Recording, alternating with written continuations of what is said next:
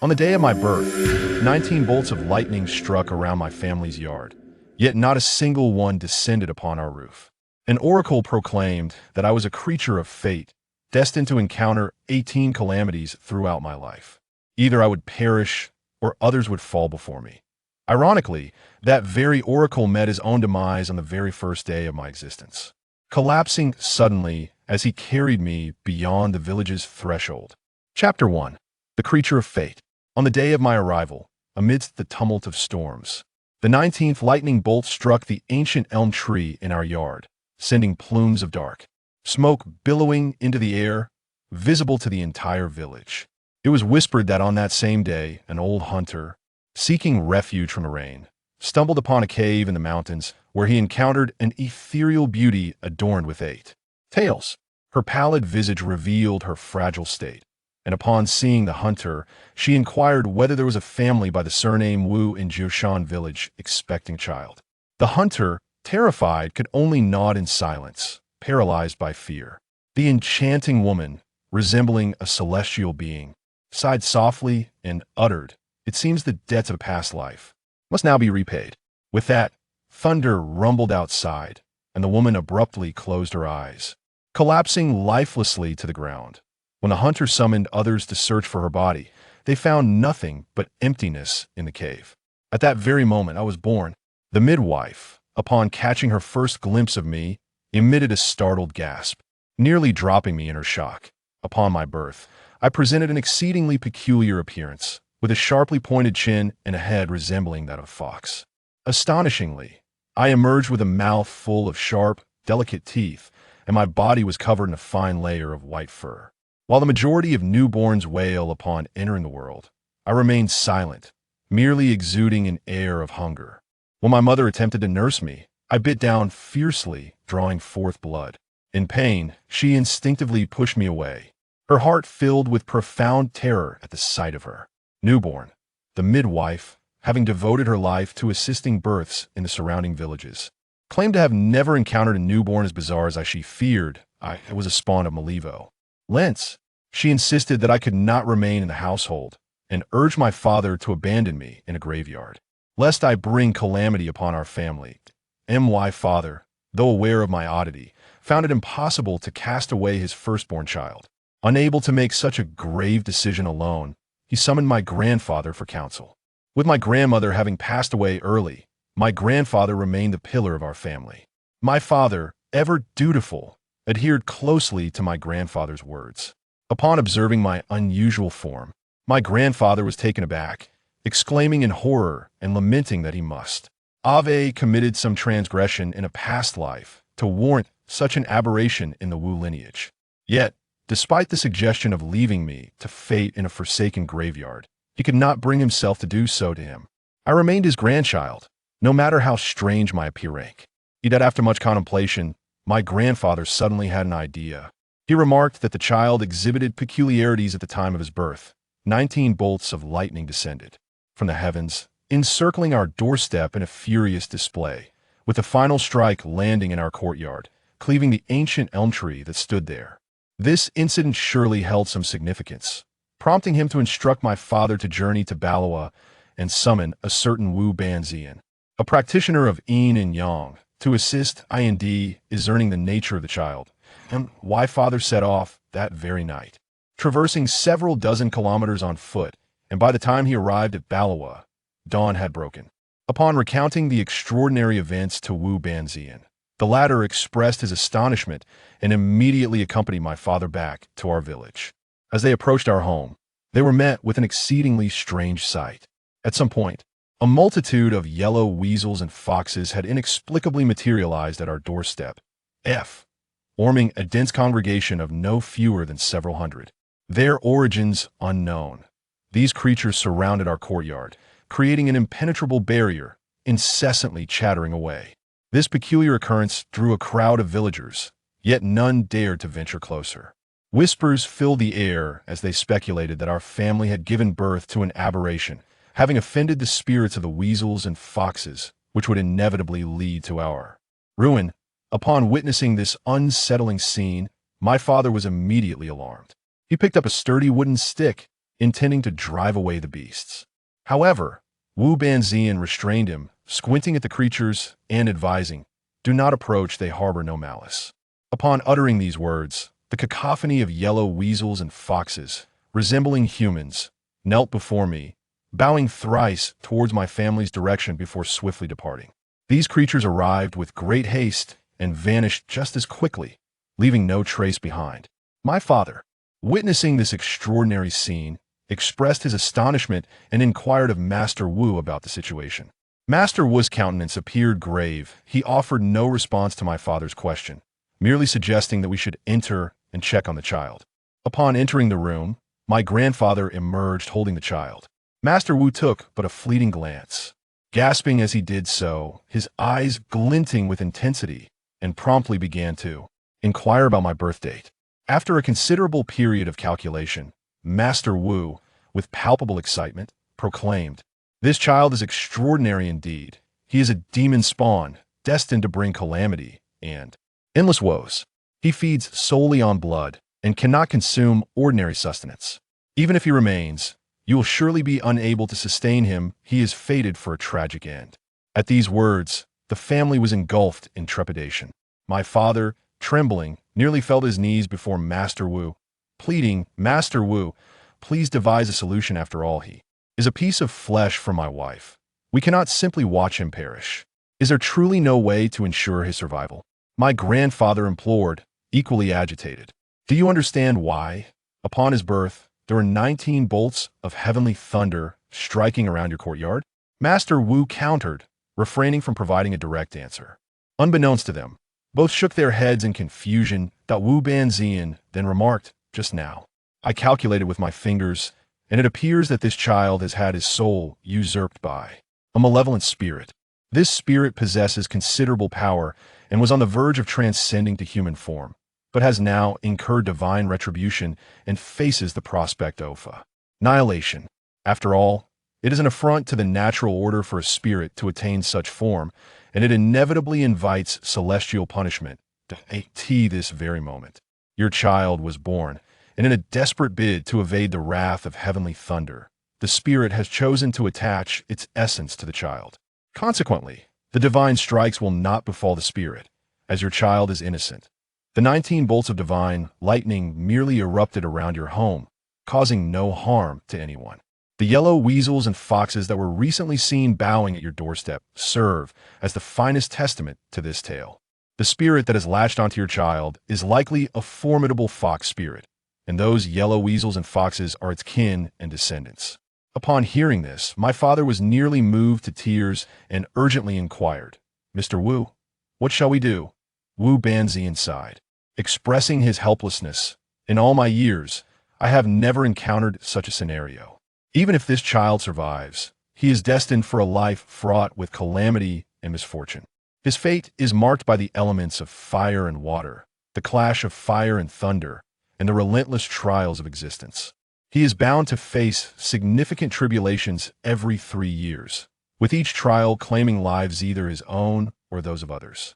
Throughout his life, he is likely to endure at least 18 such calamities. I indeed possess a means to preserve his life, which is to take him as my disciple and guide him along the path of the mystical arts. However, he would be burdened by the 5 flaws and 3 deficiencies throughout his existence. Yet this fate is preferable to death.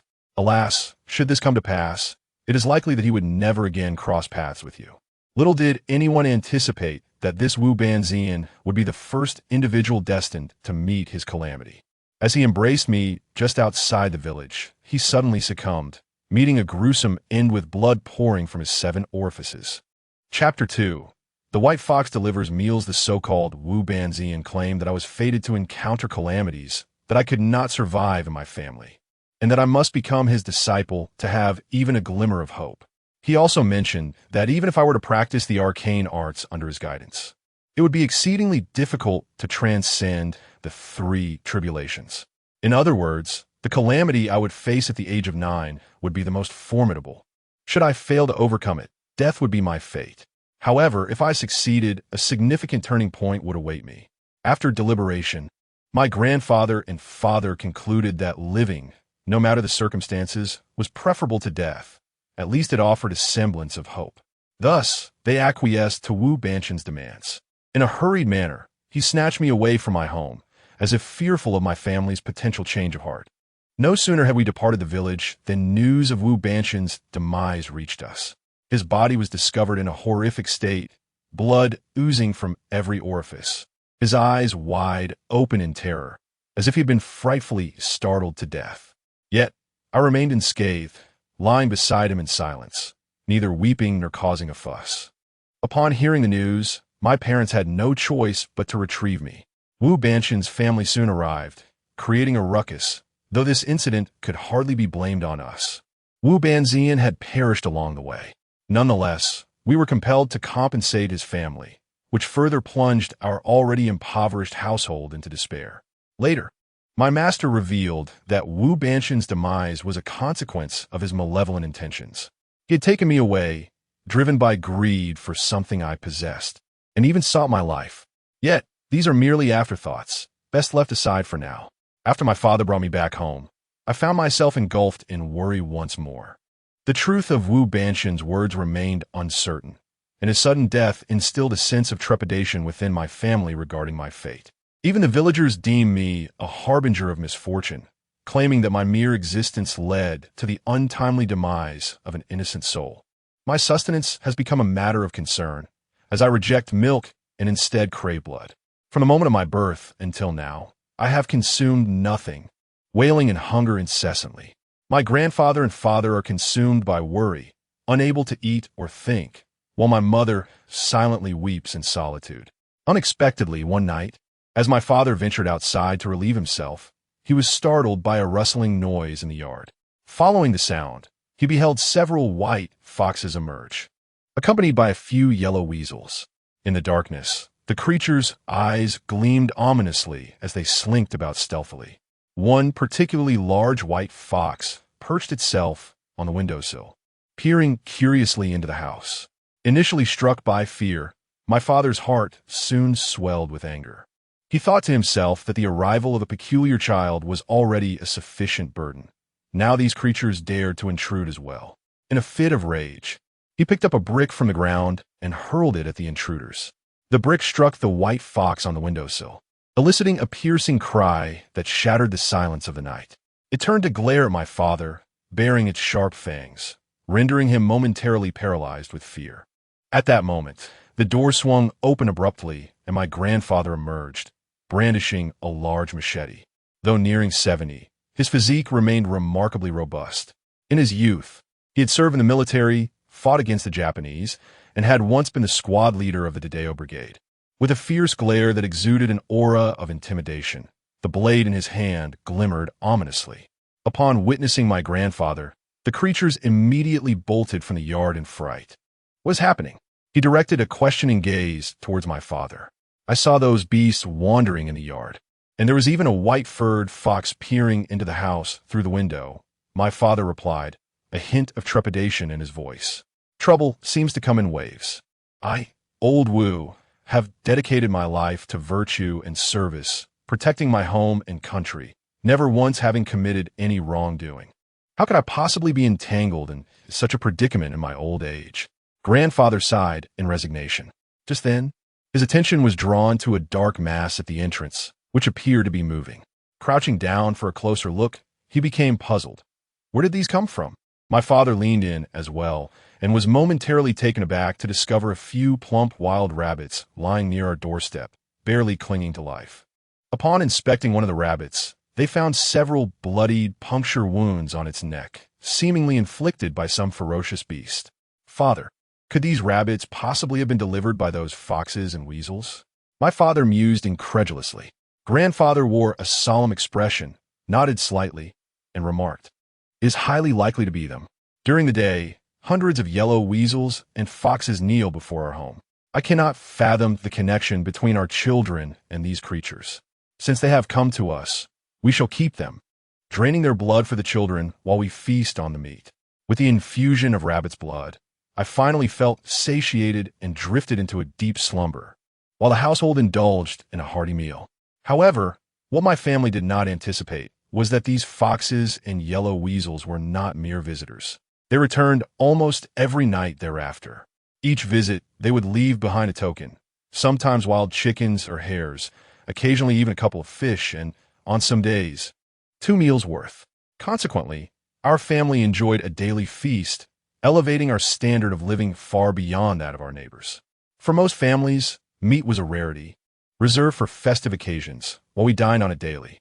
At times, when we had an excess, my father would sell the surplus at the market, eliciting envy from many in the village.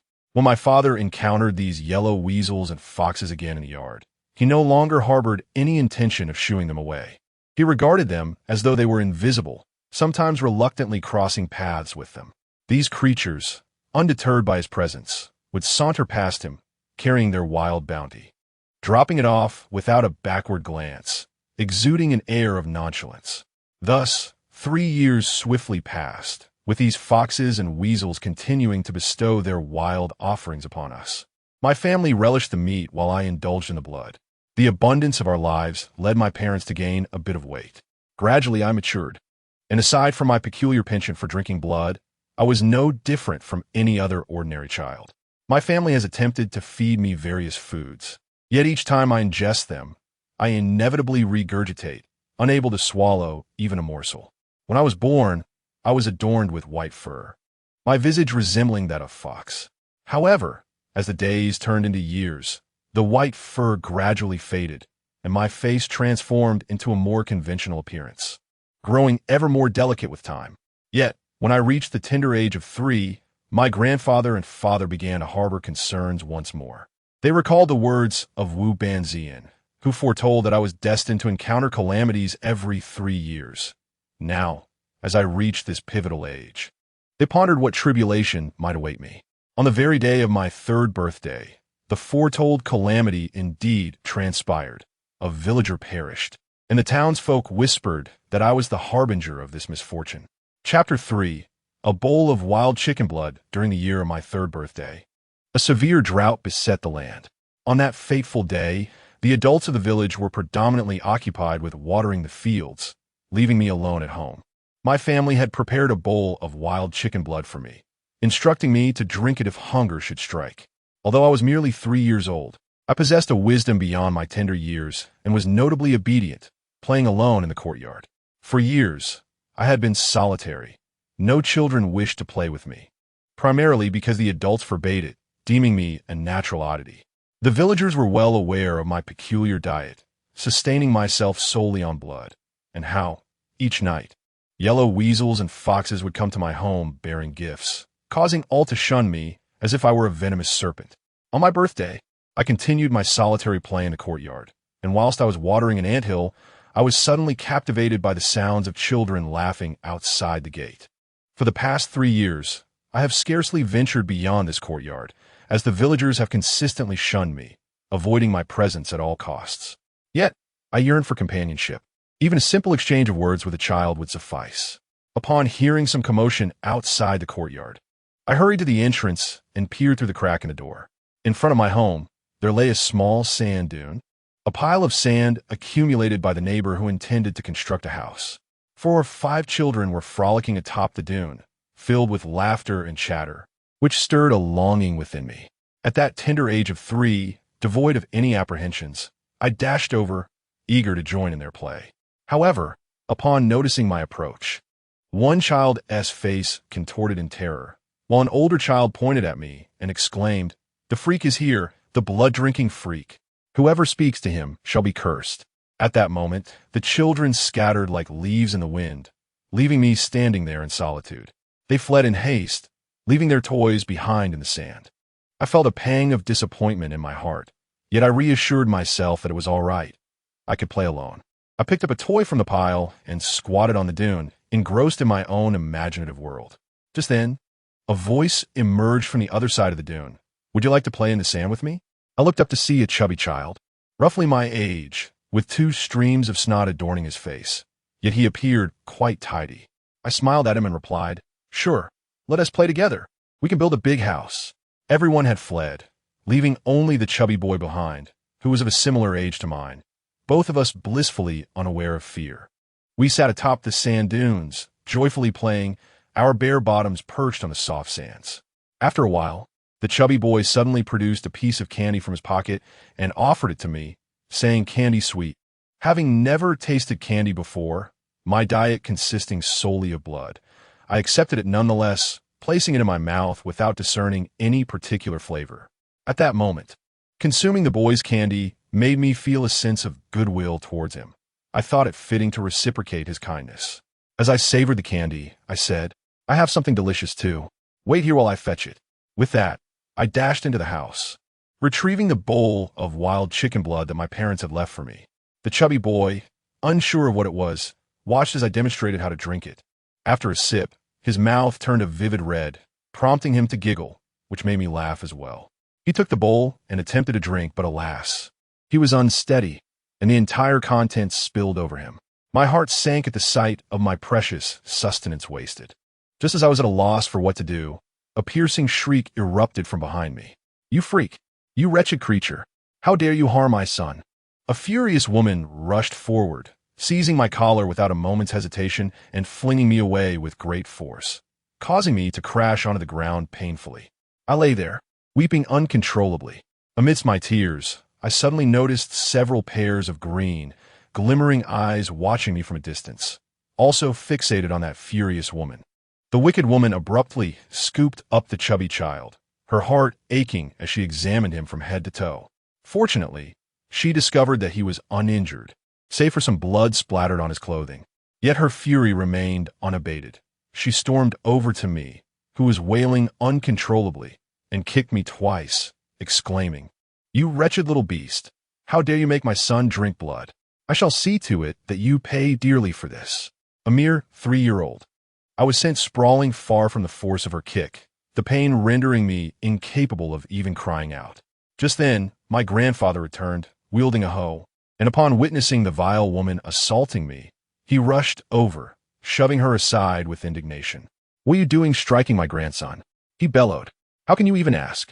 She retorted, hands on her hips, seething with rage. "Inquire of this monster what he has done. He dared to make my son drink blood. If anything were to happen, I shall hold your Wu family accountable for his life." My grandfather, now cradling me in his arms, looked at my tear-streaked face with deep sympathy.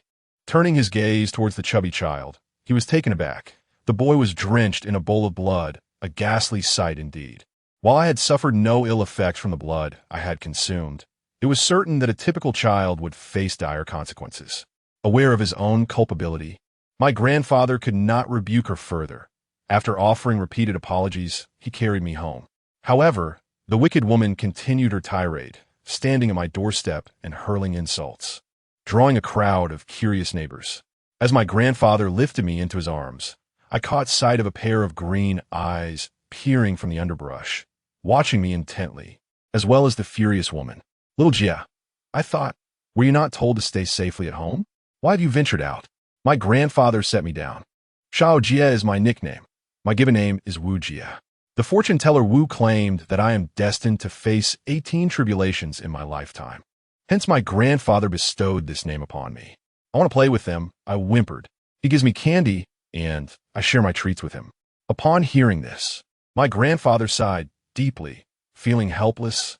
The innocence of a child leads one to believe that parting with the most cherished possessions for the sake of friendship is virtuous. There is no malice in such intentions.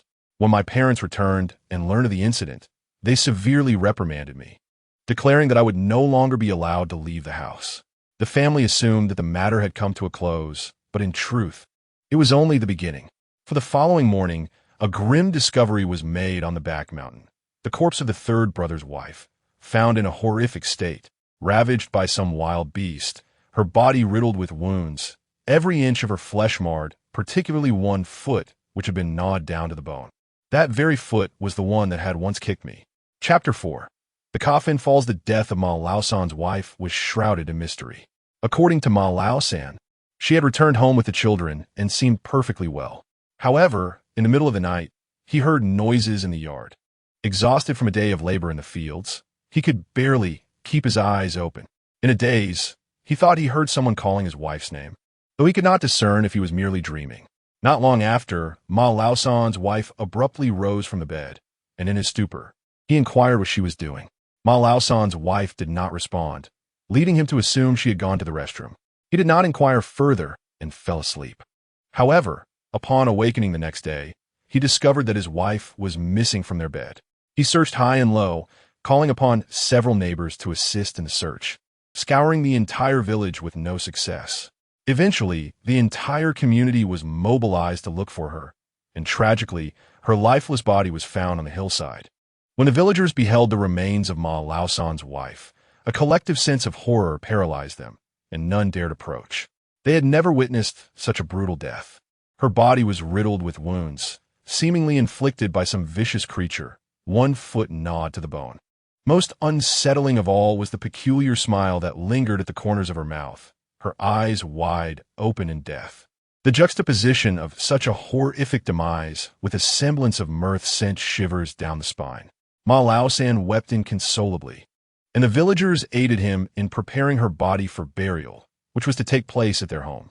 According to the customs of Jioshan village, the deceased must remain in the home for 3 days before interment.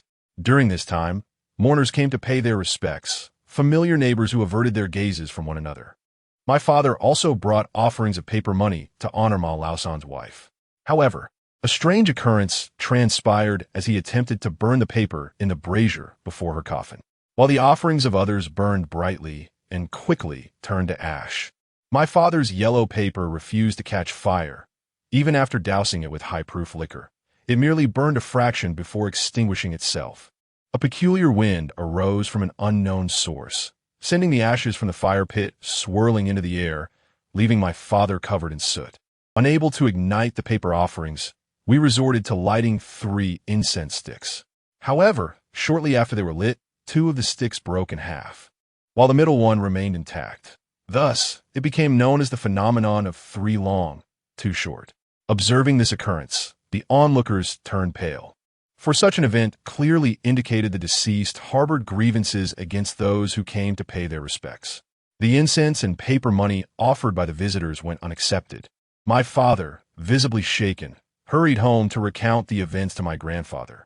With a sigh, my grandfather recognized the gravity of the situation. In truth, a discerning mind would link the death of Ma Laosan's wife to my actions. The incident arose from my giving his son, Xiao Peng, a drink of blood, which led to Ma Laosan's wife striking me, after which calamity befell her that very night. Previously, Wu Banshan foretold that every 3 years I would face a calamity, either my demise or that of another, and now, with the passing of Ma Laosan's wife, it seemed my fate had come to fruition. Moreover, the numerous wounds on her body were evidently inflicted by wild beasts, with bite marks resembling those of weasels and foxes. The entire village became aware that on the day of my birth, hundreds of weasels and foxes gathered at my doorstep in reverence, delivering wild delicacies to my family daily. Now, whispers circulated throughout the village, accusing me of being the cause of Ma Laosan's wife's death. Initially, the villagers merely harbored suspicions, but by the following day, the matter was firmly established. On the evening of the day, my father paid his respects to the late Mrs. Ma. My entire family was plagued by a terrifying dream. Save for myself. In the dream, Mrs. Ma appeared at our home, standing on tiptoe with 1 foot, while the other was nothing but a ghastly white skeleton. A sinister smile curled at the corners of her mouth as she accused my family, declaring that I was the cause of her demise. She demanded that I pay with my life and insisted that my family must kill me. Otherwise, the entire Wu clan would face the same fate. That very night, Mr.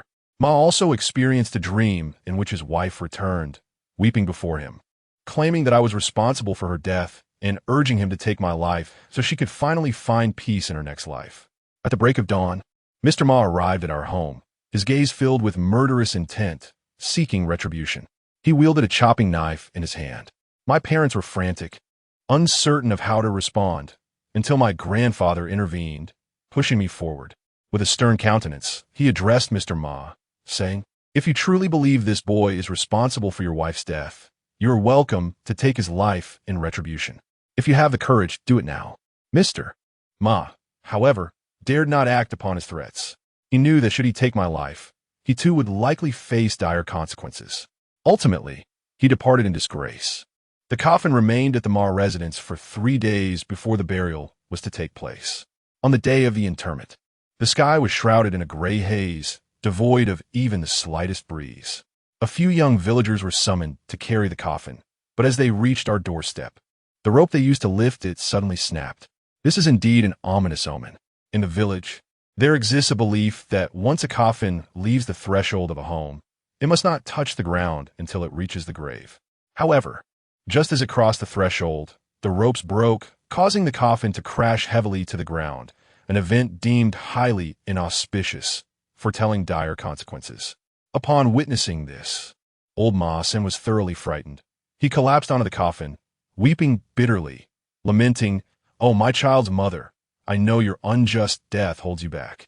If you harbor any grievances, seek out those who wronged you, but spare our family from turmoil." As old Ma San wept over the coffin, an unexpected cacophony erupted behind him, reminiscent of the day I was born. Suddenly, hundreds of yellow weasels and foxes appeared near Ma San's doorstep. Among them was an extraordinarily large yellow weasel, distinguished by a stripe of white fur running from its head to its back. This magnificent creature led the throng of weasels and foxes straight to the coffin, causing onlookers to scatter in fear. Some, paralyzed by terror, collapsed to the ground. The large yellow weasel approached the coffin of Ma San's wife, circled it 3 times, and then extended a furry paw, striking the coffin thrice with a series of resounding thuds.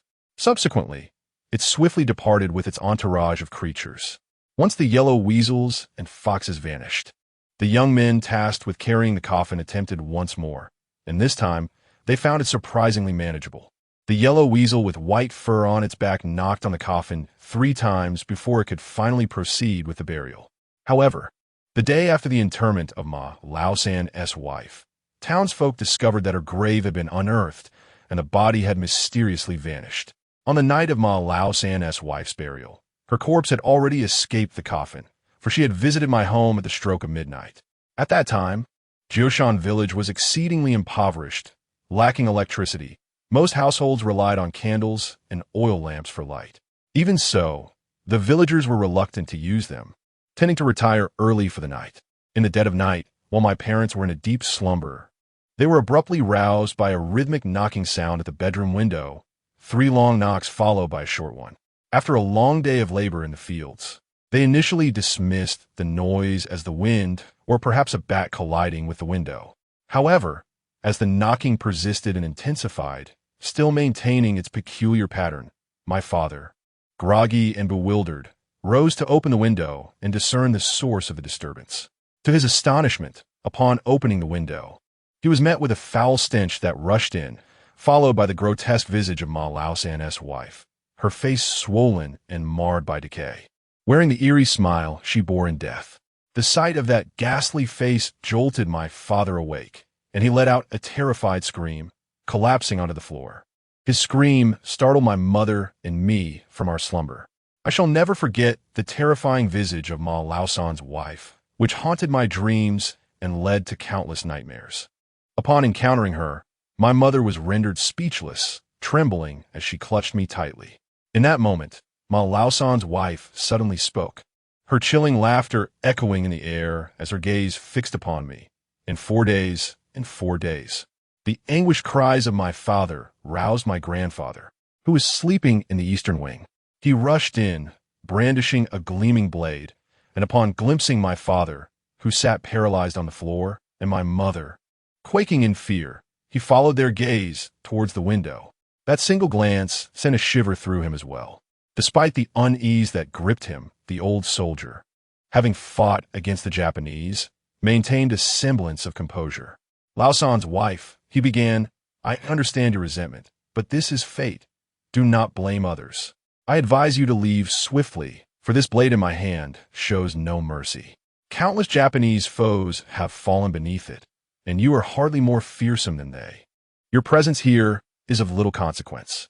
With that, my grandfather brandished the gleaming blade, a relic from his days in the army, polished to a shine that could reflect one's silhouette.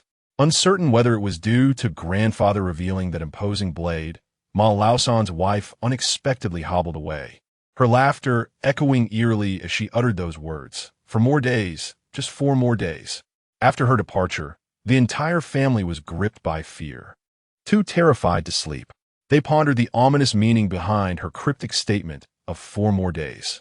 The following morning, an elderly shepherd in the village discovered that Ma Laosan's wife's fresh grave had been disturbed. However, when Ma Laosan and others ventured to inspect it, they noticed that the earth was not merely excavated.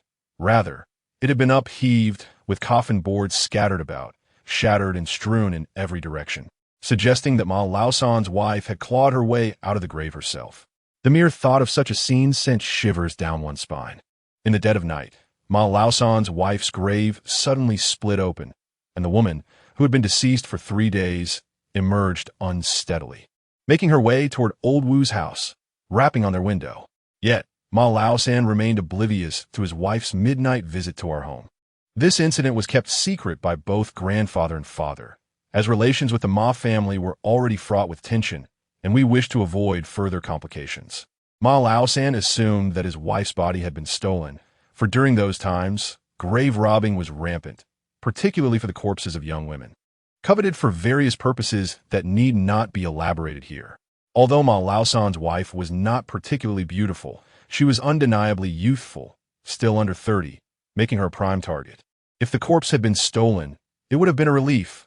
Alas, it was not the case. For the following night, it returned to my home.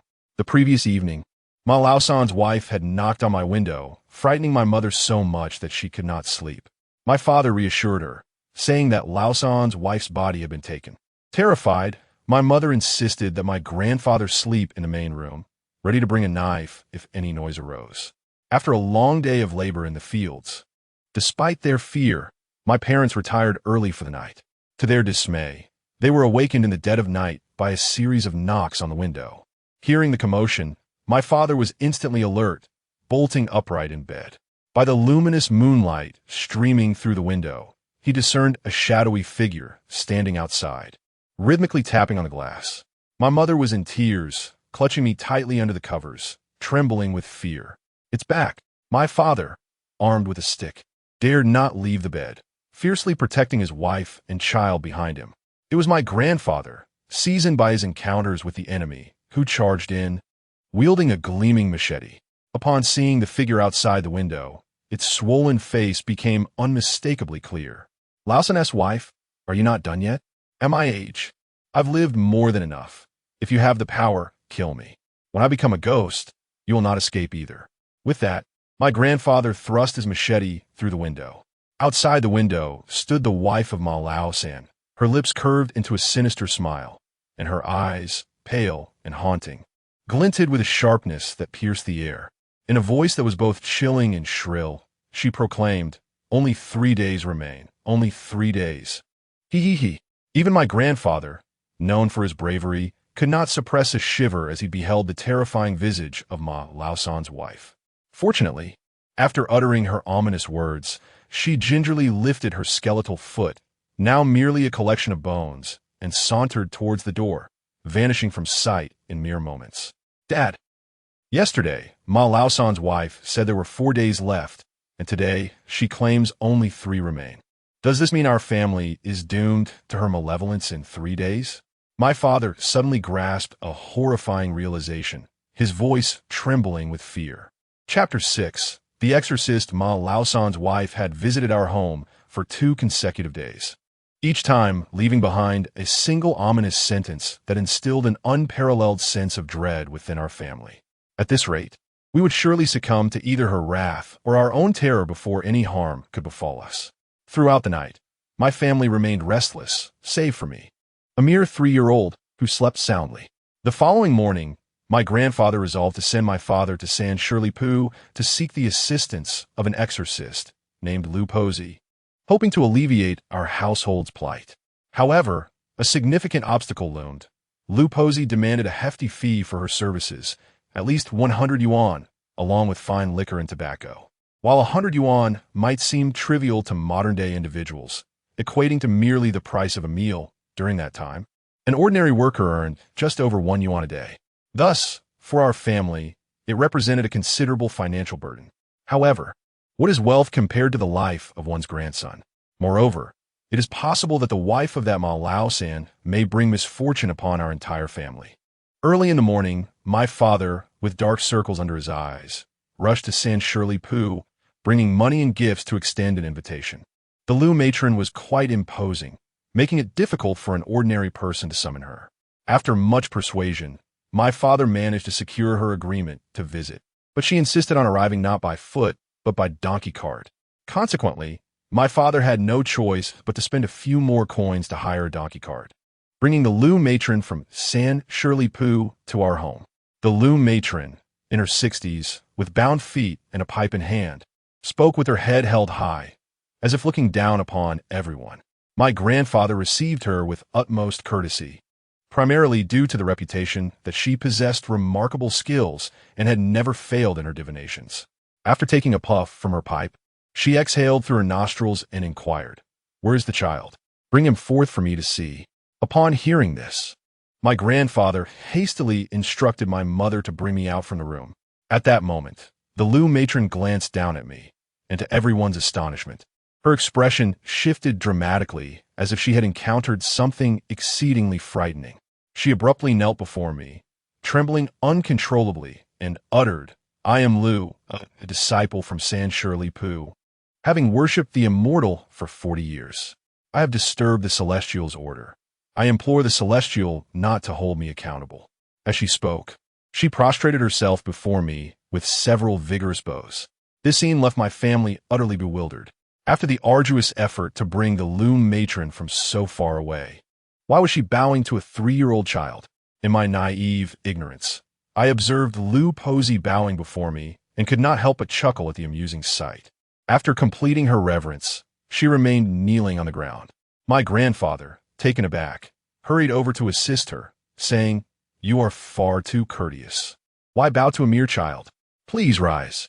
Lu Posey, however, remained prostrate, too intimidated to lift her gaze to me. My grandfather, exasperated, glanced at me and instructed, "Shao Jia," to encourage Lu Posey to stand. "Please rise," I urged. Lu Posey seemed to be granted a reprieve, trembling as she finally stood and stepped aside. My mother, somewhat flustered, led me back into the house. Once inside, Lu Posey let out a sigh of relief, casting a reproachful glance at my grandfather and father. "I must ask, gentlemen, with such a formidable celestial being enshrined in your home, why seek the assistance of an old woman like myself? Am I not merely showing off my inadequacies? Celestial being? What celestial being? We do not have a shrine, nor do we know any celestial beings," my grandfather remarked, slightly perplexed by Lu Posey's words. He possessed a modicum of understanding regarding the matter of the spirit mediums. "Your grandson is accompanied by a remarkably powerful celestial being, far surpassing any I have encountered. My humble abilities pale in comparison. Perhaps it would be best for me to take my leave and spare myself the embarrassment." Lu Posey shook her head, sighing deeply. "But he is merely a 3-year-old child, utterly inexperienced. Otherwise, we would not have gone to such lengths to invite you," my father said, his tone laced with urgency. This prompted Lu Posey to feel a twinge of suspicion. After pondering for a moment, she inquired, "May I have another look at the child?" "That poses no issue. I shall summon him," I replied. Just as my father was about to call me out, Lu Posey suddenly intervened, cautioning him, "No, let me enter and take a look instead, so as not to disturb the celestial being." With that, she gracefully stepped inside the house. Upon seeing me again, Lu Posey maintained her utmost respect, her wrinkled face beaming with joy as she declared, "Celestial being, allow me to assist you. Please do not take offense." As she spoke, Lu Posey extended a hand and placed it gently upon the crown of my head, closing her eyes while muttering incantations. Suddenly, her entire being began to tremble. After a brief moment, Lu Posey abruptly opened her eyes, recoiling several steps before kneeling on the ground and bowing to me 3 times with great reverence, exclaiming, "Oh, exalted one, please do not hold me in contempt. I meant no offense." Subsequently, with a hint of panic, she exited the room, followed closely by my father and grandfather. Once they stepped into the courtyard, they observed Lu Posey retrieving the 100 yuan my father had previously given her, adding another 100 of her own, and presenting it to my father with the words, "Dear brother, please accept this money." My grandfather, momentarily taken aback, assumed that Lou Posey had decided to distance herself from our family's affairs, and thus asked, "What does this mean, Lou Posey? Are you no longer involved in our matters?" "It is not that I refuse, but rather that I dare not accept your family's money. To serve you, esteemed immortal, is a fortune accumulated over 8 lifetimes for me. Lou PZ, how could I possibly accept payment? Please take this money back as a token of my humble regard," Lou PZ said with utmost reverence. Her earlier arrogance completely vanished. Later, under my grandfather's persistent inquiries, Lou PZ revealed the details. From the moment she first laid eyes on me, she sensed a profound aura of the celestial about me, initially believing that our family must also be practitioners of the spirit. However, upon closer examination, she discerned a powerful celestial soul hidden within me, one that bore an ancient essence of at least a millennium. Yet this soul was exceedingly faint within my being, evidently having endured severe trauma, leaving its consciousness dormant. As a practitioner herself, Lou PZ understood the immense power of the soul residing within me, which compelled her to treat the matter with the utmost seriousness and forbade her from accepting any form of payment. Although she declined the monetary offering, Lou PZ assured us with a firm promise, declaring that our family's affairs would henceforth be her responsibility. She vowed, even at the risk of her own life, to ensure my safety and well-being. Upon hearing Lou PZ's words, my family finally comprehended why, from the moment of my birth, numerous yellow weasels and foxes prostrated themselves before our home. The reason Lou PZ chose to assist our family was her belief that the powerful celestial soul within me would eventually awaken, and at that time, I would be able to aid her in return. As fate would have it, Lou PZ's foresight proved correct, as I indeed saved her life later on. However, that is a tale for another time. Upon Lou Posey's decision to remain and assist me, she inquired about the connection between myself and the wife of Ma Lao-san. It was due to her assault on me that day, during which she cursed vehemently at our doorstep. The following morning, her lifeless body was discovered on the hillside. The yellow weasels and foxes were aware that the formidable spirit of the celestial being resided within me. Thus, to torment me was to challenge that celestial entity, prompting the weasels and foxes to retaliate against Ma Lao-san's wife.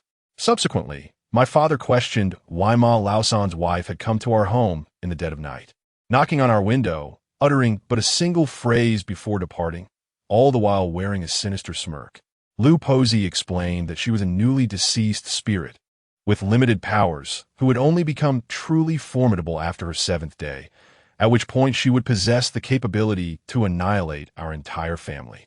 Moreover, Ma Lao-san's wife harbored immense resentment, a bitterness lodged deep within her heart, compounded by the bites from the celestial fox and the yellow weasel. Such corpses are particularly susceptible to transformation, evolving into a terrifying entity known as a corpse demon, a malevolent being that is half corpse, half ghost, truly fearsome. Ma Lao-san's wife's body had not been stolen. Rather, she had burst forth from her coffin and now lurked in some shadowy corner. After the 7th day, her soul would merge with her body, manifesting as a corpse demon seeking vengeance. Upon hearing Lou Posey's words, my family was stricken with terror and inquired about the course of action we should take next. Old Lady Lou suggested that the most straightforward solution to this predicament was to eliminate Ma Lao-san's wife before the 7th day of mourning arrived. Regardless of whether her corpse was discovered or her spirit dispersed, Ma Lao-san's wife would not transform into a vengeful spirit. Grandfather remarked that this was quite simple. Every night, Ma Lao-san's wife would come and tap on the window. Old Lady Lou could simply stay at home and, when she arrived, deal with her to prevent future troubles. Old Lady Lou concurred with this plan.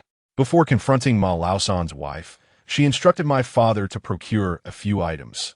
First, an adult black dog devoid of any stray hairs. Second, 3 adult roosters that have been raised for at least 3 years. Their plumage must be vibrant. Third, a funeral garment tailored for me, to be worn for protection should Ma Lao-san's wife appear. The first 2 items were easily obtainable, as nearly every household in the village kept dogs and chickens. However, the request for a funeral garment for a 3-year-old child posed a challenge. As it was unlikely one could find ready-made garments for toddlers, it would need to be custom-ordered. With no alternatives, my father made a trip to the funeral garment shop to commission one for me, which would not be ready until the following day at the earliest. Nevertheless, Old Lady Lou reassured us that this garment was only for dire circumstances. If it was simply the ghost of Ma Laosan's wife appearing, she should be capable of handling it herself. Thus, with all preparations complete, we awaited Ma Laosan's wife's nocturnal visit.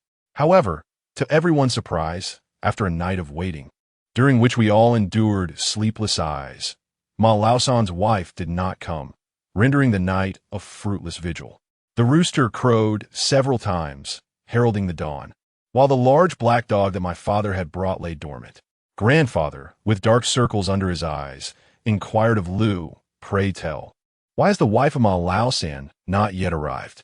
Lou, equally puzzled, pondered for a moment before responding. "Perhaps the spirit of Ma Laosan's wife has sensed something amiss, and, knowing that I am a disciple of the spirit world, dares not show herself. It is also possible that she had no intention of coming last night. It seems we must wait until the day after tomorrow, when she transforms into a corpse ghost, before we can see her. Is the corpse ghost of Ma Laosan's wife truly so formidable that we shall be able to contend with her?" My father questioned. "There is little we can do. But rest assured, even if it costs me my life, I shall ensure the safety of the child." Lou sighed, her voice heavy with foreboding. Lou took residence in our home, awaiting the arrival of Ma Laosan's wife. As the night wore on, she remained absent, and tomorrow marked the 7th day since Ma Laosan's wife's passing. Once the 7th day arrived, she would inevitably transform into a corpse ghost, and none could predict what might ensue. Lou appeared increasingly anxious throughout the day, her agitation palpable. Not only she, but also my parents and grandfather shared in this heightened tension. Grandfather fetched the large cleaver he used to vanquish spirits, sharpening it to a gleaming edge with a whetstone. Unbeknownst to us, night fell, and the family gathered for a meal, which might very well be our last supper together. After nightfall, Lou instructed my father to take the large black dog outside, advising him to return with the dog only after midnight. Though the reasoning behind this was unclear, my father complied without hesitation. In rural areas, the inhabitants retire early. In those days, the village lacked electricity, let alone mobile phones or televisions, which contributed to their early slumber. By approximately 9 o'clock, the village would fall into an eerie stillness, a silence that could be unsettling. Time passed slowly, and before long, it was 11 at night. Though my mother felt fear, she embraced me and succumbed to sleep, aware that there was little she could do to alter the situation. My grandfather had positioned a long bench in the center of the courtyard, gripping a large knife adorned with a crimson cloth that resembled blood. Old Madame Lou remarked that my grandfather's knife could combat malevolent spirits, for it was a blade that had claimed lives, having dispatched numerous Japanese foes. It was a weapon of death, feared by all manner of demons and specters. My grandfather had long since cast aside the fear of life and death. On this night, he vowed to protect his grandson at all costs. Old Madame Lou stood in the courtyard, clutching her large smoking pipe, puffing away incessantly, while the air thickened with swirling smoke. Yet her gaze remained fixed intently on the entrance. After 11 o'clock, a peculiar occurrence ensued. A wind arose in the courtyard, a dark vortex that spun endlessly. Concurrently, the entire village erupted in chaos, with every dog barking frantically. However, this uproar lasted only a few minutes before plunging back into silence, as if the world had been muted. The atmosphere turned chillingly cold, and my grandfather, seated in the middle of the courtyard, felt the hairs on his neck stand on end. At that moment, a sudden sound of footsteps echoed from outside the courtyard, heavy and resonant, accompanied by a pungent odor of decay that wafted through the air. Upon hearing the commotion, Granny Lou instantly felt a surge of anxiety. She has arrived. Chapter 8. Summoning the Immortal. No sooner had she uttered these words than a deafening crash echoed through the air as two heavy doors suddenly flew open, crashing violently into the courtyard and shattering into fragments. Then, a sinister voice emanated from outside the yard. "You have caused my death. I demand the lives of your entire family in recompense." Before long, both grandfather and Granny Lu beheld the figure of Ma Laosan's wife standing at the entrance. Though they had mentally prepared themselves for this moment, the sight of her still sent a shiver down their spines. At that moment, Ma Laosan's wife exhibited signs of decay. Her body appeared swollen, her eyes a ghastly white, and from her mouth protruded four menacing fangs, rendering her visage utterly terrifying. Her hands bore sharp, dark blue-black claws, each extending over 10 centimeters, resembling lethal daggers. Ordinary folk would scarcely encounter such an eerie spectacle. Upon witnessing this horrifying sight, Granny Lu could not help but shout, "Ma Laosan's wife, I am Lu Posey, a disciple of the exorcist from 30 Li Pile. I have come specifically to confront you today. A dead person cannot return to life. I understand the grievances surrounding your demise. However, there is a path for the living and a path for the dead. If you remain obstinate in your ignorance, I shall fulfill the heavenly mandate." And Madame Massan's wife spoke fiercely and suddenly leaped forward. With a single bound, she covered a distance of 4 to 5 meters, her legs seemingly incapable of bending, landing with a dull thud. This evoked a resemblance to a zombie. However, unlike the mindless undead that act solely on instinct to kill and drink blood, she was described by Granny Lu as a corpse demon, a perfect embodiment of spirit and zombie, capable of uttering human words, which was exceedingly eerie. Upon witnessing this entity, Grandfather felt a surge of panic in his heart. Yet he still took a couple of steps toward Madame Massan's wife, brandishing his large knife, and exclaimed with indignation, "If you seek my grandson's life, you must first inquire whether my knife consents. Should you dare to harm him, then old Wu will ensure your demise once more today." Before Madame Massan's wife could retaliate, an unusual scene unfolded in our courtyard. All around, a rustling sound suddenly erupted, and soon a large throng of yellow weasels and foxes appeared in the yard, some perched on the walls, others atop the roof, filling the space with glistening green eyes. Among them was an enormous yellow weasel with a distinctive white stripe on its back that leaped over the courtyard wall and, without hesitation, lunged directly at Madame Massan's wife. This weasel was the same one that had appeared during her burial. Simultaneously, the other yellow weasels and foxes surged forward like a swarm of locusts, fearlessly charging at Madame Massan's wife. The spirit of the Yellow Emperor had manifested. Witnessing this spectacle, Granny Lu became exhilarated. In but a fleeting moment, the expression on Grandma Lu's face shifted dramatically. The yellow weasels that had lunged at Ma Laosan's wife swiftly enveloped her body. Yet, at that moment, Ma Laosan's wife exhibited immense strength, with vigorous sweeps of her arms. She sent large clusters of weasels flying in every direction. In a remarkable display, she even seized one weasel, tearing it apart at its legs and voraciously devouring it, blood cascading from the corners of her mouth. The enormous weasel, marked by a patch of white fur on its back, was also propelled away by her force, rolling several times upon the ground. Witnessing this scene, Grandpa nearly retched. It was truly macabre. Despite being draped in weasels and foxes, Ma Laosan's wife maintained her remarkable speed, leaping forward with astonishing agility, closing the distance to the doorway in mere bounds. After advancing a bit further, she burst into the room.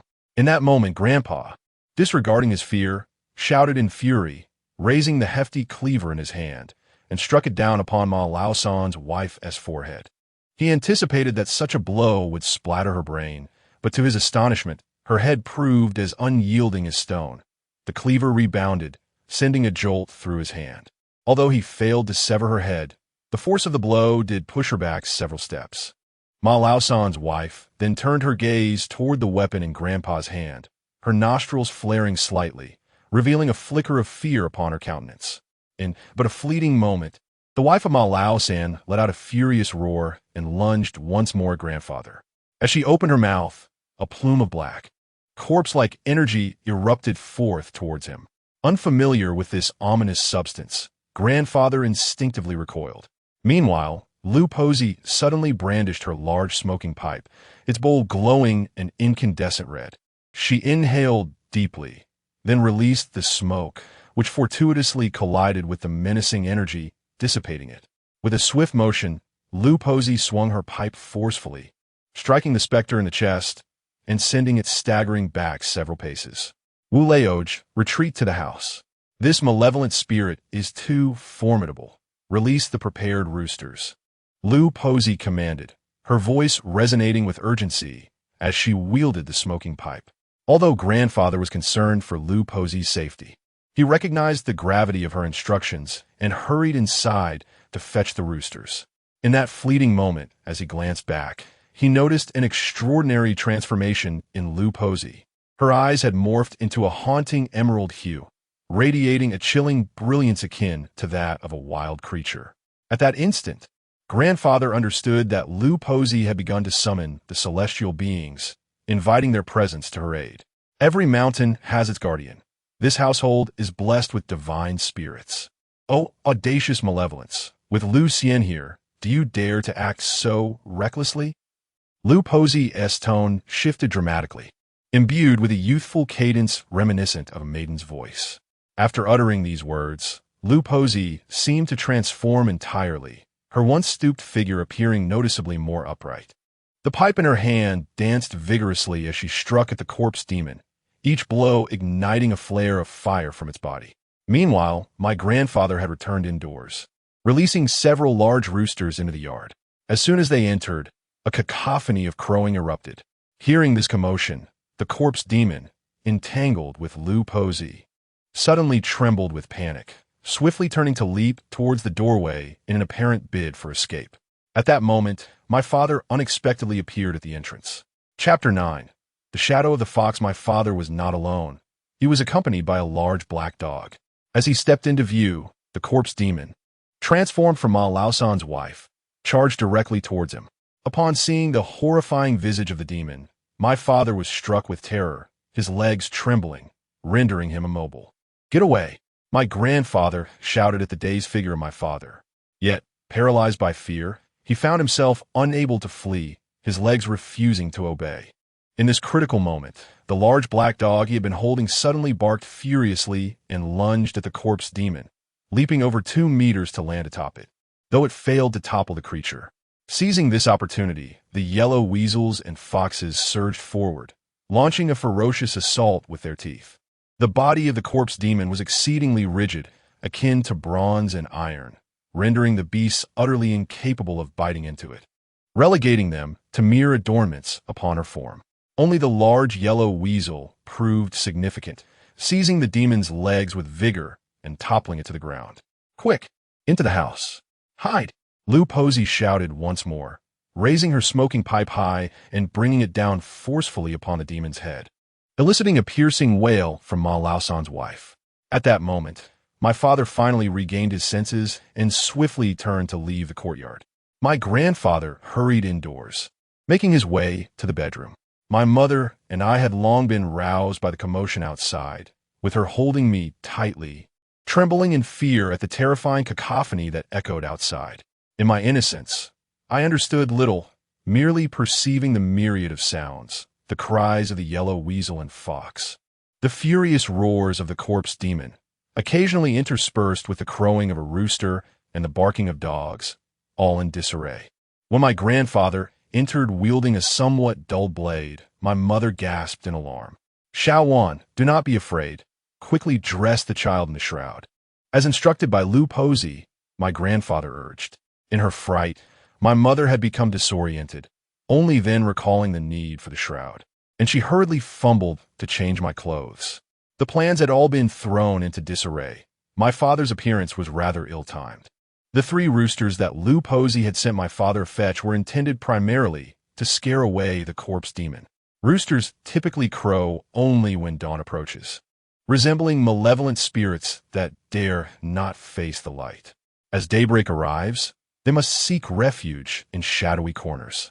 A mere glimpse of sunlight would cause these wretched beings to dissolve into a puddle of putrid blood. Upon hearing the rooster's call, the malevolent spirit mistakenly believes it is nearing dawn and hastily retreats. Just moments ago, Granny Lu perceived this spirit to be far more formidable than she had anticipated, prompting her to instruct grandfather to release the 3 roosters. Unexpectedly, The spirit indeed fled upon hearing the commotion, yet my father, alerted by the noise in the yard, had tethered our formidable black dog at the entrance. This black dog serves as a guardian, exuding a potent yang energy, particularly one devoid of any mixed fur. Even if it cannot conquer, it remains undaunted. Granny Lou had prepared for two contingencies. If they could not overpower the spirit, the roosters would be unleashed to scare it away while they devised another plan. If they could, the black dog would be set loose to block its escape. Thus, we now find ourselves engulfed in a scenario that spiraled out of control. This predicament is partly due to Granny Lou's failure to clearly communicate to my father when precisely to unleash the black dog. Meanwhile, my mother had just dressed me in ceremonial garments when a muffled groan echoed from beyond the courtyard, seemingly emanating from Granny Lou. My grandfather, sensing something amiss, grasped his knife and turned to investigate. At that moment, a massive shadow loomed beside the window, and before anyone could comprehend the situation, a sharp crack resounded as a pair of clawed hands, adorned with razor-like nails, suddenly pierced through the window, reaching inward. Immediately after, the fearsome visage of Ma Laosan's wife intruded into the room. With a swift motion, she leaped inside. My mother, always timid, was nearly overcome by faintness upon witnessing the ghastly sight of Ma Laosan's wife, whose mouth was filled with jagged fangs, and let out a harrowing scream. My grandfather, alarmed by this spectacle, was nonetheless compelled to raise his knife and strike at the specter. However, the ghoul was prepared. It swiftly seized the blade and delivered a powerful kick, sending my grandfather sprawling.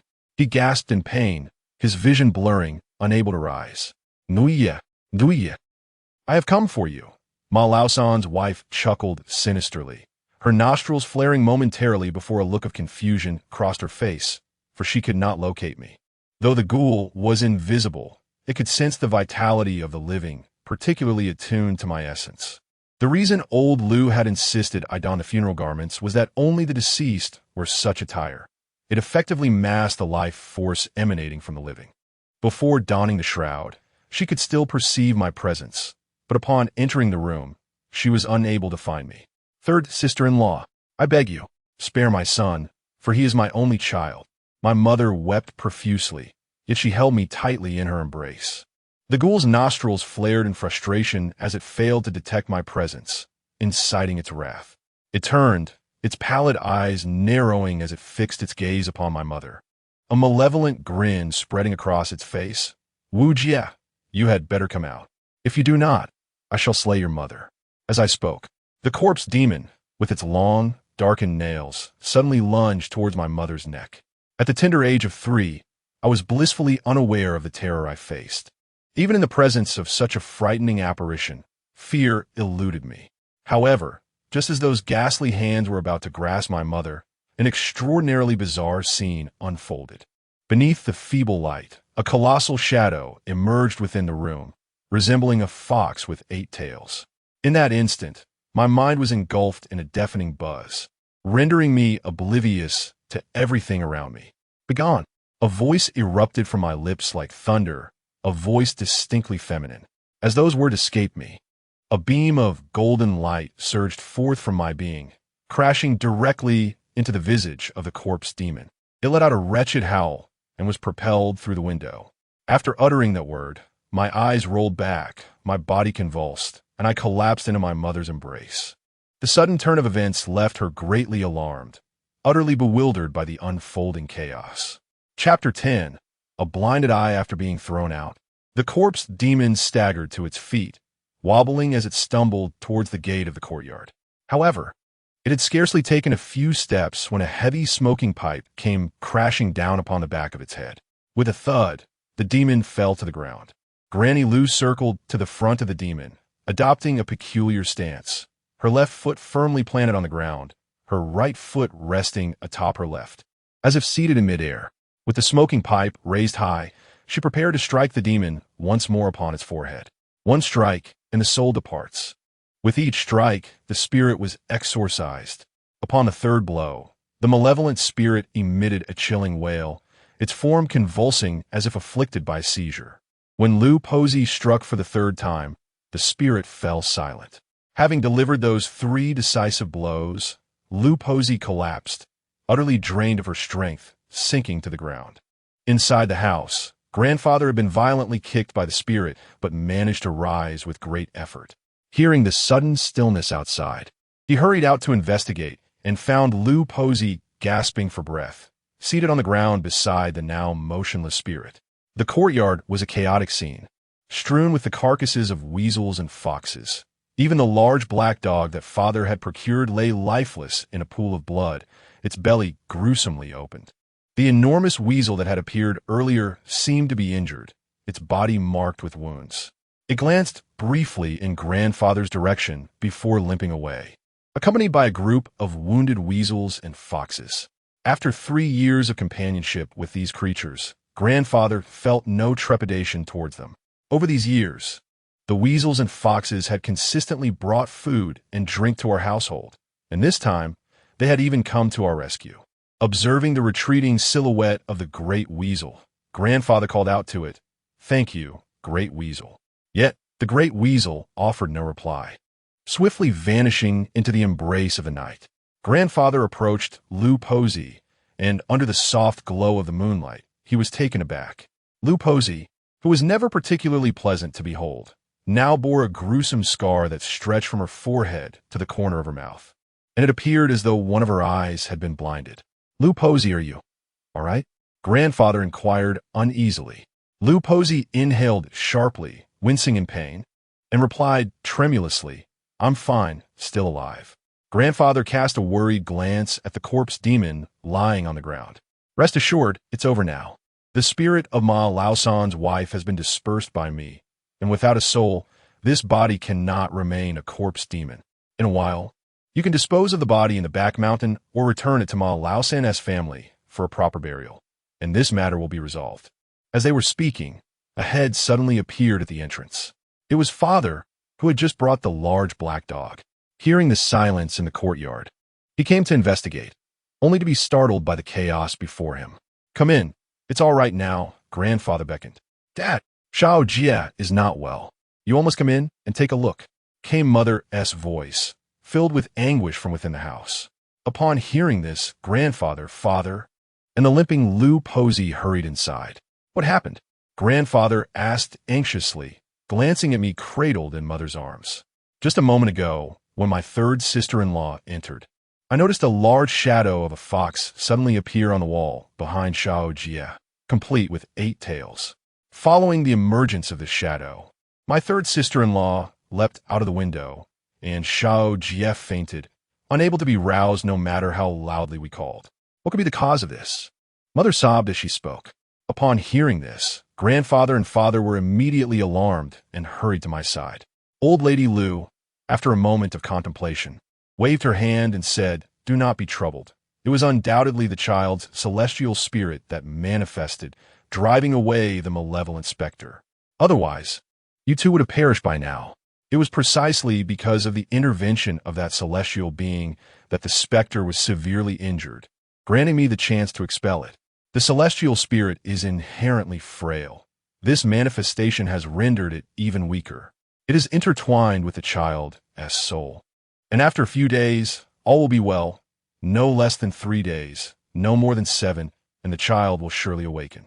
Upon hearing Old Lady Lou's words, the family's anxiety began to dissipate. There were still many tasks to attend to. First, my father arranged for a cart to transport the body of Ma Laosan's wife to the back mountain, intending to notify Ma Laosan at dawn to collect the remains for reburial. After all, this body could not remain in our home, lest it attract unnecessary troubles. As for the carcasses of the yellow weasels and foxes in the yard, my grandfather collected them all, totaling more than 30. The pelts of these yellow weasels and foxes were remarkably vibrant, undoubtedly capable of fetching a handsome price. However, they sacrificed their lives to save mine, and my grandfather could not possibly commit such an act of ingratitude. Thus, he dug a large pit in one corner of the yard and buried all the bodies. Once everything was properly attended to, daylight had already broken. My mother had assisted Mrs. Liu in applying a simple bandage to her wounds, while my grandfather journeyed to the eastern end of the village to procure a donkey cart taking Mrs. Liu directly to the town hospital for treatment. Along the way, my grandfather remained deeply troubled by Mrs. Liu's injury. As he pulled the cart, he addressed her, "Sister, we are not related by blood. Yet you lost an eye for our family. The Wu family cannot repay this debt, and it weighs heavily on my heart."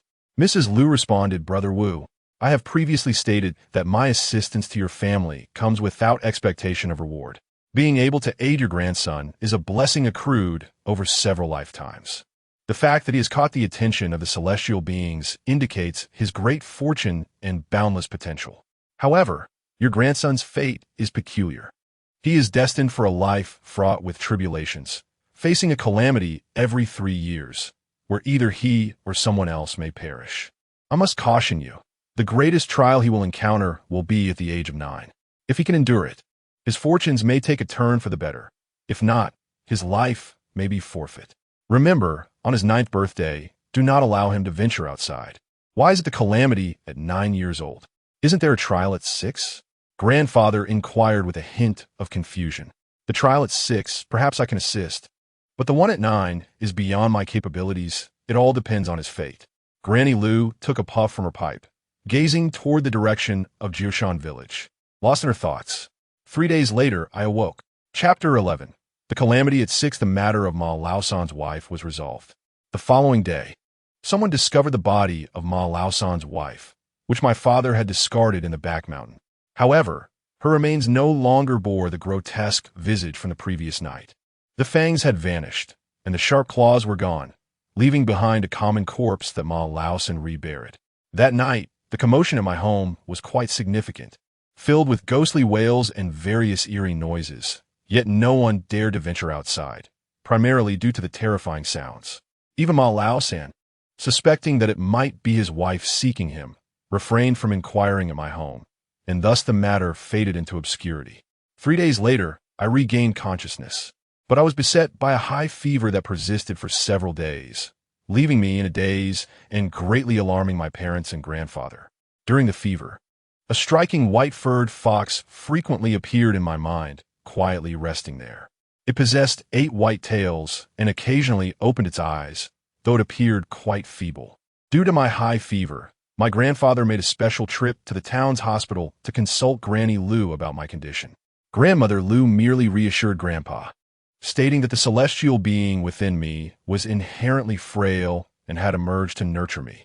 This time, in an effort to save me, it had inadvertently harmed its essence. And since I am bound to this celestial being with a dual soul, its injury would render me weakened as well. However, she assured him that I would soon recover. Grandpa, though skeptical, returned home, only to find that I indeed followed Grandmother Liu's prediction. After several days of high fever, I swiftly regained my health. Following this restoration, for reasons unknown, my dependence on blood diminished significantly, allowing me to consume other types of food, much to the delight of my family, who viewed this as a blessing in disguise. When I was first born, my appearance was quite unappealing, with a fox-like visage, covered in white fur and sporting tiny sharp teeth. Now, at over 3 years old, those features have faded, leaving only my peculiar craving for blood, which has considerably improved. My parents and Grandpa harbor modest expectations for me. They simply wish for my healthy growth and survival. Yet, a heavy stone rests upon their hearts, as both Wu Banzian and Grandmother Liu have proclaimed me a person destined to face calamity every 3 years, either my demise or that of another. This inescapable curse haunts each member of my family. It is worth noting that after the incident involving Ma Laosan's wife, the yellow weasels and foxes still occasionally venture to our home at night, delivering wild game, though not as frequently as before. This may be attributed to the waning intensity of my bloodlust. After the age of 3, everything returned to normal, and I grew up like an ordinary child, healthy and thriving. However, I was still regarded as an oddity in the village, and no other children were willing to play with me, which left me feeling profoundly lonely. 3 years passed in the blink of an eye, and I had reached the age of 6, becoming a remarkably sensible child who often assisted my family with household chores. This led my family to believe that I had become a normal child, for as I neared my 6th birthday, I had completely ceased to drink blood and had taken to eating meals like everyone else. Occasionally, when my parents ventured out to tend to the fields, they would take me along, as they were uneasy about leaving me alone at home. During these times, a group of foxes and yellow weasels would mysteriously appear, gathering around me. In our region, both the yellow weasel and the fox are considered to possess a certain spirit. Most people regard them with a mixture of reverence and fear, often keeping their distance. Yet, I felt no fear towards them, but rather an innate sense of affinity. The yellow weasels and foxes, in turn, showed no apprehension towards me. They would gather around, allowing me to stroke and play with them, remaining still even if I inadvertently caused them discomfort. They would only scurry away when my parents returned home. These yellow weasels and foxes became my closest companions during my childhood, despite the outward appearance of normalcy over the past 3 years. My grandfather remained preoccupied with the events surrounding my 3-year ordeal. On the eve of my 6th birthday, my grandfather personally journeyed 30 miles to seek out Granny Lou, intending to invite her over to assist me in overcoming the trials associated with turning 6. In truth, over the past several years, Granny Lou had maintained a connection with our family. During festivals and holidays, my parents would bring gifts to visit her. After all, she had sacrificed one of her eyes to save our family. Granny Lou, having no children of her own and having lost her husband early on, lived alone. Although she had once-born children, tragically, none survived past the tender age of 3. In gratitude for her selfless act of saving our family, my grandfather encouraged my parents to honor her as one would a biological mother. With my 6th birthday fast approaching, my grandfather, concerned about unforeseen circumstances, decided to summon Granny Lou in advance. However, unbeknownst to him, trouble was brewing at home in his absence. The situation arose from the Zhang family, prominent in the village, who had 5 brothers. The youngest, reaching marriageable age, intended to construct a new home and marry. Encroaching upon a plot of our family's reserved land meant for vegetable cultivation without so much as a word of courtesy. Upon hearing this, my father sought out the youngest Zhang brother to confront him, but a disagreement quickly escalated into a physical altercation. Though the Zhang brother was young and robust, he was no match for my father, who had been trained in martial arts by my grandfather, a former soldier. After suffering defeat, the youngest Zhang brother returned that very afternoon with several of his siblings to confront my father, resulting in a brawl in our courtyard. As the saying goes, 2 fists are no match for 4 hands, let alone when their 5 brothers join forces. My father was swiftly knocked to the ground, with the 5th son of the Zhang family delivering the most ferocious blows, wielding a shovel that seemed on the verge of breaking. My mother attempted to intervene, but was also pushed down, left helplessly weeping. At the tender age of 6, witnessing my father being assaulted ignited a surge of rage within me. I dashed forward, clinging to the leg of the 5th Zhang, and bit down fiercely. The 5th Zhang let out a piercing scream, cursing me as a freak, and with a swift motion, he sent me sprawling to the ground. As I lay there, my face burning with pain, I suddenly noticed a few yellow weasels and foxes appearing on our courtyard wall, their eyes filled with a vengeful glare directed at the 5th Zhang. This was reminiscent of the last time when the wife of old Ma San had beaten me. My father, with blood streaming down his face, upon seeing me harmed, was consumed by a furious rage. He clawed his way up from the ground and charged into the house, retrieving Grandpa's hefty cleaver. Chapter 12. The Earth Dog and the White Goose emerging from the house. My father's eyes were bloodshot and his head was smeared with blood, yet the gleaming blade in his hand radiated a chilling aura, brimming with lethal intent. No one, regardless of their nature, could tolerate the abuse of their spouse and children.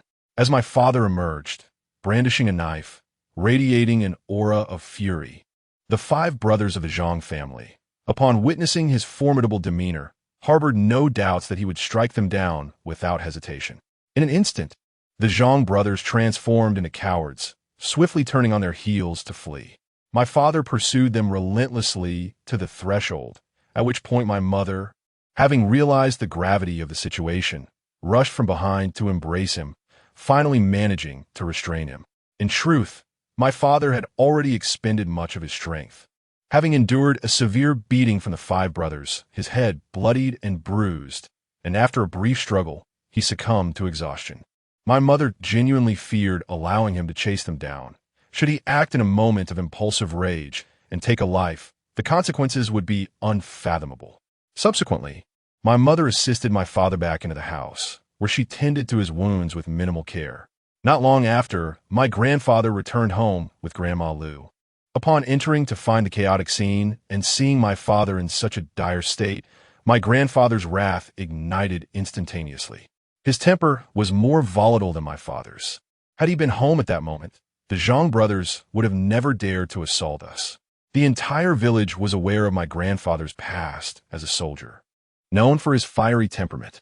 As he grasped the knife, intent on confronting the Zhang family, Grandma Lu called out to him. She had noticed a distinct handprint etched upon my face. Uncle Wu, do not seek them out.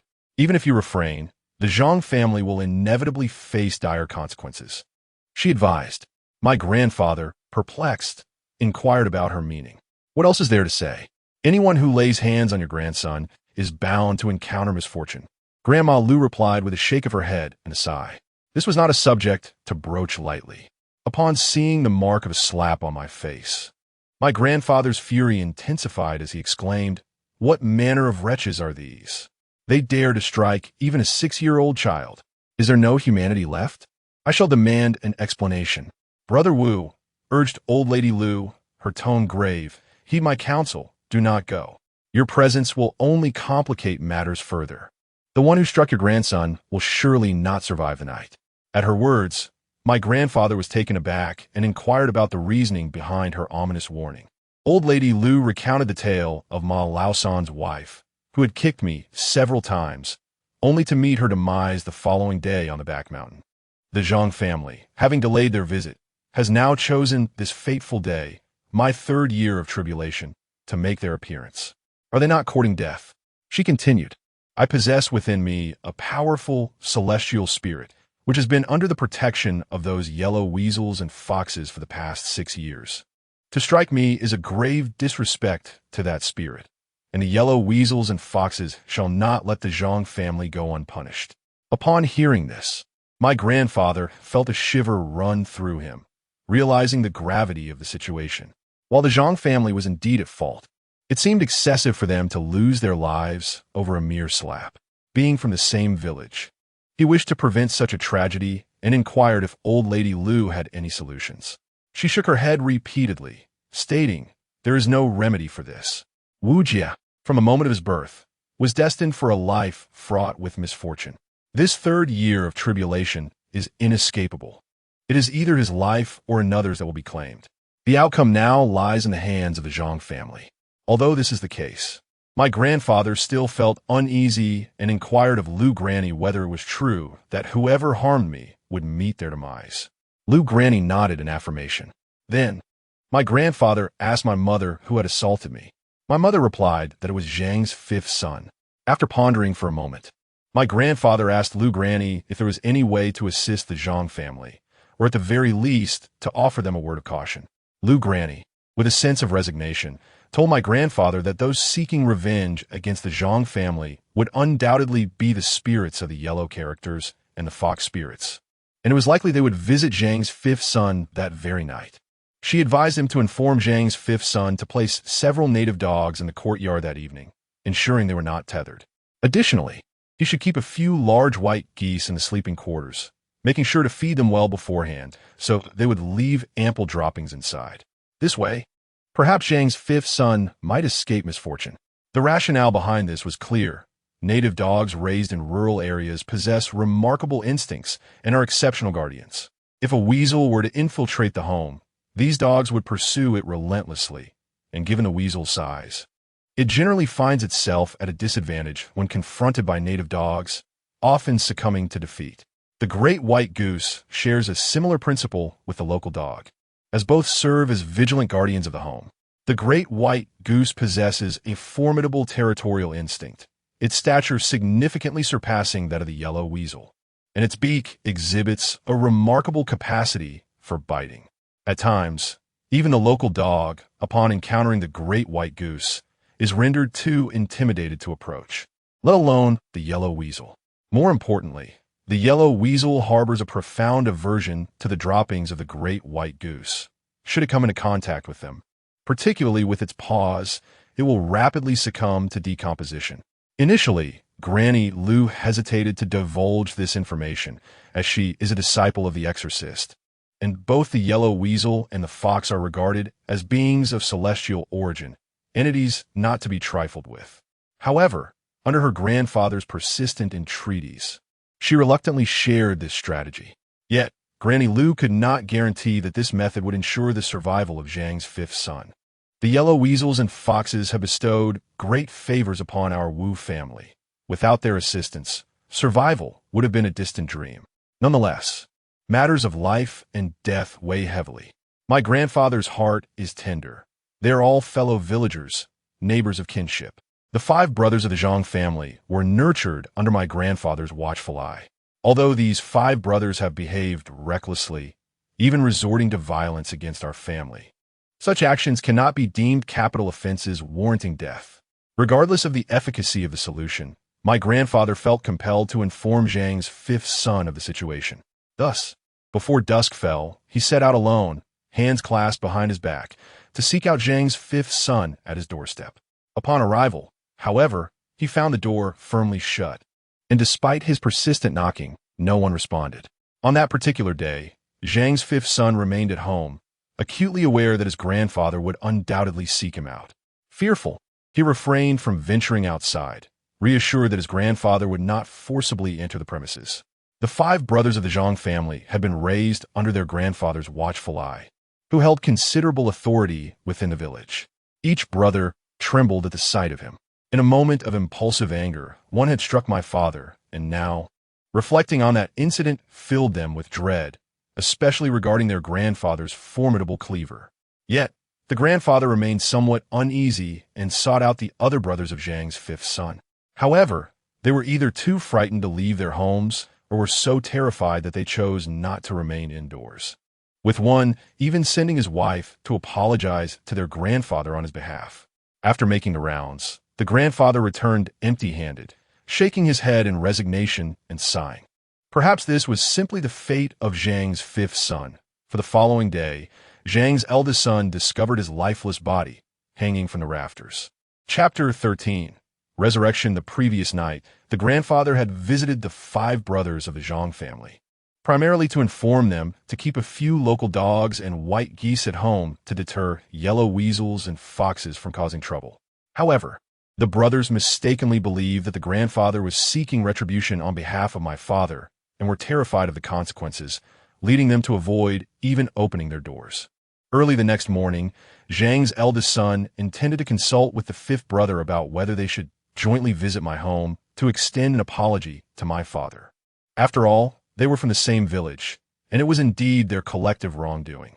They could not allow the situation to remain so awkward, given that they would inevitably encounter one another in the future. However, when the eldest son of the Zhang family pushed open the door and stepped inside, he was so startled that he fell to the ground. As soon as he opened the door, he beheld the 5th son of the Zhang family hanging from a beam, swaying gently in the wind. The circumstances of his death were exceedingly bizarre. His tongue protruded grotesquely, his eyes were wide open with bloodshot sclera, and his face had taken on a purplish hue. Most chilling of all, the 5th son wore a faint smile, the corners of his mouth slightly turned upwards. This smile bore an uncanny resemblance to that of the late Mrs. Ma San. Just one glance was enough to send the eldest son into a panic, rushing to the village to summon help. When the villagers arrived at the 5th son's room, it soon became apparent that he was not alone in his tragic fate.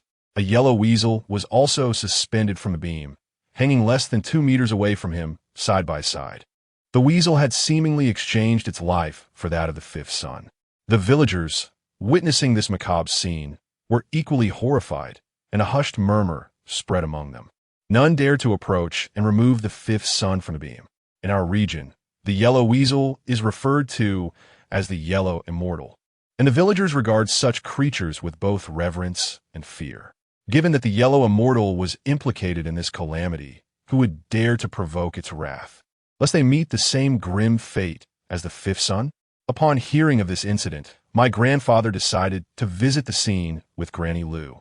When Granny Lu caught sight of the weasel hanging alongside the 5th son, Her expression shifted dramatically, and with a hint of terror, she proclaimed, "This is dire. It appears a great misfortune is upon us." Grandfather beheld the lifeless body of Zhang's fifth son, still hanging from the beam, and scanned the gathering crowd with a steely gaze. He remarked coldly, "With so many present, does no one see fit to lower the body? Is this any way to treat the deceased?" The villagers remained paralyzed by fear, prompting grandfather to stride over, procure a chair, and gently lower Zhang's fifth son from the beam. By this time, someone had brought a blanket, and grandfather tenderly placed the now stiffened corpse upon it. At that moment, several of Zhang's brothers were present. Upon witnessing grandfather's arrival, the somewhat unruly second son of Zhang stepped forward, aggressively pointing at grandfather's nose. "Old Wu," he spat, "do not feign sympathy here. Our fifth son was slain by your Wu family.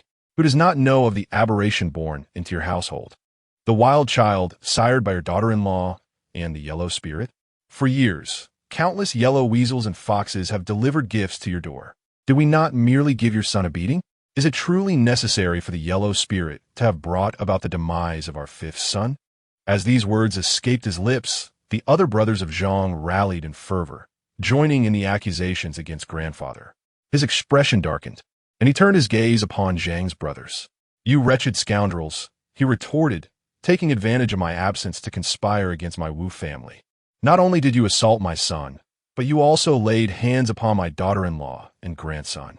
You disregard your own flesh and blood, allowing your brother to dangle from the beam while I assist you in bringing him down. And now you dare to raise your voices against me?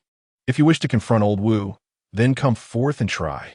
As he uttered these words, grandfather cast a piercing glance at the Zhang brothers, his eyes blazing with fury. Grandfather, a figure of immense authority, exuded an intimidating presence, and when angered, the atmosphere around him turned palpable with menace. The brothers dared not utter another word. At that moment, Granny Lu stepped forward and declared, "Enough. Let us speak less. The deceased must be honored. First, let us properly attend to the body. It was not the Wu family who caused the death of Zhang's fifth son. It was your offense against Huang Xian that brought about this calamity. Let's put an end to this matter." Everyone present recognized Granny Lu, renowned throughout the neighboring villages as the most esteemed practitioner of exorcism, and her words carried significant weight. With her assertion that the Wu family bore no blame, the brothers fell silent. However, Zhang's second son, seething with pent-up rage, fixed his gaze upon the yellow weasel hanging from the beam. In an unexpected turn of events, he retrieved a shovel from behind the door and struck down the lifeless form of the weasel. As it fell to the ground, he remained unsatisfied and raised the shovel high, mercilessly beating the corpse. Seeing this, Granny Lu rushed forward to intervene, exclaiming, "Do not show disrespect to Huang Xian. We have already invited misfortune upon ourselves. Your actions will bring grave consequences." Yet, Zhang's second son paid her no heed, continuing to swing the shovel at the weasel's remains while ferociously declaring, "This weasel was responsible for my brother's death. Is it not justified for me to vent my anger?" With each blow, the weasel's body was reduced to a pulpy mass, a gruesome sight of blood and flesh. Even though Granny Lu tried to intervene, it was already too late. She could only sigh at the sight of a puddle of flesh. Grandfather returned home in a fit of anger, followed by Granny Lu, who appeared quite displeased, continuously puffing on her large pipe. Once home, she sat down and sighed, stating, "Xiao Jie is destined for such a fate. Every 3 years brings a calamity, either his demise or that of another. Indeed, it has come to pass again. Yet this matter is far from over. I suspect the Zhang family will soon find themselves in turmoil." Grandfather, filled with irritation, questioned, with Zhang family's fifth son deceased, what further trouble could arise? Granny Lu shook her head in resignation and replied, "I cannot say for certain. None can fathom Huang Xian's thoughts. However, the second son of the Zhang family has just desecrated Huang Xian's corpse, and I fear misfortune awaits him. Will my grandson be in danger?" Grandfather expressed his concern. "I cannot predict that either. We can only wait and see," Granny Lu responded. To their astonishment, her words soon proved prophetic. That very night, a significant event unfolded. The fifth son of the Zhang family, who had died, had not yet been placed in a coffin for burial. Shortly after darkness fell, He unexpectedly sat up in bed. He had come back to life. This scene nearly drove the remaining Zhang brothers to madness. Chapter 14. The possession of old Master Huang after grandfather departed. The other Zhang brothers gathered in the room of the fifth son, deliberating on how to arrange his funeral. Apart from the four Zhang brothers, there were also their wives, creating a cacophony of voices, each unwilling to contribute more for the funeral expenses. Amidst their heated arguments, an eerie laughter suddenly emanated from the spot where Zhang's fifth brother lay. Initially, the crowd dismissed it, assuming it to be the call of a stray cat outside. However, when Zhang's second brother's wife inadvertently glanced towards the place where the fifth brother's corpse rested, she let out a piercing scream, staggering backward several paces before collapsing onto the ground. "What's wrong with you?" Zhang's second brother asked in astonishment. His wife, trembling and pointing at the bed where the fifth brother's body lay, stammered, "Yes, alive." Everyone turned to follow her gaze, only to be met with a horrifying sight. There, perched on the very bed meant for the deceased, sat none other than Zhang's fifth brother himself. In the midst of their vigorous quarrel, no one had noticed when he had risen. Now he sat cross-legged, his complexion a ghastly shade of blue-black, lips tinged with purple, and his slightly whitened eyes fixated intently on his brothers and sisters-in-law gathered in the living room. A sinister grin crept upon his face as he emitted a series of eerie, nightmarish chuckles. Witnessing this scene, panic seized the room. Terrified screams erupted as everyone scrambled towards the exit, the women nearly soiling themselves in their fright. It was only then that they recalled the peculiar visit from their grandfather and grandma, Lu, earlier that day. Disregarding the discord of the day, the eldest son of the Zhang family rushed directly to my home. "Uncle, you must come and see. Our fifth is alive." The elder spoke with a quavering voice, trembling all over, nearly falling to his knees before grandfather. Upon hearing these words, grandfather found them somewhat incredulous. "That person has been hanging from the beam for quite some time. When I took him down, the body was already stiff. How could he possibly be alive?" "I do not know, uncle. Coincidentally, Aunt Lu is at your house. You should hurry over and take a look," implored the eldest son of the Zhang family. Grandfather turned to Aunt Lu and politely remarked, "Sister, it seems you were indeed prophetic. Something has happened once more." Aunt Lu's expression darkened, and she promptly replied, "Let us go and see." The eldest son of the Zhang family expressed his gratitude repeatedly as he led both of them toward the dilapidated abode of the fifth Zhang. Upon arriving at the entrance of the courtyard, they discovered the remaining brothers of the Zhang family gathered there, while their wives huddled in the corner, weeping and wailing, clearly terrified by the recent events. As they approached the doorway, the eldest son of the Zhang family, in a state of sheer panic, exclaimed, "Uncle, you and Aunt Lu should go inside. The fifth is sitting on the bed." No sooner had he spoken than a chorus of eerie laughter, reminiscent of nocturnal creatures, echoed from within the room. Even grandfather, with his robust disposition, felt a shiver run down his spine upon hearing that sound. That laughter! Grandfather looked at the eldest son of the Zhang family. "Is the fifth laughing? I dare not enter. You go in and see for yourselves. It is truly terrifying." The eldest son retreated, fearful that grandfather would pull him inside. "He's your own brother. How could he possibly harm you?" "Look at your meager courage," the grandfather said with irritation. "Uncle, please spare me. I truly do not dare." The eldest of the Zhang family repeatedly gestured in refusal. With no other choice, the grandfather followed Granny Lu into the house. Upon entering, they were greeted by the sight of the fifth son of the Zhang family, seated cross-legged on the bed, motionless, a peculiar smile dancing on his lips. His slightly clouded eyes fixed intently on the grandfather and Granny Lu. When the eldest son of the Zhang family first claimed that the fifth son had returned to life, the grandfather had been skeptical, yet, witnessing it firsthand now left him with no room for disbelief. An immediate sense of panic gripped his heart as he turned to Granny Lu, saying, "Sister, you are the expert in such matters. Please, tell me what to do." Granny Lu squinted at the fifth son of the Zhang family, whose complexion was an unsettling shade of dark blue, and spoke in a grave tone. "This fifth son of the Zhang family is not truly alive. Rather, he is possessed by a spirit." Just then, the fifth son let out a strange laugh, his body swaying slightly. Granny Lu promptly approached him, courteously stating, "I am Lu, a disciple from Sangsali, under the guidance of Master Huang.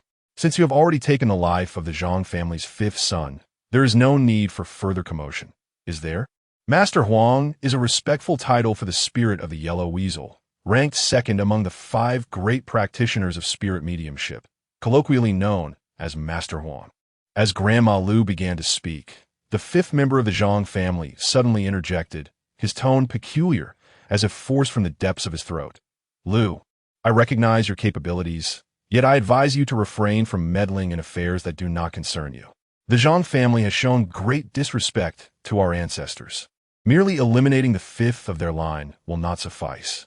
I intend to bring turmoil to the entire Zhang household. Should you dare interfere, be wary of the repercussions." Upon witnessing this exchange, Grandpa immediately grasped the gravity of the situation. He approached the 5th Zhang with a tone of earnest entreaty. "Mr. Huang, I understand your intentions are for the well-being of my grandson. Our Wu family is grateful for your kindness. However, while the Zhangs have erred, they do not deserve death. I implore you to show mercy and spare them." In the next moment, the 5th Zhang, with his pale, bulging eyes, cast a menacing glance at Grandpa and retorted, "Old Wu, our ancestors share a connection, and my reluctance to act against you does not signify fear. Depart now. This matter does not concern you. Do not meddle." With a sigh of resignation, Grandpa prepared to speak again, but was swiftly pulled aside by Grandma Lu, who insisted, "Brother Wu, step back. Allow me to handle this." Grandma Lu was genuinely apprehensive that Grandpa might offend Mr. Huang. The celestial being indeed held sway over her, but their relationship with Grandpa was tenuous. Should the irritable Huang be provoked, it could spell danger for Grandpa's life. Grandfather, reluctantly, stepped aside, and Mrs. Lu once again respectfully addressed him. "Master Huang heir, I understand that the Zhang family has wronged you, and we have offended you. As long as you cease your disturbances, please present a condition. I shall do my utmost to fulfill it, provided we are capable." The 5th brother of the Zhang family wore an enigmatic smile and suddenly exclaimed, "First, bring me a few chickens to taste." This peculiar request momentarily left Grandfather in a state of astonishment. Chapter 15. The dead begging for food. Grandfather felt a pang of discomfort. The yellow weasels had shown our Wu family kindness. Had it not been for them, I certainly would not have survived to this day. Forget the calamities, I would have perished from starvation. Yet, the Zhang brothers, whom Grandfather had known since childhood, had always been a part of his life. In his youth, he had called them uncles and elders. Although the 5 Zhang brothers had bullied his son, it was merely childish quarrels that could be resolved with a few words. They would still have to coexist in the same village, and Grandfather wished for their lives to be spared. His dilemma was further complicated by an emerging resentment towards the yellow weasels, for he felt their actions were excessive. The 5th brother of the Zhang family had simply slapped him. While he was indeed at fault, it hardly warranted a death sentence. Yet, the 5th brother had exchanged his life for that of the yellow weasel, which even went so far as to disturb his corpse. However, it must be noted that the 2nd brother of the Zhang family had also meddled with the yellow weasel's remains, which could be seen as a form of poetic justice. There is an old saying, "A man's life is paramount." No matter the circumstances, Grandfather firmly believed that human life is certainly more precious than that of a yellow weasel. Old Granny Lu feared that Grandpa might cause some considerable trouble, so she hurriedly advised him, "Brother Wu, please inform the Zhang family to bring over a few chickens."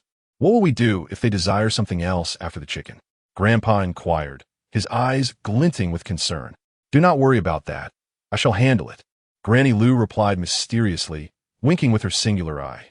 With no other choice, Grandpa stepped outside the courtyard and relayed the message to the Zhang family. The eldest son of the Zhang family promptly dashed home, intending to catch a few chickens from their flock. As a practitioner of the spirit medium, Granny Lu was quite familiar with the yellow weasel, a most enigmatic creature among the 5 celestial beings. In fact, she had encountered situations where individuals were possessed by yellow weasels on several occasions. Such possessions frequently occurred during vigil ceremonies, where dutiful descendants were required to watch over the deceased, and it was particularly taboo for any fur-covered animals to approach the corpse, as it could lead to the phenomenon of zombie resurrection. This so-called resurrection was not a transformation into a zombie that chased after the living, but rather an animal possession, with the yellow weasel being especially fond of inhabiting humans to demand offerings from the living. When a yellow weasel possessed a corpse, it would control the body, sitting cross-legged atop the coffin and presenting its demands. Should its requests remain unmet, it would manipulate the corpse to roll around uncontrollably, making it exceedingly troublesome. Each time such an occurrence arose, villagers for miles around would summon Granny Lou to exorcise the yellow weasel from the deceased. The yellow weasel has taken possession of the deceased's body. One cannot confront it brazenly. If all were as audacious as the grandfather, who would dare to deliver a resounding slap, the weasel would not only inflict harm upon the corpse, but might even manipulate it to cause injury to the living. In such scenarios, prior to summoning the spirit medium, the dutiful descendants must earnestly beseech the weasel, striving to fulfill all its demands. Typically, the weasel's requests revolve around sustenance, with a particular fondness for poultry, such as chickens and ducks. Once satiated, it will depart, allowing the deceased to rest once more in the coffin, motionless. However, exceptions exist, as illustrated by the weasel before us, whose intentions extend beyond mere appetite. It aspires to sow discord within the Zhang family, leading to their ruin. At this juncture, it becomes imperative to summon the spirit medium to negotiate with the weasel. The process resembles haggling at a marketplace, during which the medium must also assess the weasel's strength and devise strategies for confrontation. The weasel's power can be gauged through its demands. Generally, a more adept weasel will request more refined offerings, possibly even rare medicinal herbs like ginseng, which enhance its abilities. In contrast, a lesser weasel typically seeks basic sustenance, such as live chickens, ducks, or even fish. Some lesser-skilled yellow weasels, unable to articulate human speech, resort to describing their desires as best as they can. They mimic the clucking of hens, incessantly producing sounds akin to cluck cluck. In such moments, people deduce that the weasel craves an old hen. In essence, these rudimentary weasels can only depict their wants through gestures and descriptions, with the clarity of communication reliant on the listener's interpretative abilities. The yellow weasel presently inhabiting the body of Zhang's fifth son leaves Granny Lou momentarily uncertain about its level of cultivation, compelling her to first meet its demands and assess whether there remains a possibility for conciliation. Granny Lou venerates Changxian, a serpent that has attained spiritual refinement, thus harboring little trepidation towards the yellow weasel. Shortly thereafter, Zhang's eldest son returned, carrying several chickens, which he handed to their grandfather, hesitating to enter the courtyard. The grandfather accepted the chickens and retreated indoors, delivering them into Granny Lou's hands. At this juncture, the grandfather felt no urgency to depart. Rather, he was intrigued by Granny Lou's forthcoming actions. However, the subsequent scene he witnessed nearly made him retch. Upon receiving the chickens, Granny Lou directly passed them to Zhang's fifth son, seated cross-legged on the bed. "Lord Huang, I have procured the chickens for you. Once you have feasted and quenched your thirst, will you be able to depart?" Granny Lou inquired, tossing the chickens onto the bed. Hey, let us eat first," Zhang's fifth son replied, seizing a particularly lively hen and promptly shoving it into his mouth. With a swift bite, he crushed its neck, draining its life force as he greedily consumed its blood. The grandfather stood aside, watching the fifth son of the Zhang family, who was feasting upon a chicken with a grotesque fervor. A shiver of revulsion coursed through him, accompanied by a wave of nausea that churned in his stomach. Having witnessed the horrors of battle, the grandfather was no stranger to bloody scenes. Yet, the sight of the dead consuming a living chicken filled him with an unsettling dread. Before long, the old hen was devoured raw by the fifth son. Without hesitation, he reached for another hen, shoving it greedily into his mouth. Meanwhile, old lady Lou had ignited a pot of smoke, puffing away while her expression fluctuated between gloom and uncertainty. This yellow weasel, intent on its feast and capable of human speech, clearly lacked significant prowess. Observing the fifth son relishing his meal, old lady Lou prepared to take action. After inhaling a few deep puffs of smoke, she abruptly rose and expelled a cloud towards the fifth son's face. In the next moment, her smoking pipe came crashing down upon his head. The fifth son, in the midst of devouring the live chicken, staggered violently, emitting a chilling shriek from his throat. In an instant, old lady Lu reached out, seizing the fifth son by the neck, her eyes transforming into a haunting shade of green. "Old Huang Lar, I am here. Do not hesitate to retreat swiftly," she commanded, her voice shifting to that of a remarkably youthful woman. The fifth son, caught in her grip, began to roll his eyes back in terror, trembling uncontrollably as he cried out in a high-pitched voice, "I want to leave. I want to leave. You refuse to depart? Then I shall ensure your passage." Grandma Lu spoke as she knocked some ash out of her pipe, and, using her finger, began to draw strange symbols upon the forehead of Zhang's fifth son. Chapter 16. The second son went mad. With a swift motion, Grandma Lu inscribed an arcane symbol on Zhang's fifth son's brow, then sharply struck his crown. He trembled, lay back upon the bed, and fell silent, transforming once more into an ordinary corpse. Subsequently, Grandma Lu's eerie green eyes returned to their natural state as she released Zhang's fifth son and stepped back a few paces. Grandfather approached, examined the lifeless body, and cautiously inquired, "Sister, has the yellow weasel departed?" Taking a deep breath, Grandma Lu replied, "I've sent it away, Brother Wu. Please allow the Zhang family to enter." Grandfather hurried outside to summon a few of Zhang's brothers, but they were terrified by the sudden revival of Zhang's fifth son and hesitated to enter. After much persuasion from Grandfather, they finally gathered the courage to step inside. Their anxiety eased slightly upon seeing the still form of Zhang's fifth son on the bed. "This body cannot remain in the house. It is best to bury it at dawn. Tonight, the yellow weasel will not disturb its remains, but you brothers must remain vigilant, for they may seek to trouble you, particularly the second son.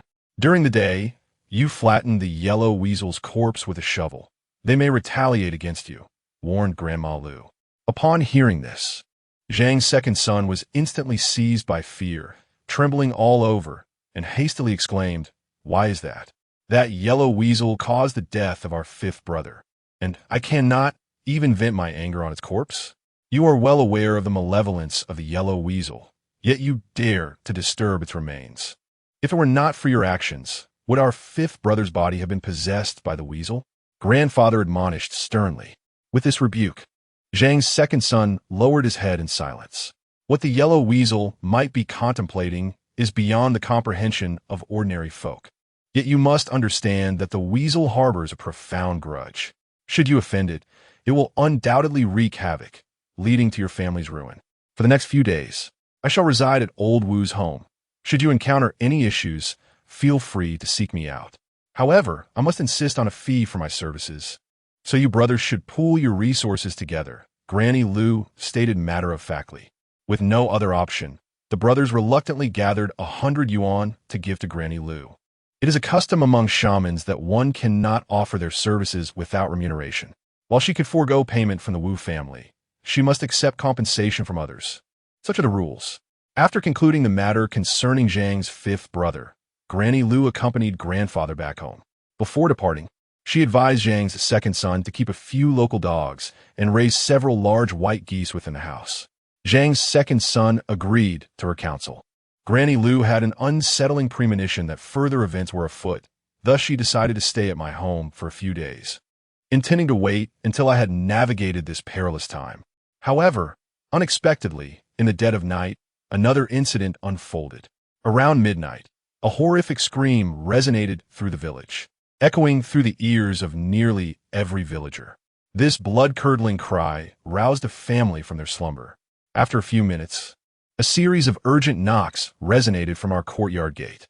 Grandfather rose to open the door, only to find the second son of the Zhang family's wife trembling at the entrance, her voice laced with a sob. "Uncle, please summon Granny Lu to our home. The second son has gone mad. Surely he has been ensnared by the yellow weasel." Upon hearing this, Grandfather hastily called for Granny Lu. Having roused from her slumber due to the commotion, followed the wife of the second son of the Zhang family to their residence. As he departed, Grandfather took along his formidable cleaver, never anticipating that the second son of the Zhang family had indeed been afflicted by the yellow weasel. One life had already been lost in the Zhang household. Could it be that a mere slap to his grandson would cost them 2 lives? Such a fate seemed utterly outrageous. Upon arriving at the home of the second son of the Zhang family, both were taken aback. The scene within was a chaotic mess, with splattered chicken blood adorning the walls and yard, and several half-dead chickens floundering on the ground. There stood the second son of the Zhang family, bare-chested in the yard, his hands gripping a hen tightly as he viciously gnawed at its neck, drinking deeply from the blood. Beside him lay a yellow weasel, its head deflated, clearly lifeless for some time. Upon noticing grandfather and Granny Lu entering the yard, the second son exhibited no fear. Instead, he squinted at them with a gaze full of malice, his face smeared with chicken blood, rendering him a grotesque and terrifying sight. At that moment, the second son of the Zhang family abruptly dropped the half-eaten hen from his grasp, emitting a peculiar sound from his throat. His limbs sprawled on the ground as he approached Grandpa and Grandma Lu with an eerie gait.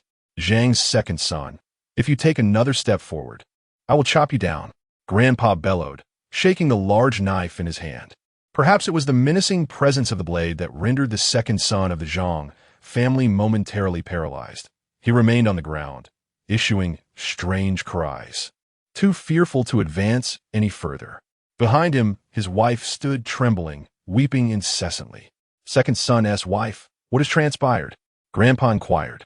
"In the dead of night, while we were sleeping, we heard the chickens in the yard flapping and squawking incessantly. The second son arose to investigate and discovered that all the chickens in the coop had been slaughtered. A large weasel stood in the yard, staring intently at him. Upon seeing the lifeless chickens, he seized a hoe and struck down the weasel. Then, in an instant, he went mad, shouting wildly. I ran to summon you," the second son's wife stammered. "This weasel seeks to exchange lives with Zhang's second son. Once the commotion has ceased, the second son will be lost," Grandma Lu remarked. Upon hearing this, Grandpa's fury surged, and he thrust his knife into the ground, striding directly toward Zhang's second son. The latter did not flee, instead fixating on Grandpa with a haunting smile. Grandfather seized Zhang's second son by the hair, delivering several resounding slaps while thunderously declaring, "You wretched creature, if you continue to torment others, I, Old Wu, shall not hesitate to confront you." Was it truly necessary to take a life merely for a slap to my grandson? The sound of each slap echoed crisply, and soon Zhang's second son's face began to swell. Despite the brutal beating, he maintained a bizarre grin. Suddenly, a piercing, unearthly shriek erupted from him, a sound no human should produce. In an instant, his eyes rolled back, and he collapsed backwards, thrashing his legs wildly as blood began to pour from his nostrils. Grandfather found himself utterly unable to restrain him. At that moment, Zhang's second son resembled a victim of a fierce chokehold. Blood flowed from his nose, and white foam bubbled from his mouth, appearing on the brink of death. "Sister, come quickly and see what is happening," Grandfather called out, still trying to hold Zhang's second son down. Upon hearing the commotion, Old Lu hurried over and exclaimed, "We must hold him down." Realizing he could not manage alone, Grandfather summoned the stunned wife of Zhang's second son for assistance, and together they barely managed to restrain him.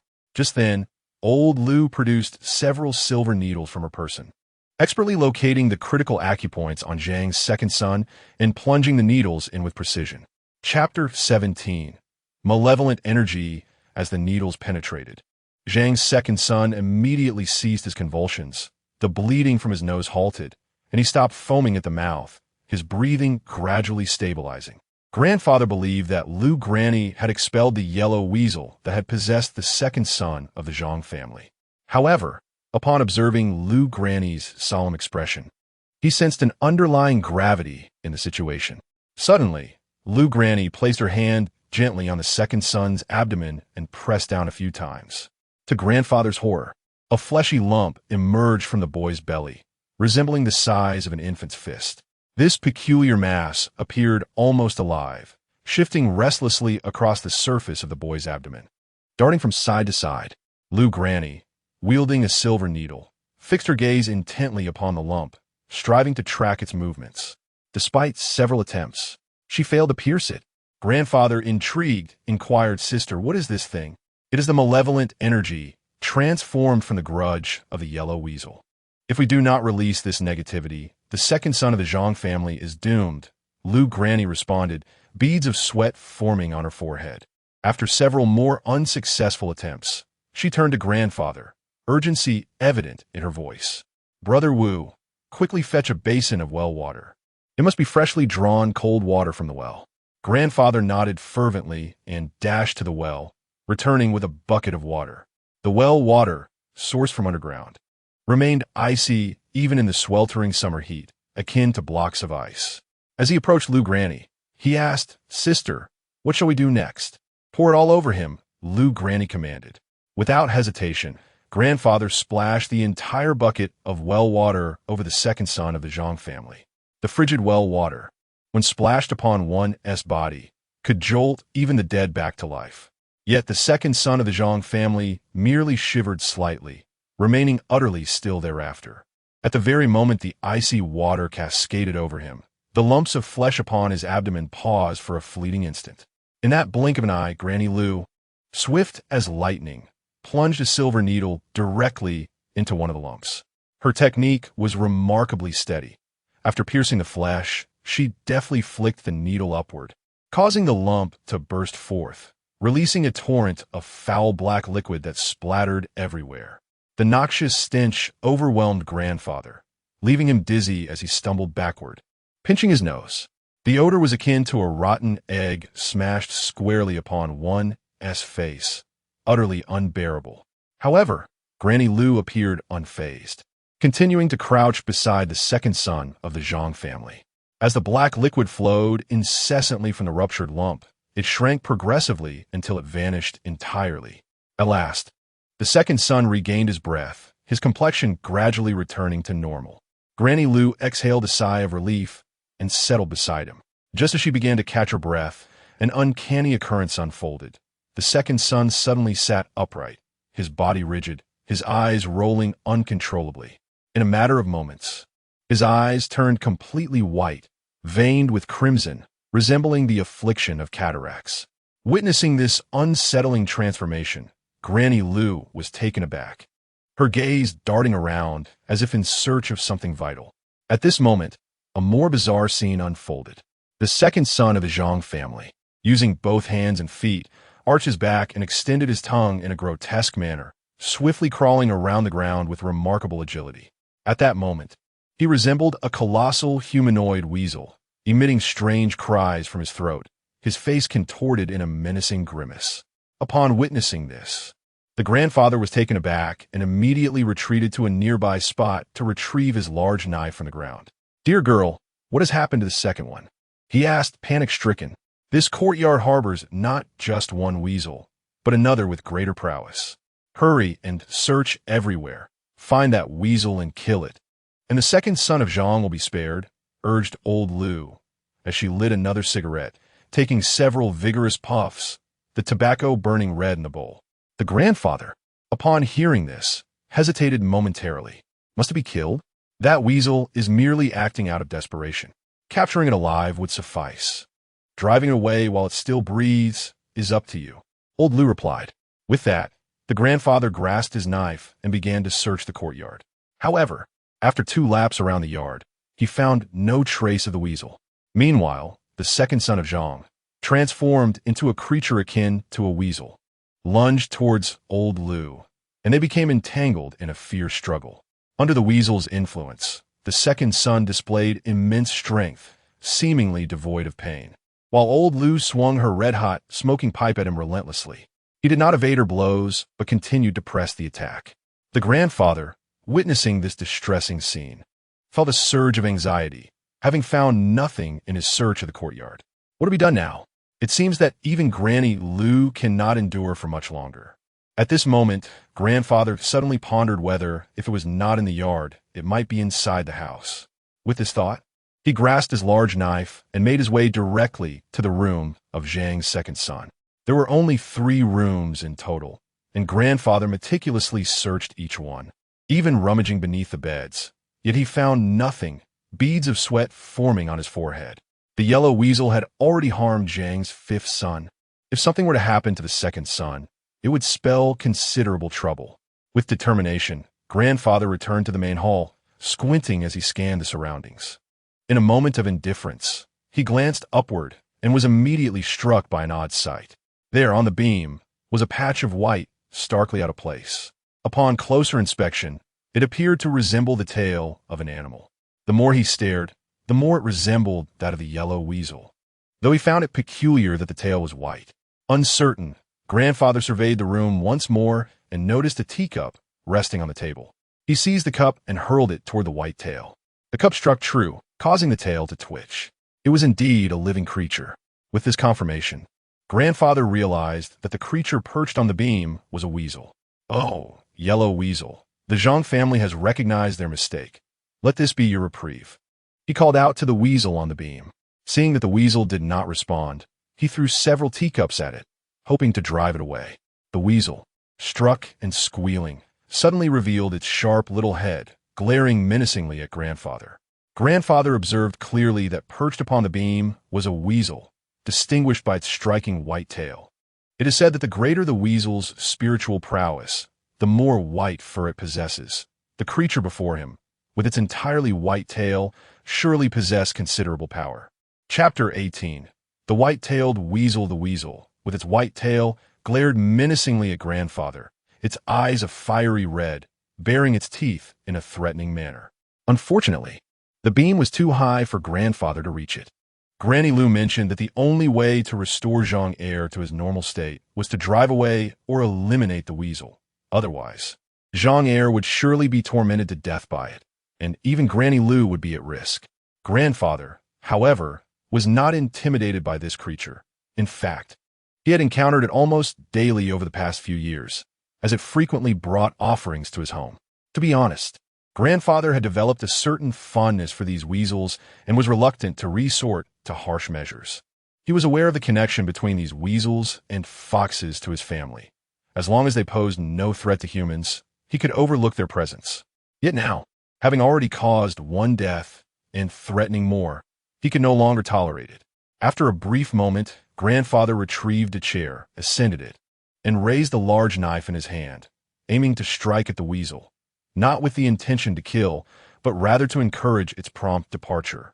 The weasel, remarkably agile, darted about the beam, evading his attempts entirely, and only a few dents were left in the wood from his strikes.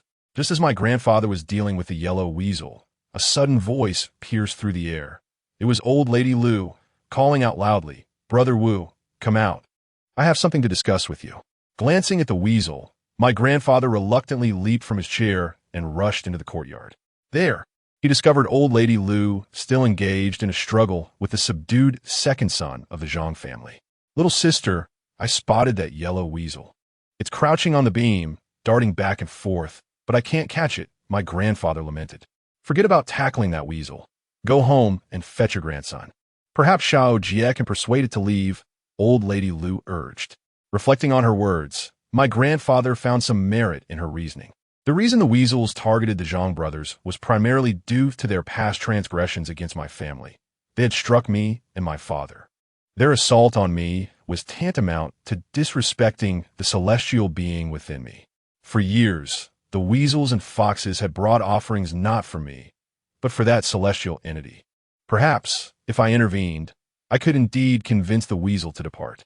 Just as my grandfather was wavering, old lady Lu spoke again. "Brother Wu, stop hesitating.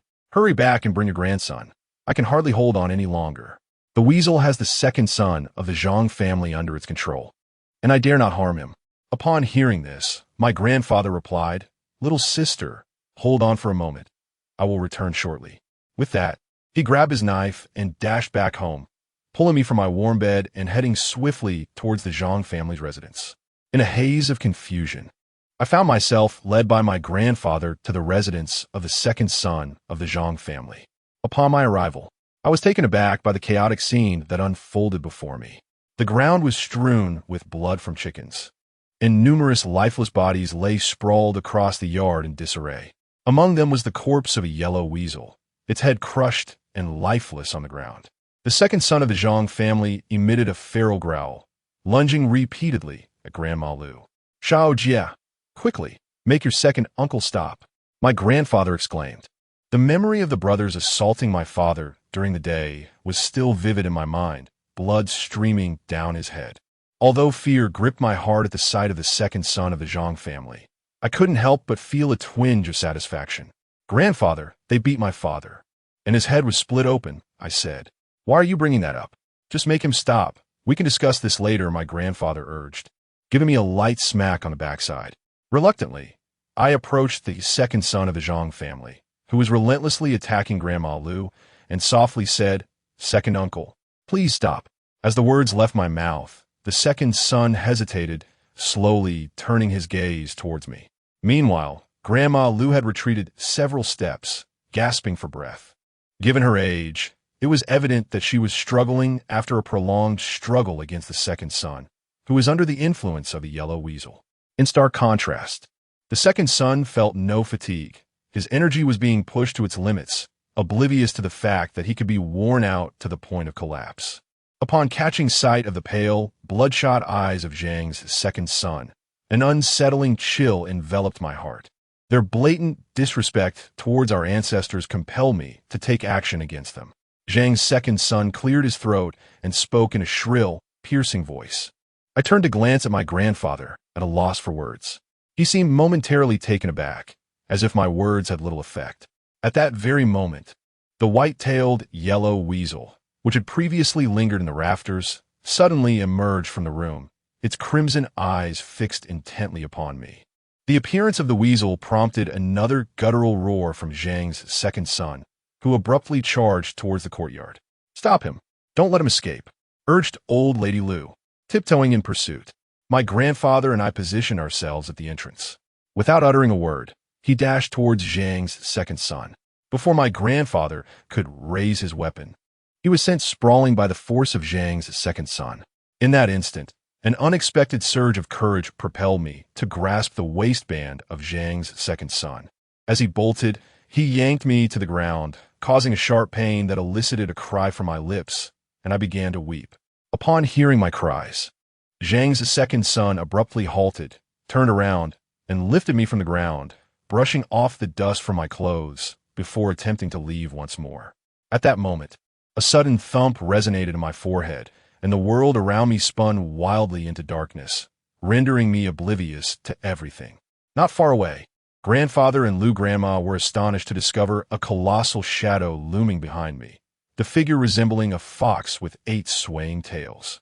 At that moment, Zhang's second son, who had just turned around, seemed to sense an unusual aura and slowly glanced in my direction.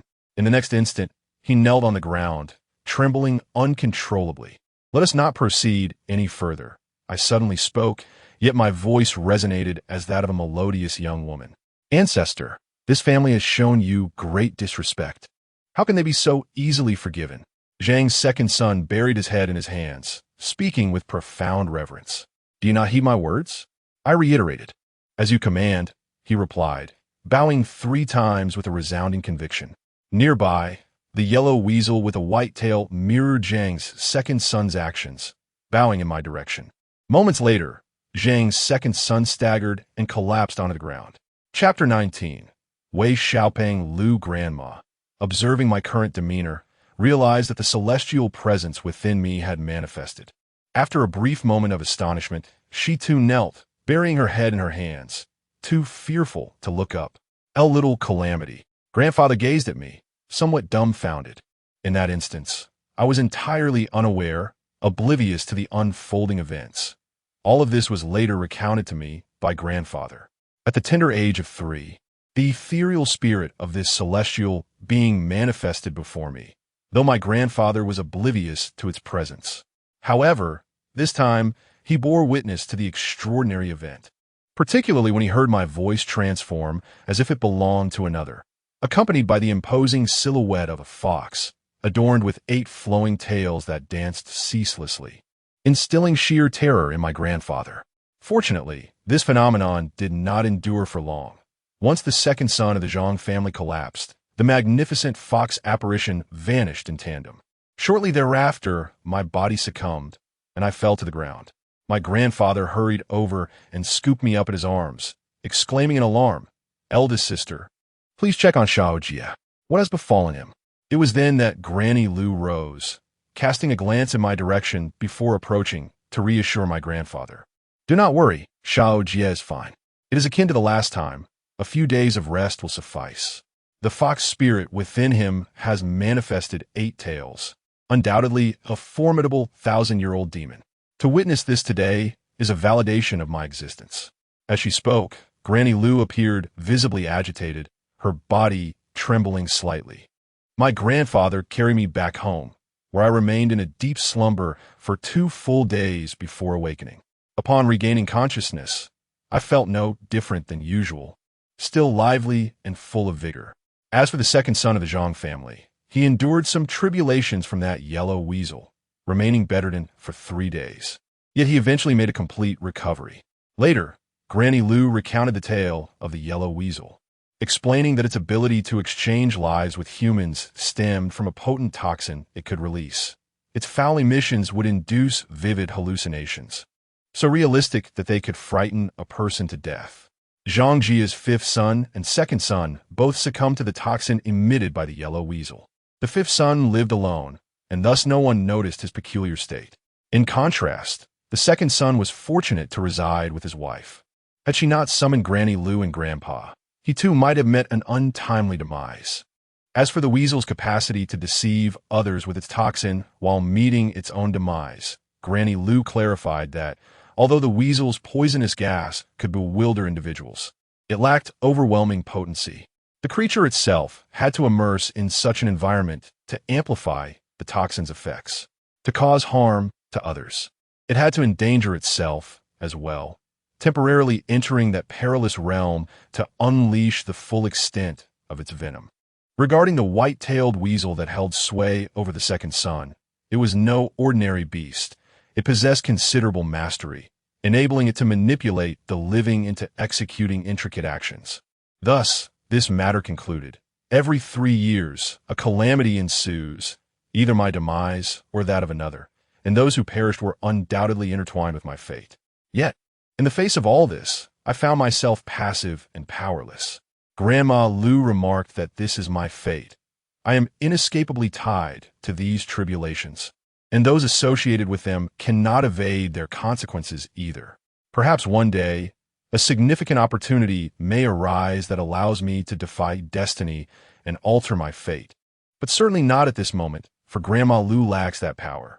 On this occasion, she stayed at my home for several days, departing only once I had awakened. Before leaving, she expressly cautioned my family to ensure that on the day I turned 9, I must not venture outside. For the trial of 3 calamities is the most formidable. Should anything go amiss, my life could be at risk. If I can survive this 9th-year ordeal, the days that follow may prove to be more bearable. She was uncertain how long she could offer her protection, but she assured us that she would return.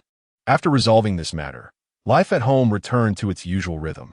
I became indistinguishable from other children, dining normally with my family and no longer partaking in blood. However, the yellow weasels and foxes continued to periodically deliver wild game to our household, aiding in the improvement of our living conditions. Occasionally, when I found myself alone, I would still catch glimpses of those yellow weasels and foxes, stealthily observing me from a distance. In the blink of an eye, 3 years have passed. During this span, my life has been entirely ordinary, devoid of any unusual incidents. Like other children, I enrolled in primary school and am currently in the 2nd grade. I was born during the busy farming season, when the entire village was bustling and my family scarcely had time to attend to a child. Those acquainted with rural existence are aware that the autumn harvest entails reaping wheat field by field. The combined harvester waits for no one when it is one's turn. Someone must be present, or else another family will claim a harvest. At that time, the entire family relies on the yield from the land. Sustenance is paramount, the most crucial matter. Furthermore, over the past 3 years, with nothing occurring, the matter of tribulation had gradually faded from my mind. However, my family remembered Granny Lu's admonition concerning the trials of the 3 tribulations. Thus, my parents went to work in the fields, specifically leaving Grandpa to stay at home and watch over me. On the day of my 9th birthday, which happened to fall on a weekend, I was doing homework at home. At noon, Grandpa and I shared lunch. Being elderly, he became exceedingly drowsy after eating his fill and intended to nap. Before sleeping, Grandpa sternly cautioned me, emphasizing that I must not venture outside today under any circumstances, or else I would receive a spanking.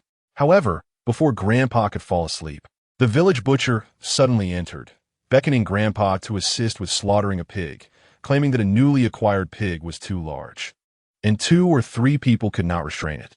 Grandpa was initially reluctant, fearing I might run off today. However, as they were all from the same village, refusing to help would be unseemly. Thus, Grandpa gave me a stern warning not to leave the house under any circumstances and hastily departed with the butcher. Shortly after Grandpa left, the sound of a cuckoo echoed from outside the window. This was the prearranged signal between Wei Feng and me. Wei Feng was my elementary school classmate in the same class. Since childhood, the village children had shunned me, branding me a freak. However, Wei Feng was different. He and I shared a close bond, and we genuinely enjoyed each other's company. Wei Feng was a chubby fellow, affectionately known as Little Fatty by our classmates. Upon hearing Little Fatty's signal, I stealthily approached the window, opened it, and was greeted by his round, jovial face. He grinned at me and whispered, "Xiao Jia, let's go catch some grasshoppers." Catch grasshoppers? My grandfather forbade me from stepping outside. If he finds out, I'm sure to be scolded. Why can't you focus on your studies instead of constantly indulging in play? I retorted, displeased. "Xiao Jia, you're hardly in a position to lecture me, are you? I'm the second to last in our class, while you hold the esteemed title of being the absolute last. How can you presume to advise me to study diligently?" Little Fatty quipped. His words carried a certain weight of truth. Indeed, I was the last in our class, not due to a lack of intelligence, but rather a disinclination toward studies. My family, for the most part, left me to my own devices. Their greatest aspiration for me was simply to grow up healthy and sound. As for anything else, it held little significance in their eyes.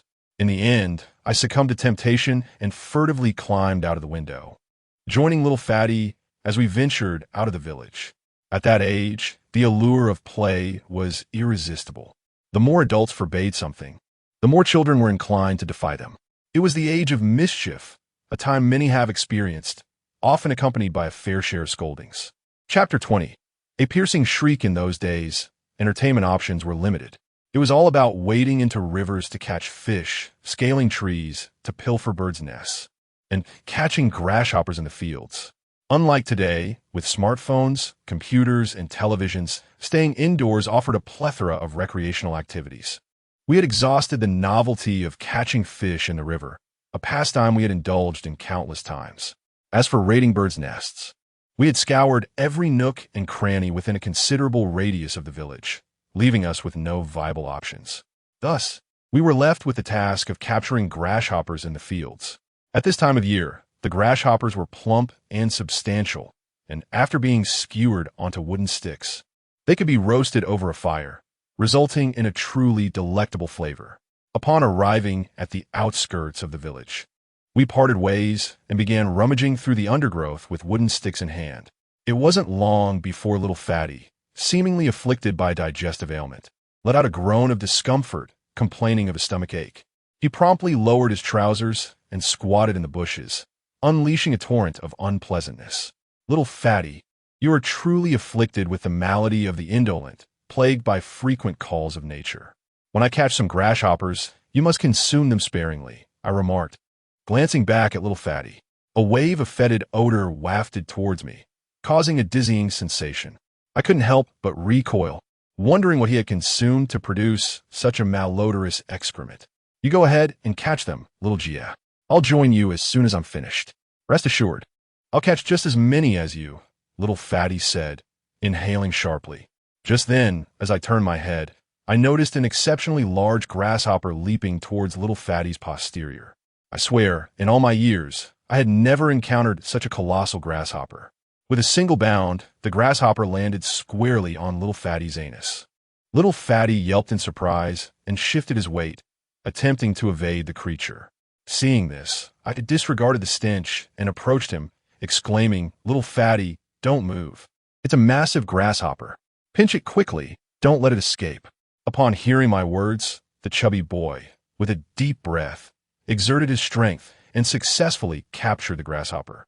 My heart swelled with joy as I prepared to seize the large insect. However, unexpectedly, a proud and vigorous rooster leapt out from the thicket, charging towards the chubby boy. It turned out that the rooster had been relentlessly pursuing the grasshopper, which, in its frantic escape, had inadvertently landed upon the boy's posterior. In our region, this type of chicken is colloquially known as the roaming chicken. It is seldom fed, relying instead on its own prowess to catch insects and forage for seeds. Renowned for its formidable combat abilities and swift movements, this chicken is not only adept at catching grasshoppers, but can rival cats in speed when hunting mice. Occasionally, it has even been known to kill small snakes and is audacious enough to confront both cats and dogs, making it a source of nightmares for every rural child. In the blink of an eye, the rooster emerged from the underbrush, showing no hesitation as it lunged for the grasshopper clutched by the chubby boy. With a swift peck, it snatched the insect and darted away, disappearing from sight in mere moments. The boy's anguished scream echoed through the air, resonating for miles. I stood there, dumbfounded and at a loss for what to do, utterly unprepared for such an unforeseen event. The predator became the prey, as the rooster swiftly claimed victory. However, the pain inflicted upon the boy by the rooster's sudden attack was unmistakably real. Later, he described the sensation as akin to a burning iron claw piercing him. As if thousands of ants were traversing upon his skin, a wave of heat surging from his rear up to the nape of his neck. A sensation so unique that it is seldom experienced by others. The piercing, hysterical scream of the chubby boy sent shivers down my spine. It is said that the children from the neighboring village, upon hearing his blood-curdling cries, were haunted by nightmares and struggled to find restful sleep, even resorting to seeking the help of a shaman. To make matters worse, at the very intersection where we were attempting to catch grasshoppers, the venerable Grandpa Wong, who was driving his donkey cart, happened to pass by. Approaching 70 years of age, Grandpa Wong was a seasoned cart driver, having once maneuvered grand horse-drawn carriages and ox carts in his youth. However, with the passage of time, his physical strength had waned, leading him to care for a small donkey instead. This little donkey, trained by Grandpa Wong, was nothing short of an all-knowing, voice-controlled marvel, equipped with a navigation system that never faltered in its tasks. Yet, even the most experienced drivers can have their misfortunes. Upon hearing the boy's anguished screams, the intelligent donkey was startled, its tail raised high as it bolted in fright. The pipe that Grandpa Wong had been smoking was sent flying several meters away, and the last remaining front tooth in his mouth met a similar fate. In the chaos, the donkey's frantic gallop threw Grandpa Wong off the cart, and it is said that the terrified creature ran over 20 miles before finally being subdued in the neighboring town. The fall was no trifling matter for Grandpa Wong. He landed in a large ditch by the roadside and remained there for quite some time, groaning in pain. Realizing the urgency of the situation, I knew I had to prioritize helping him, while the chubby boy had merely received a peck from a rooster and was not in any real danger. Grandpa Wong's age made his fall particularly concerning. Without a moment's hesitation, I rushed to the ditch, intent on assisting him to his feet. Grandfather Wong had truly taken a heavy fall, remaining on the ground for an extended period, likely due to the injury to his aging back. Nevertheless, his mind was remarkably clear. Upon spotting me rushing over, he erupted with fury, exclaiming, "You rascal! What kind of ghostly wail was that? Do you intend to frighten me to death with your shrill voice?" "Grandfather, it wasn't me, it was little Fatty," I attempted to explain. However, before I could finish my sentence, an irate Grandfather Wong delivered a sharp slap to my head, scolding, "You little rascal, have you taken a line? Who else could it be? You're the only one amidst these vast hills." The sting of his slap resonated in my head, and I marveled at the old man's strength despite his condition. Just after enduring this reprimand, I suddenly noticed a few yellow weasels and a fox lurking in the bushes. Fixated on Grandfather Wong, a sense of dread washed over me. At that time, I was already perceptive enough to understand that the appearance of yellow weasels boded ill. Previous encounters had resulted in dire consequences for me. Grandfather Wong was merely venting his anger at me, which I could fully comprehend. But if his life were to be endangered because of this, it would indeed be a grave predicament. I gestured towards the weasels and the fox, repeatedly imploring, "They have nothing to do with him. Please, do not harm him." Observing me speaking to myself, Grandfather Wong's ire flared anew, and he struck me once more, bellowing, "What are you dawdling for? Hurry and help me up." Regaining my composure, I endeavored to assist Grandfather Wong, yet my strength proved insufficient to lift him. At that moment, a villager happened to pass by, and I called out for assistance, which ultimately allowed us to hoist Grandfather Wong from the ditch. To my utter astonishment, the old lord ultimately met with misfortune. Chapter 21. The Scene of Social Death. Observing the villagers as they retrieved the old lord from the ditch, I returned to the side of little Fatty. He lay on the ground, unable to rise, his injuries from the pecking of the chicken rendering his skin red and swollen. A sight too distressing to behold, trembling all over. I must admit, his appearance was rather peculiar. "Little Jia, please help me up. I wish to return home." Little Fatty cried, his face streaked with tears. It was then I recalled how challenging it had been to assist him to his feet. Due to the unbearable pain from the pecking, he struggled to pull up his trousers. I supported him as he bent over, adopting a crouched stance, grinning through the discomfort, and we slowly made our way toward the village. Upon reaching the village entrance, we encountered a group of women returning from their agricultural toil, wielding hoes. They gathered around little Fatty, inquiring about his unusual condition. I informed them he had been pecked by a chicken. Upon hearing this, the women were taken aback. As if struck by a thunderbolt, utterly incredulous, such an incident was unheard of in their decades of life. The group scrutinized little Fatty, who, with his rear end protruding, endured their curious gazes.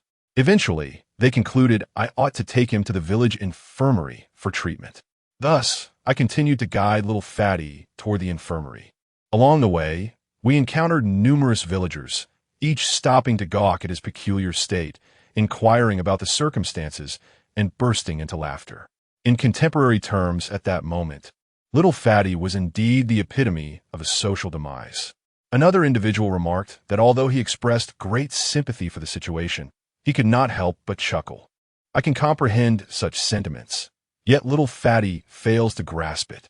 I am in excruciating pain, and yet you find amusement in this? Is there not a shred of compassion left? Supporting little Fatty, we finally arrived at the health clinic. The so-called health clinic in the village is located within a farmer's courtyard. The owner of this courtyard, surnamed Lu, is the second in line, and we affectionately refer to him as Brother Lu. A couple of years ago, Brother Lu graduated from medical school and took over this health clinic in the village. As soon as we reached the entrance, Brother Lu's large yellow dog dashed out from the yard, circling around me and little Fatty twice, even sniffing at little Fatty's rear. I hastily kicked the dog away. Brother Lu was busy in the yard, and upon seeing me supporting little Fatty at the door, he hurried over and inquired about our predicament. I told him that little Fatty had been pecked by a chicken. Upon hearing this, Brother Lu erupted in laughter, nearly choking on his own laughter, and said to little Fatty, "So that whale just now was yours, huh?" With that scream, I nearly sold out of my emergency heart pills. "Come inside, let me take a look at you." I helped little Fatty onto a long bench in the yard, allowing him to lean over it. Brother Lu went inside and quickly returned with a bottle of purple medicine. However, when Brother Lu examined little Fatty's wound again, he covered his nose and exclaimed, "Goodness, did you forget to wipe? Where are all these yellow substances? This won't do. I must first clean your wound." As he spoke, Lu instructed me to fetch a basin of water from the courtyard. He then delicately grasped some cotton with tweezers, dipped it in the water, and commenced the task of cleaning Xiao Pang's wounds. Xiao Pang lay sprawled across the bench like a lifeless dog, utterly exhausted and suffering, wishing for an end to his misery. However, as Lu tended to his injuries, Xiao Pang appeared quite at ease, surprisingly silent throughout the process. Before long, Lu completed the cleaning and gently addressed him, "Xiao Pang, bear with it a little longer. I shall now proceed to disinfect the wounds." Subsequently, he began applying iodine solution to Xiao Pang's injuries. I glanced over and noted that the wounds were inflamed and swollen, clearly the result of a vicious peck from a chicken. Unexpectedly, as Lu Urge merely brushed the iodine across the wounds, Xiao Peng nearly leapt from the bench in pain. Lu Urge, it hurts too much. He cried out in despair, clutching his wounds tightly to prevent the application of the antiseptic. This mischievous child. I urged him to remove his hands, emphasizing the necessity of treatment, lest the wounds become infected. After much coaxing from Lu Urge, Xiao Peng stubbornly refused to relent. Frustrated, Lu Urge instructed me to fetch some rope from the house, binding Xiao Peng's hands and legs to the legs of the long bench. Finding his cries reminiscent of a slaughtered pig unbearable, he promptly affixed a strip of tape over Xiao Peng's mouth. Finally, feeling it prudent to secure him further, he wrapped several loops of rope around his waist. Now, Xiao Peng was entirely immobilized, unable to voice his discomfort. Lu Urge successfully applied the iodine solution to his wounds. Once the disinfection was complete, Lu Urge's large yellow dog trotted over, likely hungry, wagging its tail around him incessantly. Lu Urge cast a glance at the large yellow dog and said to me, "There are some leftover steamed buns on the table from last night. Go fetch them to feed the dog while I look for some anti-inflammatory medicine." I acknowledged his request and proceeded to search the room, while Lu Urge set off to find the medicine. Little did we know that as we stepped away, a nightmare awaited Xiao Peng. Xiao Peng was utterly immobilized, his mouth silenced. Yet his ears remained attuned to the sound around him. Suddenly, he heard the crow of a rooster and turned his head to see a large rooster perched upon the courtyard wall, the very same rooster that had previously inflicted deep wounds upon him. Had Xiao Peng been able to move, the sight of this avian adversary would have ignited a fierce desire for retribution within him. Alas! He was rendered as helpless as a pig awaiting slaughter, utterly unable to stir. Despair washed over Xiao Peng as the rooster leaped down from the wall and wobbled toward him. At that moment, I had just emerged from the room with the steam buns, and I bore witness to that horrific scene. Perhaps it was the purple medicine smeared on Xiao Peng's wounds that drew the rooster's attention, for it dashed behind him and, with astonishing swiftness, pecked at his injury 3 times in quick succession. Though I was merely an observer, any attempt to intervene would have been futile. The pain Xiao Peng experienced, though I did not endure it myself, resonated deeply within me. It must have felt akin to firecrackers exploding beneath him. I gazed at the little chubby one, whose face had instantly transformed into a deep shade of purple. His muscles were taut, tears streamed down his cheeks like a deluge, and a desperate cry escaped from his throat. In that moment, I too was taken aback. Poor little Chubby had been grievously harmed twice by the very same rooster, and in the same spot no less. At that precise moment, Brother Lu emerged with anti-inflammatory medicine, casting a glance at the little one's wound. Momentarily taken aback, it appeared even more swollen than before. I lamented that I should not have ventured out today. Granny Lu had spoken of a calamity every 3 years.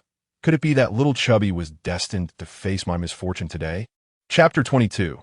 The ghost repelling would poor little Chubby could neither speak nor explain. Upon seeing him weep like a rain-laden pear blossom, Brother Lu, with irritation, remarked, "You rascal. Crying over such a minor injury. Does it warrant such a display? Just wait a moment. I will finish applying the medicine shortly." I leaned in to elucidate, "Brother."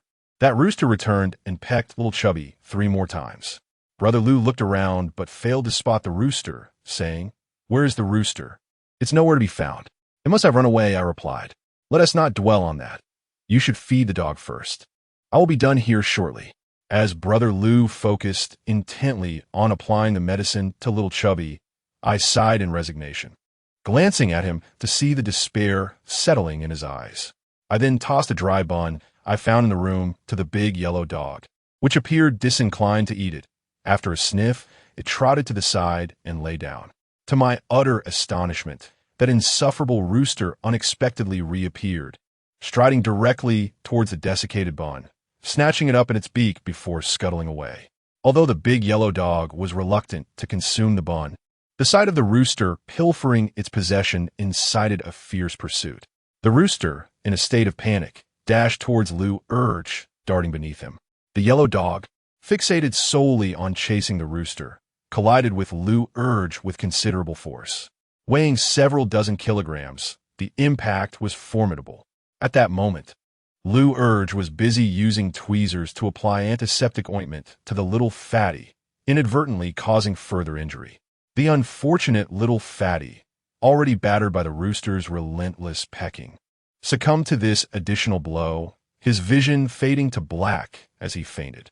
For the first time in our village's history, an ambulance arrived to transport the little fatty away. Fortuitously, I had the opportunity to ride in the ambulance alongside Lou Urge to the county hospital. After a series of medical interventions, the little fatty was assigned to a hospital room. Upon regaining consciousness, he appeared exceedingly frail, yet it was a relief to see that he had survived the onslaught.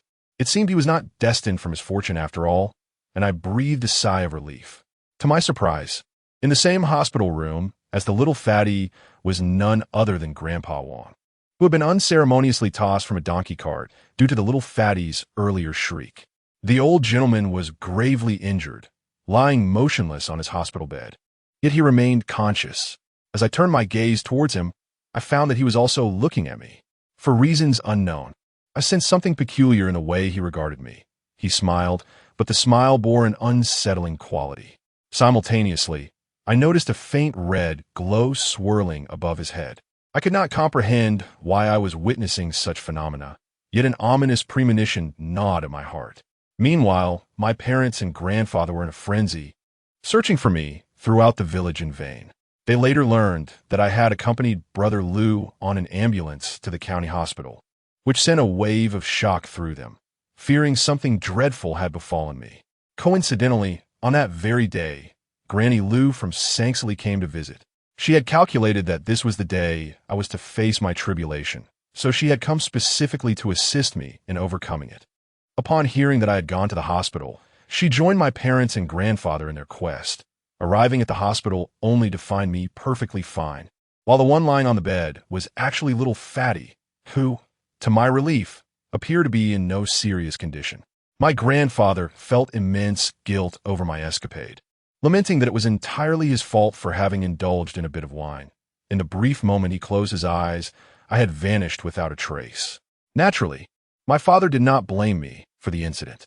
Upon seeing me there, he instinctively pulled me close, ready to scold me, but was quickly intercepted by Granny Lou. No need for punishment. Have you forgotten about the troubles with Zhang S. Fifth and Ma S. Third? Ultimately, my father refrained from chastising me, for he too feared that those who had struck me did not meet with favorable fates, even if they were dear relatives. At that moment, Granny Lou cast her gaze and suddenly spotted Grandpa Wong lying on another hospital bed. Her expression shifted to one of apprehension, as if she had realized something significant, and she hastily urged me to leave the premises. My parents and grandfather, unaware of the unfolding situation, complied with Granny Lou's directive and escorted me back home. It was only after our return that Granny Lou revealed that the elderly gentleman, who shared a room with the chubby boy, was on the brink of death, emanating a palpable aura of death that suggested he would not endure much longer. It dawned on me that the crimson glow I had observed hovering above Grandpa Wong's head was, in fact, the essence of death itself. Today was ostensibly my fateful day, and Granny Lou, concerned that my prolonged presence in that ward would expose me to the deathly aura, had insisted I return home swiftly. Once home, everything appeared to be in order, and no untoward incidents transpired. Our family even shared a meal with Granny Lou. However, shortly after nightfall, a grim piece of news swept through the village, proclaiming that Grandpa Wong had passed away in a hospital. The cause of his demise remained ambiguous, with villagers speculating that his advanced age had led to a fatal fall from a donkey cart. Upon hearing this news, Granny Lou exhibited considerable anxiety, urgently instructing my father to procure a piece of peach wood, ensuring it was at least a decade old, and to slaughter a rooster that had been raised for no less than 3 years. The blood of the rooster was to be sprinkled at the threshold of our home. My father dutifully complied with her requests. After procuring the peach wood, Grandma Lou meticulously stripped away its bark, using the blood of a rooster to inscribe numerous crooked symbols upon it.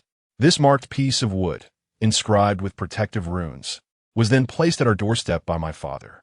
Known as the ghost barrier wood, it serves to prevent malevolent spirits from entering our home, while the rooster's blood, Embodying pure yang energy further fortifies this defense. Thus, Grandma Lu established two formidable barriers around our residence. Today marks my 9th birthday, coinciding with the third tribulation I must endure. Grandma Lu had once remarked that the third tribulation would pose the greatest challenge of my life, and failure to overcome it could result in dire consequences. She harbored an unsettling suspicion that the elderly Wang might be the harbinger of this tribulation. What a peculiar coincidence it was that shortly after our return home, we received the grievous news of Wang's passing. Regardless, Grandma Lu resolved to remain vigilant. I, however, dismissed the gravity of the situation. After a hearty meal, I was suddenly overcome by drowsiness and retreated to my room for slumber. Yet, scarcely had I lain down when I sensed an unfamiliar presence within the confines of my room. Chapter 23. He has arrived after a day of playful antics with my friend Xiaopeng. I retired to bed, sated and content. Little did anyone anticipate that once I succumbed to sleep, I would not awaken, and even stranger occurrences would soon unfold. While my family remained oblivious to any unusual behavior on my part, Grandma Lu's heart was fraught with unease, sensing that something ominous was imminent. It was, after all, the day of my tribulation, and tranquility seemed an unlikely occurrence. Unable to quell her anxiety, Grandma Lu hung special bells at both the entrance of the courtyard and the door of her house before retiring for the night. These bells were solid and impervious to the wind, yet they would emit a warning sound should any malevolent spirit approach.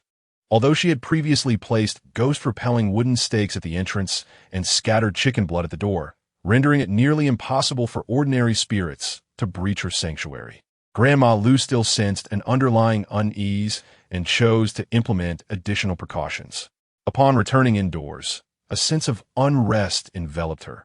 She sat in the western chamber, tossing and turning, unable to find solace. However, her age took its toll, and she eventually succumbed to a fitful sleep. In the dead of night, she vaguely heard a voice echoing in her ears. "He is coming. He is coming." Initially mistaking it for a dream, she was startled awake when the temperature in the room plummeted suddenly. Upon awakening, she discerned a scratching sound at the door, accompanied by numerous shadows flitting about the window. The bells outside rang incessantly, creating a cacophony that sent a shiver down her spine. Without donning her shoes, she hastily opened the door. To her astonishment, the courtyard was suddenly filled with a multitude of yellow weasels and foxes, some of which were incessantly pawing at her door. The ruckus had been so loud that it had failed to rouse her earlier. A wave of unease washed over her as she realized that the voice that had awakened her belonged to the immortal she had worshipped, who had come to alert her of impending danger. The wind chimes at the courtyard, and the door began to ring simultaneously, signaling the approach of malevolent forces. The first instinct of Granny Lu was to rush to the courtyard entrance to inspect the ghost-repelling wood. Upon her arrival, her countenance shifted dramatically, for she beheld two distinct footprints upon the wood, now darkened. The runes, previously painted with rooster's blood, appeared as if scorched by fire, all turned black. This ghost-repelling wood was crafted from peach wood aged 10 years, designed to ward off evil spirits, and typically, common malevolent entities would not dare to approach it. Yet, this particular malevolence had brazenly stepped over the protective wood, indicating its formidable nature and utter disregard for the warding talisman. Panic engulfed Granny Lu as she realized that trouble had indeed come. She hastily made her way to my sleeping quarters, calling out loudly, "Brother Wu, wake up quickly. Something has happened."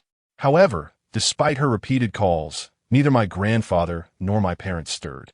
With urgency overriding her concerns, Granny Lu entered my room.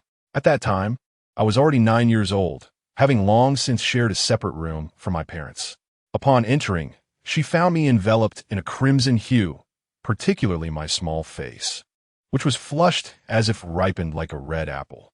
Subsequently, she touched my forehead, which felt feverishly hot to her hand. Just as she withdrew her hand, I suddenly coughed a few times, producing a sound reminiscent of an elderly person, one only an individual in their 70s or 80s could emit. This sight deeply frightened Granny Lu, and her first thought was that I had become possessed by a malevolent spirit. What confounded Granny Lu was the presence of a formidable celestial being dwelling within me, possessing over 1,000 years of mastery. How could such a powerful entity permit any malevolent force to attach itself to me? Perplexed, Granny Lou placed her hand upon my spiritual center and uttered an incantation, her body trembling in response. After a brief moment, she withdrew her hand, her countenance growing increasingly grave. She sensed that the spirit of the celestial being within me was alarmingly frail, nearly imperceptible. Yet, astonishingly, there was another entity within me, a spiritual essence that thrived vibrantly. Indeed, it appeared that a malevolent force had latched onto me. Recalling the aged voice I had emitted during my recent coughing fit, Granny Lou quickly connected it to the elderly Mr. Wong she had encountered at the hospital earlier that day. Could it be him? Was he the one destined to fulfill Wu Jia's fate? This seemingly ordinary man, recently deceased, possessed such profound powers. He showed no fear of the ghost-repelling wood or the blood of a rooster, and he could attach himself so swiftly after death. Even a vengeful spirit typically required time beyond the seventh day to attain such capabilities. Granny Lou found herself at a loss, hastening to knock upon my grandfather's door. But despite her persistent efforts, there was no response. In her urgency, she summoned the constant celestial being within her for assistance. Her eyes transformed into a haunting green, and with a forceful impact, she finally breached the door. As it swung open, a chilling gust of wind swept through the space. Grandma Lou soon discovered that a swirling mass of ominous red energy enveloped the place where Grandpa slept, particularly pronounced above his head. Upon witnessing this scene, she finally comprehended why she had been oblivious to the earlier commotion outside, the incessant knocking from numerous yellow weasels and foxes. It was the influence of this malevolent energy that had rendered her unaware, a fact she had hastily overlooked in her urgency. Without hesitation, Grandma Lou approached Grandpa and shook him vigorously, prompting him to awaken in a dazed state. "What is it, dear?" he inquired, surprised to find her in his room at such an hour. "Quickly get up. Something has happened to Xiao Jia," Grandma Lou exclaimed anxiously. Upon hearing this, Grandpa sprang into action, exclaiming, "What has happened to Xiao Jia? Wasn't everything fine before? The situation is rather complex. Please rise and call Xiao Jia's parents as well." She replied. Once Grandpa was on his feet, his first instinct was to reach for his knife, a symbol of his courage. With it in hand, he felt invincible. However, Grandma Lou interjected, "Do not take the knife. It is of no use now. Xiao Jia is possessed by a malevolent entity." Upon hearing this, Grandpa abandoned the idea of the knife and rushed to my room. Upon glancing at me, he was startled to see my entire body glowing crimson. As if I'd been boiled in water, I was so hot that one could have cooked an egg on me. He turned to Grandma Lou in astonishment, saying, "Didn't we place the ghost-repelling wood at the door and sprinkle Rooster's blood? How could this happen? I am currently uncertain. Yet I suspect that the malevolent presence afflicting me is none other than the ghost of that old man Wong from the hospital, as noted by Granny Lou." In Chapter 24, titled "The Yellow Immortal Bows to the Moon, the Red Moon at its Zenith," my grandfather remains oblivious to the nature of my relationship with Grandfather Wong, nor is he aware of the 2 slaps I received from him during the day. Perhaps this incident has little to do with the slaps I endured. Grandfather Wong might believe that my piercing scream startled the donkey, causing it to throw him from the cart, ultimately leading to his demise. Thus, his vengeful spirit lingers, entwining itself with my existence. In any case, this predicament is exceedingly grave. It stands as the most severe ordeal I have faced in my 9 years of life. Subsequently, my grandfather roused my parents, who, like him, were deeply affected by the oppressive aura of death emanating from Old Man Wong. They too were in a profound slumber, taking considerable time to awaken. During our time in the hospital, both Granny Lou and I had sensed the pervasive aura of death surrounding Old Man Wong. It is likely that it had already begun to influence us then. At this moment, my family has gathered around me, their faces etched with concern as they plead with Granny Lou to devise a solution. However, Granny Lou has never encountered such a situation and cannot fathom why the recently deceased Old Man Wong exhibits such malevolence, immediately attaching himself to me. Given my current state, it seems unlikely that I will survive until dawn. My family wears a troubled expression, realizing that this tribulation is one we cannot evade. Dear sister, this child has grown up so much. One cannot simply dismiss him. You must devise a means to save the child, the grandfather said, his eyes glistening with tears. I have watched him grow since childhood, and even if I possess a slight remedy, I must rescue him. However, I have never encountered a situation like this before. What manner of person was that old man Wang? Why is he so malevolent, possessing little Jia immediately upon his death? Granny Lu lamented. Old Wang spent his entire life alone, without children or kin, and he was unremarkable. Why would he be fixated on little Jia? My father pondered. What did you just say? That old man, Wang, never married? Granny Lu suddenly inquired, her voice tinged with excitement. Indeed, the entire village knows. His family was impoverished to the point that even rats would not visit. That year, a famine struck, and both his parents perished from hunger. What does this have to do with little Jia? Grandfather asked. Brother Wu, do you know the birth date and full name of that old man Wang? Granny Lu asked earnestly. Grandfather, who was of a similar age to old Wang and had played with him in their youth, naturally knew the details and relayed Wang's birth date and full name to Granny Lu. Upon hearing this, her expression shifted between various emotions, and she stated gravely, In my youth, I learned some yin-yang arts and fortune-telling techniques from a wandering Taoist. I have never employed them, but today I shall cast a fortune for him. As she spoke, Granny Lu began to deduce from old Wang's birth chart. After a moment of contemplation, she gasped in astonishment and remarked, Indeed, it is as I suspected. Old Wang is truly extraordinary. Unable to contain his curiosity, Father inquired, What exactly is the situation? Granny Lu explained, This old man was born in a year, month, day, an hour, all governed by the yang element, a rarity known as the four-yang fate. His destiny is purely yang, characterized by an extremely rare killing, breaking, and devouring star configuration. This indicates that his life is fraught with unpredictability and turmoil. While alive, he may seem unremarkable, but upon death, his attachments become exceedingly intense, particularly if he passes away with grievances. Shortly after his demise, his spiritual essence becomes immensely potent, tenfold stronger than that of a vengeful spirit. Should one become entangled with him, death is virtually inevitable within a day. However, there exists a means to mitigate the influence of such a fate. By marrying and having children, one can harmonize the yin and yang, thus neutralizing the intensity of his yang nature. Unfortunately, old Wang remained unmarried throughout his life, preserving his purely yang fate. Consequently, after his death, his attachments became overwhelmingly powerful, leading to the unfortunate incident involving our little Jia. Granny Lu sighed in resignation. But why has old Wang latched onto our Jia? Why has the chubby boy sharing the same hospital room remained unscathed? Grandfather pondered aloud. It is currently uncertain whether the child is safe.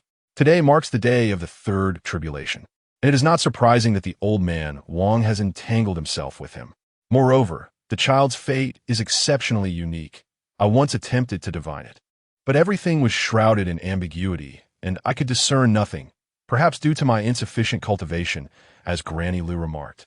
Granny Lu, my father interjected, You just mentioned that the child would perish within a day due to the old man Wang's entanglement. Is there truly no way to save him? With a heavy sigh, Granny Lu replied, There may be a way, but my abilities are limited. Even the celestial beings I serve are powerless against him. For the old man Wang possesses an extraordinary pure yang fate that inherently counters demonic forces. Not only the celestial I have nurtured, but even the one residing within the child is suppressed by him, rendering its spirit feeble and helpless. Having spoken thus, it appeared that there were no further solutions. As Granny Lu stated, the third tribulation is the greatest calamity I have encountered. Should I fail to evade this trial, my life will be forfeit. Upon hearing Granny Lu's words, the family was engulfed in profound sorrow. My mother wept inconsolably upon me, while my grandfather and father sighed repeatedly. Overwhelmed by the oppressive atmosphere of the room, Granny Lu, burdened with concern, stepped outside for a moment of solitude and lit a cigarette.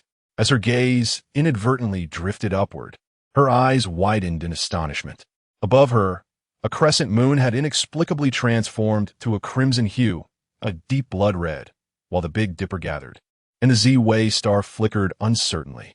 Even more bizarre was the sight upon our rooftop, where an assembly of yellow weasels and foxes had inexplicably gathered, fervently prostrating themselves before the blood-red moon that hung ominously in the sky, performing the ritual of 3 bows and 9 prostrations. The yellow spirits worshipped the moon, with the crimson orb looming above. Grandma Lou had never witnessed such an uncanny spectacle. As the saying goes, unusual occurrences often herald the presence of the supernatural. Extraordinary phenomena are always a precursor to significant events. Staring at the celestial anomaly and the creatures kneeling beneath the moon, she was momentarily rendered speechless. My condition had worsened considerably. I suffered from a relentless fever throughout the night, rambling incoherently, and producing a feeble, aged cough. My family and Grandma Lou spent the night in anxious vigilance, unable to close their eyes. According to Grandma Lou's assessment, my fragile life seemed unlikely to endure until the stroke of midnight. However, a remarkable turn of events unfolded the following afternoon, as our utterly mundane village suddenly erupted with activity, with a convoy of vehicles arriving in droves. Chapter 25. Apprenticeship. Old Man Wong's family was thrown into disarray, while I appeared to be in a state of imminent demise. By the break of dawn, I had developed spots akin to those found on a corpse, spreading across my body in increasing numbers. The fever persisted, and my breathing grew ever more shallow. It seemed I was on the brink of collapse. My mother nearly fainted from despair on several occasions. My grandfather and father could only fret, sighing in helplessness. During this time, Grandma Lou attempted various remedies, even going so far as to channel her protective spirit into me. Yet to no avail. My condition continued to deteriorate. This distressing state endured until noon, when a large monk unexpectedly arrived at the gate of our home. The stout monk, with a round face and large ears, weighed no less than 200 pounds and appeared to be in his 50s or 60s. He knocked on my family's courtyard door and immediately inquired if there was a 9-year-old child in the household, claiming that the child was afflicted by malevolent spirits. My grandfather, observing this corpulent monk, couldn't shake the feeling that he resembled a gluttonous priest. Yet, the monk astutely revealed that there indeed existed a 9-year-old child in our home, who was troubled by such spirits. This revelation left my grandfather astounded, and he nodded fervently, affirming that there was indeed a 9-year-old child who was gravely unwell.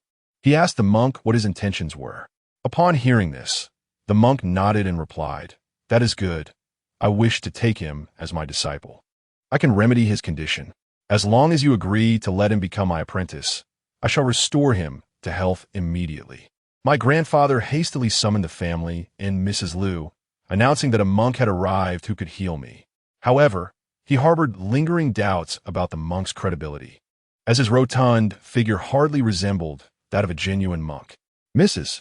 Liu stepped forward to take a closer look at the hefty monk and sensed that he was no ordinary figure. She approached him with a formal inquiry. "From Beishan, passing through 3 bridges, I serve the spirit of Changxian. May I inquire, where does Yuan Liang pay homage to your celestial abode?" Mrs. Liu's intention was to establish that he was a local shaman residing 30 miles away, serving the spirit of Changxian, and to question the monk about his origins and practice. Upon hearing her words, the monk laughed heartily and said, "Dear sister, there is no need for such formalities. I am a monk from the south, known as Ju Ming. Where's my disciple? Please take me to him at once." The monk appeared eager, ready to stride into the house. Old Lady Liu intercepted him with a gentle smile, producing her smoking pipe and saying, "Esteemed monk, there is no rush. It is perfectly fine to indulge in a smoke first." As she prepared to light the pipe, she intended to engage the monk in a subtle contest of skills, testing whether he possessed genuine abilities. At that moment, my life hung by a thread. If the monk lacked true prowess, he could very well have ended my existence right then and there. Thus, Old Lady Liu had to exercise utmost caution. Just as she finished loading the pipe and was about to ignite it, the monk suddenly waved his hand and declared, "Dear lady, you are quite loquacious. Do not delay this monk's important task of accepting disciples." In an instant, both Old Lady Liu and her family were left in astonishment. for the tobacco in her pipe had inexplicably begun to smoke, ignited by the monk's gesture. She still held the matchbox in her hand, having not had the chance to strike a match. This singular act completely stunned my family, leaving old Lady Lu in a state of disbelief. What kind of sorcery was this, resembling a magic trick? Immediately, she nodded towards my grandfather and said, "This monk is indeed a remarkable figure. Let him in to see Shao Jia." The monk's expression brightened with joy as he prepared to step forward, but my father abruptly halted him, asking, "Master, why do you wish to take my child as your disciple? Does this mean he will become a monk? What is wrong with becoming a monk? If I do not save him, his life will be forfeit." The monk replied, a hint of displeasure in his voice. "I have but one son. If he becomes a monk, who will carry on the lineage of the Wu family?" Father, with an expression of embarrassment, remarked, "What time is it now? There are more pressing matters at hand. We must focus on saving lives. Master, please come inside." Grandfather, with a swift motion, pushed father aside and warmly welcomed the venerable monk. Just then, a voice rang out from the courtyard, causing everyone to halt and turn. They beheld a distinguished elderly gentleman, accompanied by 4 or 5 young men clad in tailored suits, approaching their direction. Upon seeing this elderly man, the monk's demeanor shifted dramatically. His expression hardened as he coldly addressed him. "Mr. Shun, there must be a proper order to these matters. I arrived first, and I have already claimed this disciple. None shall contest me." The elderly gentleman, Mr. Shun, offered a slight smile and turned to grandfather and father, saying, "I can indeed treat your child's affliction. However, should I succeed, he must become my disciple. No need for him to don the robes of a monk. When he matures, he may marry, and your esteemed Wu family can continue its lineage. Is this not worth considering?" Upon hearing this, the family members exchanged glances, recognizing the advantageous offer, a cure without the obligation of monastic life. Naturally, they inclined towards Mr. Shun. The monk, upon hearing such words, was incensed, exclaiming, "Shun Shun, you scoundrel, you have thwarted my plans. I shall not let this matter rest." As he prepared to confront Mr. Shun, the burly men behind him stepped forward to obstruct the monk's advance. Master Ju Ming, one of them interjected, "You are, after all, a monk. Let's not resort to violence." The matter of accepting disciples should naturally fall to those deemed suitable by the family, and one cannot force the issue. "Mr. Shun replied with a genial smile. As the words of the individual surnamed Shun lingered in the air, a sudden cacophony of car horns erupted from outside the courtyard, followed by the entrance of a group of individuals. Among them was a middle-aged man, tall and imposing, adorned with gold-rimmed spectacles, accompanied by a cluster of people, yet holding the hand of a young girl, approximately 7 or 8 years of age. The child possessed bright, captivating eyes and skin as fair as milk, her hair fashioned into 2 adorable braids. She was undeniably a striking beauty, a veritable paragon of youthful charm. Upon entering, the middle-aged man, with a beaming smile, addressed my family, proclaiming, "I can also cure your child's ailment. Upon successful treatment, he must become my disciple. However, this mentorship comes with a promise. When he matures, I shall betroth my daughter to him, ensuring the continuation of the Wu family line. What say you?" His words left my family in a state of astonishment. The stakes had risen considerably. A daughter-in-law offered without cost. The little girl, unmistakably a city dweller, would be more than sufficient as a bride for me. Yet, my family was left perplexed by the sudden appearance of these individuals. After a night fraught with worry and devoid of solutions, such a multitude had emerged, all claiming they could cure my affliction, leaving my family and the elderly Lu somewhat bewildered. Chapter 26. The Feng Shui Masterly Xiantong. My family and Lu were utterly distressed on my behalf, my mother on the verge of tears. None could fathom where these individuals had come from, all vying eagerly to provide a cure for me, especially the recently arrived middle-aged man who had the audacity to propose his own daughter as my bride. Naturally, my family is amenable to the matter. If a selection were to be made, it would undoubtedly be in favor of my daughter-in-law, who serves as a master matters little. Unexpectedly, the middle-aged man spoke, provoking the elderly gentleman, Shan Xin, whose beard bristled in indignation. Shaking with fury, he He pointed at the man and exclaimed, "Yang Gaoi, I have never encountered such unmitigated shamelessness. To secure a disciple, you would even sacrifice your own daughter. Truly, you are an admirable father." The large monk, equally incensed, spat derisively, "Bah, you have no sense of shame whatsoever." With the crimson moon illuminating the night and the star lord of Ziwei descending from the heavens, accepting this disciple would undoubtedly bring glory to the Yang family lineage. Such an opportunity is rare and should not be squandered. If my daughter were to marry this young man, she would surely not suffer a loss. I am merely making prudent preparations. Regrettably, you, monk, are devoid of offspring. Hence you have no daughter to offer. As for you, old Shun, your daughter is likely of an age where she could be a mother herself. Thus you cannot offer her in marriage, can you? Yang Gaoi spoke with considerable pride. Your words remind me, replied Shun Xiuyuan. Though my daughter may be somewhat advanced in years, I do have 2 granddaughters, still young, whom this lad could choose from. You, sir, just accused others of selling their daughters. Yet you, old man, are even more shameless, not sparing your granddaughters. I, the monk, hold you in contempt, Master Zhu Ming interjected, rolling his eyes. As the debate intensified among the group, a series of car horns suddenly echoed from outside. Before long, another group of individuals approached my family's courtyard. At the forefront of the gathering was a middle-aged woman clad in a qipao, exuding an extraordinary grace.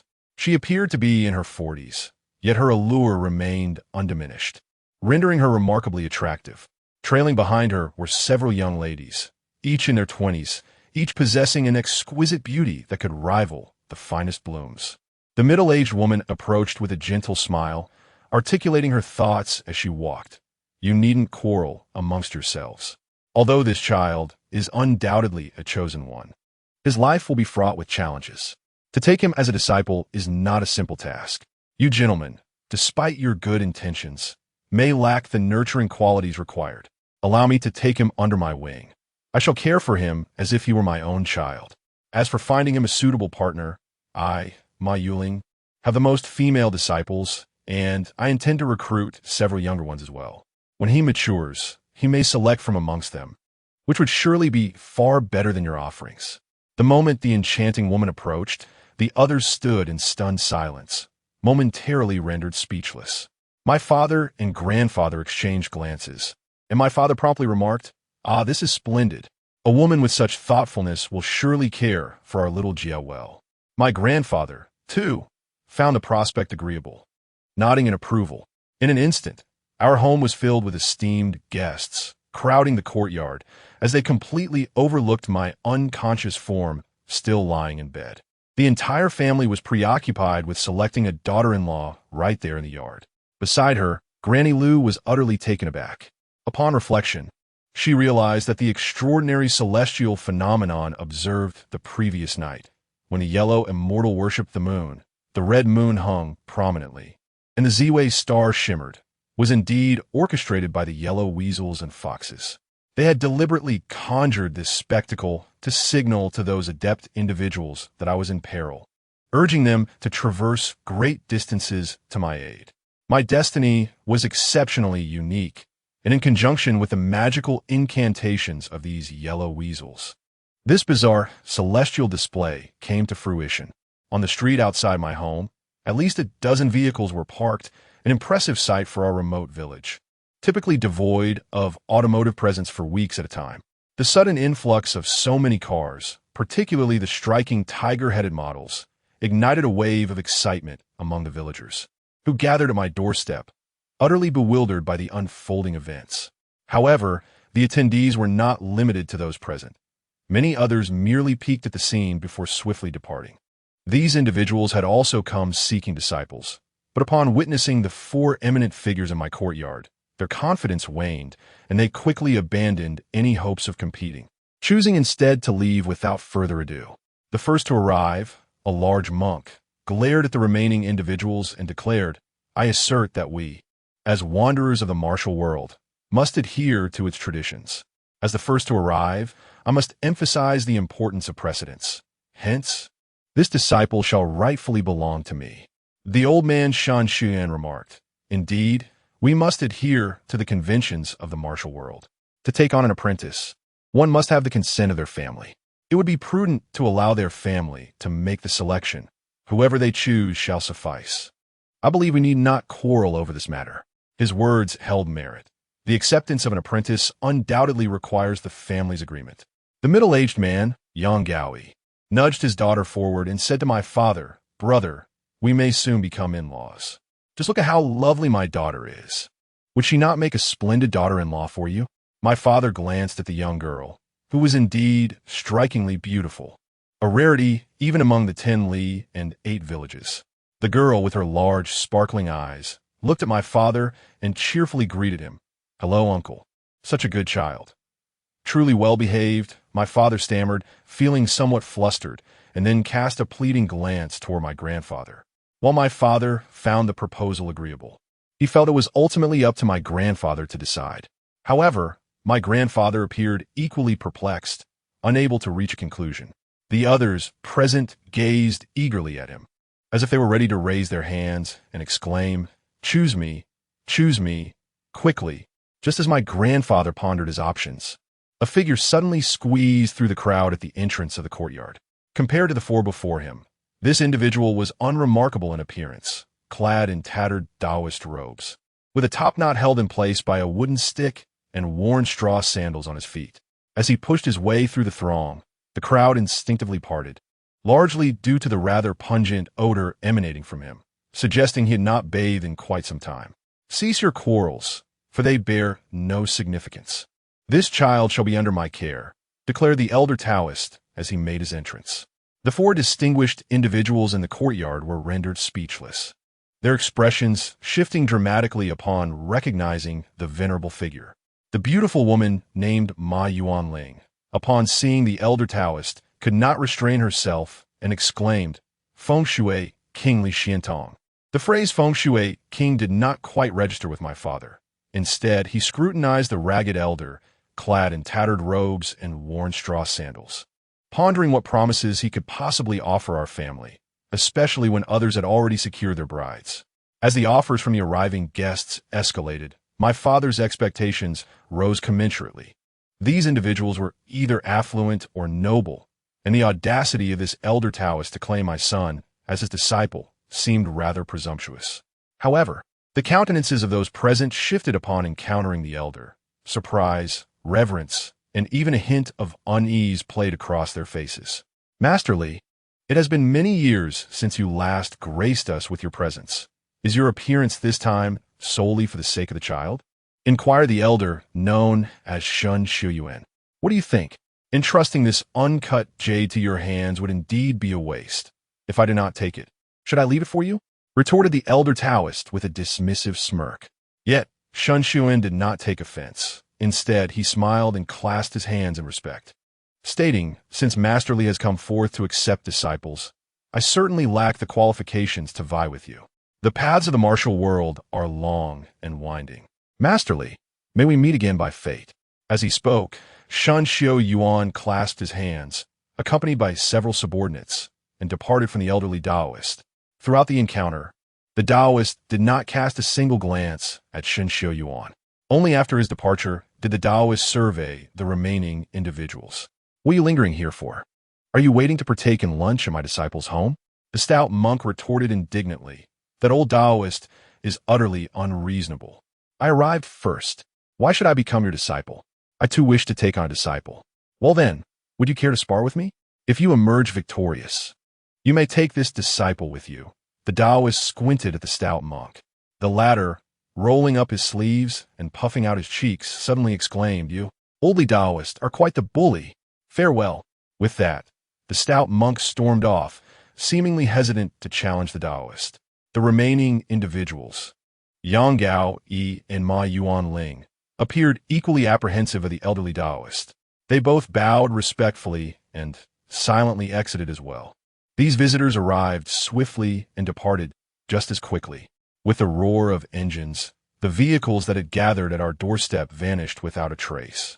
Yet, the villagers remained congregated outside our home.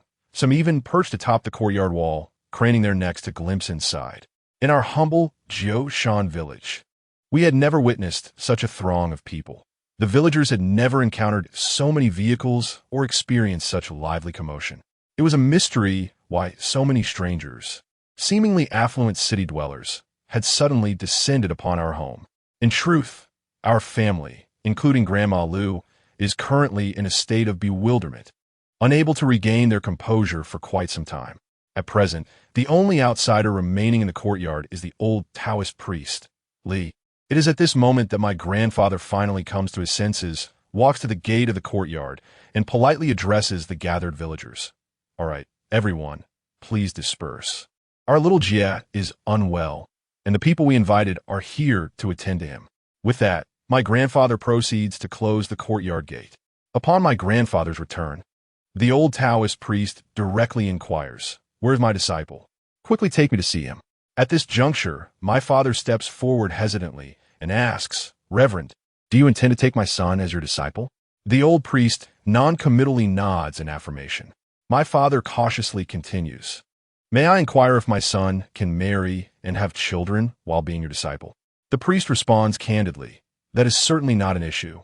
I am a practitioner of the Orthodox way, and not only can he marry and have children, but he is also free to indulge in wine and meat, all of which are permissible." Then, my father poses another question. "Can you assist my son in finding a wife?" He asks once more. This inquiry stems from the previous encounters when several individuals, aside from the plump monk, eagerly sought to arrange a marriage for me. One individual named Yang Gaoi even brought his daughter along to propose a betrothal. Though my father could not recall every detail, this particular point stayed with him. The old priest is momentarily taken aback by this question, amused by my father's boldness. He subsequently snorts dismissively and replies, "Worrying about a disciple finding a wife? As long as he desires, he can find any kind of wife he wishes." My father wore an expression of disbelief. The old Taoist, clad in tattered garments and unkempt, seemed to possess an unwarranted confidence, especially considering he had not even managed to find a wife himself.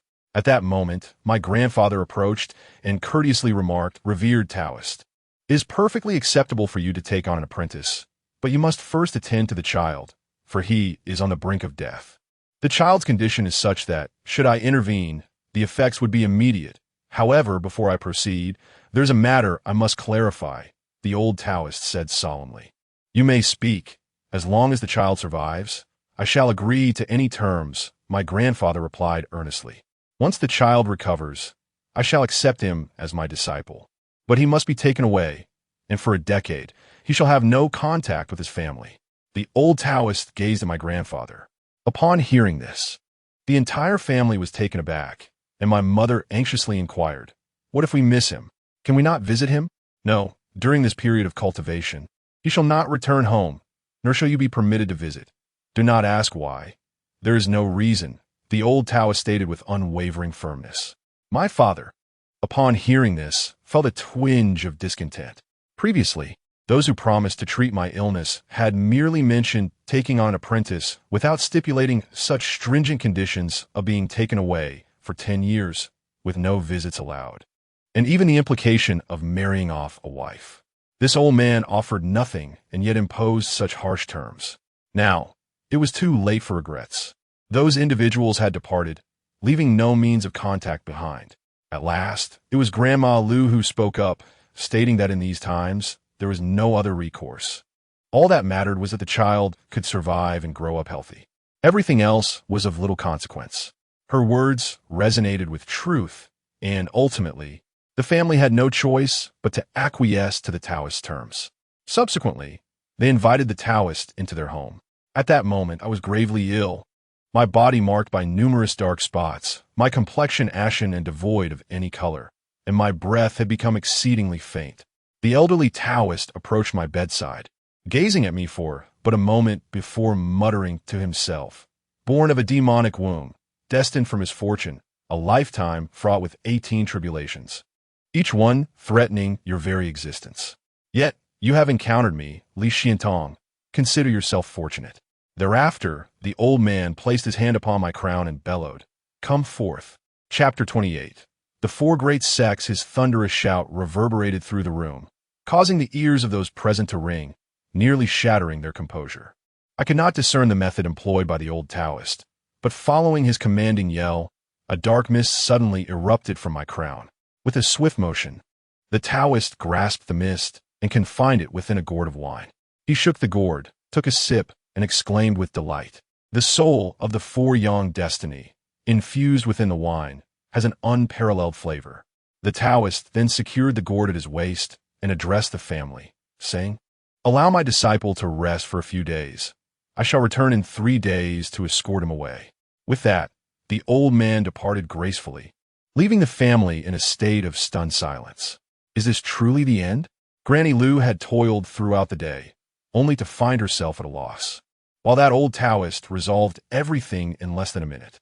Once the Taoist departed, Granny Lu scrutinized me closely, and to her astonishment, the death spots that marred my skin had miraculously vanished. My breathing began to stabilize, and even the high fever had subsided. The Taoist was indeed a remarkable figure. His methods extraordinarily potent. Granny Lu exclaimed in disbelief. "Is Shao Jie truly unharmed?" My grandfather queried, skepticism evident in his voice.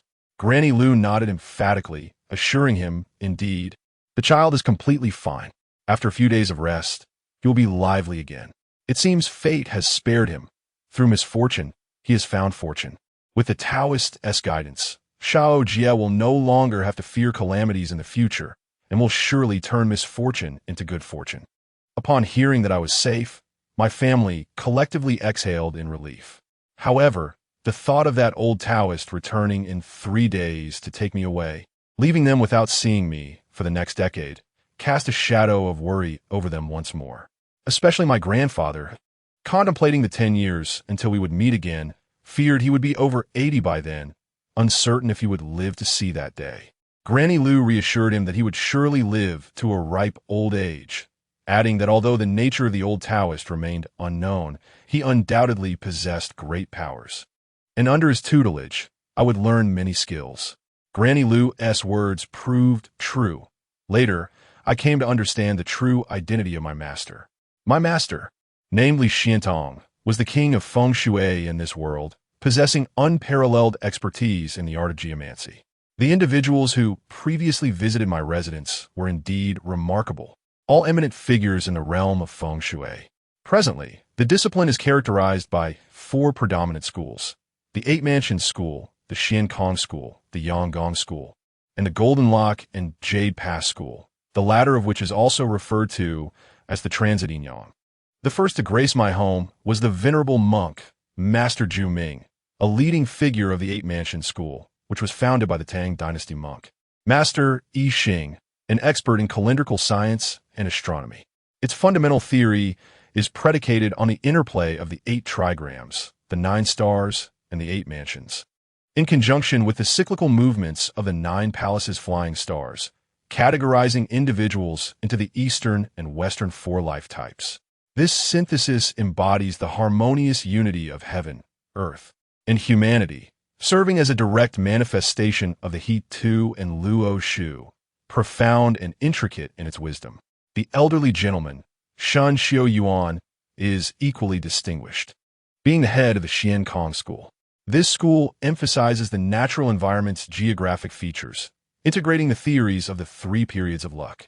Through unique calculations involving dragon placement, whole establishment, star arrangement, and the harnessing of energy, it achieves results that are nothing short of miraculous, profoundly reflecting the natural laws governing the operation of celestial and terrestrial forces. Accompanying his daughter to seek disciples was the middle-aged man, Yang Gao Yi, a prominent figure of the Yanggong School. This school was established by Yang Jun Song, who served as the Minister of Rites during the Tang Dynasty, overseeing geomancy and establishing the Yang School of Feng Shui, known for its expertise in dragon searching, sand observation, water seeking, direction setting, and whole determination. Yang Gao Yi hails from a venerable lineage steeped in Feng Shui traditions, making him a distinguished figure within this esteemed domain.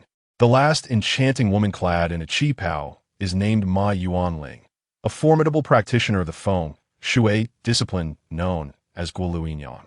Guoluinyang, also referred to as Jin Suoyuguan, signifies the adeptness of a feng shui master who can discern the truth with remarkable precision during their travels, akin to a fleeting glance.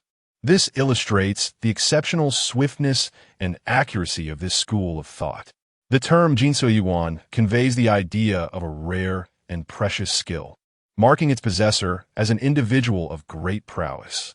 These four individuals enjoy immense prestige within the realm of feng shui, known as Nansung, Beishun, Donyang, and Shi Ma, symbolizing their irreplaceable status across the vastness of the Chinese landscape. My master, however, is unparalleled. There is a saying in the community, Nansung Beishun, Dongyang Shi Ma. Combined, they are not equivalent to one Li Xiantong. My master, having synthesized the strengths of all four schools, stands as a grandmaster in the field of feng shui, having pioneered the Qimeng school. His mastery is recognized as unmatched throughout the world, a fact acknowledged by all within the community. This is precisely why the moment these four individuals laid eyes upon my master, they immediately relinquished their intentions of taking me as their disciple. They recognized their own limitations compared to my master, feeling utterly unqualified to vie for his attention. Despite their fervent desire to claim me as a student, they were taken aback by the unexpected appearance of Li Xiantong, who had not shown himself in the community for over a decade, compelling them to resign in defeat. On the night, I found myself ensnared by the mysterious old man of the four sons, accompanied by my master and those four individuals. It was a time of dire straits for me, as the wise Granny Lu was at a loss for solutions. It was then that the yellow weasels and foxes bowed before the crimson moon, heralding an extraordinary phenomenon. As they observed the celestial signs, they became aware of my presence, an individual marked by a unique destiny. Consequently, they hastened towards my home, culminating in the daytime spectacle that ensued. In truth, regardless of whom I chose to apprentice under, my future held immeasurable potential. However, to be under the tutelage of Li Xiantong would undoubtedly be the most advantageous path. The day following the departure of Master Li, I awoke. Though my body appeared somewhat frail, I had indeed returned to life. My family was filled with joy, albeit tinged with sorrow. During my convalescence at home, my parents and grandfather treated me with unparalleled kindness, showering me with delightful food and drink, a level of affection I had never before experienced, leaving me in a state of astonished gratitude. Yet, I remained unaware of the events that were soon to unfold. My father even contemplated the notion of concealing me, thinking that since I had returned to life when the old Taoist came again, he could simply claim I had traveled far. However, Granny Lu advised against such measures, asserting that a true man must stand firm in the world, honoring his word. Since I had made a promise, I could not betray it. Though my family was deeply reluctant to part with me, they recognized the necessity of following through. 3 days later, the old Taoist indeed arrived. Chapter 29. Farewell. Before the old Taoist's arrival, my family had already informed me of the necessity to depart with him. I am uncertain of what awaits me, and a profound sense of trepidation envelopes my heart. Reluctantly, I find myself unwilling to depart from this home. It is as though I have been betrayed by my own family. This small village, though modest in size, is the very place that nurtured my existence. Many villagers regard me as an oddity, often avoiding my presence and preventing their children from associating with me. Yet, I am loath to leave this place behind. I cannot bear to part from my beloved grandfather, my parents, or my only true friend, Xiao Peng. Xiao Peng has recently been discharged from the hospital, but he still struggles to walk, moving slowly as if in a horse-riding stance. I made a special trip to bid him farewell, explaining that I must journey far away and may not return for a long time. His face was etched with reluctance as he lamented, "If you leave, I will be the last in the class, with no one left to share the bottom spot with." What a pity. I found myself questioning Xiao Peng's reasoning. Here I was, mourning our impending separation, and he chose to speak of such trivialities. In that moment, I felt a strange resolve to leave him behind, allowing him to take the last place and face the consequences from his father. The old Taoist arrived as promised. The last time he came, I was in a deep coma and did not have the opportunity to see him.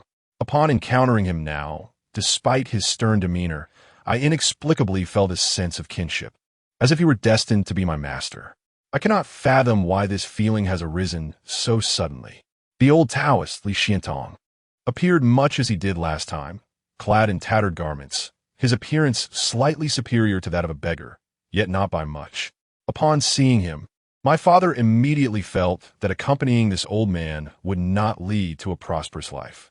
If the Taoist were well off, he would not present himself in such a disheveled manner. At that moment, my father nostalgically recalled the time when he intended to betroth me to Yang Gaoi.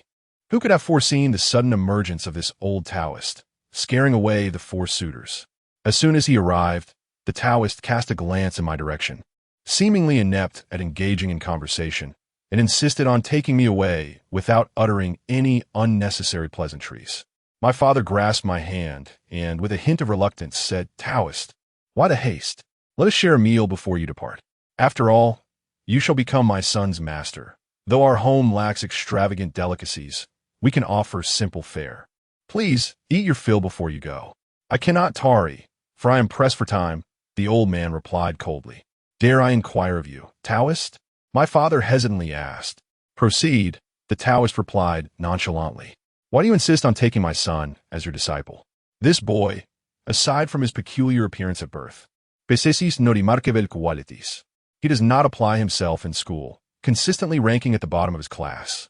Were it not for my fear of those yellow-skinned ruffians, I would have given him a good thrashing every day." At that moment, I glanced at my father and finally understood. He had refrained from beating me out of fear of retaliation from those yellow-skinned thugs. I had always believed he was simply concerned for my well-being, but it seems I had misjudged him. Indeed, the bond between father and son is profound, and my attachment to this home has diminished yet further. A faint smile graced the old priest's face as he spoke. This young lad is exceptionally gifted, with remarkable potential and a unique fate. His struggles in learning do not stem from a lack of intelligence, but rather from his mind's disinterest in such pursuits. Moreover, your guidance has been somewhat lacking. However, fret not. Though you may hesitate to discipline him, I shall ensure he receives the proper care. Such words, uttered in my presence, regarding the manner in which he would discipline me, seemed rather inappropriate, did they not? "Master, I shall entrust the care of Shao Jie to you from this day forth." Grandfather took me from my father's grasp, personally placing me into the old priest's hands. The old priest grasped one of my hands, yet grandfather clung to me tightly, his eyes brimming with tears. He continued, "This child will be away for a decade. By the time he returns, I shall be over 80. I wonder if I shall still be here to see him again. Rest assured, you shall indeed be here. I can see the vitality in your life path. You have many years ahead of you, so there is no need for concern." The old priest replied solemnly. Ultimately, grandfather loosened his grip, and without further ado, the old priest led me outside. At that moment, I heard my mother's heart-wrenching cries as she rushed towards me.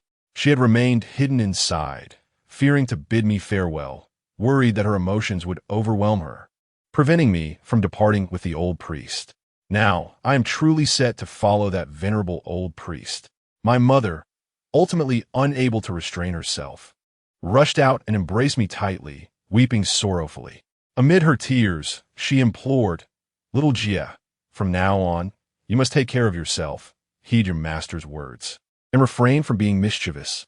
Do you understand?" I nodded, tears streaming down my cheeks as well. The one who loves me most dearly is undeniably my mother. What mother in this world does not cherish her child?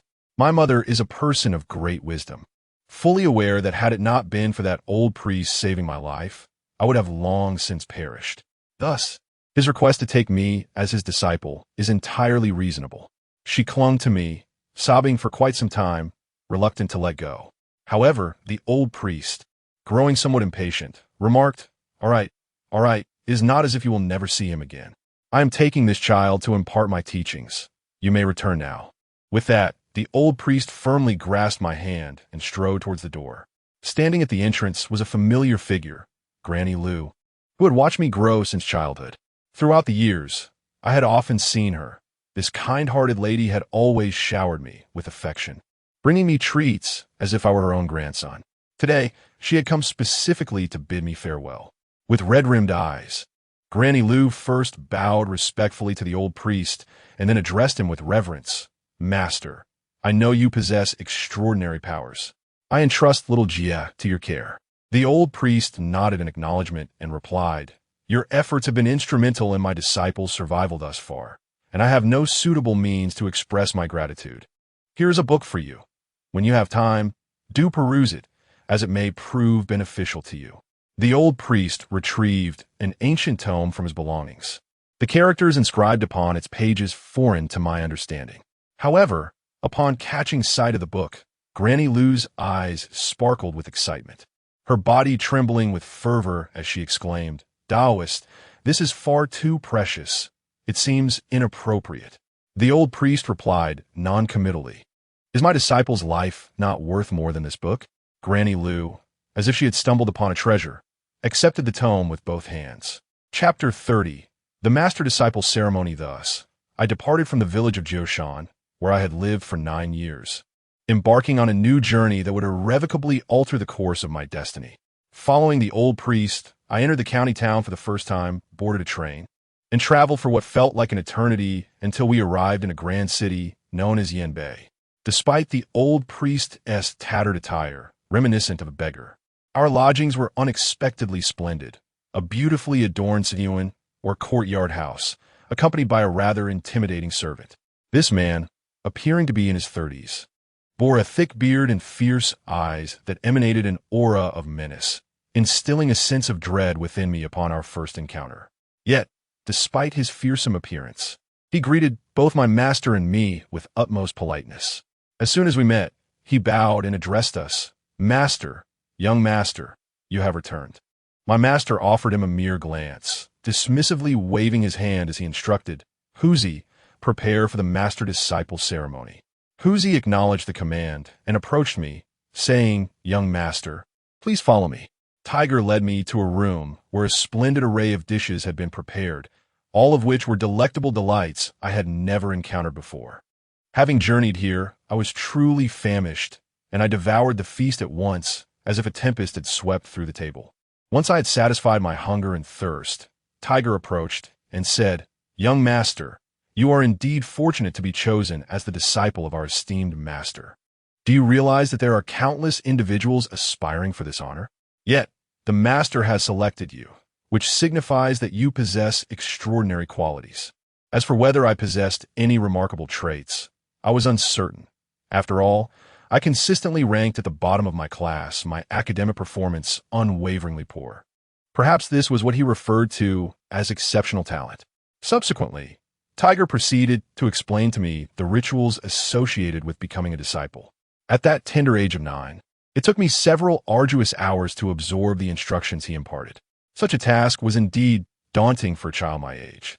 Once I had grasped the necessary procedures, Tiger guided me to a grand hall within the courtyard. While I beheld the old Taoist again, he had donned a fresh new robe, appearing as if he had recently bathed, exuding a fragrant aroma. To be candid, the journey with this old Taoist had not been without its challenges, as we had often attracted disapproving glances from others.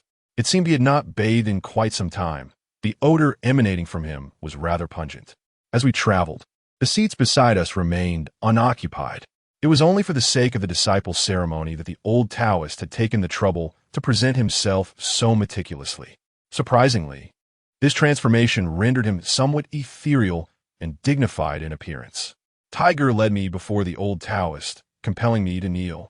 The venerable sage regarded me for a moment before solemnly saying, Wu Jia, before you pay your respects as a disciple, I have certain words to impart.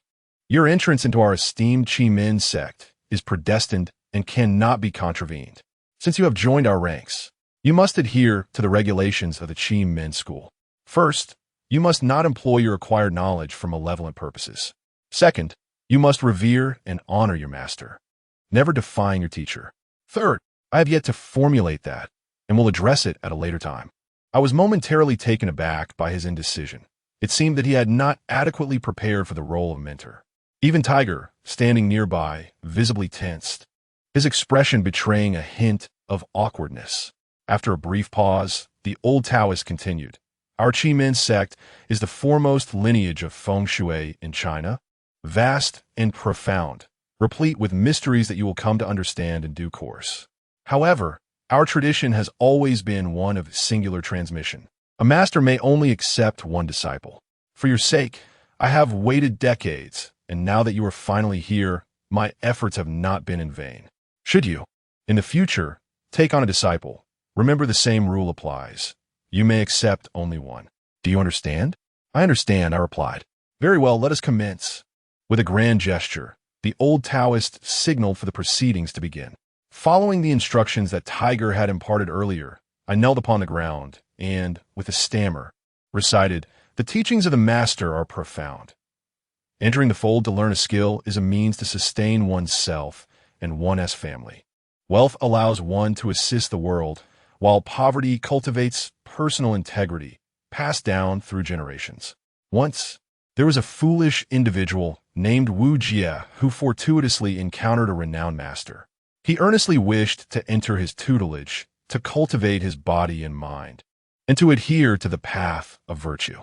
Although they were destined to part ways as master and disciple, their bond was akin to that of father and son. In regard to the master's teachings, one must understand the importance of reverence. The lessons imparted would be forever etched in memory, stemming from genuine affection, with no intention of regret. Thus, I solemnly affirm this commitment. These words were imparted to me by Huzi, and I painstakingly committed them to memory, albeit with considerable difficulty, stammering and occasionally forgetting phrases. Huzi quietly prompted me from the sidelines, and at last, I managed to recite this passage in its entirety.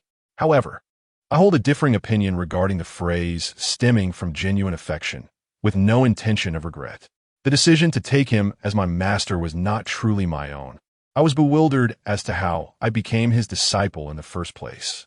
Upon finishing my remarks, Huzi presented a pre-prepared document for me to affix my thumbprint. Henceforth, I entrusted myself to this venerable sage. Suddenly, Huzi proclaimed loudly, "The disciple pays respect to the master." He then handed me a collection of offerings, including celery, lotus seeds, red beans, jujubes, and longan. I presented these items to the old sage, each holding its own significance. Celery symbolizes diligence and the pursuit of knowledge. Lotus seeds represent the hardships of teaching. Red beans signify auspicious fortune, and longan stands for the completion of merits. After I had presented these offerings to the sage, Huzi promptly instructed, perform the ritual of apprenticeship. The first bow signifies respect for the master, benefiting both teacher and student. The second bow acknowledges the transmission of knowledge and guidance in resolving doubts. The third bow expresses gratitude towards the master, with heaven and earth as witnesses. As Huzi recited each line, I bowed my head in reverence. After bowing my head, Huzi brought forth a bowl of tea, which I presented to the old Taoist. He drank from a bowl, and henceforth, I became his disciple. Once the ceremony concluded, the old Taoist smiled and nodded, saying, "Wu Jie, you are now my disciple. Upon your initiation, you shall become the next leader of our esteemed Qi sect." At first, I remained indifferent to his words, but upon further reflection, a sense of melancholy washed over me. How could he speak of leadership? The true leaders possess numerous disciples and dwell in lofty heights. Our Qi sect has always been a line of succession, which means that the leader is me, and the sole disciple is also me. I'm both the master and the apprentice, left utterly alone in this endeavor. What a dismal situation to be in. After my first day as a disciple, there was little to occupy my time, and Huzi led me to a room for rest. In the solitude of my chamber, as the night deepened, a profound sense of loneliness enveloped me. I yearned for home, wondering how my grandfather was faring, whether my parents missed me, and if Xiaopong's injury had improved. Did he still scuttle sideways like a crab? Chapter 31. 3 conditions having partaken of the tea I offered, I was officially recognized as the old Taoist apprentice. Yet, he did not hastily impart any extraordinary skills to me. Instead, he instructed Huzi to facilitate my enrollment in a nearby elementary school, allowing me to continue my education. I was left to ponder the extent of the old Taoist's powers, as I found myself enrolled in a prestigious institution. My academic performance had never been stellar, and now, attending a distinguished school, I found myself lagging even further behind, consistently maintaining my position near the bottom of the class. I had assumed that following the old Taoist would free me from the burdens of education, but it appeared I had been mistaken. Not only must I continue my studies, but that old master has also deprived me of my leisure time, exhibiting a complete lack of humanity. During the day, I attend school, and upon returning in the evening, he begins to impart to me various esoteric teachings concerning feng shui and metaphysics. Strangely enough, although my academic performance is lackluster, I find myself deeply intrigued by the knowledge he shares, grasping it with remarkable ease. Perhaps this is what Huzi refers to as innate talent. Despite my master's apparent indifference toward my educational pursuits, he maintains a strict regimen regarding the teachings of feng shui. Any misstep on my part results in a harsh reprimand. His punishments are genuine and severe, leaving me marked each time, which instills in me a profound sense of diligence regarding his lessons. As I gradually matured, the breadth of knowledge imparted by the master expanded, evolving from simple concepts to increasingly complex ones. I delved into the I Ching, the 8 trigrams, Chimanduanjia, plum blossom divination, the river diagram, and the Luo Shu, and the 5 elements of heaven and earth. Additionally, the master would also teach me martial arts techniques and occasionally some principles of traditional Chinese medicine, focusing on healing and saving lives. I diligently studied the 5 pathways of Taoism: mountains, medicine, fate, physiognomy, and divination, leaving no aspect untouched. My daily life revolved around school and following my master and his practices. Initially, I found this routine quite challenging, but gradually, I became desensitized to it. However, one notable observation is that ever since I moved into my master's courtyard, a multitude of visitors has frequented our abode, all seeking his assistance. Yet, the vast majority of these individuals are promptly dismissed by Huzi at the master's behest. Occasionally, my master would depart for a few days, and I remained oblivious to his intentions. Yet, those fleeting moments of his absence were the most relaxing for me, as they provided a rare opportunity to indulge in leisure. From the very day of my birth, I was destined to encounter numerous tribulations, facing a calamity every 3 years. However, ever since I became a disciple under my master, I have been spared from any significant misfortune. That seemingly cursed cycle of tribulations every 3 years appeared to fade into oblivion. Over time, I discerned a pattern. Each time I faced a major calamity, my master would venture out for a few days. Yet, upon his return, he always appeared profoundly weakened, with a pallid complexion. Immediately upon arriving home, he would seclude himself in his chamber for several days, emerging only when he had regained his former vitality, radiating with vigor once more. As the years swiftly passed, 8 in total, I progressed from a prestigious elementary school to an esteemed high school. Admittedly, my admission to such a distinguished institution was not solely due to my academic prowess. I remain unaware of the means by which my master facilitated my enrollment. The elementary, middle, and high schools I attended were fiercely competitive, with countless students vying for admission. While entry to the elementary school was somewhat manageable, gaining access to the middle and high schools was truly arduous. I grappled with the question of why my master insisted on placing me in such esteemed educational establishments despite my mediocre academic performance, which seemed a flagrant waste. Although my grades improved slightly upon entering high school, they remained unremarkable, and the prospect of attending university appeared bleak. Nonetheless, my master did not harbor intentions for me to pursue higher education. 8 years have elapsed since my graduation from high school, during which I chose not to participate in the college entrance examination, a decision that aligned with my master's wishes. Even had I attempted the exam, my prospects would have been dim. That year, shortly after my graduation, my master gravely informed me of his impending journey, which would keep him away for perhaps a year. During his absence, it would be just my companion Huzi and me at home. Additionally, he imparted another significant piece of information. After 8 years of apprenticeship, I had acquired sufficient knowledge to embark on my own path. Should anyone seek my assistance in his absence, I was to address their needs and charge a fee. The amount, however, was not predetermined and would depend on what the client could offer.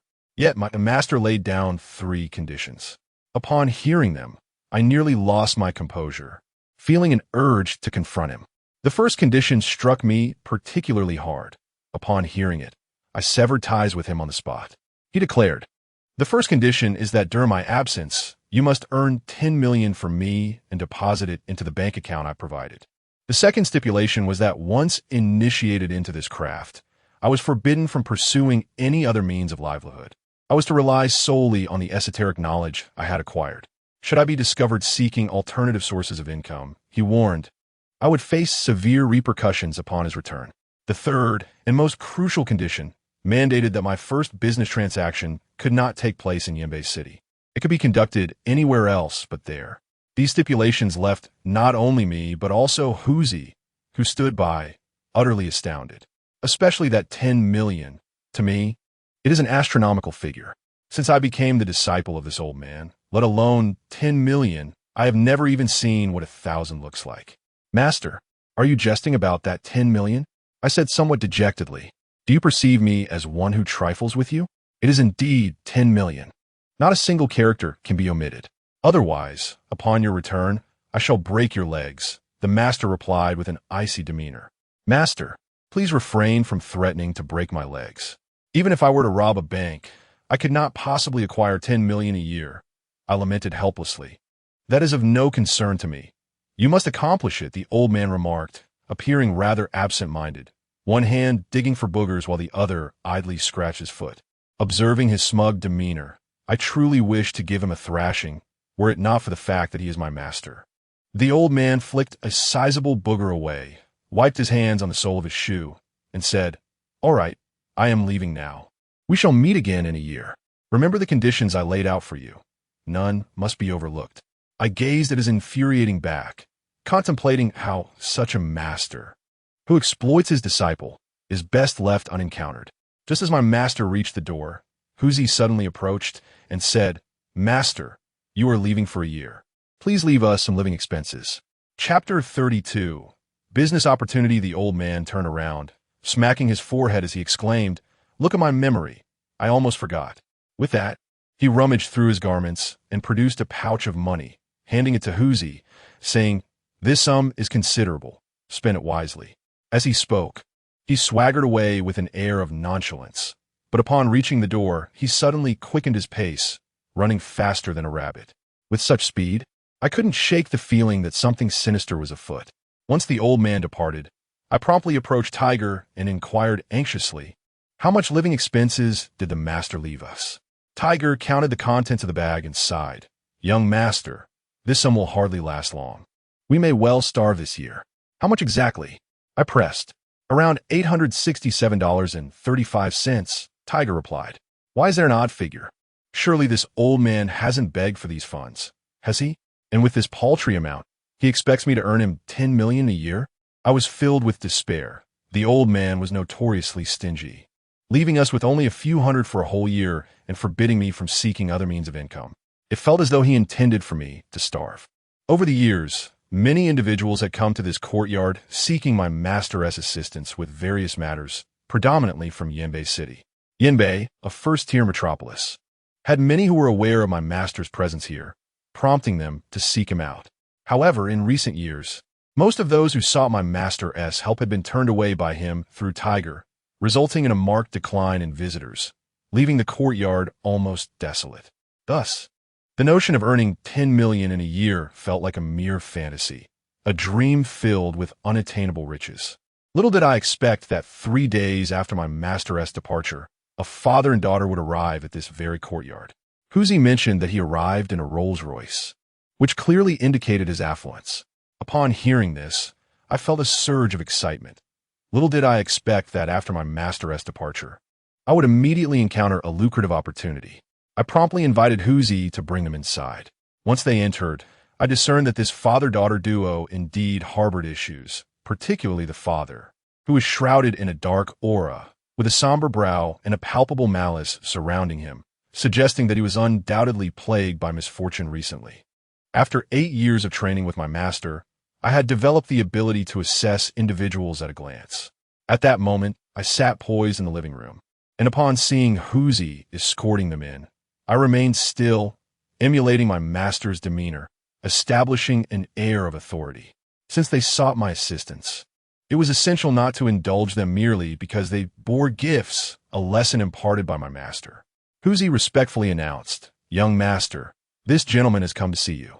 I nodded, directing my gaze toward the father and daughter. To my surprise, the girl beside the man looked somewhat familiar, as if I had encountered her before, though I cannot recall the specifics at that moment. Nevertheless, she caught my attention.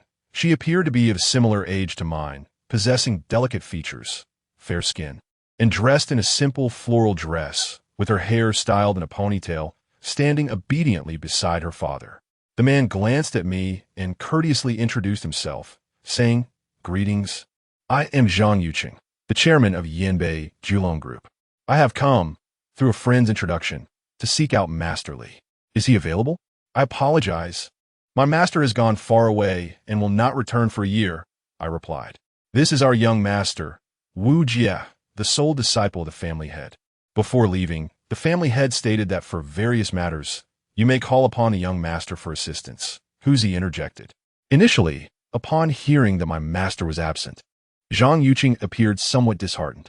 However, upon learning that I could also handle matters, a smile returned to his face as he remarked, "It's the same. As the saying goes, a renowned master produces exceptional disciples. Since you are a disciple of Master Li, there's no doubt you are capable. I have encountered a bit of trouble. I kindly request young Master Wu's assistance." As soon as he finished speaking, I promptly inquired, "Mr. Zhang, are you from Yanbei City? Is your business located there?" Zhang Yuqing responded with a smile. "Indeed, all my ventures are in Yanbei. I am a native of Yanbei, and over the years of conducting business, I have amassed a certain fortune and achieved some success." I nodded and said, "I'm sorry, Mr. Zhang, but I cannot assist with your affairs. Uncle Huzi, please see our guest out." Both Huzi and Zhang Yuqing were taken aback by my statement, and Zhang Yuqing's beautiful daughter lifted her head to glance at me, slightly furrowing her brow. Huzi continued to blink at me, seemingly conveying that we were in dire financial straits, and questioned why I was dismissing potential business. "Young Master Wu, why is this so? As long as the task is accomplished, name your price." "I'm not short of money," Zhang Yuqing insisted. "This is not about money. I truly cannot assist with your matters. Please take your leave," I replied, casting another glance at Huzi, with a sense of helplessness. Huzi shook his head and gestured for the father and daughter to leave. At that moment, Zhang Yuqing grew anxious and hurriedly said, "Young Master Wu, my daughter Yao Yao is your classmate at Yanbei No. 1 High School. For the sake of your shared school, could you please lend us a hand?"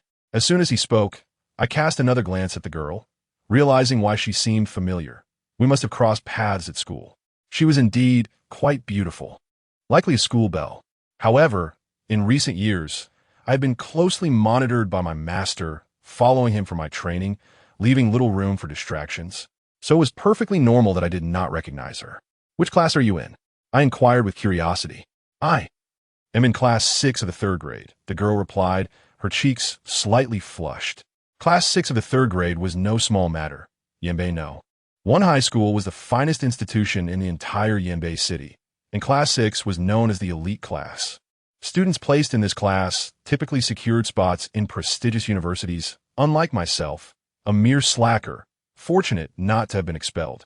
Zhang Yuqing, thinking to leverage his daughter's connection, assumed I would surely acquiesce. However, I merely asked a question, waved my hand dismissively, and stated, "Please leave. Mr. Zhang, you may go." Huzi then began to usher them out. Zhang Yuqing, visibly discontent, cast a lingering glance at me, sighed, and ultimately had no choice but to depart with his daughter. Once they were gone, Huzi returned, saying, "Young master, look at our current predicament. Why are you still pushing people away? Can we afford to do that?" Uncle Huzi, before my master departed, he specifically instructed me that my first business deal must not be conducted in Yanbei City. Have you forgotten this? Chapter 33. A penny can stump a hero upon my mention. Uncle Huzi suddenly recalled this matter and, with a hint of frustration, remarked, "I don't understand why the master imposed such an odd rule. Surely, in Yanbei City, there are the most individuals seeking the young master. Let us wait and see. Opportunities will undoubtedly arise. I replied with composed assurance. If we go half a month without any business, even if we are frugal with our limited funds, they will soon dwindle, and the young master must devise a solution. Uncle Hoosie expressed with concern. Rest assured, I am well aware of the situation, I reassured him. Uncle Hoosie cast a peculiar glance in my direction, as if to say, you have some understanding, don't you? Regardless of the challenges, life must continue. With a little over 800 yuan, if we are judicious with our meals and drinks, we should manage just fine for at least half a month. During this period, I hoped that someone would still seek out this small courtyard. To my surprise, in the subsequent 2 to 3 days, several groups indeed visited. Yet they were all locals from Yanbei City. After Uncle Hoosie inquired about their intentions, he politely turned them away. A certain Zhang Yunqing also came by twice, appearing quite anxious, but he too was sent off by Uncle Hoosie. There was no alternative. I had to adhere to the rules set by my master and could not violate them. Thus, half a month passed, and I remained without any business. My greatest fears materialized. The scant funds my master had left me were nearly exhausted. By the 16th day, Uncle Hoosie and I found ourselves with a mere 10 yuan remaining. When my master was present, I never worried about food and drink.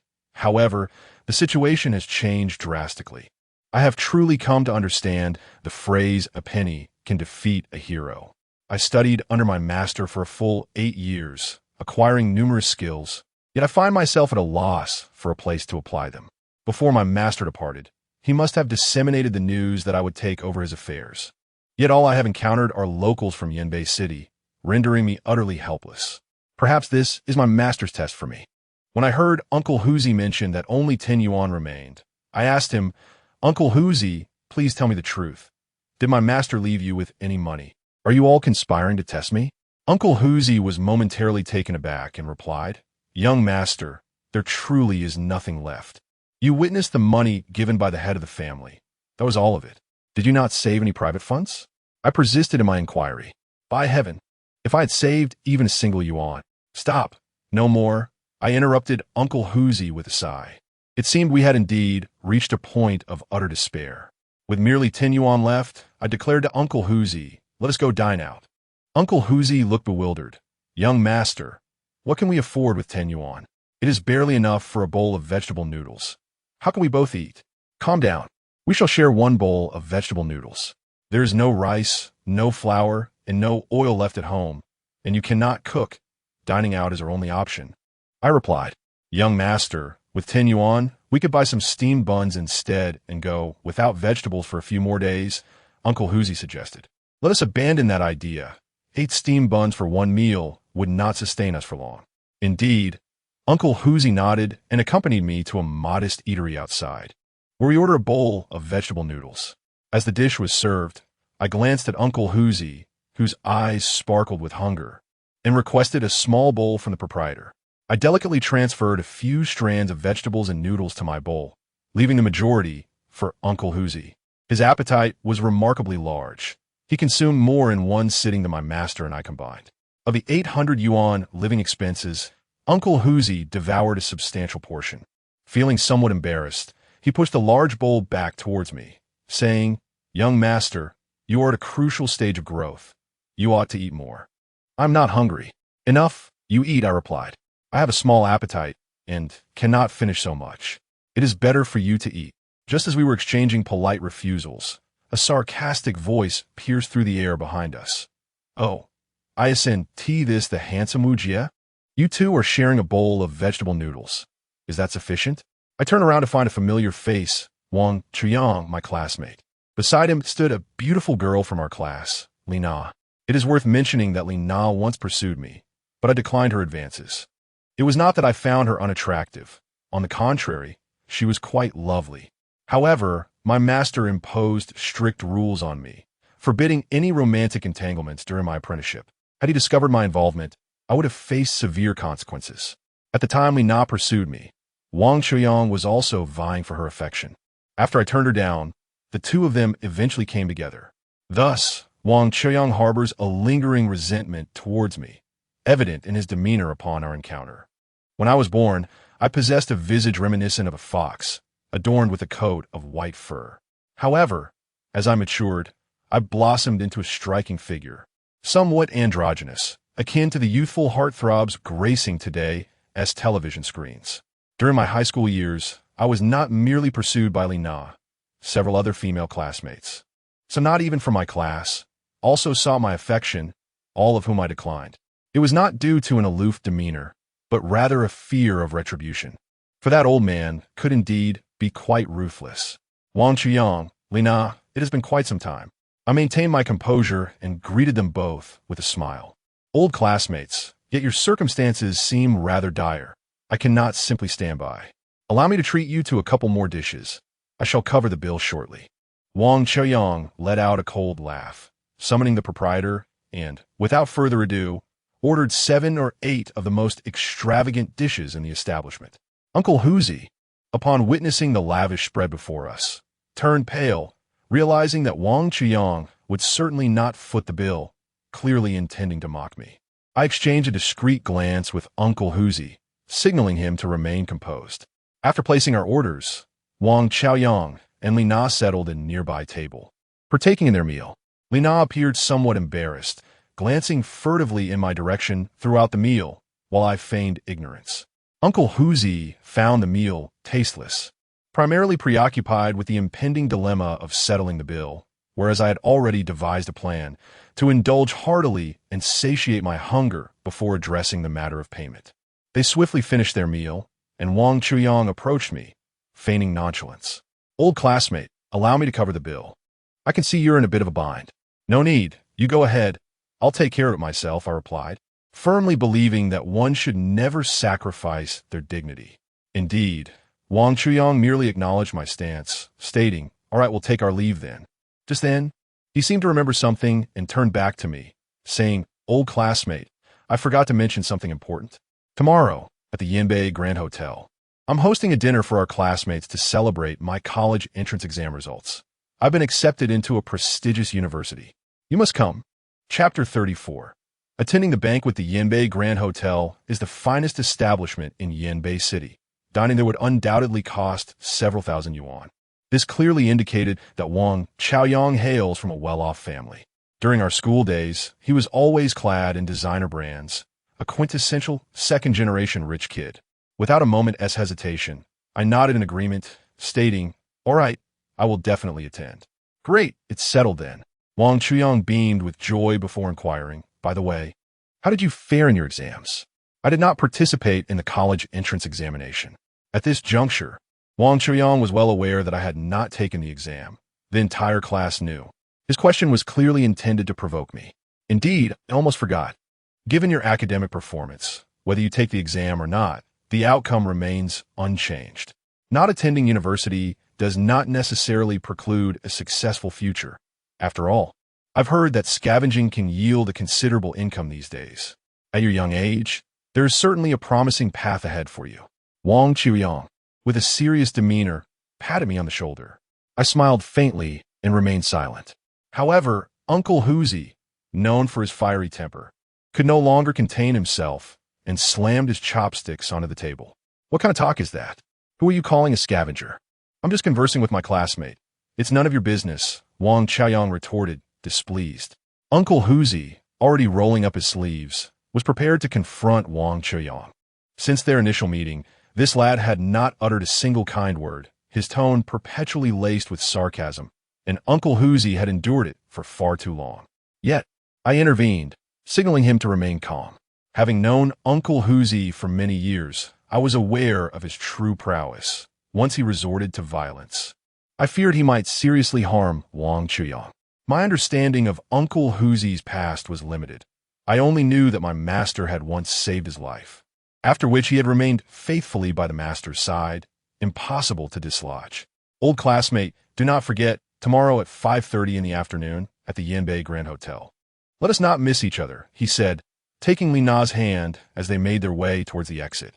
As they reached the door, Lina glanced back at me, her eyes filled with a hint of melancholy, as if she had something she wished to convey. After the two of them departed, I sat down to continue my meal. Uncle Huzi, in a fit of indignation, puffed his cheeks and glared. "With classmates like that, why would you attend his banquet? When the rest have all been accepted into universities, You will be the only one who hasn't even taken the college entrance examination. Clearly, he means to embarrass you. I smiled and replied, I understand, but are you still going? Furthermore, this meal is not without cost. When someone invites you to dine, it is only proper to contribute something, even if it's just a small token of appreciation. Given our situation, what do you think we can offer? At that moment, Uncle Hoosie seemed to recall something, and his expression darkened. By the way, how are we going to settle the bill? I chuckled and said, Uncle Hoosie, it appears you will have to stay behind to work it off. Head to the kitchen and wash some dishes. My master has taught me that I can only rely on my skills to earn a living. Anything else is beyond me. You little rascal. Have you been plotting against me all along? Uncle Hoosie lamented with exasperation. Meanwhile, I had already requested several takeout bags from the owner and packed up the leftover dishes, ensuring I would have enough to last for a couple of days. That fellow Wang Chaoyang was truly generous, ordering me 7 or 8 different dishes all at once. While Uncle Hoosie stood there in a daze, I dashed out of the door with the takeout bags, leaving him standing alone, bewildered in the wind.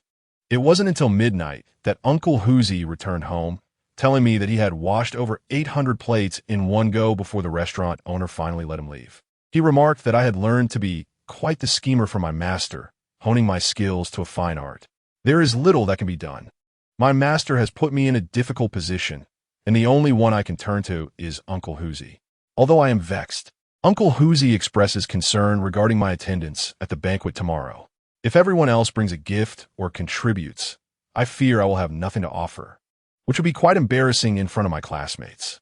However, this does not trouble me in the least, and I assure Uncle Hoosie to relax.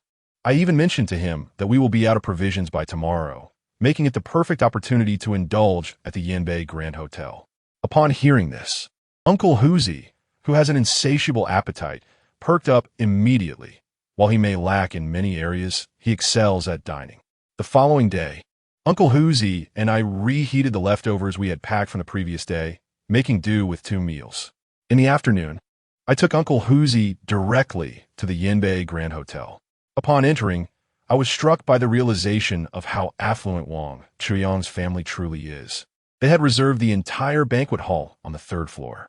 A large banner hung at the entrance of the lobby, proclaiming, Congratulations to Wang Chaoyang from Class 2, Grade 3 of Yanbei No. 1 Middle School for being accepted into a prestigious university. The display was so ostentatious that it would be impossible to overlook. Uncle Hoosie, upon observing the scene, scoffed, Is it really necessary to celebrate getting into a mediocre university with such fanfare? If he were studying abroad, wouldn't he feel compelled to treat the entire city of Yanbei? Come now, Uncle Hoosie, don't be bitter. If it weren't for my master insisting on my cultivation, I would have aimed for Tsinghua or Peking University myself, I replied. Oh, spare me, he retorted. I've heard that you were always at the bottom of your class when you were younger. Do refrain from bringing up matters long past. After all, it has been ages since my school days when I was nearly at the bottom of my class. With that, I accompanied Uncle Hoosie into the banquet hall. Upon entering, I was struck by the grandeur of the occasion.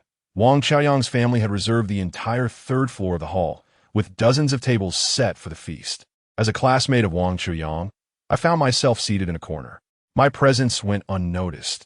After all, during my school years, I maintained a low profile, often dozing during classes and returning home promptly to study under my mentor, with scarcely a few friends to speak of.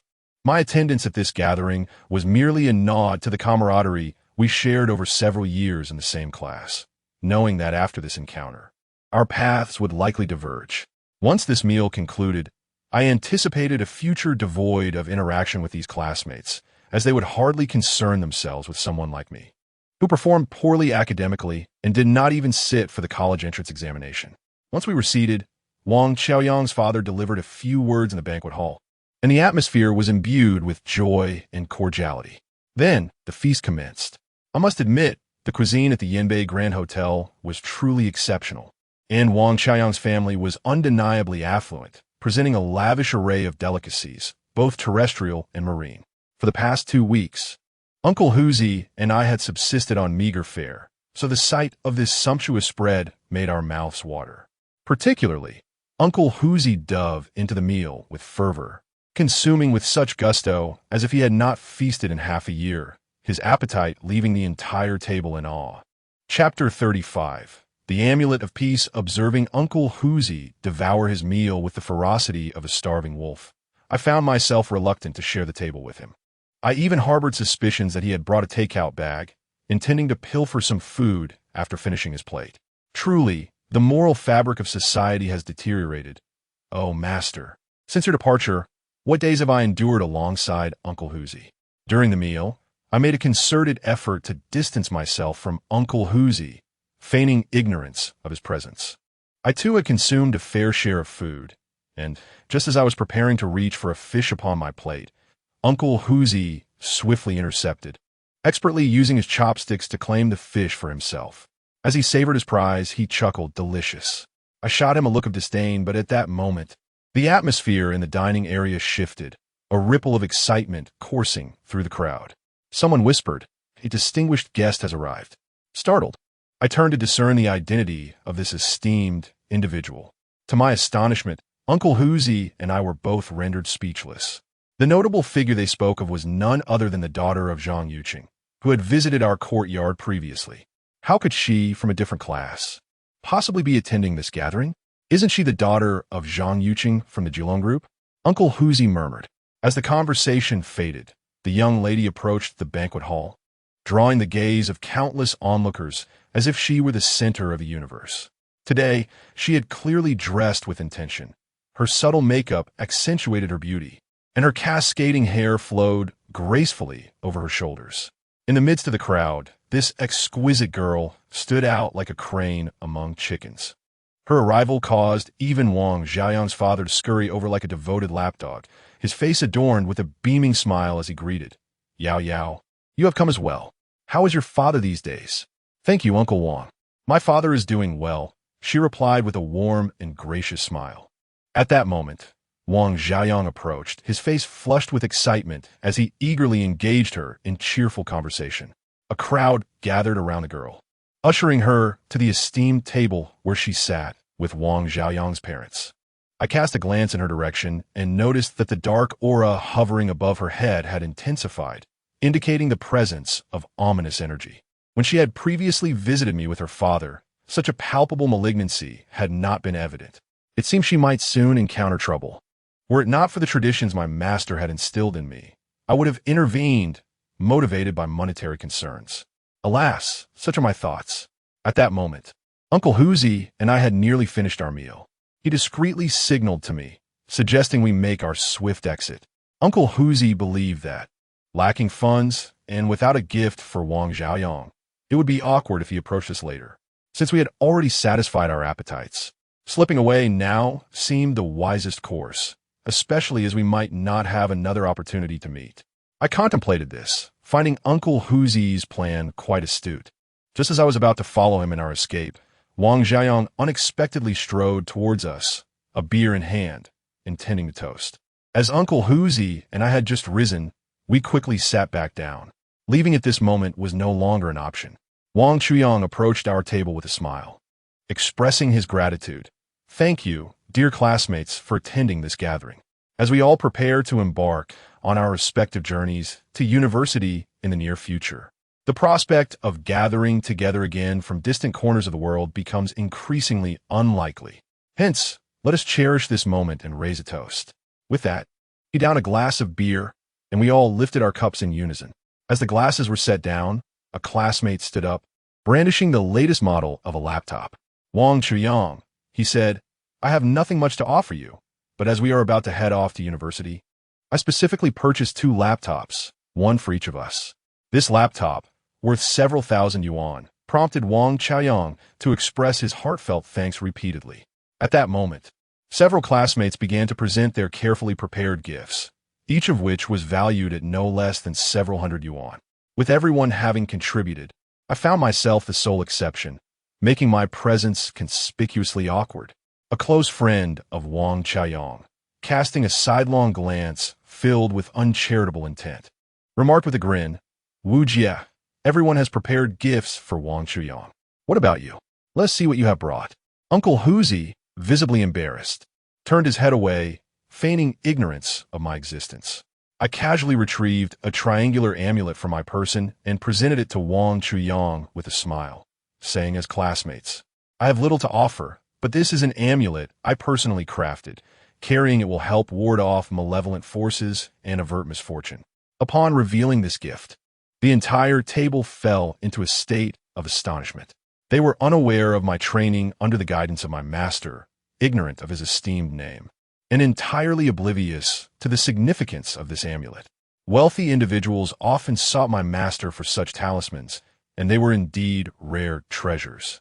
Although this one was drawn by my hand, its efficacy closely resembled that of my master's creations. Truth be told, this gift far surpassed anything my classmates might offer. The potency of my amulet is undeniable. The table remained silent for a moment before the student who had spoken earlier burst into laughter, derisively proclaiming, "Wu Jie, are you attempting to amuse us?" Even if you chose not to present Wang Chuyang with any gift, a few kind words would suffice among classmates. However, you cannot simply conjure up such a thing and expect us to take you seriously. Have you taken vows to become a monk? Or perhaps ventured to the mountains to become a Taoist? His words ignited a wave of laughter throughout the table. Uncle Huzi, upon hearing such mockery, could hardly contain himself, his temper flaring as I restrained him. "You're the only one in our class who has not been accepted into university. And you didn't even take the college entrance examination. I suspect you're afraid of failing and thus refrain from attempting it. With such behavior towards your classmates, what prospect do you have for the future? It is truly embarrassing." A classmate who usually maintained a good rapport with Wang Chuyang stood nearby, offering scornful remarks.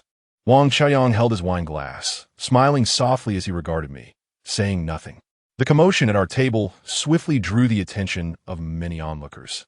At that moment, the crowd parted and a figure approached, speaking in a low voice. "I will buy this talisman for 100,000.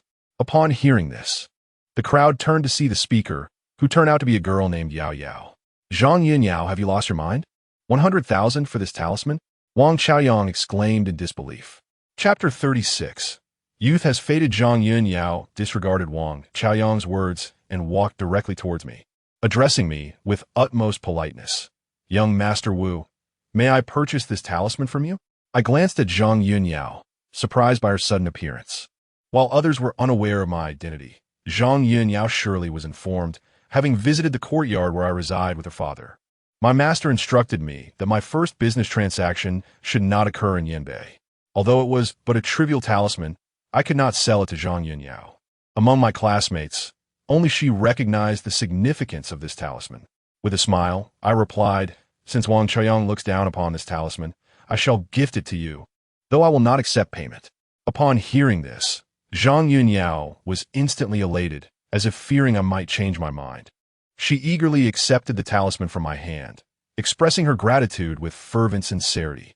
"Young Master Wu, such a precious item, it would be inappropriate not to accept payment, wouldn't it? I possess only a bank card with a substantial sum of 100,000 yuan. If you find it insufficient, I shall return home and have my father deliver a greater amount personally," Zhang Yin Yao added. "No need for that. I shall give it to you without charge," I replied, waving my hand dismissively. My master instructed me to refrain from conducting business in Yanbei. Thus, offering Zhang Yin Yao this talisman without accepting payment does not contravene his teachings. This should not be deemed a violation of my master's established rules. Wang Chuyang and several classmates nearby wore expressions of bewilderment, unable to comprehend Zhang Yin Yao's keen interest in the talisman I had drawn. "Yao Yao, why do you treat that scrap of paper, which Wu Jie merely doodled, as if it were a treasure? What merits does it possess?" Wang Chuyang could not restrain himself from voicing the collective confusion shared among the group. "Wang Chuyang, you have such an extraordinary classmate beside you, and yet you remain oblivious? Extraordinary? He ranks at the bottom of our class, the only one who failed to gain university admission. How is that remarkable?" Another student interjected. "It seems you truly are unaware of Master Wu's esteemed background. His mentor is the renowned feng shui master, Li Xiantong. My father and I have sought an audience with him multiple times, yet we have not even glimpsed his presence. Do you realize how precious this talisman is? Many have expended vast sums in vain to acquire one. Furthermore, Do you believe that the disciple of a feng shui master requires a university education? Zhang Yinyao articulated emphatically. As the daughter of Zhang Yuqing, chairman of the Julong Group, her assertions were met with unwavering belief. Instantly, the entire table of classmates was left speechless, gazing at me in disbelief. They struggled to fathom how this seemingly inconspicuous individual, who blended into the background with a modest demeanor, had become a disciple of the esteemed feng shui master, Li Xiantong. Although they were unfamiliar with the illustrious feng shui master Li Xiantong, it was evident that anyone who could be referred to as king possessed extraordinary prowess. The commotion we created attracted a multitude of onlookers, and amidst the crowd, another figure approached, Wang Qiaoyang's father. Qiaoyang, Yao, what on earth is happening here? Mr. Wang inquired, his expression brimming with curiosity. Uncle Wang, allow me to introduce, this is Wu Jie, a classmate of Wang Qiaoyang and a disciple of the feng shui master Li Xiantong. Zhang Yinyao explained. Upon hearing this, Wang Qiaoyang's father was immediately taken aback, his eyes widening in astonishment. He had clearly heard of my master's renown. In the entirety of Yanbei City, affluent individuals had likely heard of the great feng shui master Li Xiantong, who resided there. However, in recent years, my master had largely declined all requests for feng shui consultations, adding to his enigmatic reputation. You little rascal, how could you not mention that you have such an illustrious classmate? This is a distinguished guest. How could you allow him to remain seated here? Mr. Wang scolded, glaring fiercely at Wang Qiaoyang. Dad, I didn't know he was a disciple of the feng shui master. He never mentioned it. Wang Qiaoyang stammered. Uncle Wang, young Master Wu gifted Wang Qiaoyang a talisman for peace, and he deemed the gift too meager, even mocking him for it. I have kept the talisman, Zhang Yunyao interjected. Upon hearing this, Mr. Wang's temper flared, and he swiftly kicked Wang Qiaoyang in the rear. You wasteful child. Do you not comprehend the value of a talisman from feng shui master Li Xiantong? You ought to refrain from such actions. How could you offend Master Wu? It seems to me that you are in dire need of correction. Wang Qiaoyang wore a look of grievance, on the verge of tears. At that moment, Wang Qiaoyang's father, with an audacious demeanor, approached me and spoke courteously. Master Wu, would you care to take a seat with me? I never anticipated that someone of your stature would be a classmate of my son. Had I known, I might have had the pleasure of meeting a feng shui master. Uncle, there is no need for such formality. I am quite satiated, I replied with a smile. By the way, do you still have any peace talismans? I would appreciate another. Wang's father continued. I regret to inform you, Uncle Wang, that I was in a rush when I arrived and only brought one. Wang Qiaoyang is not particularly interested, so I had to bestow it upon Zhang Yunyao. I responded with a smile. This statement elicited a look of disappointment from Wang's father, who shot a fierce glare at Wang Qiaoyang. Afterward, I chose to ignore everyone and pretended to continue my meal. Since no one had departed, I felt reluctant to leave. Seeing that I would not provide him with the talisman, Wang's father eventually took his leave. At that moment, Zhang Yunyao approached and seated herself beside me, courteously asking, Master Wu, may we exchange a few words? This place is rather noisy. Let us converse outside once the banquet concludes, I suggested. Zhang Yunyao nodded vigorously, agreeing very well. It is settled. I shall await you outside. I had no intention of engaging in business with Zhang Yunyao's family, and although she had aided me this time, I could not violate the principles instilled by my master. While a business transaction may not materialize, I was keen to learn about the circumstances surrounding Zhang Yunyao's family and offer her some guidance, which would indeed be beneficial. After everyone had departed, I remained seated at the same dining table. This time, no one mocked me, claiming that the talisman I had drawn resembled a ghost's incantation. Even their gazes toward me had shifted, yet within my heart there stirred no tumult. Rather, I felt a vague sense of ennui. From this day forth, I and my classmates existed in entirely different realms. However, soon enough, more classmates sought to rekindle our connections. Those who had scarcely exchanged a few words with me now approached with an exaggerated warmth, as if we had known each other for centuries, affectionately calling me old classmate. Surrounded by so many, I felt an inexplicable loneliness and melancholy. Youth had waned, my classmates had lost their innocence. I found myself longing for the days when their indifference toward me was palpable, for at least it lacked the acrid scent of materialism and pretentiousness. Chapter 37. Blood seeping from the ancestral tomb, having navigated the throng of classmates. The banquet was nearing its conclusion. I noticed Uncle Who discreetly pulling out a plastic bag to stash some food. I chose to turn a blind eye, for breakfast remained uncertain for tomorrow. Uncle Who, too, had his reasons. Suddenly feeling an urgent need to relieve myself, I called out to Uncle Who and headed toward the restroom. Upon my return, I overheard a commotion emanating from a nearby room, voices that sounded familiar. I'm not one to eavesdrop, but when I discerned my name amidst the quarrel, I felt compelled to listen intently. Thus, I halted my steps to catch the sound from within. The individuals embroiled in the dispute were Wang Chuyang and Li Na, their argument escalating with fervor. "You wretched person! Are you still pining for that fellow Wu Jie? I knew it. You undoubtedly wish to be with him again. Today, the way you gazed at him was unsettling." "I did not. I truly did not," Li Na weakly protested. "You still deny it? When Wu Jie arrived today, you continuously stole glances in his direction. Did you think I wouldn't notice?" Wang Chuyang scoffed. "Wang Chuyang, even if I did look at him, why do you concern yourself so much? There are countless people in this hall. How could you possibly know whom I was watching?" Li Na retorted. A sharp slap echoed through the room, leaving a burning sensation on my own cheek. "Li Na, do you dare talk back?" Wang Xiaoyang seethed. "Let me remind you, when you pursued Wu Jie, he never had any interest in you, and that remains unchanged. Even if you were to bare yourself before him, he wouldn't spare you a second glance. You are merely degrading yourself. I never wanted to be with you. You forced me into this." Li Na cried. "Fine. Today, I shall compel you once more, and let us see how you respond." The room was filled with Li Na's muffled cries, followed by the sound of fabric being torn apart. At this juncture, I could bear no more and chose to walk away with a bitter smile, shaking my head. Regardless of the circumstances, they were in a romantic relationship, and everyone in class was aware of it. What would my intrusion signify? I risked the possibility of being accused of meddling. During my school days, I scarcely exchanged a few words with Wang Chuyang, nor with Li Na. To my surprise, they appeared less than joyous together. Yet, this bore no significance to me. I exited the hall and met Uncle Hoozy at the entrance, who was carrying a bag. Upon our encounter, he flashed me a mysterious smile and said, "Young master, tomorrow's meals are all arranged." Before I could respond, I heard someone calling my name from a distance. "Wu Jie, classmate." Following the sound, I spotted Zhang Yinyang waving at me near the hotel entrance.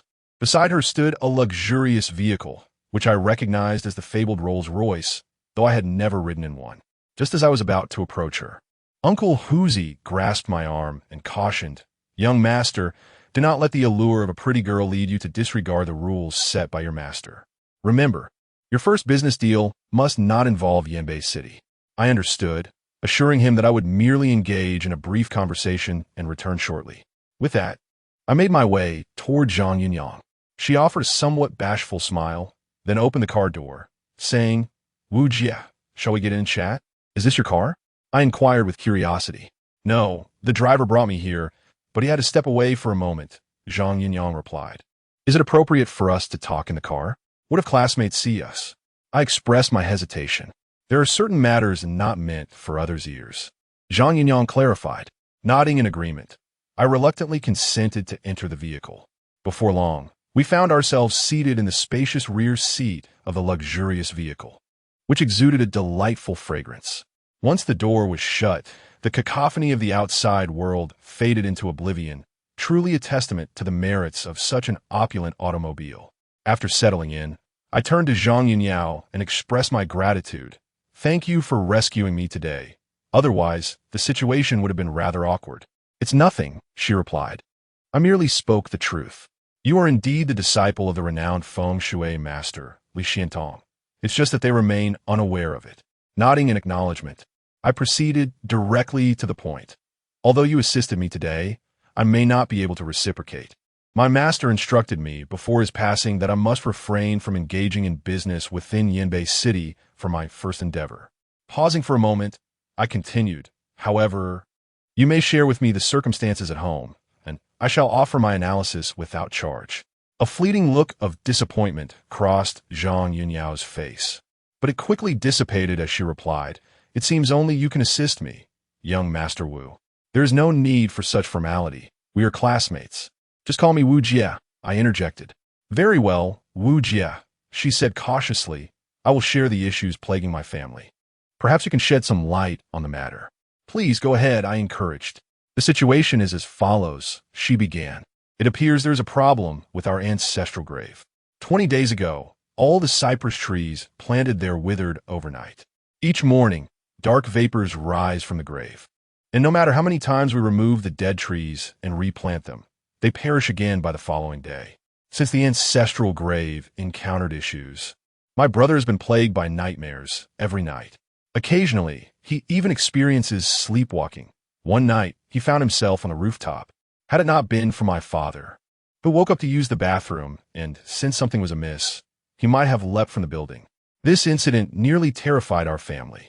Recently, we have taken to locking him in his room at night, which has somewhat alleviated the situation. However, my brother now fears sleep, as he is haunted by nightmares upon closing his eyes." Zhang Yunyao exhaled in one breath. "Nightmares? What kind of nightmares?" I inquired with curiosity. "Nightmares of jumping off buildings. Every night, he dreams of leaping from great heights, crashing to the ground. He describes the sensation of falling as profoundly real, as though he truly plummeted, which is excruciating. We consulted several feng shui masters, all of whom claimed there were problems with our ancestral grave. They rearranged the grave as feng shui, yet the situation remains unchanged, even worsening. My father has also been affected. He seems distracted and absent-minded, and just yesterday he almost got hit by a car while walking down the street." Zhang Yunyao recounted, her voice laced with trepidation.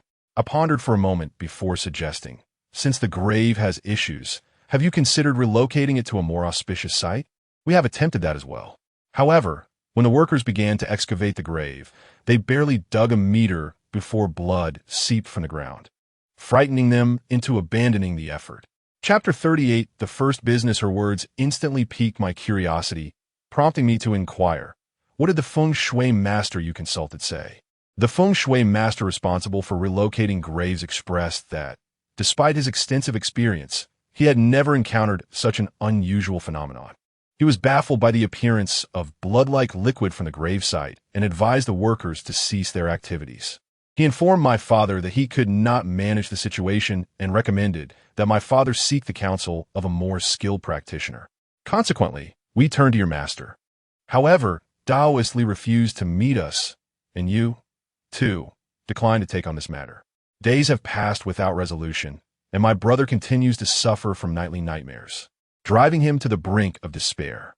I genuinely fear for his well-being if this persists, Zhang Yunyao expressed with concern.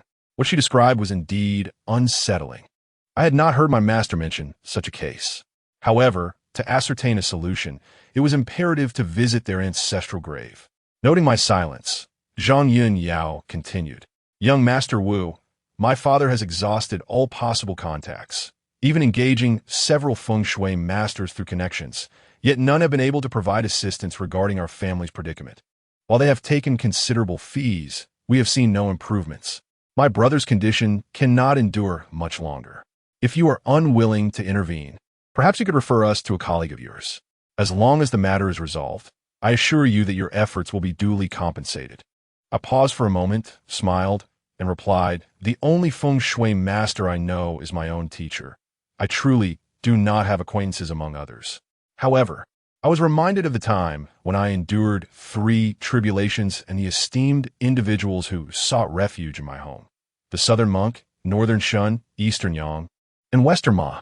If even one of these 4 eminent figures were to extend their assistance, this predicament might have been resolved.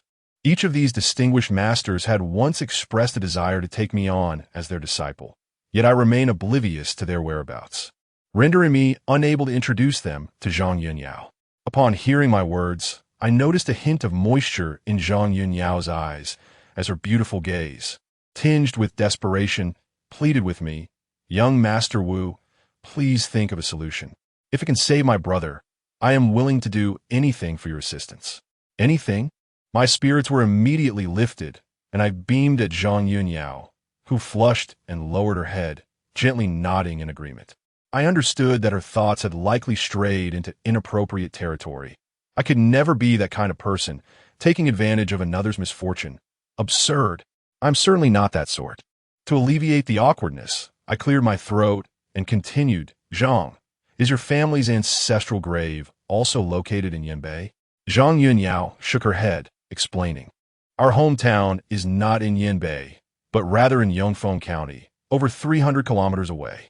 My grandfather brought my father to Yanbei to strive for success. And after 2 generations of hard work, we have accumulated our current wealth. After my grandfather passed, he was laid to rest in our ancestral grave in Yongfeng County.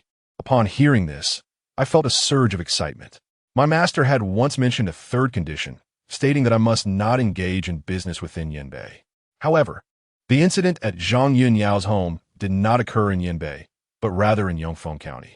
If I were to intervene, it seemed that I would not be violating my master's rules. Upon this realization, I felt a surge of energy. Uncle Huzi and I were on the verge of starvation, and if we did not take action soon, we might very well perish from hunger. Classmate Zhang, I shall take on the matter concerning your family, I suddenly declared. Upon hearing my words, Zhang Yunyao appeared momentarily bewildered, casting an incredulous glance in my direction, her cheeks flushing slightly once more. With a hint of shyness, she asked, Young Master Wu, why have you suddenly decided to assist me? Is there some condition attached? As she spoke, she lowered her gaze, nervously tugging at the hem of her garment. I realized she was misinterpreting my intentions, suspecting that my motives were ulterior. How could I possibly be that sort of person? Classmate Zhang, you misunderstand me. Although my master has set rules against me taking on business in Yanbei, the issue concerning your ancestral grave arises in Yongfeng County. Therefore, my journey there does not contravene my master's stipulations, which is why I am willing to assist you. Tomorrow morning, you may have your father come to fetch me, and together we shall visit your family's ancestral grave, I stated earnestly. Upon hearing this, Zhang Yunyao became visibly excited, grasping my arm tightly. Young Master Wu, is what you say truly the case? Do you genuinely promise to help us? I nodded and smiled, replying, Indeed, would I deceive you? However, I must preface this with a statement. Although I have been practicing for 8 years under my master, this is my first endeavor. I cannot guarantee that I will be successful in resolving your family's matters. You are the disciple of the renowned feng shui master, Li Xiantong. As long as you are willing to take action, success will naturally follow, Zhang Yunxiao said, her excitement palpable. Suddenly, she produced a bank card from her possession and handed it to me. Young Master Wu, this card contains 100,000 yuan, which my father provided as my allowance. It is all I have, but consider it a deposit. Once the matter is settled, my father will certainly not treat you poorly. I glanced at the bank card in her hand, feeling a surge of excitement within me. If I did not secure some funds soon, Uncle Hu and I would be left to fend for ourselves. Simultaneously, I couldn't help but reflect on the wealth of her family. An allowance of 100,000 yuan was astonishing. During my school days, my master never gave me more than 100 yuan as pocket money. The disparities between individuals can be quite disheartening. At that moment, I accepted the bank card from Zhang Yunxiao, saying, Very well, I shall accept this money. Please inform your father that I will be ready for you to pick me up tomorrow morning. Absolutely. My father will be overjoyed to learn that you have agreed. Zhang Yunxiao's face flushed with excitement. I smiled and exited the vehicle. She rolled down the window and waved at me. Young Master Wu, I will accompany my father to pick you up tomorrow. I understand, I replied calmly, walking towards Uncle Hu. He cast a knowing glance in my direction and remarked, Young Master, you spent quite a while in her car. I trust you weren't up to any mischief? Why is that little girl's face so red? I inquired. Uncle Huzi, can you be a bit more serious? Am I really that kind of person? I shot him a glance. As the saying goes, the apple doesn't fall far from the tree. You were taught by your master. How could I not think further? I reminisced about the past, recalling how your master had dealings with that young widow. What widow? I have no knowledge of this, I asked curiously. Uncle Huzi immediately realized he had let something slip and hastily covered it up. No, it's nothing. I was just rambling. So, what shall we have for dinner tonight? He swiftly changed the subject. I waved the bank card in my hand. With the money I have now, It's only natural that we indulge in something delightful. Chapter 39. The Palace of Fate darkened.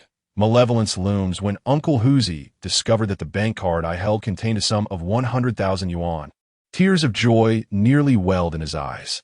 After enduring days of hardship, it seemed the end was finally in sight, and he tossed the takeout bag into the trash. To hell with it. I'm going to eat and drink lavishly.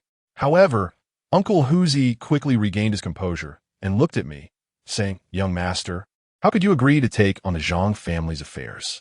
Have you forgotten the rules set by the head of the family before his departure?" "I have not forgotten. Earlier, while in the car, I asked Zhang Yinyao about their ancestral grave, which is located in Yongfeng County, hundreds of kilometers away from Yanbei. My master merely stated that I should not engage in business within Yanbei. I am merely taking on work in Yongfeng County.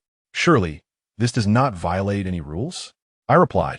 Uncle Huzi, lost in thought for a moment, nodded and remarked, "It seems to be a valid point, yet I sense something amiss, though I cannot quite grasp it. The rules left by the head of the family each carry profound significance. Once these rules are broken, unforeseen events are bound to occur. It would be wise for the young master to exercise caution." "Are you certain? What profound meaning lies in the first rule that mandates I earn 10 million a year? Pray, enlighten me." The mere mention of this matter vexed me. This old man has taken on a disciple and spent 8 years teaching me, intending to recoup his tuition in just 1 year. Truly remarkable. Uncle Huzi smiled awkwardly, unable to articulate a coherent explanation.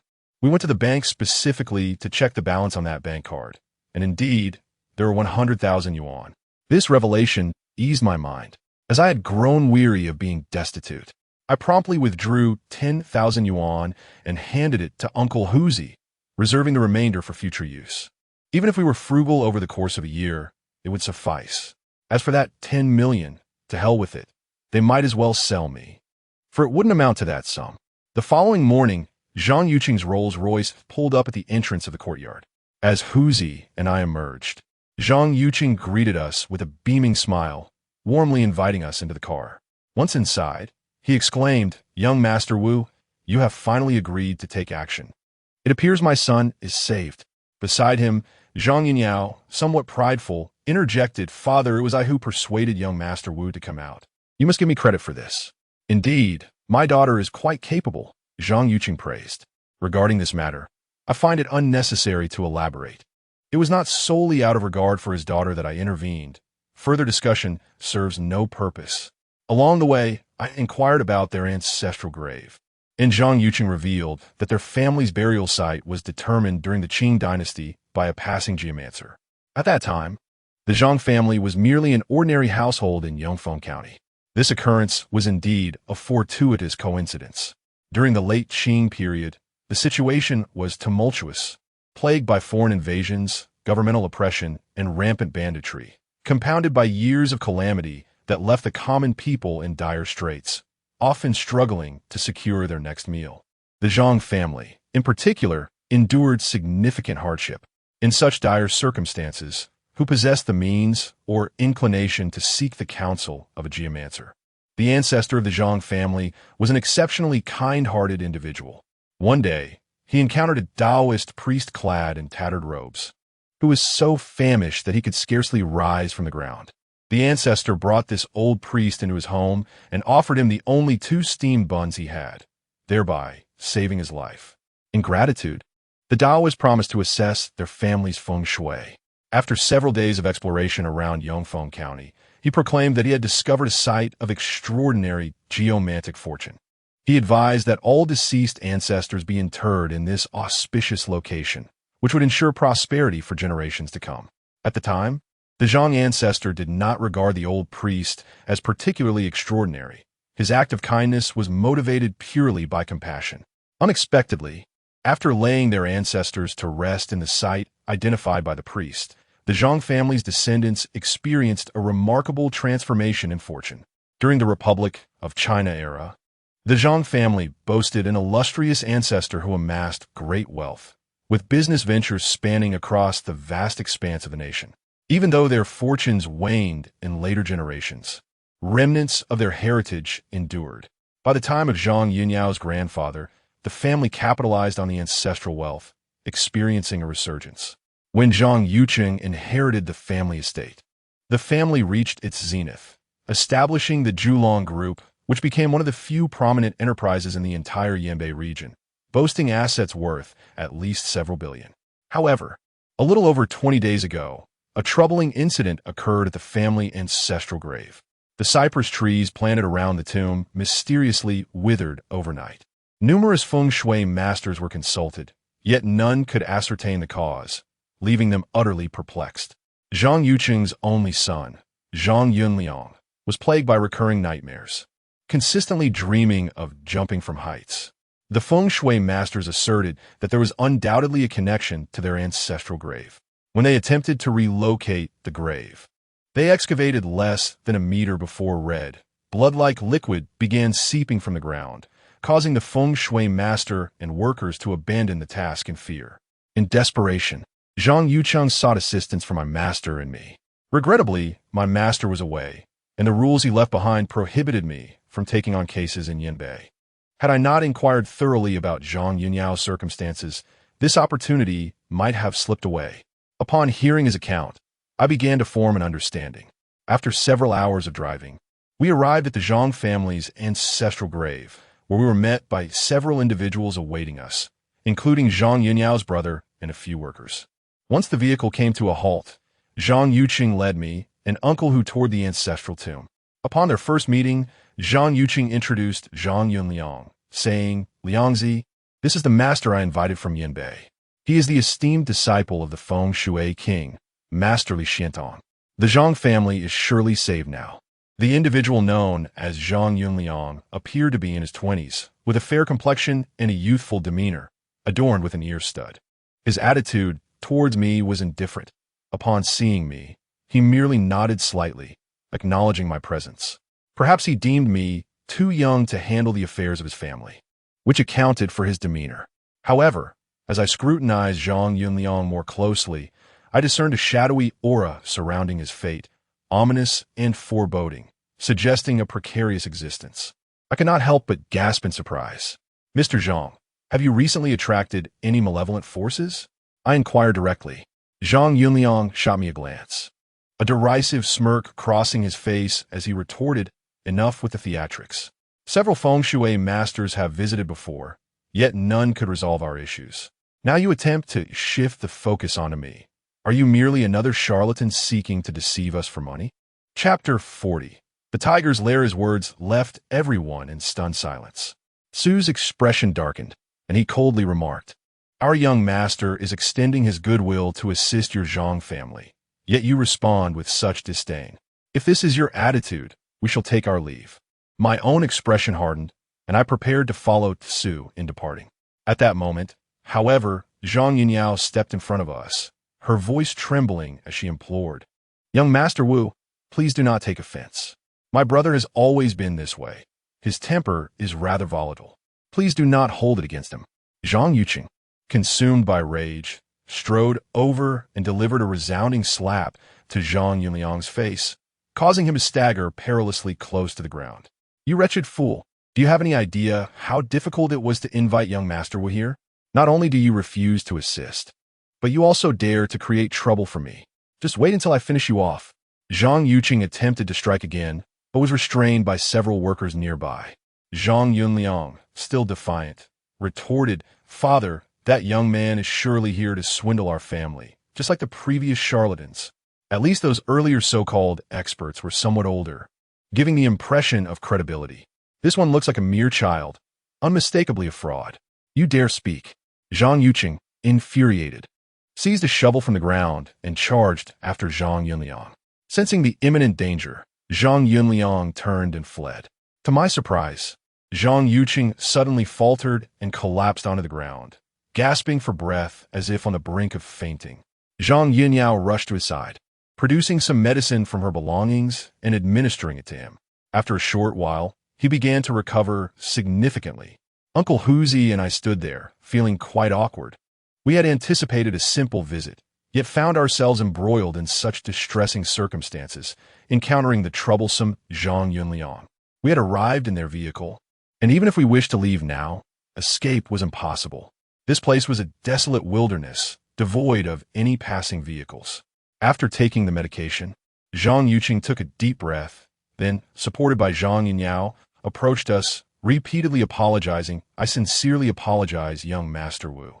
I was so angered by that rebellious child that my blood pressure flared up. This boy has lacked proper guidance since childhood, and his temperament is rather extreme. He is unaware of your esteemed identity. Moreover, there have indeed been a few feng shui masters who came here with insincere intentions, which is why he uttered such absurd remarks. Please do not hold it against him. Indeed, young Master Wu, please do not be upset. Recently, my brother has been plagued by nightmares, which has severely affected his mood, and that is why." Zhang Yinyao stammered. "Enough. Let us first visit the ancestral grave," I said in a somber tone. The reason I decided to stay was solely for the sake of the payment. After all, I had already received a deposit and truly needed the money. Furthermore, I had already spent a portion of it, so regardless of how distressing this matter might be, I had to press on. Had it been my usual temperament, I would have turned and walked away without a second thought. The father and daughter were naturally immensely grateful and led me directly to the Zhang family's ancestral grave. Upon entering, I immediately furrowed my brow. The area surrounding the grave was densely planted with numerous cypress trees, evidently planted not long ago.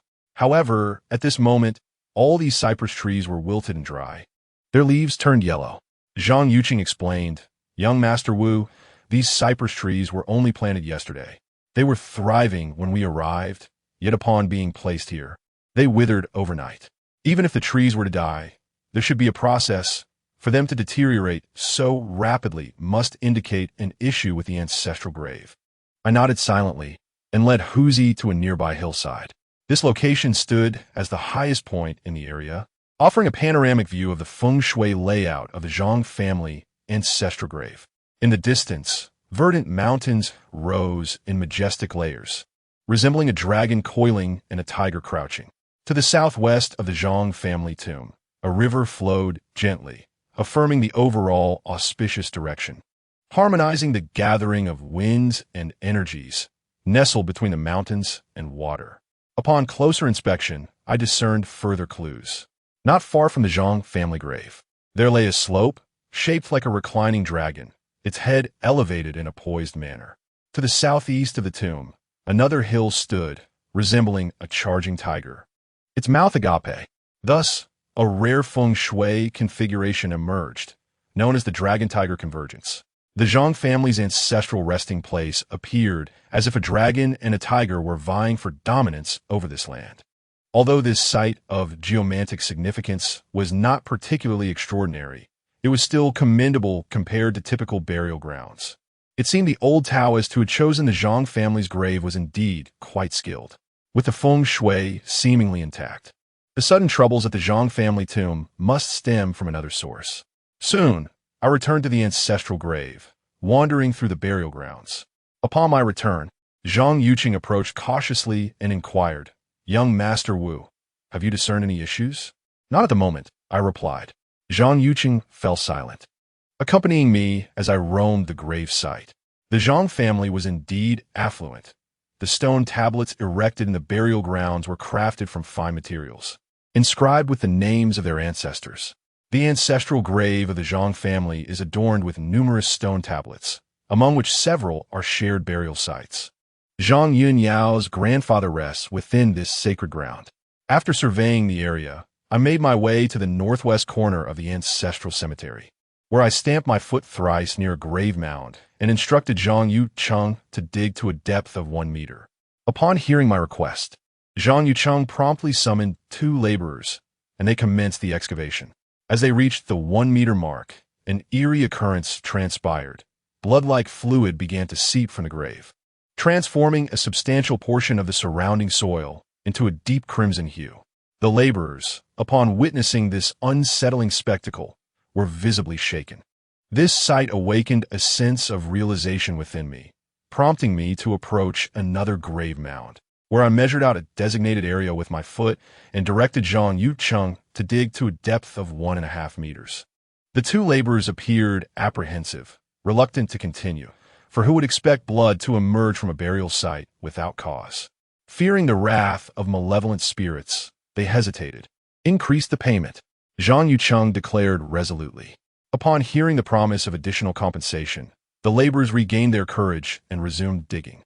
After a while, when they reached a depth of 1.5 meters, not only did blood seep forth from the earth, but they unearthed an object, a square wooden box, exquisitely crafted, shrouded in a layer of black cloth, which the workers hastily removed. The wooden box was inscribed with numerous cryptic symbols, densely packed across its surface. I cast a glance at the box and commanded, "Retrieve the contents. Increase the payment. Just take out the items." Zhang Yucheng frequently employed monetary persuasion, and although the two workers were reluctant to handle the box, they had no choice but to comply. Chapter 41. The Cat's Corpse and the Headless Snake. Under the allure of substantial rewards, the two men, upon hearing Zhang Yucheng's promise of extra money, disregarded any superstitions and promptly descended into the pit to retrieve the wooden box, placing it before me.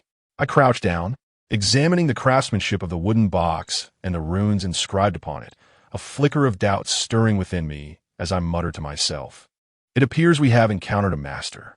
With that, I procured a small stick from nearby and pried open the wooden box. The moment the box was unsealed, a putrid stench wafted forth, causing those surrounding us to draw in a sharp breath. Zhang Yunyang's face turned ashen with fright. What kind of person could do such a thing? How utterly despicable! Zhang Yucheng trembled with rage. Inside the wooden box lay the corpse of a cat. Its belly slit open, innards spilling forth, the body already decayed and reeking.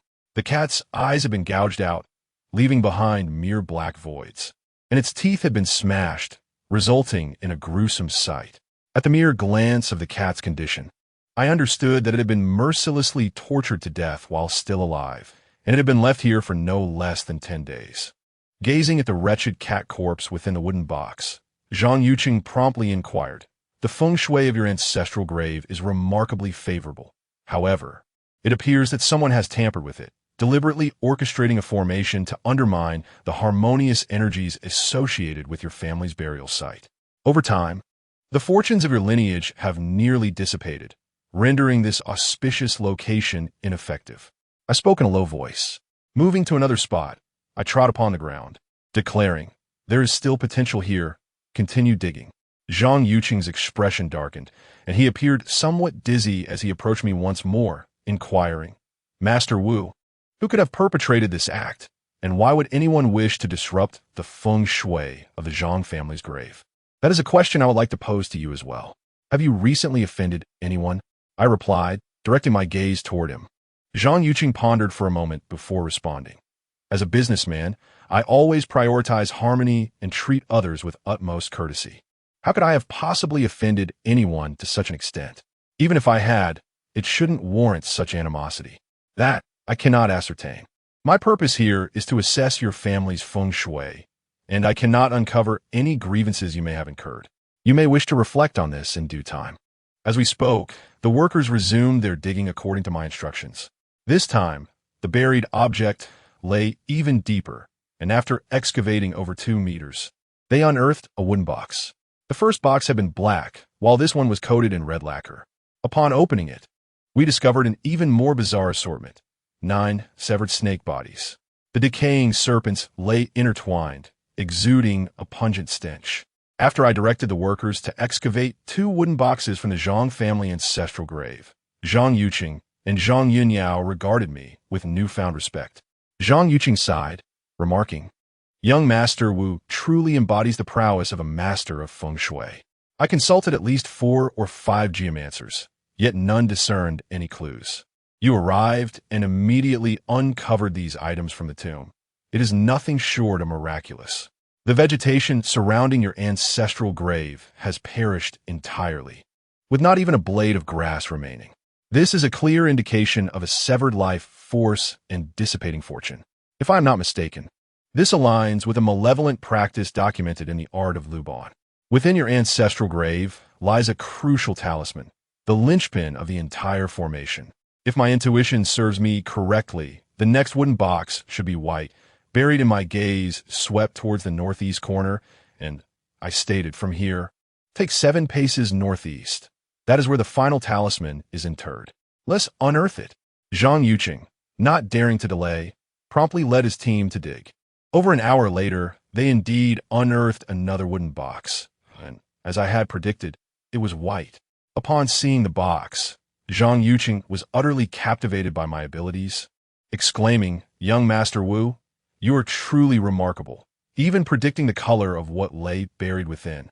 This is not mere conjecture. I have devoted 8 years to studying feng shui under my master and possess a comprehensive understanding of various schools and practices, all grounded in experiential knowledge." The moment the white wooden box was revealed, Zhang Yuqing eagerly reached out to open it, curious to discover the mysterious contents within. As his hand made contact with the box, an unsettling sensation surged through me, compelling me to intervene. "Do not open it. Allow me." Alas, I was too late. Zhang Yuqing's impatience led him to pry open the white wooden box without hesitation. As the lid lifted, a plume of black energy erupted from within, rushing toward Zhang Yuqing. He trembled violently, momentarily frozen in place, and then, in the next instant, his body fell rigidly backward. "Dad!" Zhang Yunxiao dashed to his side, reaching out to assist him. I, however, was quicker, seizing Zhang Yunxiao's arm. "Do not touch him. He has been struck by malevolent energy. Anyone who lays hands upon him shall encounter misfortune." My authoritative shout rendered those gathered nearby motionless, all eyes turning toward me. Zhang Yunxiao, on the verge of tears, grasped my hand, pleading, "Young Master Wu, what has happened to my father? Please help him. Do not panic. With me here, all shall be well." With that, I approached Zhang Yuqing, crouching beside him for a closer examination. This time, his forehead was darkened, his complexion ashen, and his expression appeared frozen, as if his very breath had been suspended. This situation is the consequence of being struck by formidable malevolent energy. If the malevolent force within him is not swiftly expelled, Zhang Yuqing may face life-threatening peril. "Uncle Huzi, please bring the silver needles," I called out. Uncle Huzi promptly approached, presenting a bundle which, upon being unwrapped, revealed a dense array of silver needles. I waved my hand before the needles, then suddenly reached out and selected one, directly inserting into the tongshu point on his body. Shortly thereafter, as I withdrew the needle, a drop of black blood emerged from the wound. The moment this black blood surfaced, Zhang Yuqing began to breathe heavily, as if he had just been rescued from drowning. Chapter 42. The accursed bone. After struggling to catch his breath, Zhang Yuqing collapsed onto the ground, violently retching. The expelled contents resembled a fountain of dark water, and it took quite some time for him to cease, finally lying on the ground, gasping for air, his expensive suit now soiled. "Dad, what is wrong with you?" Zhang Yunyao approached, her voice laced with concern. After a moment, Zhang Yuqing regained his composure, his gaze somewhat bewildered as he uttered, "What just happened? My stomach hurts terribly, and my head is spinning. I feel utterly miserable. Why did you open that white box without my consent? If I hadn't intervened, you might have lost your life," I replied in a serious tone. Zhang Yuqing suddenly recalled, his face filled with remorse, and said, "Young Master Wu, I sincerely apologize. I merely wished to see what was contained within that box. Seeing you open it without issue, I thought it safe to proceed, only to be taken aback by the emergence of dark mist. There are 3 talismans buried in your ancestral grave. As I mentioned earlier, the last one is the most crucial and undoubtedly the most perilous. You, who understand so little, dared to open such a sinister object, and it is only natural that you would fall victim to it. Did you not observe that when I opened the box, I refrained from touching it and maintained a safe distance?" I exclaimed, I was wrong. "Thank you, young Master Wu, for saving my life. What shall we do next? Will it be sufficient to simply excavate this object?" Zhang Yuqing continued to express his apologies. "Things are not as straightforward as you might think. The opposing forces have strategically arranged these methods within your ancestral grave, with intentions that extend beyond merely disrupting your family's feng shui. They also seek the lives of your entire lineage. I'm not being alarmist. This formation is indeed terrifying. Feng shui can kill, as well as save. Sometimes, a single brick before a grave or a blade of grass behind it can dictate the fate of descendants. especially given the multitude of sinister objects placed within their family tomb. Upon hearing my words, Zhang Yuqing's face turned pale, leaving him momentarily at a loss. I approached the white wooden box that Zhang Yuqing had previously opened and leaned down to take a closer look. This time, the box contained not the corpse of an animal, but rather a palm-sized, enigmatic white object. At this moment, the malevolent energy contained within the box had dissipated.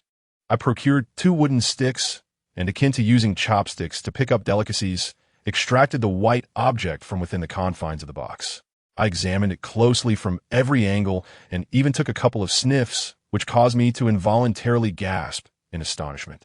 To my dismay, this object turned out to be a human skull cap, seemingly quite fresh. Judging by its condition, it appeared to be less than a month old. In a bid to harm Zhang Yuqing and his family by disrupting their feng shui, the adversary must have resorted to a gruesome tactic, rather than directly killing someone. They placed the skull cap here as a talisman. If this were indeed the case, it would reflect an exceptionally ruthless disposition. Furthermore, I could discern that this skull cap was imbued with a heavy aura of resentment, indicating that its owner had endured tremendous injustice before their demise and had died with a profound sense of grievance. In our feng shui circles, such a relic is referred to as a grievance bone, the most potent remnant of a person who met a tragic end. Employing this sort of object to inflict harm is invariably effective. Additionally, I noticed some intricate, minute runes inscribed upon the skull cap, which were not easily discernible without close inspection. This grievance bone had been placed within the ancestral grave of the Zhang family, absorbing the malevolent and resentful energies of the deceased resting there. Thus, upon its unveiling, the malevolence emanating from the bone surged forth, nearly claiming Zhang Yuqing's life. The purpose behind the creation of such an artifact was twofold: to significantly disrupt the feng shui of the Zhang family's ancestral grave and to target practitioners like myself. The moment this white wooden box was opened, one would be assailed by the malevolent energy of the grievance bone, potentially resulting in severe injury that could incapacitate for months or, in the worst-case scenario, lead to a fatal outcome. Fortunately, my 8 years of study under my master were not in vain. My master is truly a master of feng shui, generously imparting his vast knowledge to me. He advised me to approach matters of feng shui with utmost caution. Otherwise, I too could easily fall victim. As I scrutinized the white skull, Zhang Yinyao assisted Zhang Yucheng and approached once more. Curiously, she inquired, "Young Master Wu, what is this white object?" "It is a human skull, still fresh. Its owner has been deceased for less than a month," I replied nonchalantly. Upon hearing this, both father and daughter trembled in fear, particularly Zhang Yunyao, who instinctively took several steps back. The thought of a deceased person's skull is terrifying to ordinary individuals, let alone witnessing it firsthand. Though it was my first encounter with such an object, my experience in this field has endowed me with a greater psychological resilience than the average person. What is the significance of this? First a cat's corpse, then a headless snake, and now a skull? Zhang Yuqing questioned. Quite simply, your family's feng shui site is known as the Dragon and Tiger Outflow Spot. The mountain before us resembles a reclining dragon, winding for several miles. This site possesses some dragon energy that is beneficial to your ancestral grave. However, the other party has placed 9 headless snakes in a wooden box. Snakes, often referred to as little dragons, signify a severing of the dragon veins energy by decapitating the snakes. Regarding that cat, it bears a resemblance to the situation of the headless serpent. The tiger, being a member of the feline family, has been substituted by a mere cat, which has been blinded and disemboweled, its teeth ruthlessly extracted. Unbeknownst to you, this act has utterly destroyed the feng shui layout of your family's dragon-tiger grave site. The feng shui spot is now rendered completely ineffective. As for the skull, it is a bone steeped in resentment, imbued with a profound malevolence. This burial ground is already laden with a heavy aura of darkness. Placing such an object here could disturb the rest of your ancestors buried in this hallowed ground. I explained in detail. Thus, it seems we must relocate the graves. We shall require the assistance of Master Wu to find a new auspicious site for the interment of our ancestors, remarked Zhang Yuqing. Finding an auspicious site is a relatively straightforward matter. However, the relocation of graves poses certain complications. Your family's burial ground was previously identified by a highly skilled feng shui master. This dragon-tiger grave site, also known as a shade for the deceased, signifies a place that can benefit future generations. The bodies interred in this sacred ground share a remarkable characteristic. Even after millennia, they do not decay. When exhumed, they appear as pristine as they did upon burial. However, due to the malicious intent directed towards your family, a formation has been established here, particularly because of that skull, which has disturbed the bodies resting within this sacred site. There is a risk of a transformation occurring among the corpses. Chapter 43. Breaking ground to exhume the grave. Upon hearing my words, Zhang Yuqing was visibly shaken, beads of cold sweat forming on his brow, while Zhang Yunyao displayed an expression of palpable anxiety. After a brief moment, Zhang Yuqing turned to me and said, "Young Master Wu, I must admit I find myself somewhat perplexed by your words. However, I am at your disposal. Whatever you deem necessary to resolve this matter, I shall comply. Please instruct me directly on what I should do." I replied with gravity, "First, we must incinerate the wooden boxes and their contents that were unearthed. Next, we shall carefully select an auspicious time to commence the excavation of the graves, unearthing all the coffins within this burial site. After keeping them at home for 3 days, we will reinter them in a more favorable location, ensuring the Zhang family's prosperity and peace." Zhang Yuqing inquired, "When will be the most propitious time to break ground?" After a moment of contemplation, I responded, "Midnight tonight is the ideal hour." "Very well, let us proceed thus. We shall return to the old residence to rest, and at the appointed hour of midnight, we will return to excavate the graves," Zhang Yuqing affirmed. I nodded in agreement, and then followed Tiger onto Zhang Yuqing's vehicle, making our way back to his ancestral home in Yongfeng County.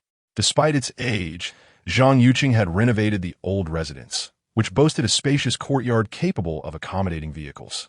Upon our return, we found Zhang Yuqing's son, Zhang Yunliang, fast asleep at home. The mere sight of his son ignited Zhang Yuqing's ire, as he had been brooding over the offense his son had caused me earlier that day. He summoned the young man, and the two engaged in a heated argument, parting ways in discord. Observing the contentious dynamic between father and son, I turned to Zhang Yunyao and asked, "Has your brother always been like this?" Zhang Yunyao's face immediately displayed a hint of regret as she hurriedly said, "I sincerely apologize, young Master Wu. Regarding the previous matter, my brother was in the wrong. He was unaware of your identity, which led him to utter those words.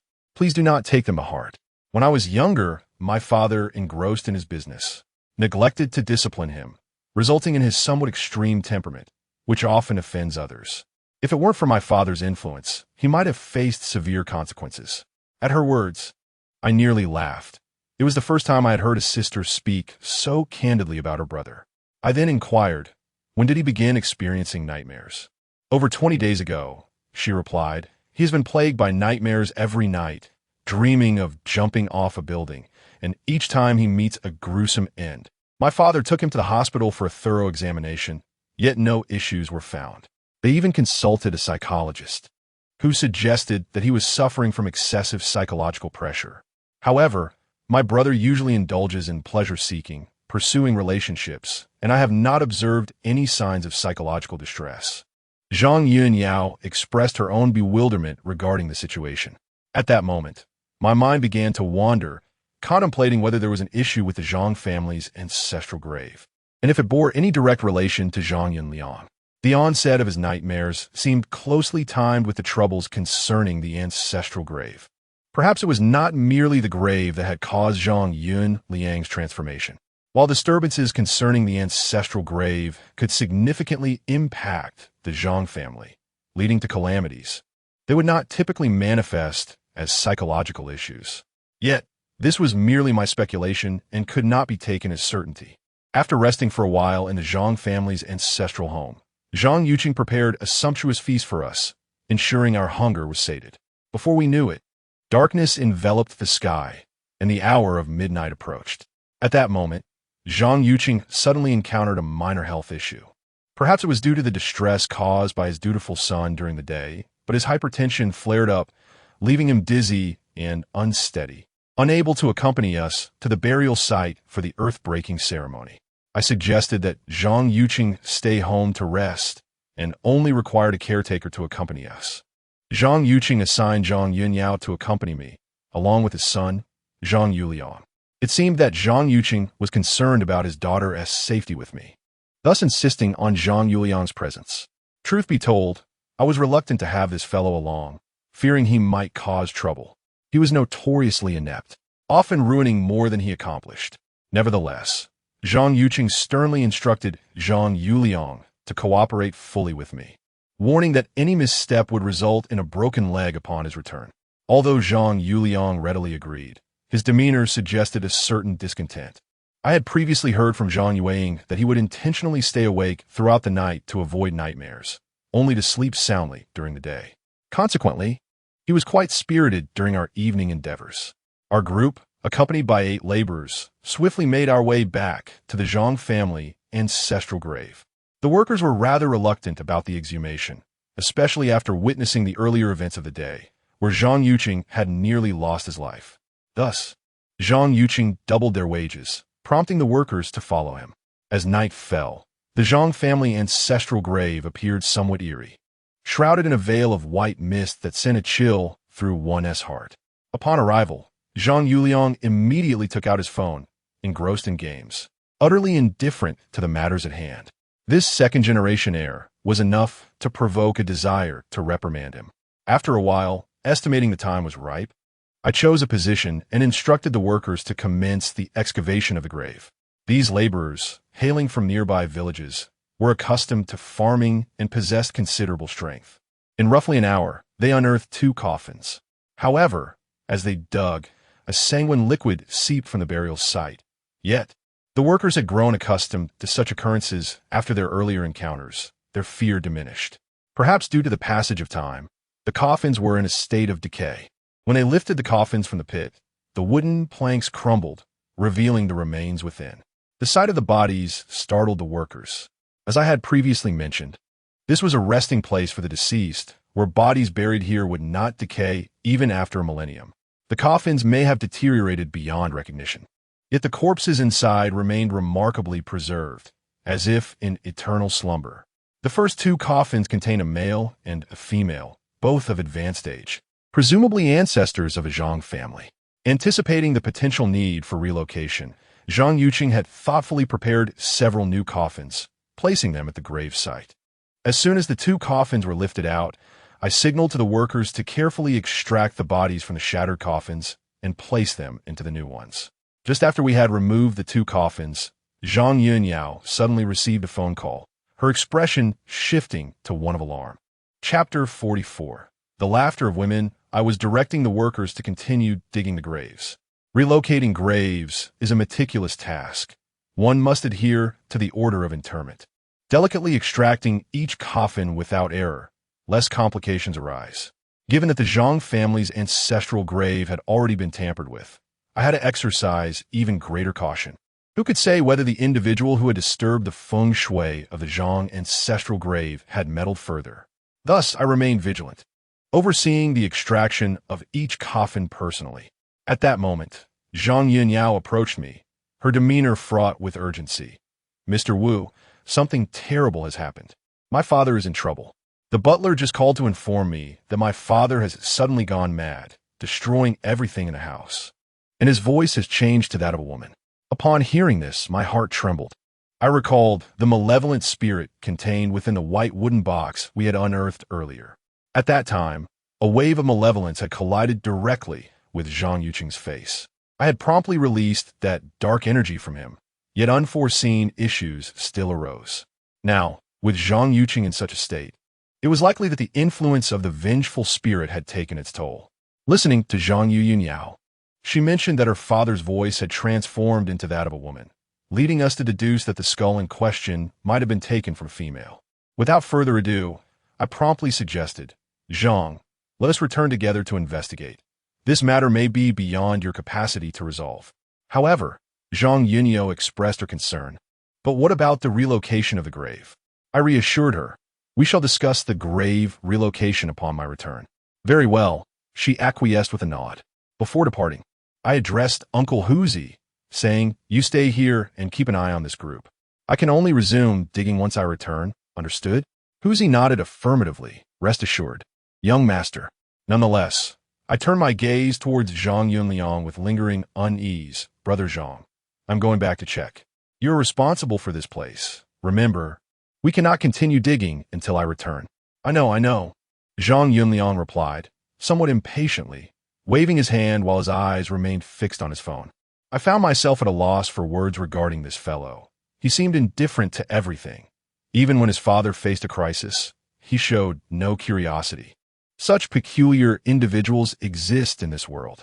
Soon enough, I boarded Zhang Yunio's vehicle, and we sped towards the Zhang family ancestral home.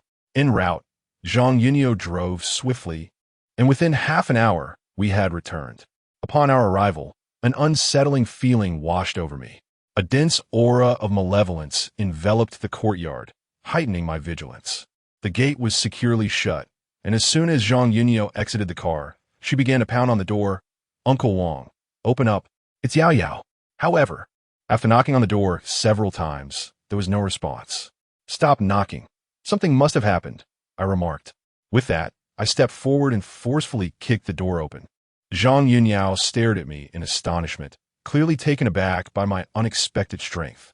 The door had been secured from the inside, yet my foot shattered the latch effortlessly. Over the years of training with my master, I had acquired considerable martial skills. Despite my slender frame, I was composed of sinewy muscle. Once the door was breached, we entered the courtyard, and a chilling breeze swept over us, causing goosebumps to rise on my skin. Zhang Yunyao, inexplicably gripped by fear, suddenly drew close to me, clutching my arm. "Young Master Wu, why is it so cold in this courtyard?" she inquired. "Stay close to me. Do not stray more than 3 steps away," I replied in a low voice.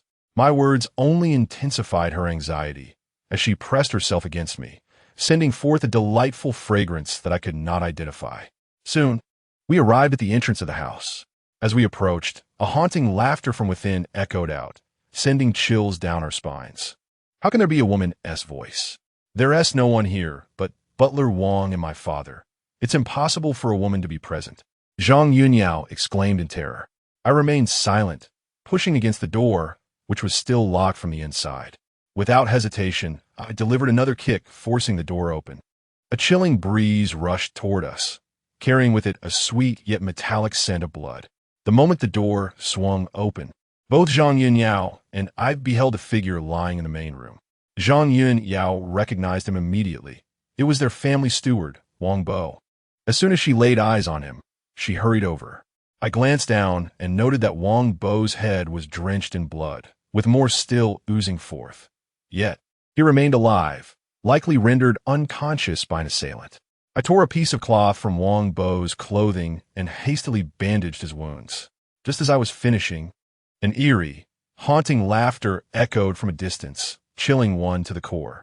Upon hearing that woman's laughter, Zhang Yunyao's anxiety resurfaced, her hands trembling as they clutched my arm. "Wu Xiaoyi, do you think my father is in danger?" she stammered. "Fear not, for I am here," I reassured her. Rising to my feet, I took Zhang Yunyao's hand, and we moved toward the source of that unsettling laughter.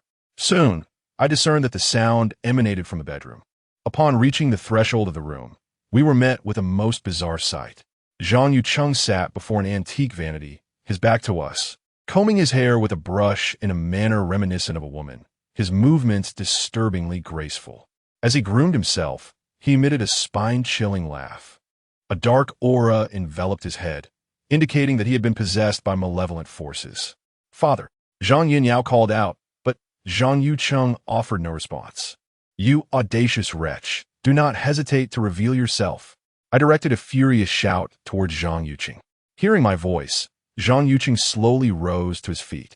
As his face turned to face us, both Zhang Yunyao and I were once again taken aback.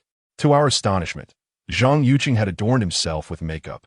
His lips were painted crimson, and his face was pallid with powder. The sight of his aged visage, combined with the eerie atmosphere, was genuinely terrifying. After standing, Zhang Yucheng suddenly took a couple of steps towards us, emitting a laugh reminiscent of a woman's, and inquired, "Do you think I look beautiful?" Beautiful, my foot. Zhang Yunyao was at a loss, clinging tightly to me, while I discreetly formed a ghost-slaying gesture with my hand, prepared to act at any moment. Chapter 45. Boundless Skies and Earth. The universe grants its laws. Zhang Yuqing, a man in his 50s, now bore the makeup of a woman. His lips were as red as if stained with blood, and a thick layer of powder covered his face, rendering him utterly bizarre, akin to the paper figures found in a paper shop. His movements mirrored those of a woman, exuding an enchanting allure as he approached Zhang Yunyao and me with delicate gestures. Witnessing my father transformed in such a manner instilled pure terror in Zhang Yunyao. She involuntarily leaned against me, trembling slightly.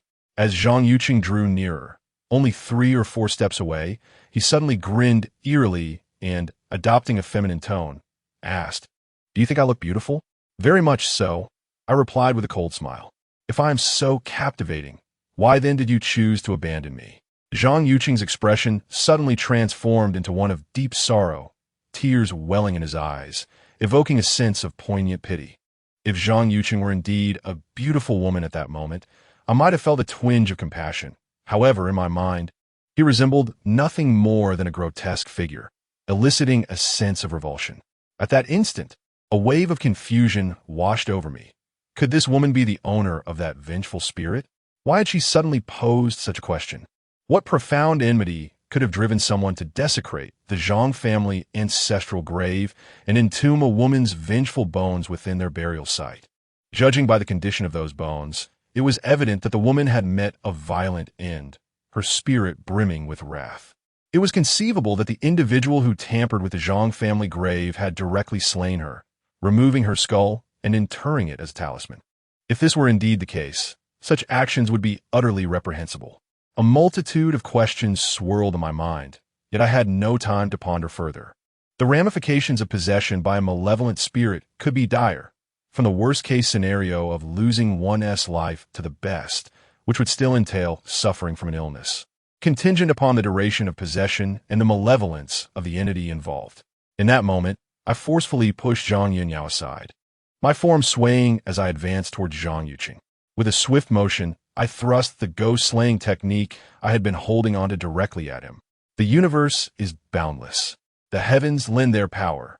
I intoned a spell. Instantly, Zhang Yuqing emitted a piercing wail, his body hurtling backward as the dark aura enveloping him diminished. In recent years, although my primary focus with my master has been on the art of feng shui, it does not imply that I am incapable of dealing with malevolent entities. In handling various feng shui issues, encounters with these supernatural beings are inevitable, and for self-preservation, such skills must be acquired. The malevolent force afflicting Zhang Yuqing has experienced considerable distress, its gaze now tinged with fear as it regards me. Despite sustaining significant damage, it has yet to vacate Zhang Yuqing's body. I hastily approached once more, forming intricate hand seals while directing my energy towards Zhang Yuqing. However, the entity had grown wary, and my attempts to employ the ghost-slaying technique to pierce its form proved increasingly challenging. It began to evade my assaults with agility, successfully retreating into the living room. Continuing in this manner would yield no favorable outcome. I needed to expeditiously resolve this troublesome spirit, as matters concerning the Zhang family's ancestral tomb awaited my attention. With this thought in mind, I discreetly retrieved a talisman from my person, the Cloud Thunder Talisman, a powerful artifact bequeathed by my master, capable of obliterating ordinary spectral beings upon contact. As the malevolent entity made its way into the living room and turned momentarily, I swiftly extended my hand, launching the talisman towards it. In an instant, the Cloud Thunder Talisman adhered to Zhang Yuqing's back, unleashing a torrent of azure lightning that coursed through his being, causing him to collapse to the ground. Once again, a mournful wail echoed through the air as a dark mist emanated from Zhang Yuqing. To my utter astonishment, this swirling mass of darkness, after a brief moment of hesitation, directly lunged towards the fallen Steward Wang, who lay on the ground nursing a head injury. As soon as the dark mist touched him, he jolted upright, a sinister grin spreading across his face. This perplexing turn of events left me astounded. Just moments ago, I had expelled the entity from Zhang Yuqing, only for it to possess Steward Wang instead. An endless cycle of torment. Even more surprising was the ferocity of this malevolent spirit. The talisman of cloud and thunder that my master had bestowed upon me had failed to banish it, allowing it to persist in its mischief. It was evident that its resentment ran deep. The greater the resentment, the more formidable the spirit, rendering it a challenging adversary. I had never anticipated encountering such a formidable foe on my very first confrontation. Upon witnessing Wang's sudden resurgence, my immediate instinct was not to engage him, but to approach Zhang Yuqing. I retrieved an exorcism talisman from my belongings and affixed it to his chest, ensuring that the spirit could no longer re-enter him. Subsequently, I rushed to Zhang Yunxiao's side and handed her another exorcism talisman, instructing her to place it over her heart and stay close behind me. Zhang Yunxiao, visibly shaken by the chaos unfolding around her, accepted the talisman and secured it against her body. Only then did I confront Steward Wang, my voice cold and measured as I inquired, "Have you had your fill of this torment?" Butler Wang, much like Zhang Yuqing, emitted a chilling laugh reminiscent of a woman. "No, I intend to torment the entire Zhang family to death. Since you wish to meddle in my affairs, I shall eliminate you alongside them." Such audacity! One ought to be cautious lest they trip over their own tongue. Today, I am determined to strike terror into your very soul. This female specter successfully incited my fury, prompting me to extend one hand while swiftly inscribing a talisman in my palm with the other. A flash of golden light illuminated the room as the thunder talisman took form, rushing towards Butler Wang once more. After being possessed, Butler Wang exhibited immense strength, seizing a nearby stool and hurling it at me. Fortunately, my reflexes were sharp, allowing me to evade the oncoming projectile, which crashed to the ground, splintering into pieces. Subsequently, he began to seize anything within reach, launching it at me indiscriminately. I could not afford to hesitate any longer. I charged forward to meet the barrage. At one point, a teacup struck my forehead, sending a jolt of pain coursing through me, nearly bringing me to tears. Finally, I closed the distance to Butler Wang, launching myself at him with a fierce tackle that brought him crashing to the ground. My hand, still adorned with the talisman, struck the crown of his head with precision. Chapter 46. A life at stake in that moment. Butler Wang's body trembled violently, as if shaken through a sieve. Moments later, a dark mist emerged from within him, gliding directly toward Zhang Yunxiao, who stood not far behind me. Unbeknownst to her, she could not perceive this malevolent essence, yet she felt an inexplicable chill envelop her entire being. However, when that dark mist drifted near Zhang Yunxiao, it immediately recoiled as if encountering something terrifying, swiftly gliding towards the doorway and vanishing in the blink of an eye. Moments ago, I had been struck on the forehead by a teacup, the pain eliciting involuntary gasps, which distracted me from capturing that spectral entity. Now, as I paused, the ache intensified. Upon touching my forehead, I discovered a swelling had formed. The blow had been quite severe, shattering the teacup in the process. After taking a deep breath, I retrieved a talisman from my person and affixed it to the heart of Steward Wang before collapsing onto the ground, gasping for breath. At last, I had banished that foul presence. It was then that Zhang Yunxiao seemed to come to her senses, approaching my side with concern. "Young Master Wu, you are injured. Are you all right?" As she spoke, she produced a tissue and gently dabbed the blood from my wound, which, though not grave, had merely scraped the skin. As Zhang Yunxiao knelt beside me, I beheld her striking visage. She was truly beautiful. It was merely the malevolent essence clinging to the vengeful bone unearthed during the day that caused this disturbance. "I fear it will not relent," I replied. Zhang Yunxiao expressed her sympathy, saying, "Young Master Wu, you have truly gone to great lengths for our family's affairs. It is nothing, as the saying goes. A person's wealth should be used to alleviate their calamities." "It is my duty," I responded. As we were conversing, a muffled groan echoed from nearby. Zhang Yuqing, who had been lying at the entrance, suddenly awakened.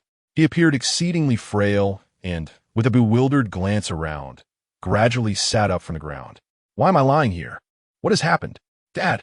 Zhang Yunniao approached Zhang Yuqing's side and stated, "I just received a call from Uncle Wang, informing me that you were in trouble."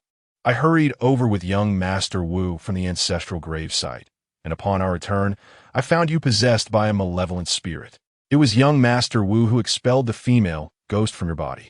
Zhang Yuqing cast a disbelieving glance at Zhang Yunniao, then at me, unable to recall the events that had just transpired.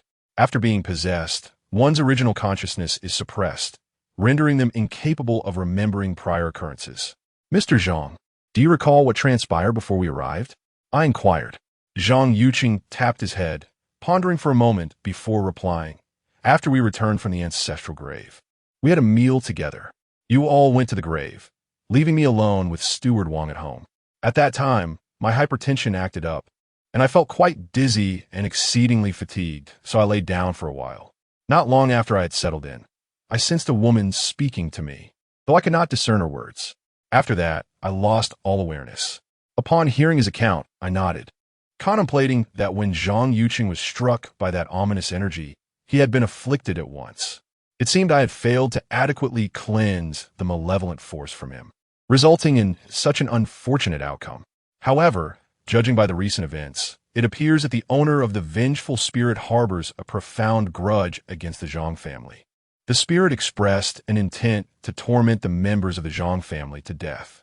In this world, there exists neither love nor hatred without reason. Had the Zhang family not offended that female ghost, she would undoubtedly not have troubled them. I gazed into Zhang Yuqing's eyes and solemnly inquired, "Mr. Zhang, please tell me the truth. Have you wronged anyone recently, particularly a young woman? If you do not speak honestly, I will be unable to assist you."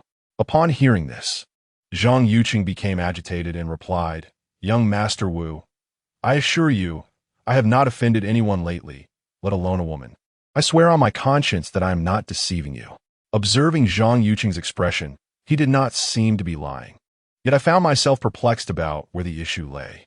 At that moment, my phone buzzed, and upon checking, I saw it was a call from Uncle Hu. As soon as I answered, his anxious voice came through. "Young master, a grave situation has arisen. That rascal Zhang Yunliang refuses to listen to reason and insists on having the workers continue their labor to excavate the coffins from our ancestral grave.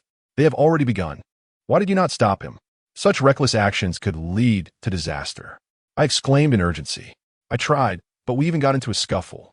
That fool insists this is a matter for his family alone, and that I, as an outsider, should not interfere. He claimed he was in a hurry to return home and had no time to waste here." Uncle Hu replied, distressed. "Uncle Huzi, no matter what, we must stop them. The bodies buried in the shadowy earth are not to be trifled with. Neglecting them could lead to a transformation of the deceased, resulting in tragic consequences." My frustration nearly compelled me to exclaim, "Zhang Yunliang, this insufferable scion, is truly a troublesome character. Just as I departed, he orchestrated this debacle. Very well, I shall do my utmost to intercept them. You must hurry here, as the situation is slipping beyond control. That rascal Zhang Yuliang has proposed to increase the workers' pay to compel them into immediate action," Uncle Huzi added. "I understand. I shall rush over at once." I ended the call and urged Zhang Yunniao to drive me swiftly to the Zhang family ancestral grave. Zhang Yuqing, having faintly overheard Uncle Huzi's voice on the phone, was taken aback, his expression shifting as he exclaimed, "Has that rascal Yunliang caused trouble again? It is not merely trouble. It is akin to murder. I must get there immediately to prevent him. Zhang Tongxue, hasten and take me there," I implored. This ungrateful wretch. How could I have given birth to such a creature? Had I known, I would have extinguished his life at birth. Zhang Yuqing spoke with bitterness, attempting to rise and join us. However, he had previously been possessed, leaving him exceedingly weak and unable to stand. "Mr. Zhang, you need not accompany us. I shall go with Zhang Tongxue," I insisted, and together with Zhang Yunniao. We hastened towards the courtyard exit. Yet, as soon as we stepped outside, a sudden dizziness enveloped me, and my heart began to race violently. With a muffled groan, I collapsed weakly to the ground. Young Master Wu, what has happened to you?" The voice of Zhang Yunniao reached my ears, gradually fading into obscurity. My consciousness began to sink, and amidst the haze, An ethereal fox with 8 tails emerged in my mind. Suddenly, this 8-tailed fox transformed into an extraordinarily beautiful woman, her expression solemn as she gazed at me and implored, "Do not go." Chapter 47. The Compass Turns. A dire omen in the trajectory of my life, this 8-tailed fox had not manifested for a long time. My master was well aware of the celestial being residing within me. However, she had sustained grave injuries during her tribulations, leaving her spirit in a weakened state, nurtured within my body ever since. Throughout the years of my cultivation under my master, I encountered several tribulations, yet I navigated each one unscathed, fully aware that it was my master who shielded me from those calamities. Consequently, the 8-tailed fox had not appeared since then. Whenever I faced peril, the celestial being would emerge to guide me through. At this moment, as I stepped outside, a wave of dizziness enveloped me, and the world spun around me, causing me to collapse to the ground. The 8-tailed fox, now an exquisite woman, earnestly advised me against proceeding. She must have foreseen the impending danger and emerged to warn me. Fortunately, this disorienting sensation lasted only a few fleeting minutes, and I soon regained my composure. As I did, I noticed Zhang Yunyao squatting beside me, her face etched with concern, almost to the point of tears. "Young Master Wu, please wake up. What is wrong with you?" Zhang Yunyao bit her lip, her expression fraught with anxiety as she gazed at me. I quickly opened my eyes and looked at her, assuring, "I'm fine, let us go." As I spoke, I rose to my feet, only to be struck by a sudden wave of dizziness, nearly collapsing once more. Zhang Yunyao promptly approached, placing one of my hands upon her shoulder. "Young Master Wu, I shall support you as we walk." Having never embraced a girl in all my years, I felt a twinge of awkwardness as I held on to Zhang Yunyao, yet the dizziness was undeniable. "Young Master Wu, what happened to you just now?" she inquired, her concern palpable as she failed to notice my unusual state. "I'm all right. Perhaps the teacup struck me, causing a bit of lightheadedness. Please, hurry and take me to the ancestral grave. Time is of the essence," I urged. "Young Master Wu, in your condition, can you still make the journey?" Zhang Yunyao looked at me with worry. "I am fine. I must go even if it means enduring pain. I cannot disregard the fate of Uncle Hu, for he is my kin," I declared resolutely. "There is no alternative. If I fail to go, the hired workers from the Zhang family, along with Zhang Yunliang, might face dire consequences." While I had little concern for Zhang Yunliang's fate, Uncle Hu had been a father figure to me, and losing him was not an option. Once we were in the vehicle, I hurriedly urged Zhang Yunyao to drive swiftly. Sitting in the passenger seat, my heart was a tumult of anxiety. Should calamity arise, the repercussions would be severe. During my time of cultivation with my master, I once heard him utter a profound saying. The dragon and tiger emerge from the ominous shaded burial ground. Peril is destined to arise from 9 heavy coffins. The heavenly stems and earthly branches must follow a precise order. A single misstep could unleash chaos at the ghostly gates. The shaded burial ground is, in essence, a rare feng shui phenomenon, where the bodies interred can remain uncorrupted for millennia, bestowing blessings upon their descendants. When it becomes necessary to exhume the remains from such a site, they must be retrieved in a specific sequence, and the timing must be meticulously calculated. A single error could lead to irreparable consequences, disrupting the entire energy field of the sacred site, resulting in unpredictable calamities. Zhang Yunliang, however, was solely preoccupied with hastily exhuming the coffins so he could return home and rest. As I departed, he intended for the workers to continue their excavation, utterly oblivious to the lurking dangers. When Zhang Yuqing encountered a predicament, I was anxious to return and failed to provide them with adequate warnings, naively believing that Uncle Huzi's presence would ensure their safety. Little did I anticipate Zhang Yunliang's utter incompetence. Now, the celestial being within me cautioned against my approach, suggesting that calamity had indeed transpired. In the car, I felt restless, my mind incessantly occupied with the troubling matter. During this time, Zhang Yunyao attempted to converse with me, but her words fell upon deaf ears. The Zhang family ancestral grave was not far from their old residence, and our vehicle sped along the road. After just over half an hour, we arrived at the ancestral site. Once Zhang Yunyao parked the car, I hurriedly exited, with her following closely behind. As we neared the burial ground, an unsettling sensation washed over me. The entire area was enveloped in a dense shroud of malevolent energy. The atmosphere here is remarkably tranquil, devoid of any sounds, even the faintest chirping of insects.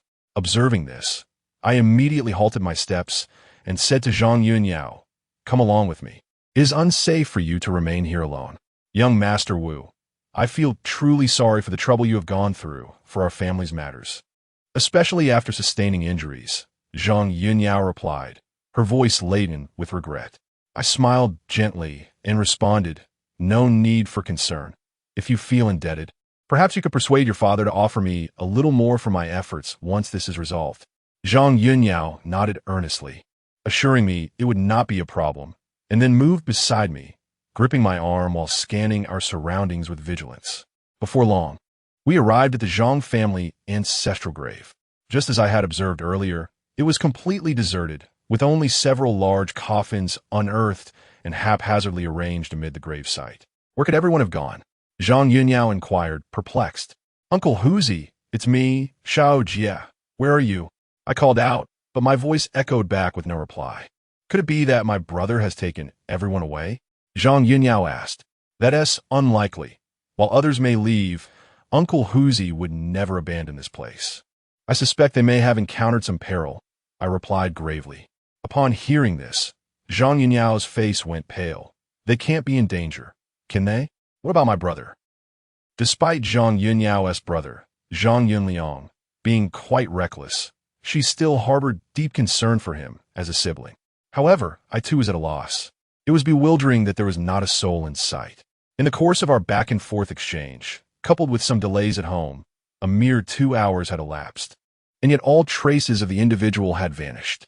At that moment, I produced a compass and commenced my investigation of the local energies. As soon as the compass was unveiled, its needle began to whirl chaotically, causing me to draw in a sharp breath of trepidation. The erratic movement of the needle was an ominous omen.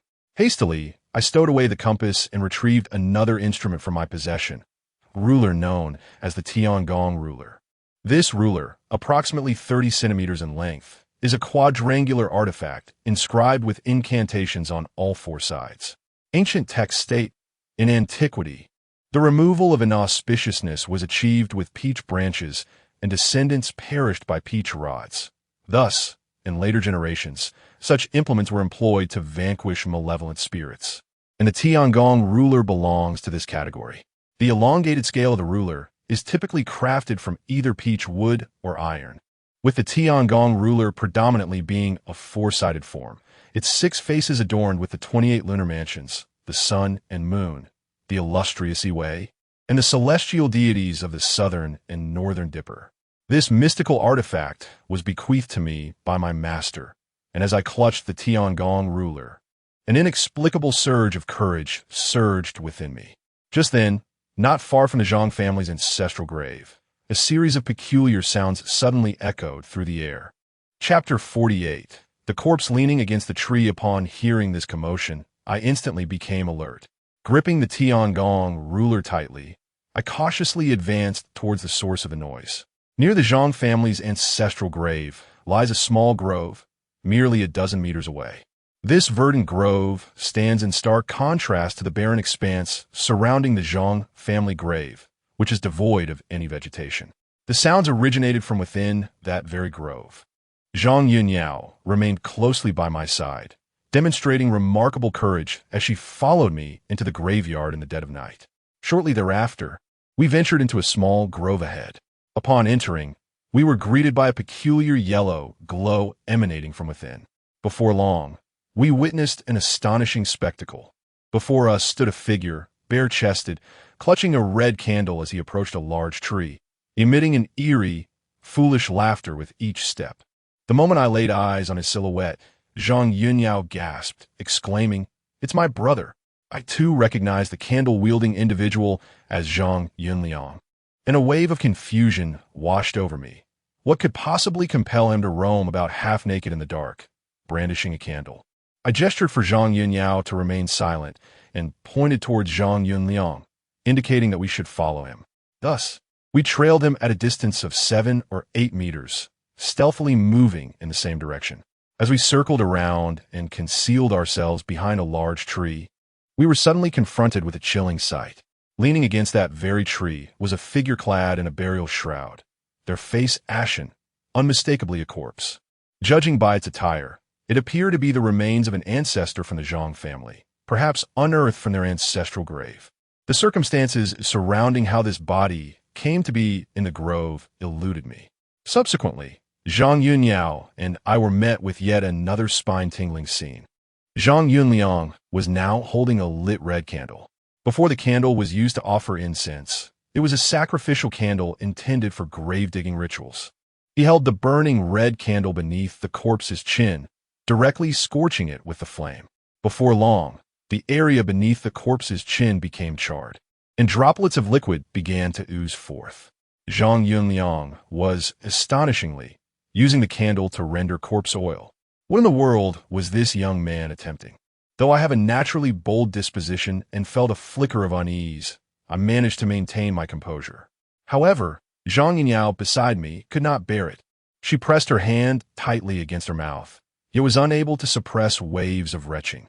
The scene was indeed unbearable for an ordinary person. Moreover, Zhang Yunliao was enveloped in profound fear. She instinctively drew closer to me, clutching my arm with both hands, trembling in terror.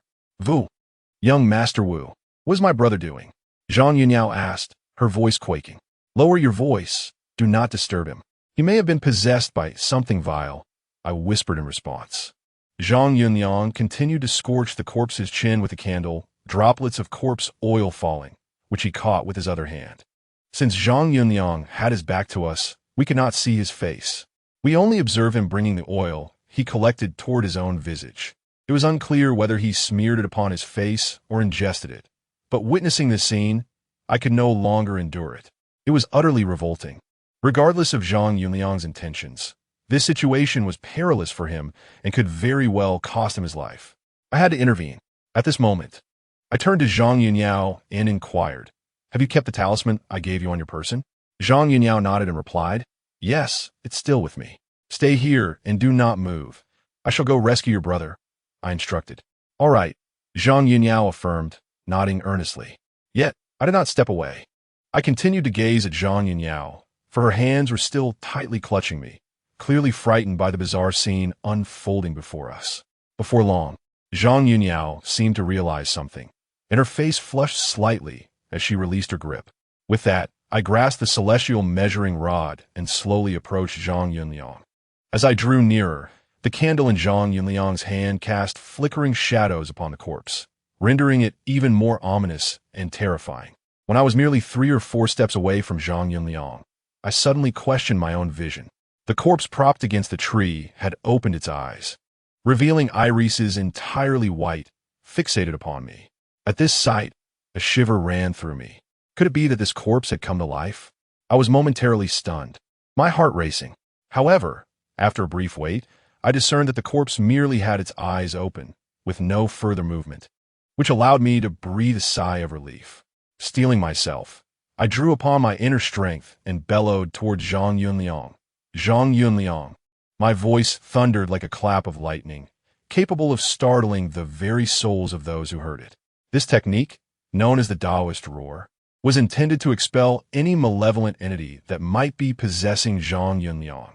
Following that ferocious shout, Zhang Yunliang's body trembled, and he indeed ceased his actions, his head turning slowly like a marionette.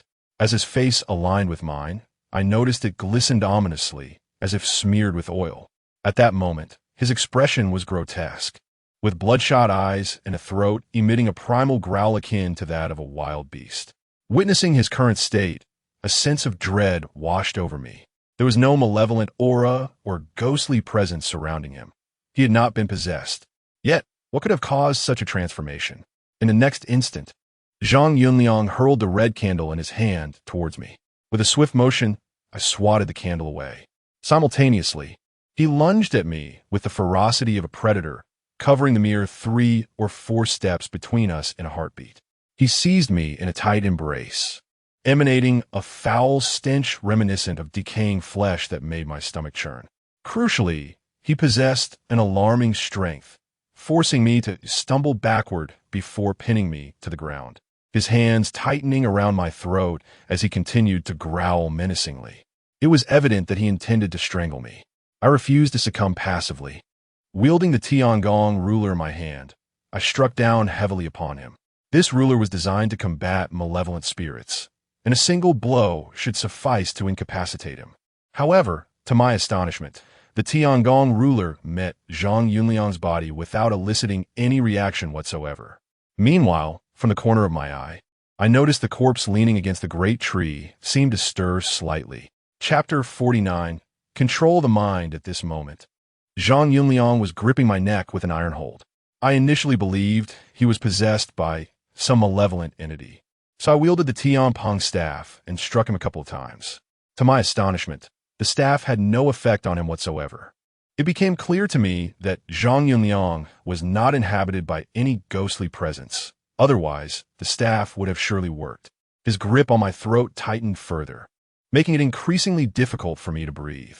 He growled incessantly, resembling a wild beast, saliva dripping from his mouth, almost landing on my face.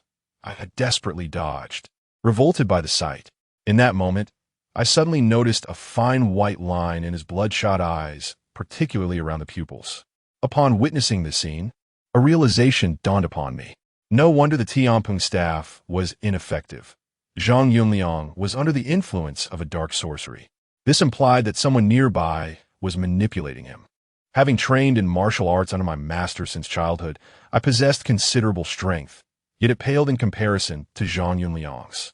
When a person is under the sway of such sorcery, their physical power is maximized to an extreme, akin to how one's strength surges exponentially when on the brink of death. This is the reason why many drowning individuals, when being rescued, often drag their savior underwater, leading to a tragic demise. When faced with the brink of death, a person's hands instinctively clutch at anything within reach, refusing to let go, exhibiting a terrifying strength as if grasping the last straw of hope, which inadvertently pulls the rescuer down with them. As I struggled for breath, nearly suffocating, Zhang Yunyao, standing nearby, finally grasped the urgency of the situation. She picked up a stone from the ground and approached me, hesitatingly brandishing it towards Zhang Yunliang's head, but faltering at the critical moment, unable to strike down upon her own brother. Despite the gravity of the situation, she was still haunted by the fear of inadvertently causing his death. Even in such dire straits, her apprehensions lingered, summoning the last ounce of my strength. I managed to force a single word from my throat. Strike. This utterance seemed to imbue Zhang Yunyao with newfound courage. She shut her eyes and brought the stone down upon Zhang Yunliang's head. In her panic, she lacked the strength, and the stone merely fell upon him rather than being forcefully thrown. Nevertheless, it played a crucial role. As the stone made contact with Zhang Yunliang's head, his body jolted and the grip around my neck slackened momentarily. This moment afforded me a brief respite, compelling me to take a deep breath as I free my hands. With swift precision, I formed the external lion seal and silently recited the mantra of the Vajra scepter. In a sudden motion, I thrust my hand towards Zhang Yunliang's chest. The impact propelled him several meters away, causing him to crash to the ground. In a swift roll, I sprang to my feet and rushed to Zhang Yunliang's side. Before he could rise, I pressed my foot firmly against his heart, forming another external binding seal with my hands while chanting the mantra of the Vajra scepter of the Bodhisattva. With a commanding shout, I proclaimed Jia. This external binding seal signifies a sense of crisis, a manifestation of understanding the human heart and the ability to manipulate it, aimed at unraveling all disturbances. At that moment, Zhang Yunliang was ensnared in a trance, necessitating this seal for liberation. I pressed the seal directly onto his forehead. Instantly, he trembled, his eyes rolling back as his body convulsed for a brief moment before lying still on the ground. Just as I resolved the predicament with Zhang Yunliang, a sudden, terrified scream erupted from Zhang Yao. Young Master Wu, that corpse, it seems to be moving. Following her pointed direction, I beheld the ancestor of the Zhang family, propped against a tree, not only with eyes wide open, but also with its mouth agape, exhaling a cloud of black mist as its body began to convulse violently. Upon closer inspection, a shiver coursed through me as I beheld the corpse's mouth, from which protruded several formidable fangs. Moreover, its hands were rapidly sprouting elongated nails, which had not been present moments before, now extending to a length of 7 or 8 centimeters, dark and sharp as blades. My gravest fears had finally materialized. The corpse, interred in a shadowy grave for a millennium without decay, was particularly susceptible to the transformation known as corpse change. Numerous factors could instigate such a metamorphosis. Firstly, the Zhang family ancestral tomb had evidently been tampered with. Secondly, the recent manipulation of Zhang Yunliang's spirit, wherein wax was heated upon the corpse's chin and applied to his own visage, transmitting his vitality to the corpse, could also have triggered this transformation. Witnessing this scene, my heart raced uncontrollably. Truly, the more one fears, the more that fear manifests. I finally comprehended why the 8-tailed fox within me urged against visiting the Zhang family ancestral tomb. It was perilously fraught with danger. Regardless of the trepidation, I resolved to confront the situation head-on. Should this entity descend into madness, the repercussions would be dire. "Zhang, you must flee and await me in the vehicle," I shouted to Zhang Yunyao as I retrieved the celestial measuring instrument from the ground and charged toward the now animated corpse. Just as I approached the reanimated body, it emitted a guttural roar and leapt toward me.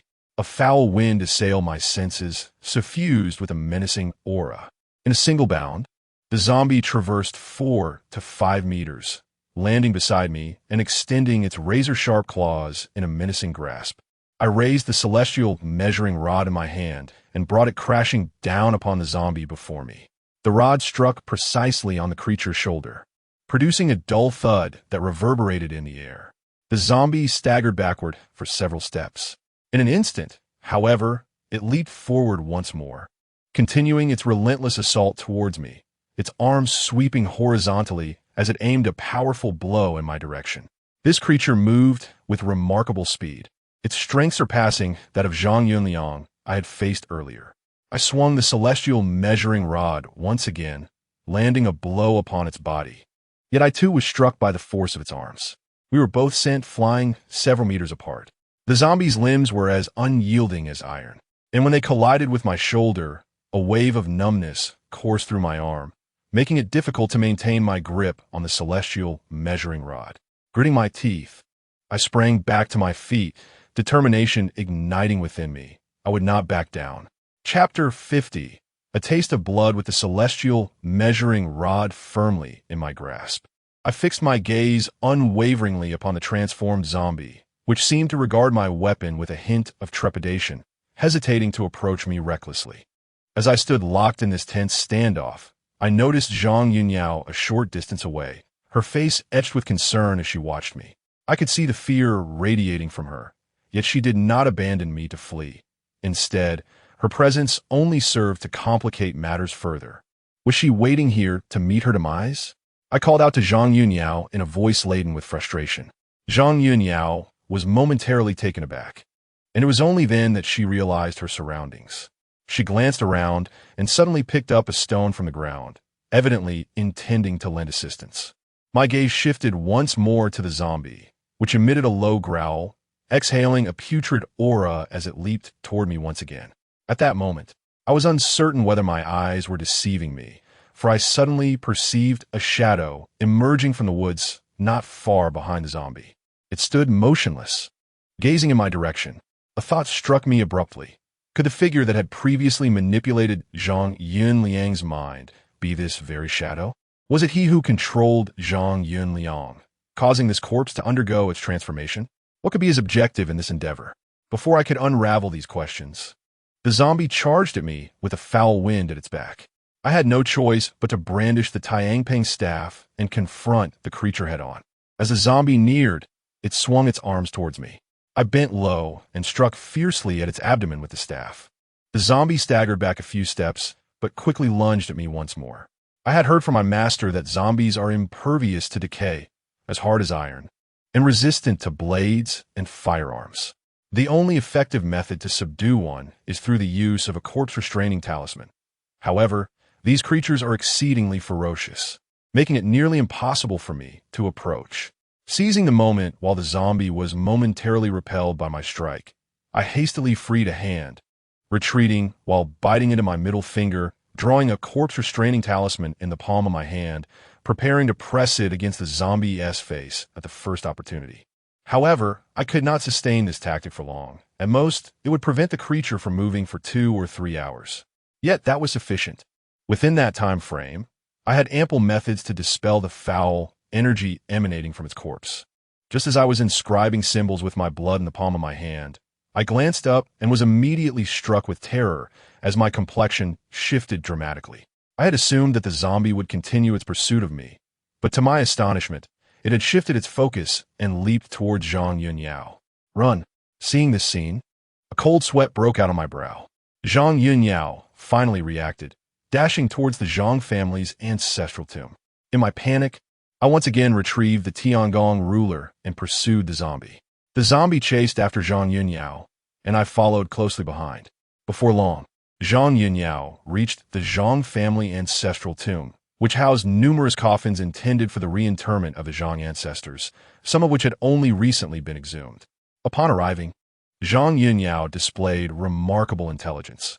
Knowing that the zombie's body was exceedingly rigid and incapable of bending, she deftly circled around the coffins.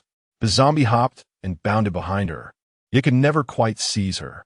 I could not help but admire Zhang Yunyao's courage. Any ordinary girl would have been reduced to tears or frozen in place at the sight of such a ghastly creature. Yet, Zhang Yunyao managed to evade the zombie's assaults by skillfully utilizing the coffins as shields. At that moment, I had caught up and was about to strike the zombie with the Tiangong ruler when, unexpectedly, the creature leapt into the air and landed directly atop one of the coffins. In this manner, Zhang Yunyao found herself devoid of any cover. The zombie let out a furious roar and leapt down from the coffin, lunging towards her. Witnessing this, I could no longer hesitate. I too jumped onto the coffin and executed a fierce pounce, aiming directly at the zombie. As the creature landed, it missed Zhang Yunyao, but my descent met its forehead with a resounding impact using the Tiangong in my grasp. The strike was formidable, causing the zombie to expel a foul breath and collapse to the ground. Seizing the moment, I rushed to its side, forming a hand gesture to draw the corpse-restraining talisman, preparing to strike its forehead. Unexpectedly, the zombie sprang to life, propelling itself off the ground with a sudden ferocity, sending me flying. Before I could regain my footing, it lunged at me, pinning me beneath its weight. The zombie's body was oppressively heavy. With that forceful tackle, it felt as though my very insides were being crushed. Yet, the true agony was the sharp pain radiating from my shoulder as its claw-like hands, adorned with jagged nails, pierced deep into my flesh, eliciting beads of cold sweat. With a gaping maw, it exhaled a nauseating stench of decay, lunging towards my neck with intent to bite. Despite the searing pain in my arms, I prioritized my life, straining to shield my neck from its ravenous jaws. However, its strength was overwhelming, and its mouth inched closer, threatening to sever my grip. I felt as though my hands were on the verge of breaking. In a moment of desperation, I resolutely bit down on the tip of my tongue, causing blood to surge forth in my mouth. Just as the zombie's gaping maw was about to descend upon me, I forcefully sprayed the blood from my tongue onto its grotesque visage. The crimson liquid splattered across the zombie's face, and in an instant, it was as if a bucket of boiling water had been poured over it, releasing a thick cloud of vapor. The oppressive aura that had enveloped me dissipated entirely, granting me a fleeting respite. Seizing the opportunity, I swiftly brought my hand, adorned with a corpse-restraining talisman, crashing down onto the top of the zombie's head. With a flash of golden light, the creature's body collapsed to the side, motionless. I sank to the ground, gasping for breath, pain radiating from my shoulder, which was now stained with blood that had seeped through my clothing. Young Master Wu, Zhang Yunxiao suddenly rushed over, her voice trembling with concern. You are injured. As she spoke, she tore strips from her own clothing to bind the wound on my shoulder. I took a deep breath, wiped the cold sweat from my brow, and weakly replied, I am fine. Struggling to regain my composure, I stood up and retrieved a corpse-restraining talisman from my belongings, affixing it firmly to the zombie's forehead for an added layer of protection. Chapter 51. The movements within the coffin in order to confront the previously controlled Zhang Yunliang and the suddenly transformed zombie. I had expended a considerable amount of energy. As I observed the zombie finally lying still on the ground, a wave of relief washed over me, prompting me to collapse onto the earth beneath. Pain surged through my arms, and blood began to flow incessantly from the wounds inflicted by the creature's claws, which had torn through my shoulder, leaving several gaping holes that continued to bleed profusely, accompanied by swelling and numbness. Zhang Yunyang, upon seeing the injury on my shoulder, felt utterly helpless.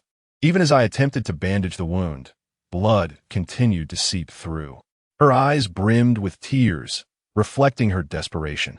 Witnessing her distress, I managed to smile and reassured her, "Do not worry, I am fine." However, as I turned to glance at my shoulder, my expression shifted dramatically. The blood oozing from the wound had darkened, losing its vibrant crimson hue. The presence of corpse poison on the zombie posed a grave threat. Any scratch or bite could easily lead to infection. Fortunately, the ancestral corpse of the Zhang family had only recently undergone transformation. Thus, the potency of the poison was not yet severe. From my bag, I retrieved a packet of glutinous rice, which I had prepared in advance. Given that exhumation would inevitably involve contact with the corpse, I anticipated numerous unforeseen dangers. Therefore, prior to my departure, I had assembled an array of supplies. As this was my first foray into such work, and I lacked experience, at this moment, I applied the glutinous rice to the wound, and an intense pain surged through me. A noxious white smoke, exuding a foul odor, emanated from the injury, signifying the dissolution of the corpse poison. However, not all glutinous rice possesses the ability to neutralize such toxins. There are specific requirements that must be met. The rice capable of counteracting corpse poison must undergo an intricate process. Initially, it must be soaked in the urine of a prepubescent boy for a duration of 49 days, followed by sun exposure for another 49 days. If, during this period, there is even a single day of rain, the rice loses its efficacy, or its potency is significantly diminished. As I applied 2 handfuls of rice, it quickly darkened upon absorbing the toxins, alleviating the swelling and numbness to a considerable extent. Nonetheless, the pain was undeniable, and beads of cold sweat continually trickled down my forehead. Zhang Yun Yao could only crouch nearby, observing my efforts in silence, her expression betraying her anxiety. "It's all right. Help me up," I said to her. Zhang Yun Yao promptly approached, placing my hand on her shoulder and assisting me to my feet. After the flurry of activity, I felt somewhat weakened, yet a brief rest would suffice. "Master Wu, my brother is still lying there. Is he in any danger?" Zhang Yun Yao inquired cautiously. "Do not concern yourself with him. He is not in immediate peril," I replied somewhat irritably. "Everything here is the result of that rascal's mischief. Had he been obedient, waiting for my return to relocate the grave, none of this would have transpired. Not only has he endangered others, but he also nearly brought ruin upon himself." Zhang Yun Yao bit her lip, filled with remorse as she spoke. "Young Master Wu, I sincerely apologize. This is all my brother's doing. Once this matter is resolved, I will ensure my father compensates you generously. It is your brother who has erred, and you need not apologize. Rest assured, since I have taken on the task for your family, I shall not neglect him," I replied in a solemn tone. With that, Zhang Yun Yao felt a weight lift off her shoulders, repeatedly expressing her apologies. After rising to rest for a moment, I sensed my strength returning somewhat. I instructed Zhang Yun Yao to remain still while I sprinted back to the grove where I had previously encountered a shadow during my confrontation with the zombie. That shadow belonged to the individual who had been manipulating Zhang Yunliang. It was undoubtedly he who had meddled with the Zhang family ancestral grave. I was determined to find him and inquire about his motives. However, upon returning to the grove, I discovered that the shadow had long since vanished, perhaps concealing itself in some hidden spot. Regardless, I was unable to locate him. Just as I was about to turn back, I suddenly heard a terrified scream that startled me. The voice belonged to Zhang Yunyao. Reacting swiftly to the commotion, I hastened towards the direction of the Zhang family ancestral grave. Before long, I spotted Zhang Yunyao standing amidst several coffins, her hands covering her mouth, her face a mask of horror. Relieved to see that she was unharmed, I approached her and asked, "What is the matter?" Upon noticing my arrival, Zhang Yunyao turned to me, her voice trembling with fear as she replied, "The coffin. There's movement inside. I heard something just now." Upon witnessing her visage of sheer terror, I found myself perplexed. Just moments ago, she had exhibited no fear in the presence of a zombie. Yet the mere stirring of a coffin seemed to petrify her. Women truly are enigmatic creatures. "Fear not, for I am here," I softly reassured, gently patting Zhang Yunyao on the back and gradually ushering her aside. My gaze then shifted to the several coffins nearby. Suddenly, a significant thought struck me. The workers previously hired by the Zhang family, along with Uncle Huzi, had vanished without a trace. Where could they possibly be? Why was only Zhang Yunliang, whose consciousness was ensnared, present here? As I held my breath and focused intently, I discerned a faint sound emanating from one of the coffins. In the dead of night, amidst the desolate wilderness, the noise from within a coffin was indeed chilling. Straining to listen more closely, I felt a shiver run down my spine. The sound was reminiscent of nails scraping against the coffin lid, an eerie scratching, growing progressively louder. After a brief moment, I noticed that one of the unearthed coffins quivered slightly. Witnessing this phenomenon, a wave of dread washed over me. Could it be that the ancestors of the Zhang family, entombed within those coffins, had all undergone a transformation into the undead? That previous zombie had nearly brought about my demise. Should a multitude emerge, my fate would be sealed.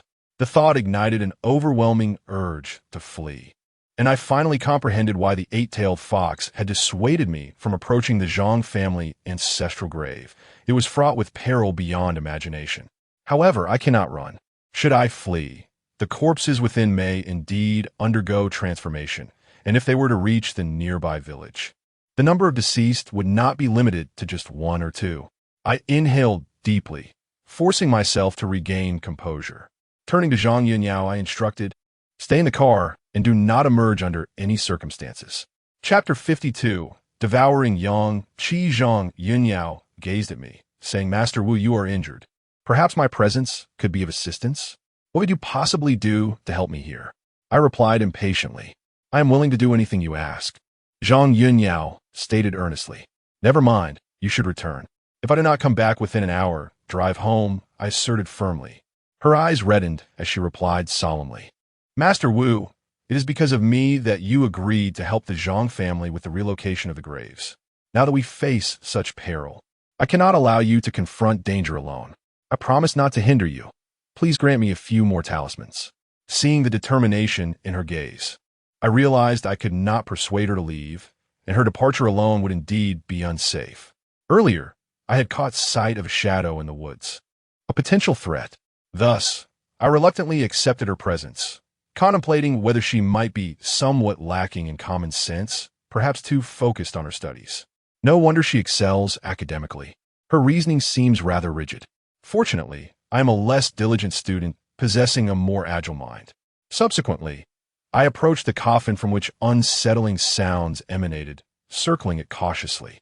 After my departure, Zhang Yunliang instructed the workers to excavate one of the coffins. It did not take long for me to notice a troubling detail.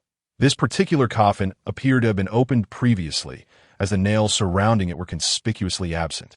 I approached one side of the coffin and said to Zhang Yunyao, "Come here and assist me in opening it." Zhang Yunyao approached, and together we exerted our efforts to push the heavy coffin lid. After a brief struggle, the coffin emitted a disconcerting creak, slowly revealing a narrow opening. Instantly, a musty odor wafted forth from within.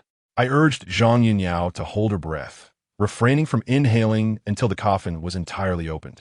We continued to push with all our might, and after considerable effort, we managed to lift the coffin lid halfway. The Zhang family's ancestors were affluent, and the wood used for the coffin was of superb quality. It appeared to be no more than a century old and showed no signs of decay.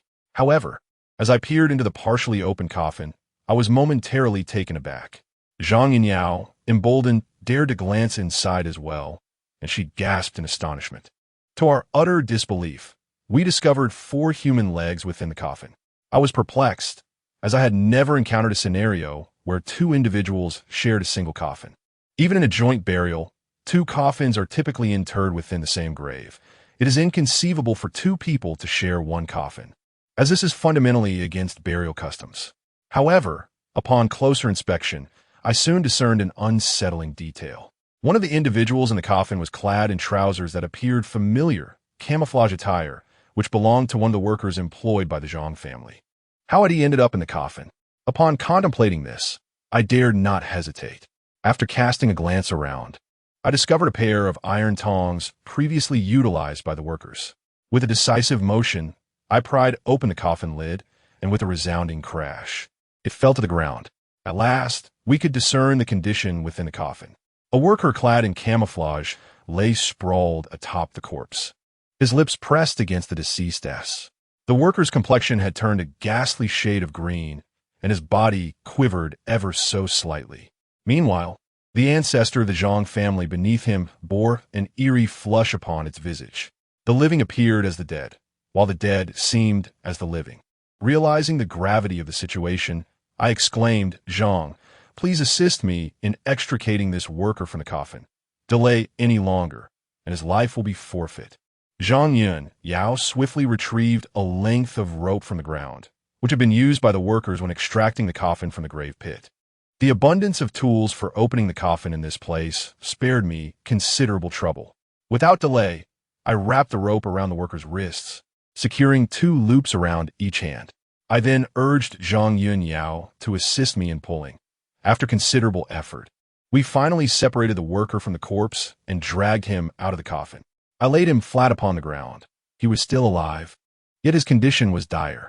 His face was a stark, ashen hue, his body rigid, and his eyes wide open, bloodshot, upon witnessing the transformation of this individual. Zhang Yao inquired, "Young Master Wu, how could this person be in a coffin?" I replied, "I am uncertain what actions your brother took after our departure, but his current predicament is perilous. Your family's ancestral grave is a site of ominous presences. Once tampered with, the corpses therein are highly susceptible to transformation. This individual, having entered the coffin, has had his vital energy consumed by the corpse within. If we do not render assistance swiftly, he may not survive until dawn. What shall we do next?" Zhang Yao pressed. I responded, "It is likely that the workers are trapped within these coffins. We must extricate them all. Should any corpse absorb sufficient life force from a living being, it will undergo a transformation. If that occurs, not only will these workers perish, but we too shall be unable to escape this place. Then let us hasten to open the coffins. Saving lives is paramount," she urged, her anxiety palpable. However, I refrained from immediately prying open the coffin. Instead, I retrieved a handful of glutinous rice from my person and placed it into the worker's mouth. Having been drained of his vital energy by the corpse, he might also be infected with corpse poison. Thus, this precaution was necessary. I then cast a glance at the corpse inside the coffin, discovering it to be that of an elderly man. A faint flush had begun to appear on his visage, and upon inspecting subsequently, Zhang Yao and I approached the next coffin and proceeded to open it. As anticipated, this coffin also contained 2 individuals. Mirroring the scenario of the previous one, we employed the same method as before, dragging the bodies from within the coffin. In one breath, we managed to open all the coffins, revealing that all the workers were inside, and we painstakingly extracted them one by one. However, what puzzled me was that among these individuals, I did not find any trace of Uncle Huzi, while Zhang Yunliang and all the other workers were accounted for. Uncle Huzi was conspicuously absent. Where could he have gone? This uncertainty began to gnaw at me. If anything were to happen to him, I would be at a loss to explain it to my master. Yet, there was no time for me to dwell on such thoughts. I quickly turned to Zhang Yao and urged, "You must return home at once and fetch some items." "What items?" I instructed her to retrieve some vinegar from the kitchen, along with a bit of black ash from the bottom of the pot. "Hurry there and back." I had previously noticed that the kitchen in their ancestral home featured an old-fashioned stove that burned wood, which would surely yield pot ash. Zhang Yao nodded. understanding the gravity of the situation and not daring to delay. As she made her way toward the parking area, she paused after a few steps, turning back with a sincere expression and said, "Young Master Wu, please be careful." Chapter 53. A red glow hovering above today. Zhang Yun Yao has expressed her gratitude to me more than once. This girl is exceedingly polite. After a flurry of activity, I now find myself rather fatigued, leaning against the coffin as I offer Zhang Yun Yao a faint smile, saying, "There's no need for such formality, classmate Zhang. I mentioned before that this is simply my duty. After all, we have received remuneration from your family. No, you're unlike the other feng shui masters. You're the most dedicated among them." Previously, when we consulted other masters regarding our ancestral grave, they took one look at the dire situation and promptly departed. Some were simply incapable of handling the task. Only you were willing to exert yourself for our family's sake. Zhang Yun Yao responded with evident emotion. In truth, my thoughts were that it was not entirely by choice that I was exerting myself. I was compelled by circumstance. This was my first assignment, and both Uncle Huzi and I found ourselves in a desperate situation. If we did not take on this job, even the most basic sustenance would become a challenge. I never anticipated that my inaugural venture would lead me into such turmoil. It was indeed disheartening. Earning money is arduous, and the burdens are heavy. Yet, having committed to this endeavor, I must see it through, adhering to the principles instilled in me by my master. However, I could not express such sentiments to Zhang Yun Yao. I swiftly redirected the conversation, stating, "Classmate Zhang, you must hurry home to gather your belongings. Be quick about it. These workers can only endure for so long." Zhang Yun Yao nodded vigorously, quickening her pace towards the vehicle. I watched as she drove away rapidly, a sense of relief washing over me as she left this place. The reason for sending her home to fetch vinegar was primarily due to the insufficient amount of glutinous rice I had on hand. My master had previously informed me that vinegar, when combined with the ash from the bottom of the pot, could also neutralize corpse poison, albeit with considerably less efficacy. The ash from a pot, formed by the intense heat of the flames, possesses a strong yang energy capable of restraining the extremely entity known as a zombie. At this juncture, it was the only option available to me. After Zhang Yunyao departed, I would be the sole observer at the Zhang family's ancestral grave. The eerie silence surrounding me was somewhat unsettling. At that moment, a wave of concern washed over me regarding Uncle Huzi. I was uncertain as to his whereabouts. Every worker had been accounted for. Even the troublesome Zhang Yunliang had been located, yet Uncle Huzi remained missing. If anything were to happen to him, I would find it exceedingly difficult to explain myself to my master. As these thoughts occupied my mind, I suddenly caught the faint sound of footsteps nearby. Peering cautiously from behind the coffin, I felt a surge of relief upon spotting Uncle Huzi approaching from one side of the Zhang family's ancestral grave. Just as I was about to call out to him, the words caught in my throat as I noticed something was amiss with Uncle Huzi. His gait was particularly peculiar. He was walking on tiptoes, his body slightly inclined forward. Under the dim moonlight, I observed that his expression was also unsettling. His face appeared vacant, his eyes devoid of life, and his mouth slightly agape. It was as if someone behind him was manipulating him, compelling him to move forward incessantly. Upon closer inspection, I discerned a swirling crimson aura above Uncle Huzi's head, emanating a dense and malevolent energy. With just a glance, I concluded that Uncle Huzi had fallen under the control of some vile entity. He was not approaching me, but rather making his way toward a nearby grove where another individual lay unconscious, Zhang Yunliang. What purpose did Uncle Huzi have in that grove? Taking a deep breath, I sprang to my feet and stealthily followed him into the thicket. I observed Uncle Huzi moving with an uncanny gait, swiftly reaching Zhang Yunliang's side. He bent down, his legs rigid, and with a single hand, effortlessly lifted Zhang Yunliang from the ground, dragging him toward the opposite side of the grove. At that moment, Uncle Huzi's legs appeared incapable of bending, and he exhibited extraordinary strength, for Zhang Yunliang must have weighed at least 130 to 140 pounds.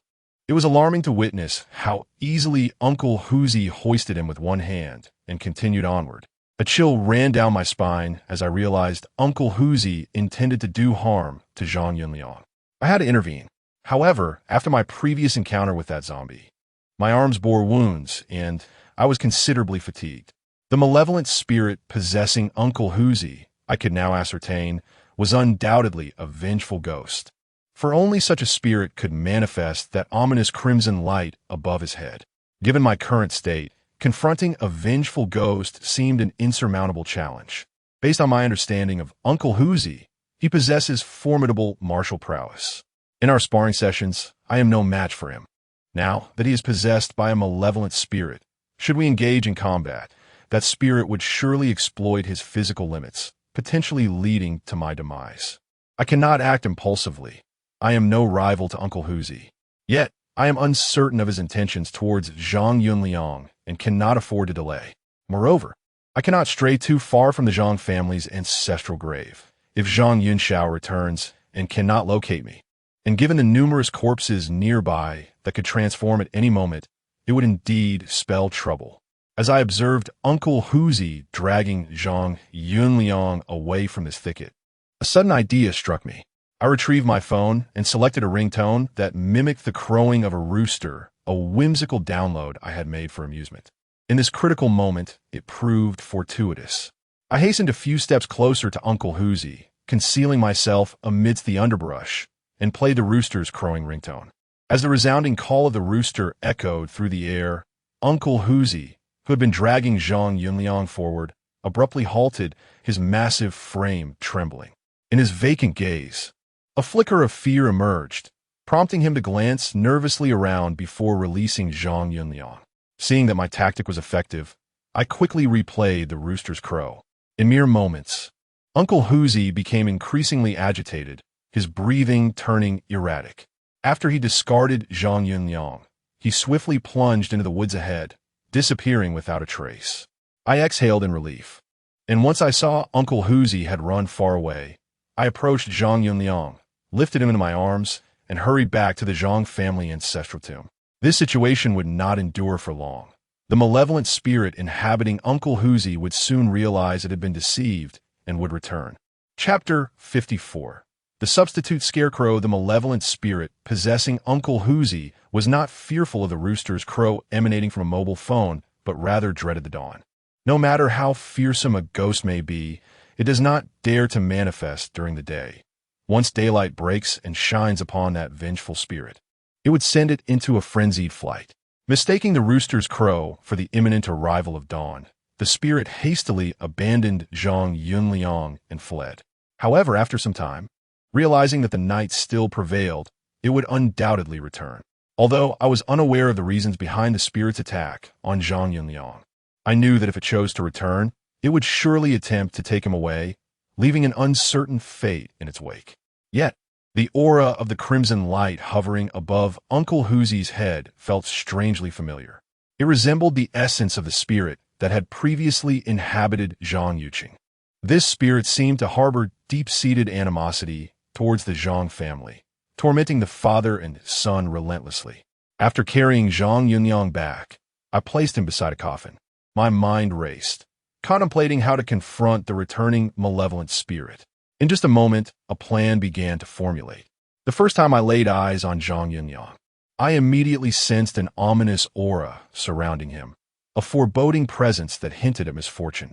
Thus, I discreetly inquired about his birth date and time from Zhang Yunliao, and performed a divination, revealing that he was destined to face a perilous ordeal. However, that was not the crux of the matter. The significance lay in my acquisition of Zhang Yunliang's birth details. Such information is of paramount importance to every individual. One should never casually disclose their birth date and time to anyone unless they possess profound trust in that person. Should this sensitive information fall into the hands of those with malicious intent, it could lead to dire consequences, leaving one utterly oblivious to their fate.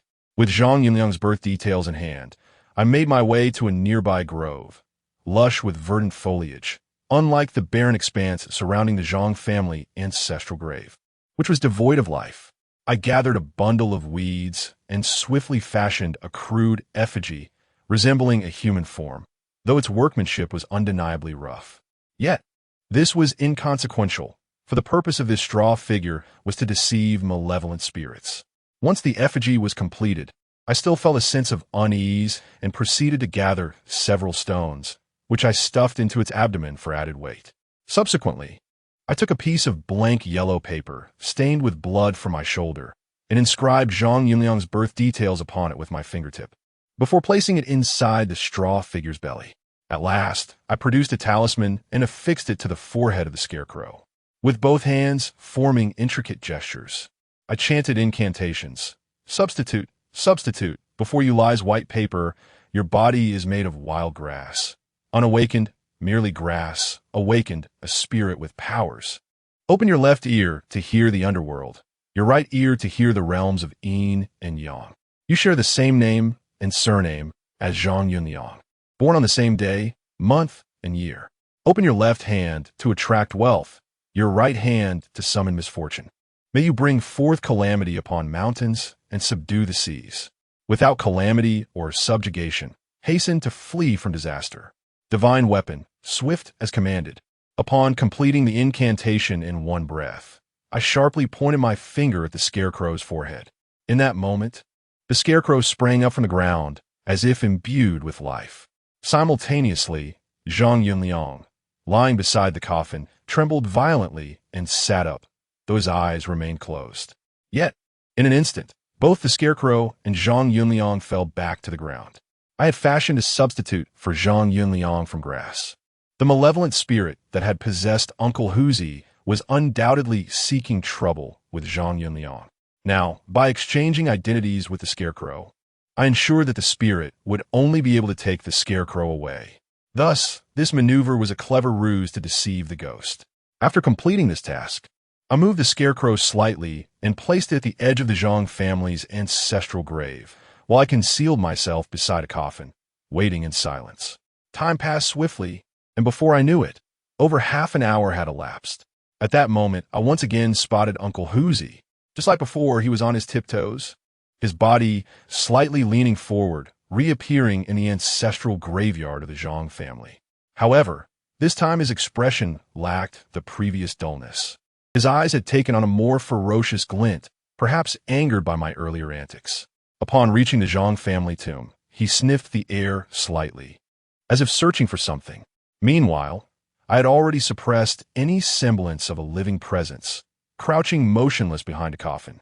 After a brief search around the Zhang family grave, Uncle Huzi swiftly approached the figure of the straw man. Without uttering a word, he seized the straw figure and hurriedly made his way toward the woods. As I observed Uncle Huzi departing with the straw man, I breathed a sigh of relief. This night had truly been tumultuous, with one horrifying event following another. Yet, I knew this matter was far from resolved. The malevolent spirit that had possessed Uncle Huzi would undoubtedly return, and I couldn't shake the feeling that it was intricately linked to the shadow I had previously encountered in the woods. Perhaps it was that very shadow orchestrating the actions of the vengeful spirit. The malevolent entity had first returned to the old Zhang residence, causing chaos for Zhang Yuqing, and now it was back to torment Zhang Yunliang. Given my current predicament, the hope of defeating the possessed Uncle Huzi seemed exceedingly bleak, especially considering my severe injuries. The prospect of confronting the vengeful spirit within him was daunting. If it chose to return once more, not only would Zhang Yunliang be in grave danger, but I too would likely find my life at stake. A new plan must be devised. I sat beside the coffin, my mind racing through the techniques I had learned from my master over the years, each one vividly resurfacing. In these 8 years, my efforts were not in vain. Inspiration soon struck me. I retrieved several palm-sized triangular flags from my bag and made my way to the southern side of the Zhang family ancestral grave. The south, associated with fire, symbolizes vitality and serves as an optimal focal point for my formation. I planned to establish a spirit-binding array there. Once the array was complete, if the malevolent entity possessing Uncle who dared to approach, it would inevitably become ensnared within the confines of this formation, ensuring the safety of both Zhang, Yunliang, and myself. With this thought in mind, I hurried to the south, aligning my steps according to the elemental directions. reciting incantations as I positioned the flags into various key points of the array. Before long, the rudimentary spirit-binding array was established, releasing a faint mist of white vapor. At that moment, a beam of light suddenly illuminated my presence, startling me. Upon closer inspection, I realized it was Zhang Yunyao returning to the Zhang family ancestral grave in her vehicle, which brought me a sense of relief. Shortly thereafter, Zhang Yunyao approached briskly, a bag slung over her shoulder, waving at me from distance.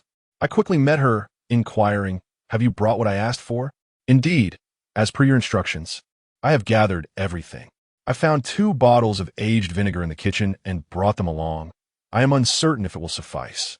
I spent quite a while trying to collect some potash, but that is all I could manage, as that is the extent of what I have at home," Zhang Yunyao said, a hint of apology in her voice. At that moment, I scrutinized her closely and discovered that her charming face bore traces of potash, likely a result of her hasty endeavors. The sight of the soot upon her visage was rather amusing, indicating her lack of experience with such tasks.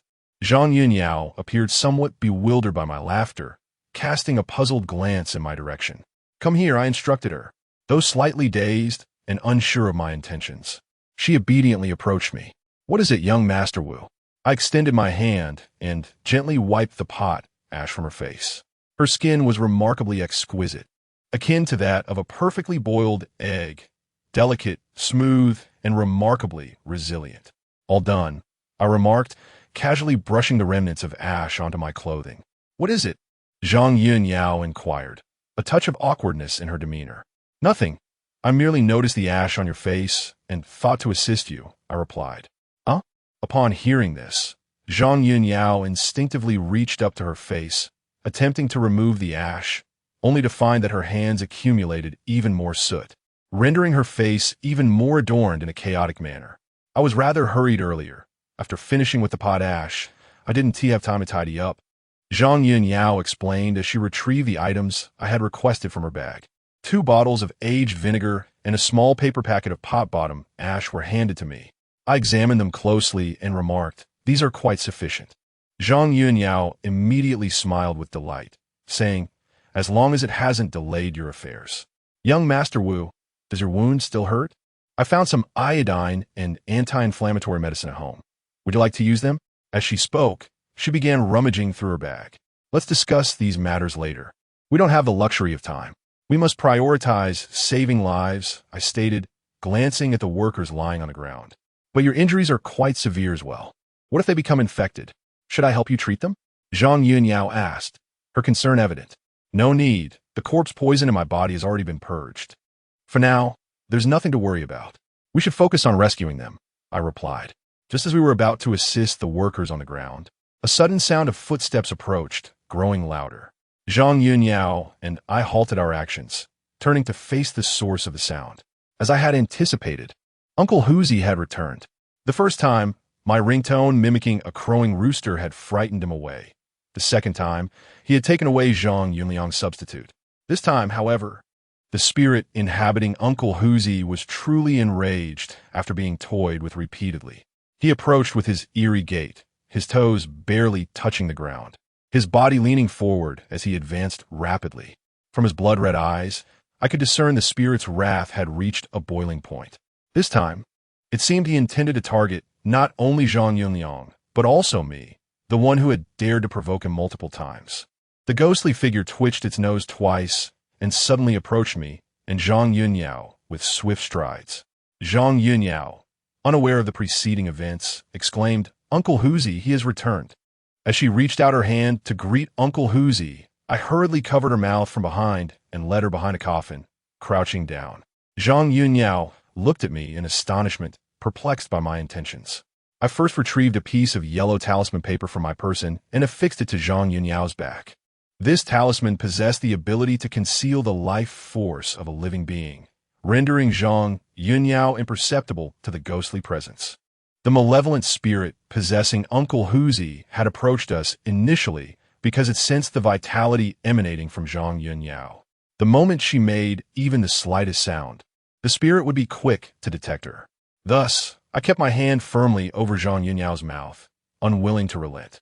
Initially, she appeared somewhat anxious, perhaps fearing that I intended to harm her, but upon realizing my lack of further action, she composed herself, keeping silent and still. Before long, Uncle Huzi, under the spirit's control, arrived near the coffin where Zhang Yunyao and I were concealed, incessantly twitching his nose in search of our presence. However, with the yellow talisman masking our life force, it was naturally oblivious to the existence of living beings in our vicinity. Uncle Huzi searched around the coffin, his nose twitching incessantly, perhaps failing to detect our presence. He turned and made his way towards the spirit-restraining array I had previously set up. As soon as Uncle Huzi stepped into the confines of the array, a swirling cloud of white mist erupted within the roughly 6 or 7 meter radius, enveloping him completely. Noticing that Uncle Huzi had entered the formation, I finally exhaled in relief and released Zhang Yunyao from my embrace. She remained still in my arms, turning her gaze towards me and inquiring, "Young Master Wu, does Uncle Huzi have a problem? Why does his gait seem so peculiar? He's been possessed by a malevolent spirit. Just moments ago, he posed a threat to your brother, but I was able to divert it using my techniques." "This marks the 3rd time it has occurred," I replied, glancing towards Uncle Huzi. "A malevolent spirit?" Zhang Yunyao gasped in terror, inching closer to me. "Could Uncle Huzi be in danger?" she asked, her voice laced with concern. "Do not worry, he is safe. Uncle Huzi possesses an inherently pure yang constitution and exudes an aura of fierce energy. He must have been a notorious villain in the past. Hence the spirit poses little harm to him," I reassured her. "What is Uncle Huzi doing now? Why does he keep circling in one spot?" Zhang Yunyao asked again. "That is the spirit-restraining array I intentionally devised to combat the malevolent spirit afflicting Uncle Huzi. It is now confined within my formation and will not escape anytime soon. We simply need to wait until dawn," I stated with solemnity. Chapter 56. The departing malevolent spirit Zhang Yunyao gazed at me with a hint of astonishment before finally speaking. "Master Wu, you are truly remarkable, possessing such vast knowledge. Different fields are like different mountains. It is not that I am exceptionally skilled. Rather, our roles differ. For instance, I was far inferior to you in my studies. Back in school, my grades were consistently among the lowest," I replied with a smile. "Is that for real?" Zhang Yunyao inquired, her disbelief palpable. "Would I deceive you? If you doubt my words, feel free to inquire with my classmates," I said, choosing not to elaborate further, as this was hardly a matter of pride. With that, I rose and approached the group of workers sprawled on the ground. I was perplexed by how they had all somehow ended up in the coffin, their faces nearly touching the corpses, absorbing a significant amount of the life energy from the deceased. At that moment, the vital energy emanating from these workers had diminished considerably, and the flames representing their 3 souls had extinguished 2 of their 3 lights. Each individual possesses 3 flames, symbolizing their 3 souls: the heavenly soul, the earthly soul, and the life soul. Once all 3 flames are extinguished, death looms near. I moved closer to the workers, raised my left hand in a gesture, and silently recited a few incantations, tapping lightly on their shoulders to reignite the flames of their souls, thereby rekindling their life force. Subsequently, I instructed Zhang Yunyao to pass me the 2 bottles of vinegar. Upon opening the bottles, I poured the ash from the bottom of the pot into each bottle of aged vinegar, shaking them gently to ensure a complete fusion of the ash with the vinegar. Subsequently, I enlisted the assistance of Zhang Yunyao to pour the aged vinegar, mingled with the residue from the pot, into the mouths of the laborers. Each individual received a modest amount. Remarkably, the workers exhibited little to no reaction. Some of the vinegar dribbled from the corners of their mouths almost immediately upon being administered. Nonetheless, I endeavored to pinch their noses, compelling them to swallow a portion of the liquid, a concoction of aged vinegar and pot residue. This mixture was purported to neutralize the toxins of the deceased and bolster their vital energy. The precise mechanics of this remedy elude me, yet it was imparted to me by my master, and I have faith in its efficacy. After the laborers had consumed the vinegar, a faint flush began to return to their faces, and I sensed an increment in their vital energy. However, we did not remain idle. I once again called upon Zhang Yunyao to assist me in affixing the corpse-restraining talismans, which I had drawn with the blood from my middle finger, upon the foreheads of the corpses. Each of these bodies had absorbed a considerable amount of living energy, rendering them susceptible to potential transformation at any moment. To mitigate this risk, I deemed it prudent to take these precautions. By the time we completed our tasks, 2 hours had elapsed. That night, I found myself utterly exhausted. Upon pausing, I was acutely aware of the soreness in my shoulders, which had swelled to the point of being nearly immobile. I raised my gaze towards the east and noticed the sky beginning to lighten with the first hints of dawn. It would not be long before daybreak arrived. At this moment, I recalled Uncle Huzi and cast a glance in his direction. Possessed by a malevolent spirit, Uncle Huzi remained ensnared within the spirit-confining array, perpetually pacing within a radius of 7 or 8 meters. For several hours, he had been trapped in this cyclical motion, nearly flattening the ground beneath him. Throughout this time, I had refrained from intervening. Aside from containing him, I had no other recourse, as confronting him was out of the question. Zhang Yunyao, much like myself, had spent the entire night awake. Once we completed our tasks, she leaned against the coffin, stifling yawns incessantly. Observing my weary countenance, she inquired, "Young Master Wu, what shall we do next?" "Wait," I replied. "Wait for what?" Zhang Yunyao asked, her curiosity piqued. "Wait for dawn, as the sun rises. The malevolent spirit possessing Uncle Huzi will depart. With the increase of yang energy and the decrease of yin energy, the peril here will dissipate, and the corpses will not undergo transformation," I elucidated. "Will Uncle Huzi be all right? Will my brother awaken?" Zhang Yunyao gazed at me with her enchanting eyes, filled with concern. "Uncle Huzi will be fine, and your brother will regain consciousness," I assured her. Upon hearing my words, Zhang Yunyao visibly relaxed. She was utterly exhausted from the night's harrowing events. I too felt fatigued and leaned against her, resting against the coffin as we awaited the arrival of dawn in silence. The surroundings were tranquil, allowing me to hear the rhythmic cadence of Zhang Yunyao's breathing. Soon, I sensed a small head resting against my shoulder, and she drifted into a peaceful slumber. As the dawn grew brighter, my gaze remained fixed upon Uncle Huzi. When a sliver of light ascended from the east, Uncle Huzi, who had been spinning in circles, suddenly froze, collapsing stiffly backward. Peering through my ethereal sight, I beheld a crimson glow emerging from the crown of Uncle Huzi's head, soaring off into the distance, vanishing in the blink of an eye. The malevolent spirit that had possessed him departed. Yet, I understood that this matter was far from resolved. The entity intent on targeting the Zhang family would certainly not relent, and the vengeful spirit ensnaring them would not easily grant them reprieve. The female specter was undoubtedly inextricably linked to the Zhang clan. Observing Uncle Huzi's fall, I promptly rose and approached his direction. Zhang Yunyao swayed, leaning toward me, and I quickly supported her head.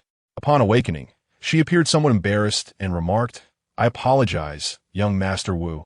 I do not know how I fell asleep. I hope I did not cause any delay." "No worries. The malevolent spirit within Uncle Huzi has departed. Let's go check on him," I replied. Zhang Yunyao nodded and followed me to the vicinity of the spirit-binding formation, where I collected the flags used to set up the array before reaching Uncle Huzi's side. As I drew near, I was greeted by the sound of his snoring. Such was his disposition that he had fallen asleep. He likely remained oblivious to the fact that he had narrowly escaped death moments ago. However, Uncle Huzi's destiny, imbued with pure yang energy, inherently radiated a protective aura, rendering him minimally susceptible to the influence of malevolent spirits. I gently shook Uncle Huzi's shoulder and softly called out, "Uncle Huzi, awaken, the dawn has arrived." After several attempts, he finally opened his eyes, fatigue etched on his face, and murmured, "Young master, I am utterly exhausted. It feels as though I have walked 100 kilometers throughout the night. Might I indulge in a little more slumber?" Chapter 57. An air of the uncanny, I must admit. Uncle Huzi possesses an extraordinary spirit. Even in such dire circumstances, he still yearns for rest, and in a graveyard no less. However, I can empathize with his plight. He had been ensnared within my spirit confinement array. pacing restlessly within a radius of 7 to 8 meters for several hours without pause. While the claim of 100 kilometers is somewhat exaggerated, it is plausible that he indeed traversed dozens. Enough of this slumber. Rise swiftly, I commanded in a grave tone, sensing the urgency in my voice. Uncle Huzi quickly opened his eyes and sat up from the ground, still appearing quite lackluster. Once he regained his composure and surveyed the surroundings of the Zhang family ancestral tomb, particularly the lifeless bodies of the workers strewn about, he suddenly jolted upright, as if recollecting something crucial. His face turned ashen as he looked at me, exclaiming, "Young master, has a life been lost?" It was a close call. Had I arrived half an hour later, it is likely that there would have indeed been a loss of life, and not merely one. I do not exaggerate. At the moment of my arrival, Zhang Yunliang had already initiated the transformation of one of the corpses, and that poor soul's fate was undoubtedly sealed. Moreover, the workers lying in the coffin are likely to have their vitality drained by the corpses within, which could ultimately lead to their demise. Alas, it is entirely my fault. I nearly precipitated a grave disaster. Uncle Hu exclaimed, slapping his thigh. After my departure, what transpired? I inquired of Uncle Hu. When you and Miss Zhang left, you explicitly instructed us to await your return before proceeding with the relocation of the tomb. Initially, all was well, and everyone remained inactive. However, after a while, Zhang Yunliang ventured into the small grove, ostensibly for a respite. Upon his return, he seemed transformed, insisting that the workers continue with the relocation. I stepped forward to intervene, asserting that we must wait for your return to proceed. Yet, Zhang Yunliang appeared possessed, adamantly urging the workers to persist, even promising to double their wages. These workers were employed by the Zhang family. Why would they heed the commands of an outsider such as myself? Furthermore, upon hearing Zhang Yunliang's offer of doubled pay, they disregarded my entreaties and eagerly resumed their tasks. I attempted to confront them. What happened next? I pondered, for while these workers possessed considerable strength, I knew Uncle who could surely restrain them. I was aware of his skills, and 7 or 8 men would not even come close to him. Later, upon witnessing my anger, Zhang Yunliang ordered all the workers to cease their activities. I had not anticipated that he was merely employing a delaying tactic. He approached me under the pretense of offering an apology, claiming that he had acted impulsively and suggested we wait for your return before resuming work. However, as he spoke, I sensed something amiss. The muscles in his face twitched unnaturally, and his eyes occasionally rolled back, revealing the whites. Initially, I assumed he had lost his nerve, allowing my guard to drop. To my shock, as I turned away, he suddenly struck me on the back of the head with a stone, plunging me into darkness. Uncle Huzi expressed his frustration. Upon hearing his account, I nodded slightly. The situation was far more intricate than I had imagined. Earlier, Uncle Huzi mentioned that Zhang Yunliang had first ventured into a small grove before allowing the workers to proceed with the relocation of the graves. It is likely that he fell victim to some form of manipulation by that shadowy figure lurking in the woods, which would explain his bizarre behavior. Throughout this ordeal, I had not discerned the true nature of that shadow, nor did I grasp its motives. However, one thing was certain. The individual concealing themselves in the forest harbored a profound vendetta against the Zhang family. Otherwise, they would not risk undertaking such reckless actions. Their intent was not only to eliminate members of the Zhang family, but also to eliminate the unsuspecting workers, descending into a realm of madness. Although I had momentarily managed to control the situation, I sensed that the shadow would not rest easily. As I conversed with Uncle Huzi, the dawn had fully broken, and the workers who had been lying on the ground began to awaken one by one. I approached them to inquire about the events that had transpired earlier, yet they could recall nothing. They only remembered that, under Zhang Yunliang's instructions, they had been relocating graves and had unearthed several coffins. Subsequently, a mysterious white mist enveloped the entire Zhang family ancestral grave, leaving them all feeling exceedingly drowsy, leading them to succumb to sleep. This occurrence was steeped in strangeness, and I too felt bewildered.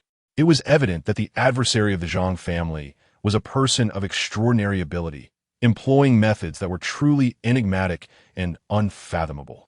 At that moment, Zhang Yunliang, who lay within the ancestral grave, awoke. He sat alone on the ground, his demeanor listless and silent. I approached him and crouched by his side, my gaze fixed intently upon him. Zhang Yunliang, feeling unnerved by my scrutiny, snapped irritably. Why are you staring at me? My face isn't blooming with flowers. Do you recall what transpired last night? I inquired. I can't remember. I was engrossed in my phone when I suddenly heard someone calling my name from the small grove beside the ancestral grave. I went to investigate, and upon entering the grove, everything went blank. Zhang Yunliang replied, a hint of unease evident in his tone. Speak honestly. Have you recently committed any misdeeds or offended anyone? I gazed into his eyes as I posed the question. Upon my inquiry, Zhang Yunliang's expression immediately shifted to one of unease, his gaze faltering as he anxiously retorted. I haven't done anything. Please refrain from attributing everything to me. I summoned you to assist our family with the relocation of the grave. Not a penny less is owed to you. If you are capable, then proceed. If not, then take your leave. Why all this unnecessary chatter? Brother, how can you speak to young Master Wu in such a manner? He saved your life last night. Had it not been for him, you would have perished.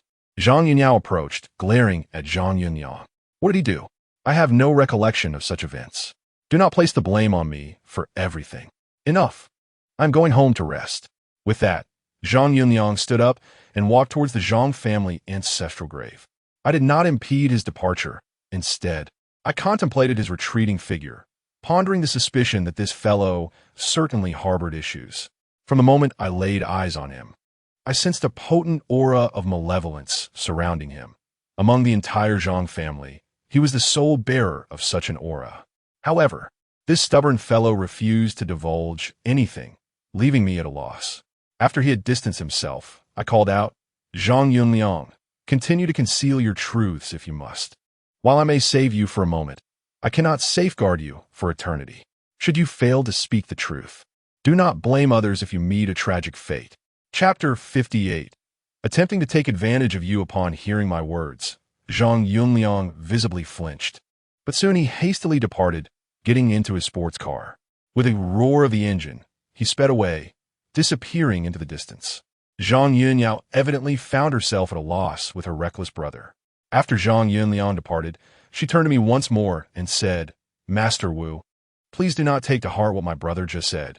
He has been spoiled by my father and has always had this dreadful temper. I waved my hand, signaling her to cease her discourse. Each time her brother faltered, it was invariably the sister who came forth to rectify his blunders. Such an arrangement of sibling roles is indeed rare.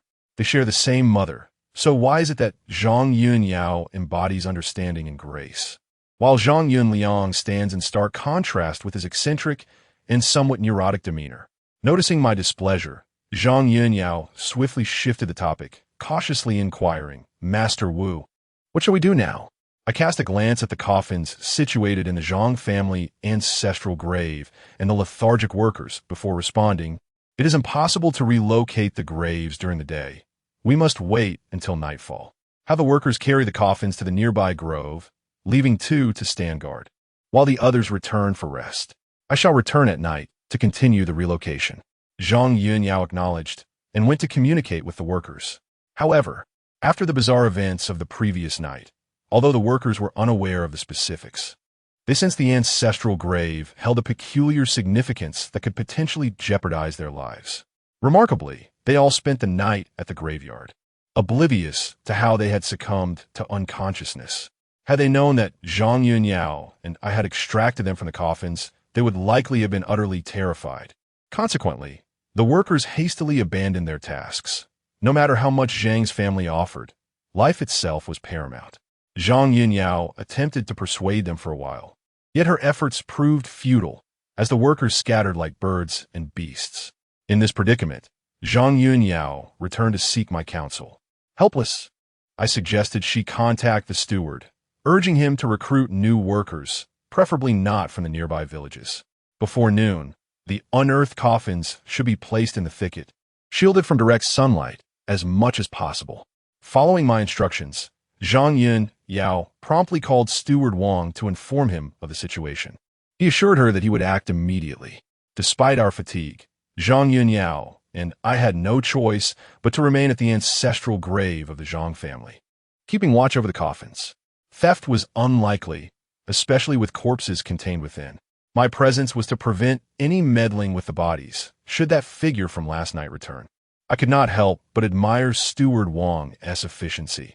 After a mere 2 hours of waiting in the cemetery, he arrived with a van carrying 5 or 6 robust young men. They swiftly transported the excavated coffins to the thicket, leaving 2 individuals to guard them.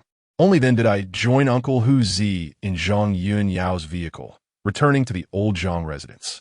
Having sustained injuries and endured a restless night, I dozed off in the car before we reached the Zhang family home. When I woke, I found myself in bed, a chill coursing through my arm. Turning my head, I discovered Zhang Yun Yao diligently applying iodine to my wound and replacing the bandage. The afternoon sunlight cascaded upon her, enveloping her in a hazy glow. Perhaps a consequence of her recent awakening.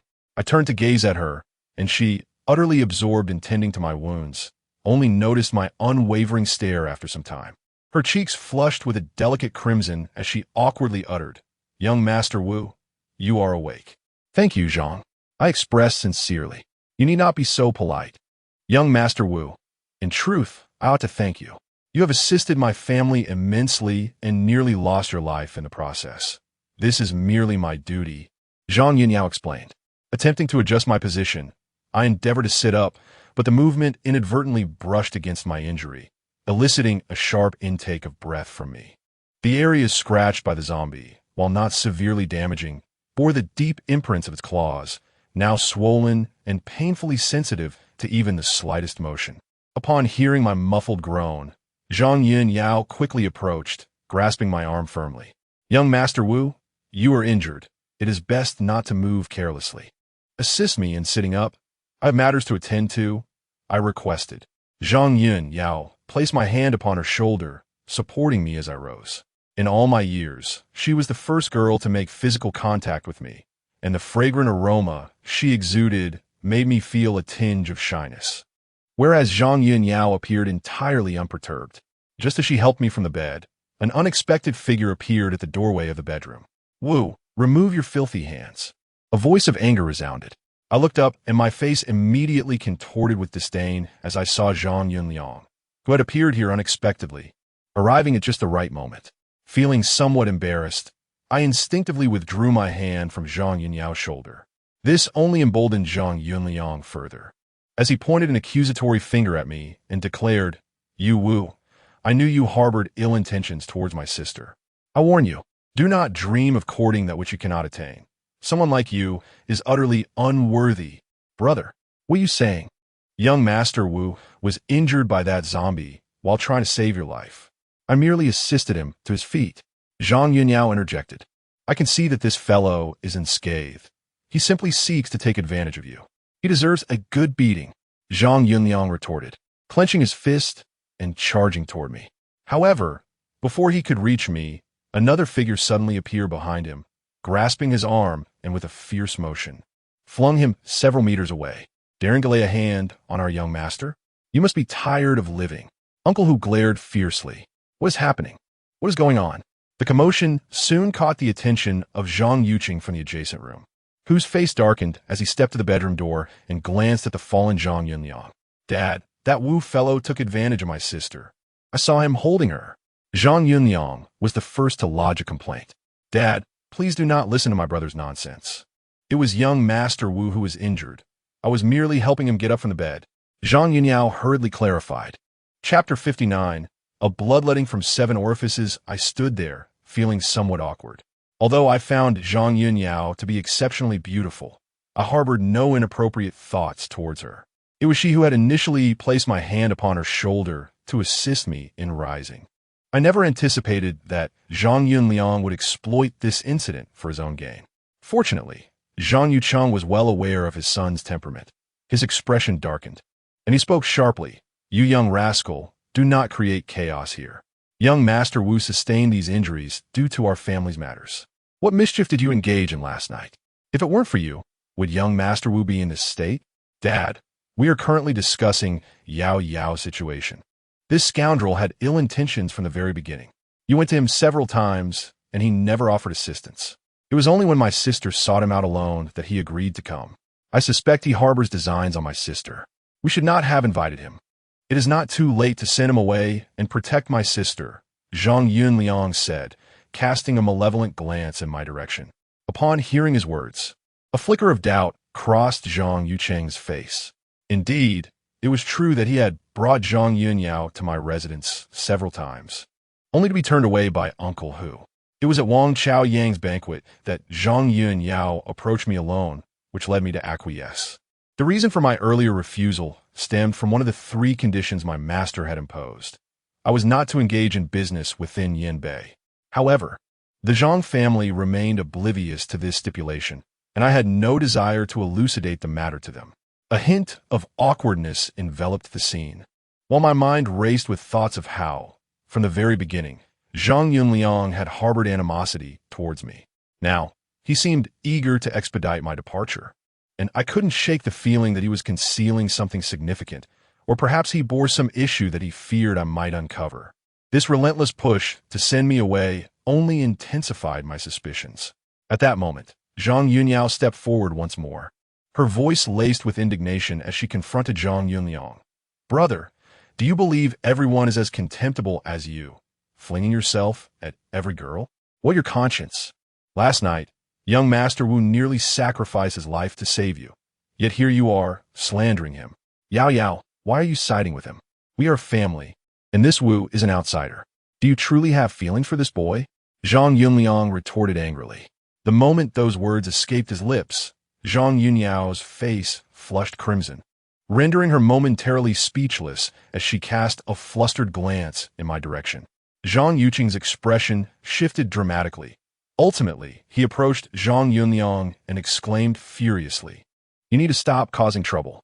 Leave at once, and do not let me see you here again." "Dad," Zhang Yunliang protested, a note of defiance in his voice. "Leave," Zhang Yucheng bellowed in fury. With a resentful glare directed at me, Zhang Yunliang stormed out, slamming the door behind him. Uncle Huzi had long harbored disdain for that young man. Had I not restrained him moments earlier, he would undoubtedly have gone over to deliver a sound thrashing. Once Zhang Yunliang had departed, Zhang Yucheng hurried to apologize, saying, "Young Master Wu, I sincerely apologize. I have been remiss in disciplining Yunliang since childhood, and he has offended you. Please do not take it to heart." I nodded and shifted the topic, saying, "Mr. Zhang, I must step out now to search for a new ancestral grave for your family, and I will be continuing the relocation of the grave this evening. Young Master Wu, are you sure your body can withstand this after your injury?" Zhang Yucheng inquired with concern. "It's nothing serious, just a superficial wound. A few days of rest will suffice," I replied, signaling Uncle Hu to accompany me as I exited, feeling that it would be rather awkward to linger any longer. Unexpectedly, as I stepped outside, Zhang Yunyao followed closely behind and said, "Young Master Wu, may I accompany you?" "No need. Uncle Hu can accompany me just fine. You should return," I replied coolly. A trace of guilt and unease crossed Zhang Yunyao's face as she softly asked, "Young Master Wu, is it because of my brother's earlier words that you do not wish for me to join you?" "Not at all. I merely believe it's unnecessary for so many to go. Your father was possessed by a spirit last night and has yet to fully recover. You should stay home to care for him," I stated, proceeding alongside Uncle Hu toward the outskirts of the village. After walking a considerable distance, I glanced back and noticed that Zhang Yunyao remained at the door, unwilling to leave. Uncle Hu also turned back for a moment, chuckling as he remarked, "Young master, do you truly have feelings for Miss Zhang?" "Don't be absurd. I am merely fulfilling my duties for a fee. I harbor no feelings for her," I asserted. "However, I observe that Miss Zhang seems to harbor an interest in you. In fact, I find that young lady quite admirable. If you have taken a liking to her, it would not be a bad match. Although the Zhang family is affluent, your status as the disciple of the esteemed feng shui master, Li Tongxian, is more than sufficient to complement their lineage." Uncle Huzi remarked, "Enough of this, Uncle Huzi. Are you not concerned about creating more chaos? If I truly had any intentions towards Zhang Yunyao, wouldn't Zhang Yunliang make short work of me? Do not even mention that fellow. If you had not intervened earlier, I would have undoubtedly given him a good slap." Uncle Huzi fumed at the mere mention of him.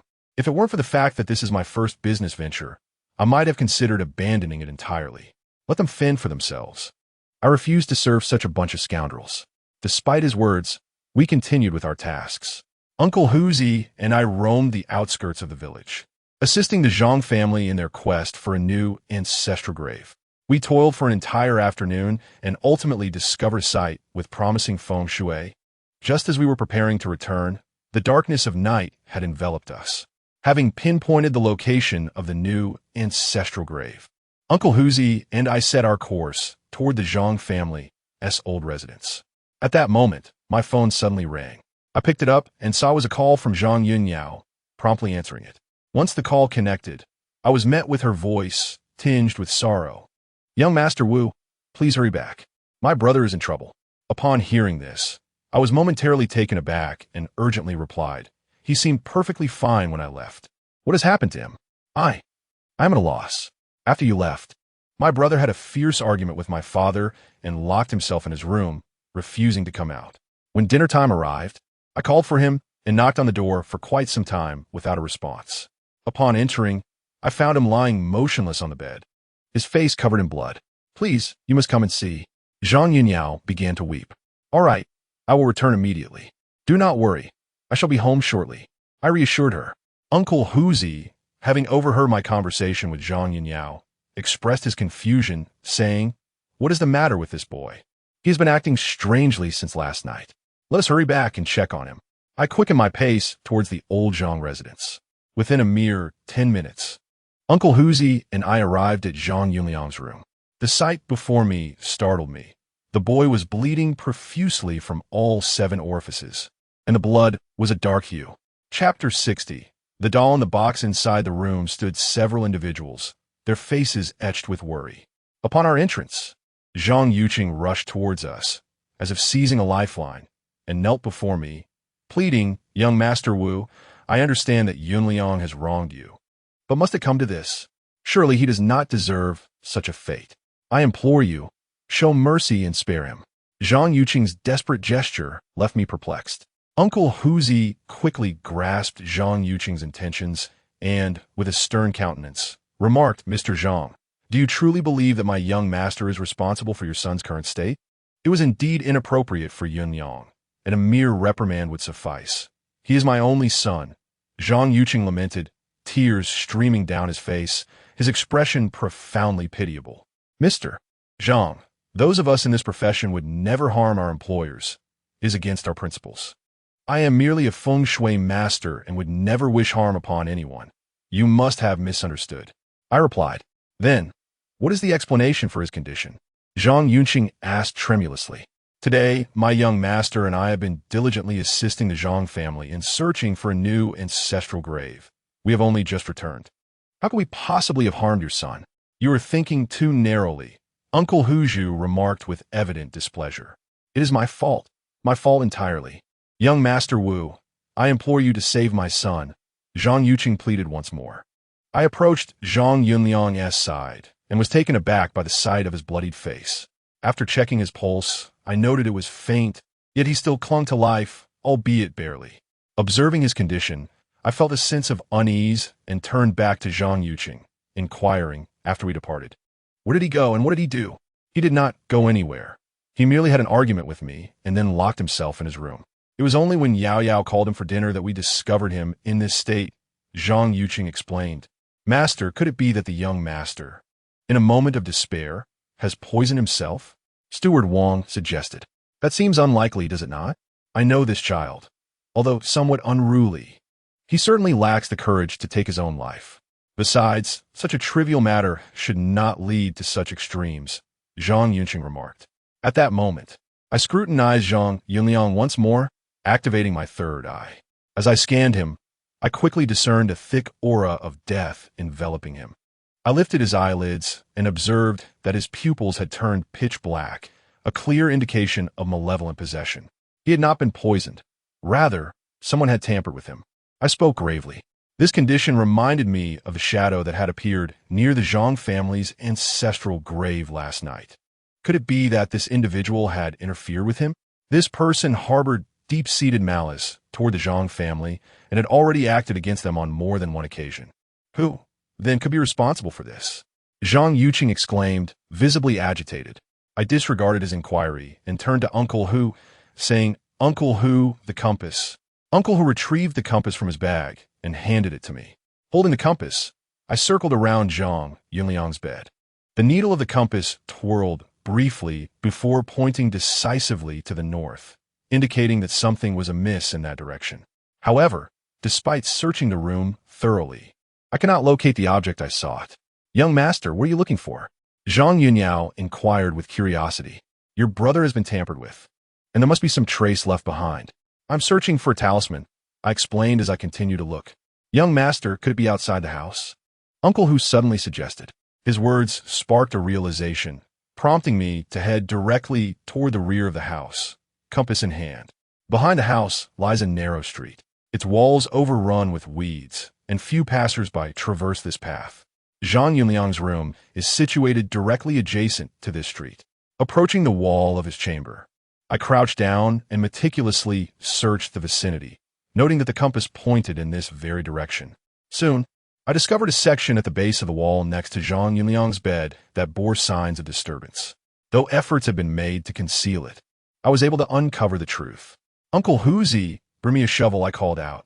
Uncle Huzi returned from the courtyard shortly, brandishing a shovel, and began to dig according to my indicated position.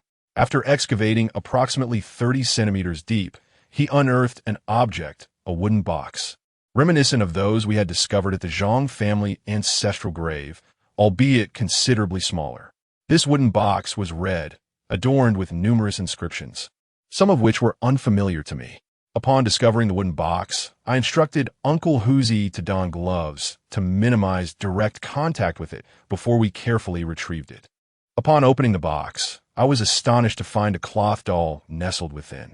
7 iron nails protruded from the doll's head, precisely aligning with the 7 orifices of a human being. When I turned the doll over, I noticed a yellow paper talisman affixed to its forehead, inscribed with Zhang Yunliang's birth details. Additionally, strands of black hair were entwined around the doll's body. Upon witnessing this object, I became further convinced of a particular truth. The tampering at the Zhang family ancestral grave and the attack on Zhang Yunliang must undoubtedly be the work of the same individual. Zhang Yuqing and the others were taken aback upon seeing the contents of the wooden box. Young Master Wu, what does this box contain? Zhang Yuqing could not restrain his curiosity. It is a talisman, and it is this very item that has caused your son to bleed from his orifices, leading to his imminent demise, I responded thoughtfully. Who could be so wicked as to perpetrate such acts against our Zhang family? Once I uncover their identity, I shall ensure their demise. Zhang Yuqing seethed, his entire being trembling with rage, a glint of ferocity flashing in his eyes. I cradled the wooden box and led everyone back to the Zhang family estate. Upon entering the courtyard, I turned to the Zhang father and daughter, along with Butler Wang, and stated solemnly, this wooden box must have been buried only this afternoon. Did any of you observe any suspicious individuals near the Zhang family estate today? They exchanged glances and shook their heads in unison. With such a large pit dug behind your house and something buried within, did you not hear any commotion? Uncle Huzi inquired. No, we heard nothing at all, Zhang Yunyao replied. In truth, from the moment the wooden boxes were unearthed at the Zhang family ancestral grave, I had formed an initial hypothesis. The one targeting the Zhang family must be of a carpenter's lineage, for the malevolent techniques employed were akin to the dream formation technique within the art of Luban. Chapter 61. Shifting Mountains and Shadows. Those who master the art of Luban must surely hail from a carpenter's background. This is a certainty. I have also heard my master speak of Luban's techniques. Almost all the techniques of Luban originate from a remarkable tome known as the Luban Book, which is said to have been authored by the sage Luban. This extraordinary manuscript pertains to civil engineering and architecture. It is believed that those who study the Luban Book must inevitably lack one of the following: widowhood, loneliness, isolation, disability, or solitude, with the choice made at the onset of their studies. Consequently, the Luban Book is also referred to as the missing door. Legend has it that Master Luban, shortly after his marriage, was summoned to serve his kingdom. Longing for his beloved wife, he crafted a wooden kite, which could transport anyone who rode it back home across vast distances, provided they recited a few incantations.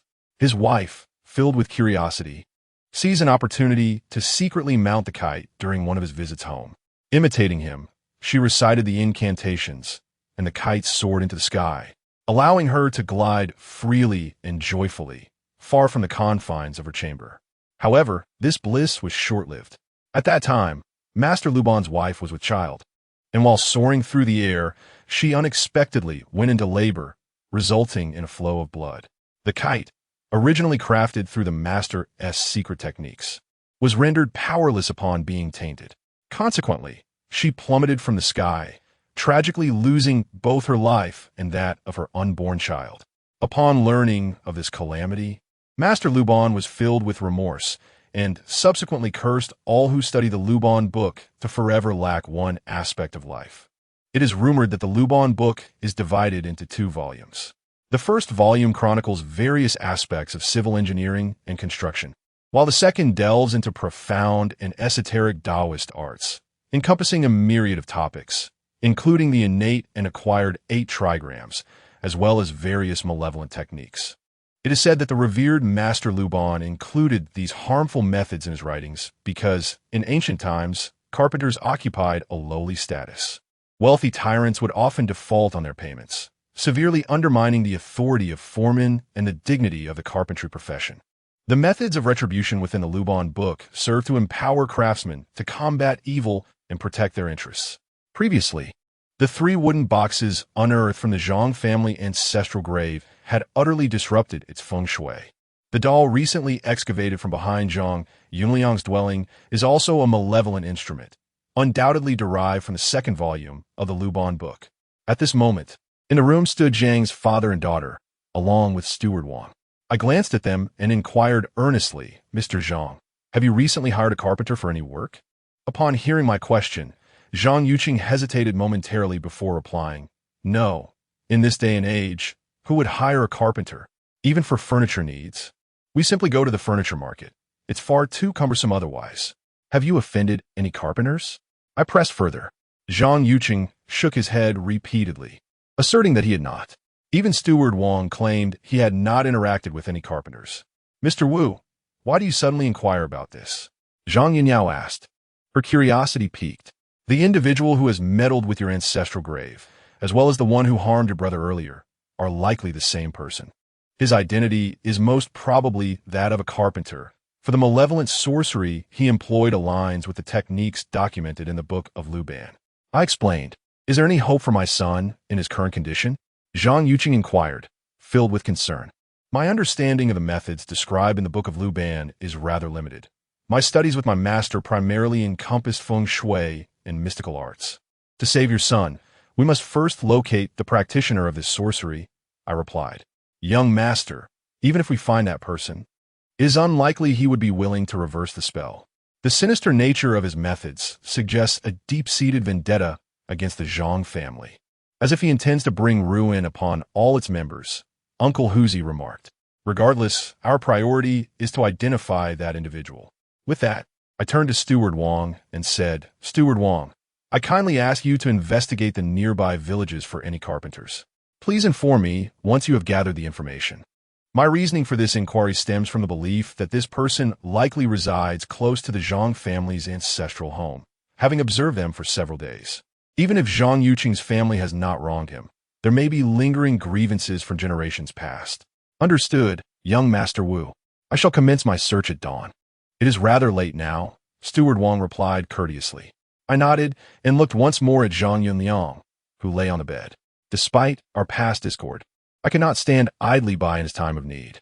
"Master Wu, you must find a way to save my son," Zhang Yuqing implored.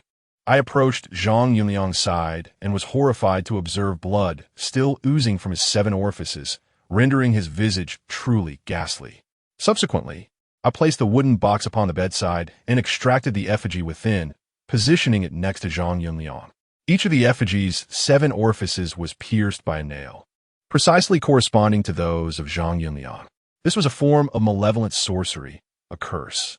The art of Luban is not to be wielded lightly for harm. Employing such a sinister technique inevitably invites a backlash upon the caster. The individual who had inflicted this torment upon Zhang Yunliang was likely suffering themselves. Standing by the bedside, I reflected deeply on the methods my master had imparted to me over the years, contemplating how to rescue Zhang Yunliang.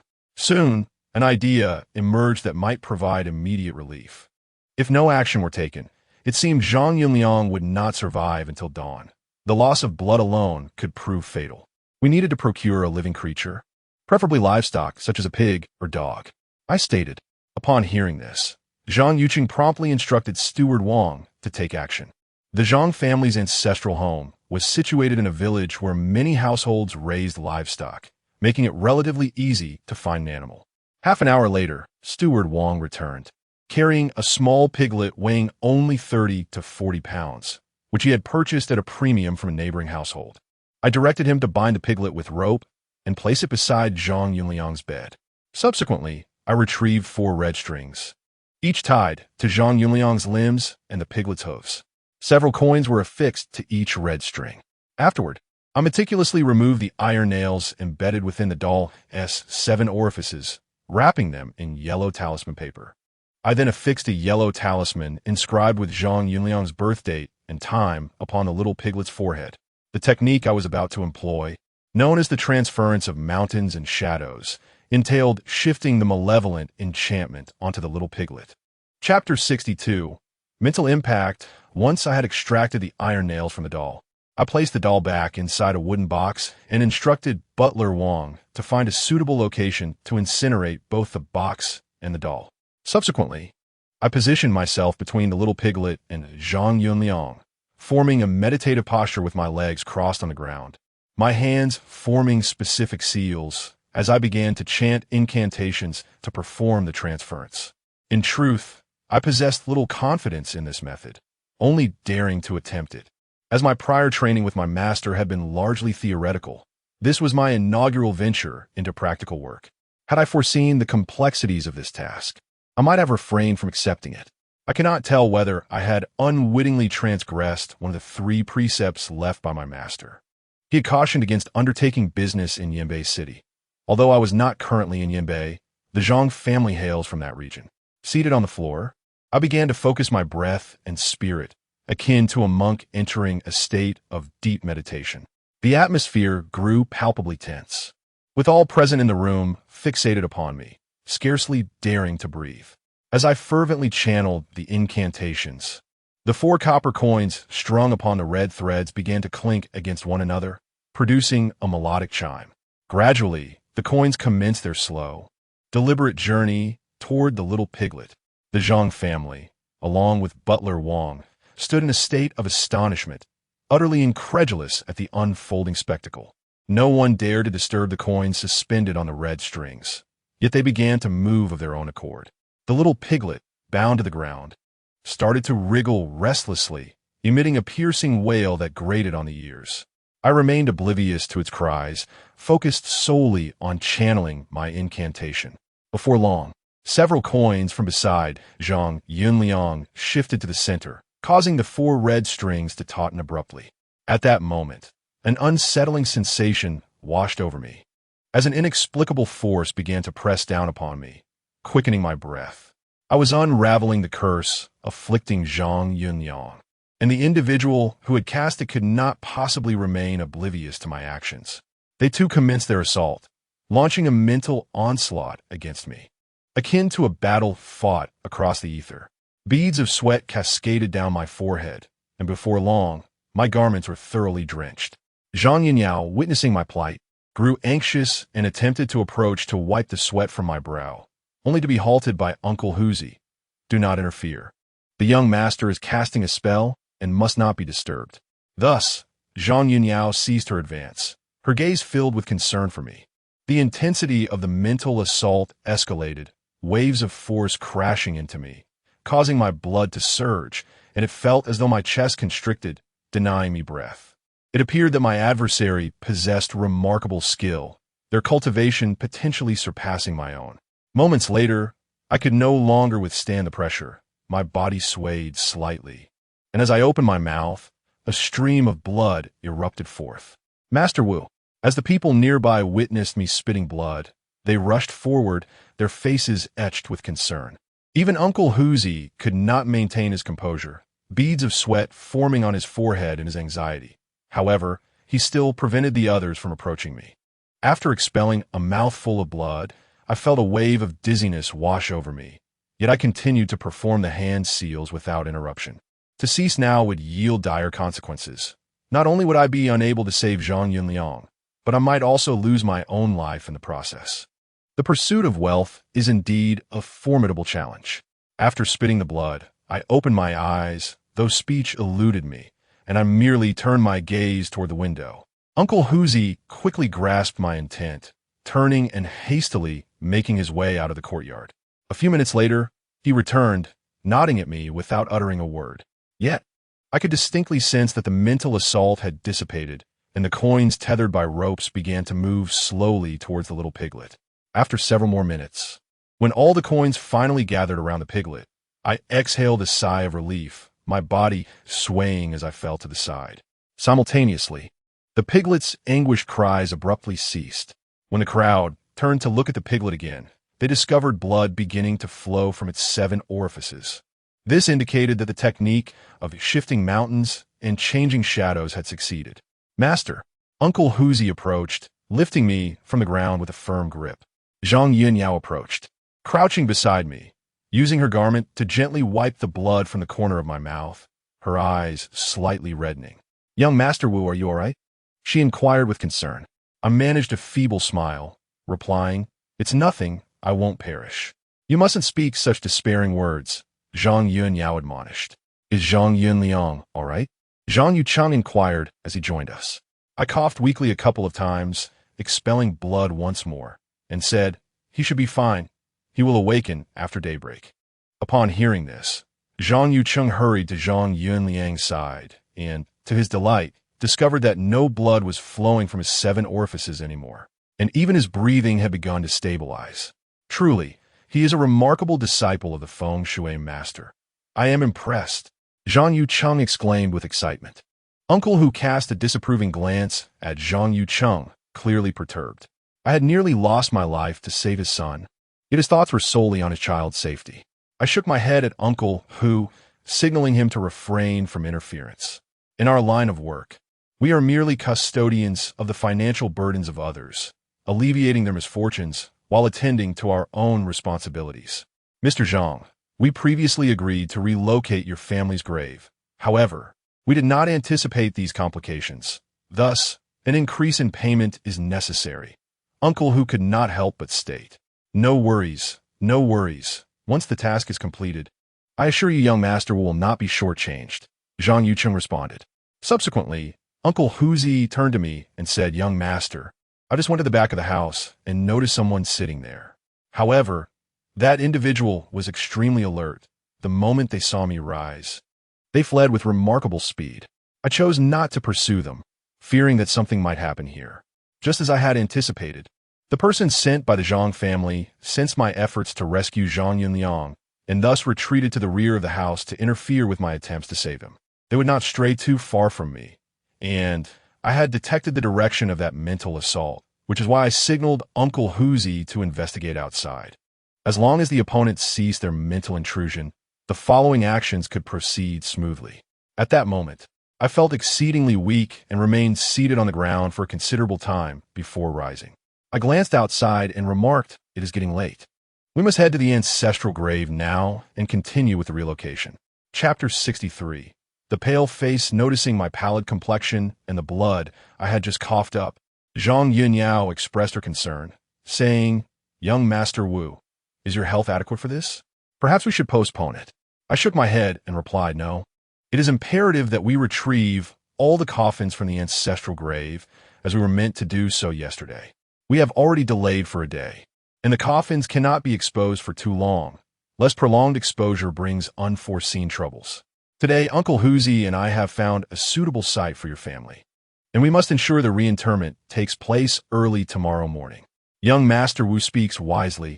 We must not squander this auspicious time. It is best to arrange everything promptly, allowing us to proceed with peace of mind, Zhang Yucheng added with a smile. Uncle Hu cast a displeased glance at Zhang Yucheng, visibly irked. I understood the thoughts swirling in Uncle Hu's mind. He was concerned for me and reluctant to allow me to relocate the grave so soon. After all, I had just endured a profound psychological shock, leaving me physically and mentally weakened. Yet, Zhang Yuqing, devoid of even a courteous remark, insisted on pressing me to proceed with the relocation, entirely focused on his own interests, showing no regard for my current state. It is no wonder he has such an irresponsible son. The man himself is hardly commendable. However, he does possess a commendable daughter, who is remarkably well-behaved and sensible. After a brief tidying up, it was still Zhang Yuyao who drove, taking Uncle Hu and me to the Zhang family ancestral grave. Zhang Yuqing and Butler Wang, weakened from their recent encounter with the malevolent spirit, remained behind to attend to Zhang Yunliang. Thus, they did not accompany us. Before I left, I ensured everyone received a protective talisman and made some arrangements within the house. This was to guard against the possibility of the vengeful spirit returning to trouble the Zhang family. Based on my deductions, it was unlikely that the entity would strike again in the next couple of days. The use of a nightmare array from Luban's techniques typically results in backlash, and given that he had previously engaged with me, only to be interrupted by Uncle Hu, his current condition should be no better than mine, perhaps even worse. Had Uncle Hu not intervened, I might have been in grave danger. I could sense that the individual's power surpassed my own. Due to the injuries inflicted by the adversary, expelling the malevolent spirits for Zhang Yuqing drained a considerable amount of my energy. Sitting in the vehicle, I felt utterly fatigued, teetering on the brink of slumber. The discomfort in the back seat was overwhelming. It felt as though a heavy weight had lodged itself in my throat, rendering me unable to expel the bile that churned within me. My distress was palpable. Zhang Yunyao, driving ahead, frequently glanced back at me, her eyes brimming with concern. As we approached the ancestral grave of the Zhang family, she could no longer contain herself and inquired, "Young Master Wu, can you endure this? You have done so much for our Zhang family. It is unnecessary to exert yourself to such extremes. Your health is paramount." "I'm fine, I can manage," I replied with a reassuring smile, directed at Zhang Yunyao. Soon, we arrived at the Zhang family's ancestral grave, where Butler Wang had enlisted new workers from elsewhere, offering a generous sum to facilitate the ongoing relocation of the graves. I handed Uncle Hu a talisman, instructing him to keep it close and patrol the vicinity of the gravesite to deter any potential disturbances, particularly from the direction of a small grove, which I had observed the shadowy figure lurking in the night prior. With Zhang Yunyao as support, I made my way to the Zhang family ancestral grave. Zhang Yunliang had already unearthed 4 or 5 coffins, yet numerous others remained interred within the ancestral site. As it had been over a century since several generations of the Zhang family had been laid to rest, I first circled the graveyard, establishing my bearings, and instructed the workers on the sequence in which the coffins were to be retrieved, permitting them to commence the process. Initially, I remained vigilant at the site. However, after standing in the cemetery for a while, I began to feel a wave of dizziness, with my blood surging violently. The blood that had been constricted in my throat finally escaped, and I could not contain it any longer, spilling forth from my lips. Zhang Yunyao was startled, hastily supporting me. "Young Master Wu, what has happened to you?" My vision dimmed, and I felt as if I were on the brink of fainting. Yet, after a brief moment, I began to regain my composure, feeling significantly better than before. "I am fine. Please assist me to the car for a moment of rest," I uttered weakly. Although I had trained with my master for 8 years, this was my first business venture involving the Zhang family's grave relocation. I had not anticipated that my inaugural endeavor would be fraught with such difficulties, encountering a formidable obstacle that continuously thwarted my efforts. Observing the pallor of my face, Zhang Yunyao was deeply concerned and quickly helped me back into the car. Strangely, once seated within the vehicle, a chill enveloped me, causing me to shiver uncontrollably. My inexperience was evident. My cultivation was not as formidable as my master's. Had my master been present to assist Zhang Yunliang in breaking the curse, I surmised that the individual who had meddled would likely have met a dire fate at my master's hands. Noticing my trembling form, Zhang Yunyao grew increasingly anxious and inquired about my condition. I weakly replied, I am cold. I was injured by that person earlier, and I have suffered some backlash. Zhang Yun Yao glanced around, seemingly searching for something to cover me, but the car offered no solace. Unexpectedly, she suddenly embraced me tightly. Young Master Wu, does this help at all? Suddenly embraced by Zhang Yun Yao. A faint blush crept across my face, leaving me feeling somewhat bashful. However, the warmth radiating from her body quickly enveloped me, and I realized I was no longer as cold as before. In fact, I felt considerably better. I expressed my relief. Zhang Yun Yao shyly lowered her head, burying it in my embrace, allowing me to inhale the delightful fragrance of her shampoo. The atmosphere shifted, becoming somewhat enchanting. At that moment, I completely disregarded my injuries and my heart began a race. Throughout my life, I had never been held so intimately by a girl before, and it was indeed a pleasant sensation. We remained in this embrace, enveloped in silence. Just then, a sudden series of squeaks interrupted the tranquility, and I was startled to see a few yellow weasels leaping onto the windshield, incessantly tapping against it. The commotion startled Zhang Yun Yao, who lifted her head. Her cheeks flushed, glancing back to see the same weasels. Their appearance puzzled me. In my childhood, I had encountered these creatures almost daily. Yet since beginning my training with my master, they had vanished from my sight. Their sudden return raised questions. Moments later, the weasels seemed to be frightened and scattered away. However, immediately following this, a pale face appeared before the windshield, a woman's face, which twisted into a sinister smile directed at me. Chapter 64. The scarlet malevolence. The visage of that woman was utterly terrifying. A gaping wound marred her skull, causing a portion to collapse inwards. She lay motionless against the windshield, her gaze fixed upon us. In a short while, blood began to pour from her mouth and nostrils, while two streams of crimson tears cascaded from her eyes, trickling down the glass. I could somewhat endure this gruesome sight, but Zhang Yun Yao, unaccustomed to such horrors, let out a piercing scream, burying her face in my chest, her voice quivering as she implored, "Young Master Wu, what is that thing?" "Fear not, for I am here," I replied with a facade of calmness, although a sense of dread gnawed at my heart. Under normal circumstances, I would not have felt the slightest trepidation. However, having sustained injuries and confronted by the sudden emergence of Spectre, I found myself uncertain of my ability to banish her.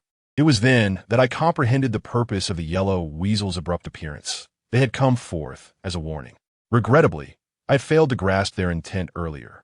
When my master was present, these creatures would never dare to reveal themselves, but now, in this desolate wilderness, their boldness was evident. This female ghost must be the same one that haunted the Zhang family estate the previous night, and despite my efforts to expel her, she had returned. I was concerned she might seek retribution against Zhang Yuqing and Zhang Yunliang, but to my surprise, her focus was now directed at me. How astute of her to appear at a moment when I was most vulnerable. Gazing at the ghastly countenance of the specter, a thought struck me. Could this female ghost be a creation of the one who sought to deal with the Zhang family? Today, I engaged in a confrontation with a certain individual who, having suffered a backlash, was unable to face me directly.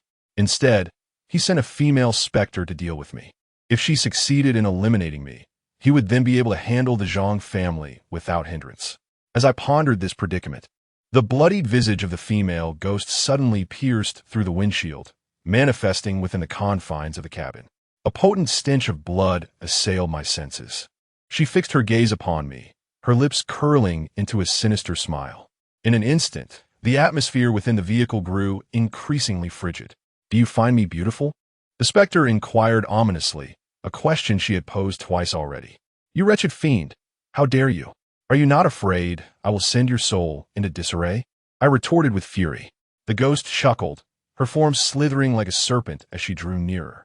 At that moment, I had already begun to weave a spell to exorcise the specter, prepared to strike at any moment.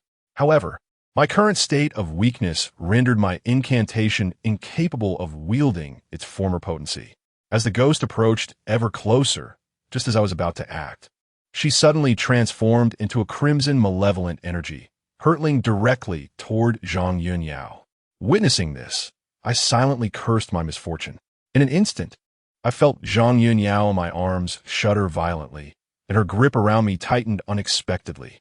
She abruptly lifted her head, her eyes now entirely white, glaring fiercely at me as she asked, "Do you find me beautiful?" The pressure of her grasp increased, constricting my body as though bound by iron bands. Those possessed by spirits exhibit an extraordinary surge of strength, pushing the physical limits of their hosts to extremes. I had never fathomed that a girl could possess such formidable power, nearly fracturing my bones in her embrace. In that moment, I realized that being held by a beautiful girl was not as delightful as one might assume. When seeking justice, one must confront the source of their grievances. What purpose does it serve to cling to me? I struggled to articulate my thoughts. I have sought out those responsible, yet you hindered my pursuit. Therefore, I demand your life. As she spoke, Zhang Yun Yao's grip intensified, and I could hear the ominous cracking of my bones.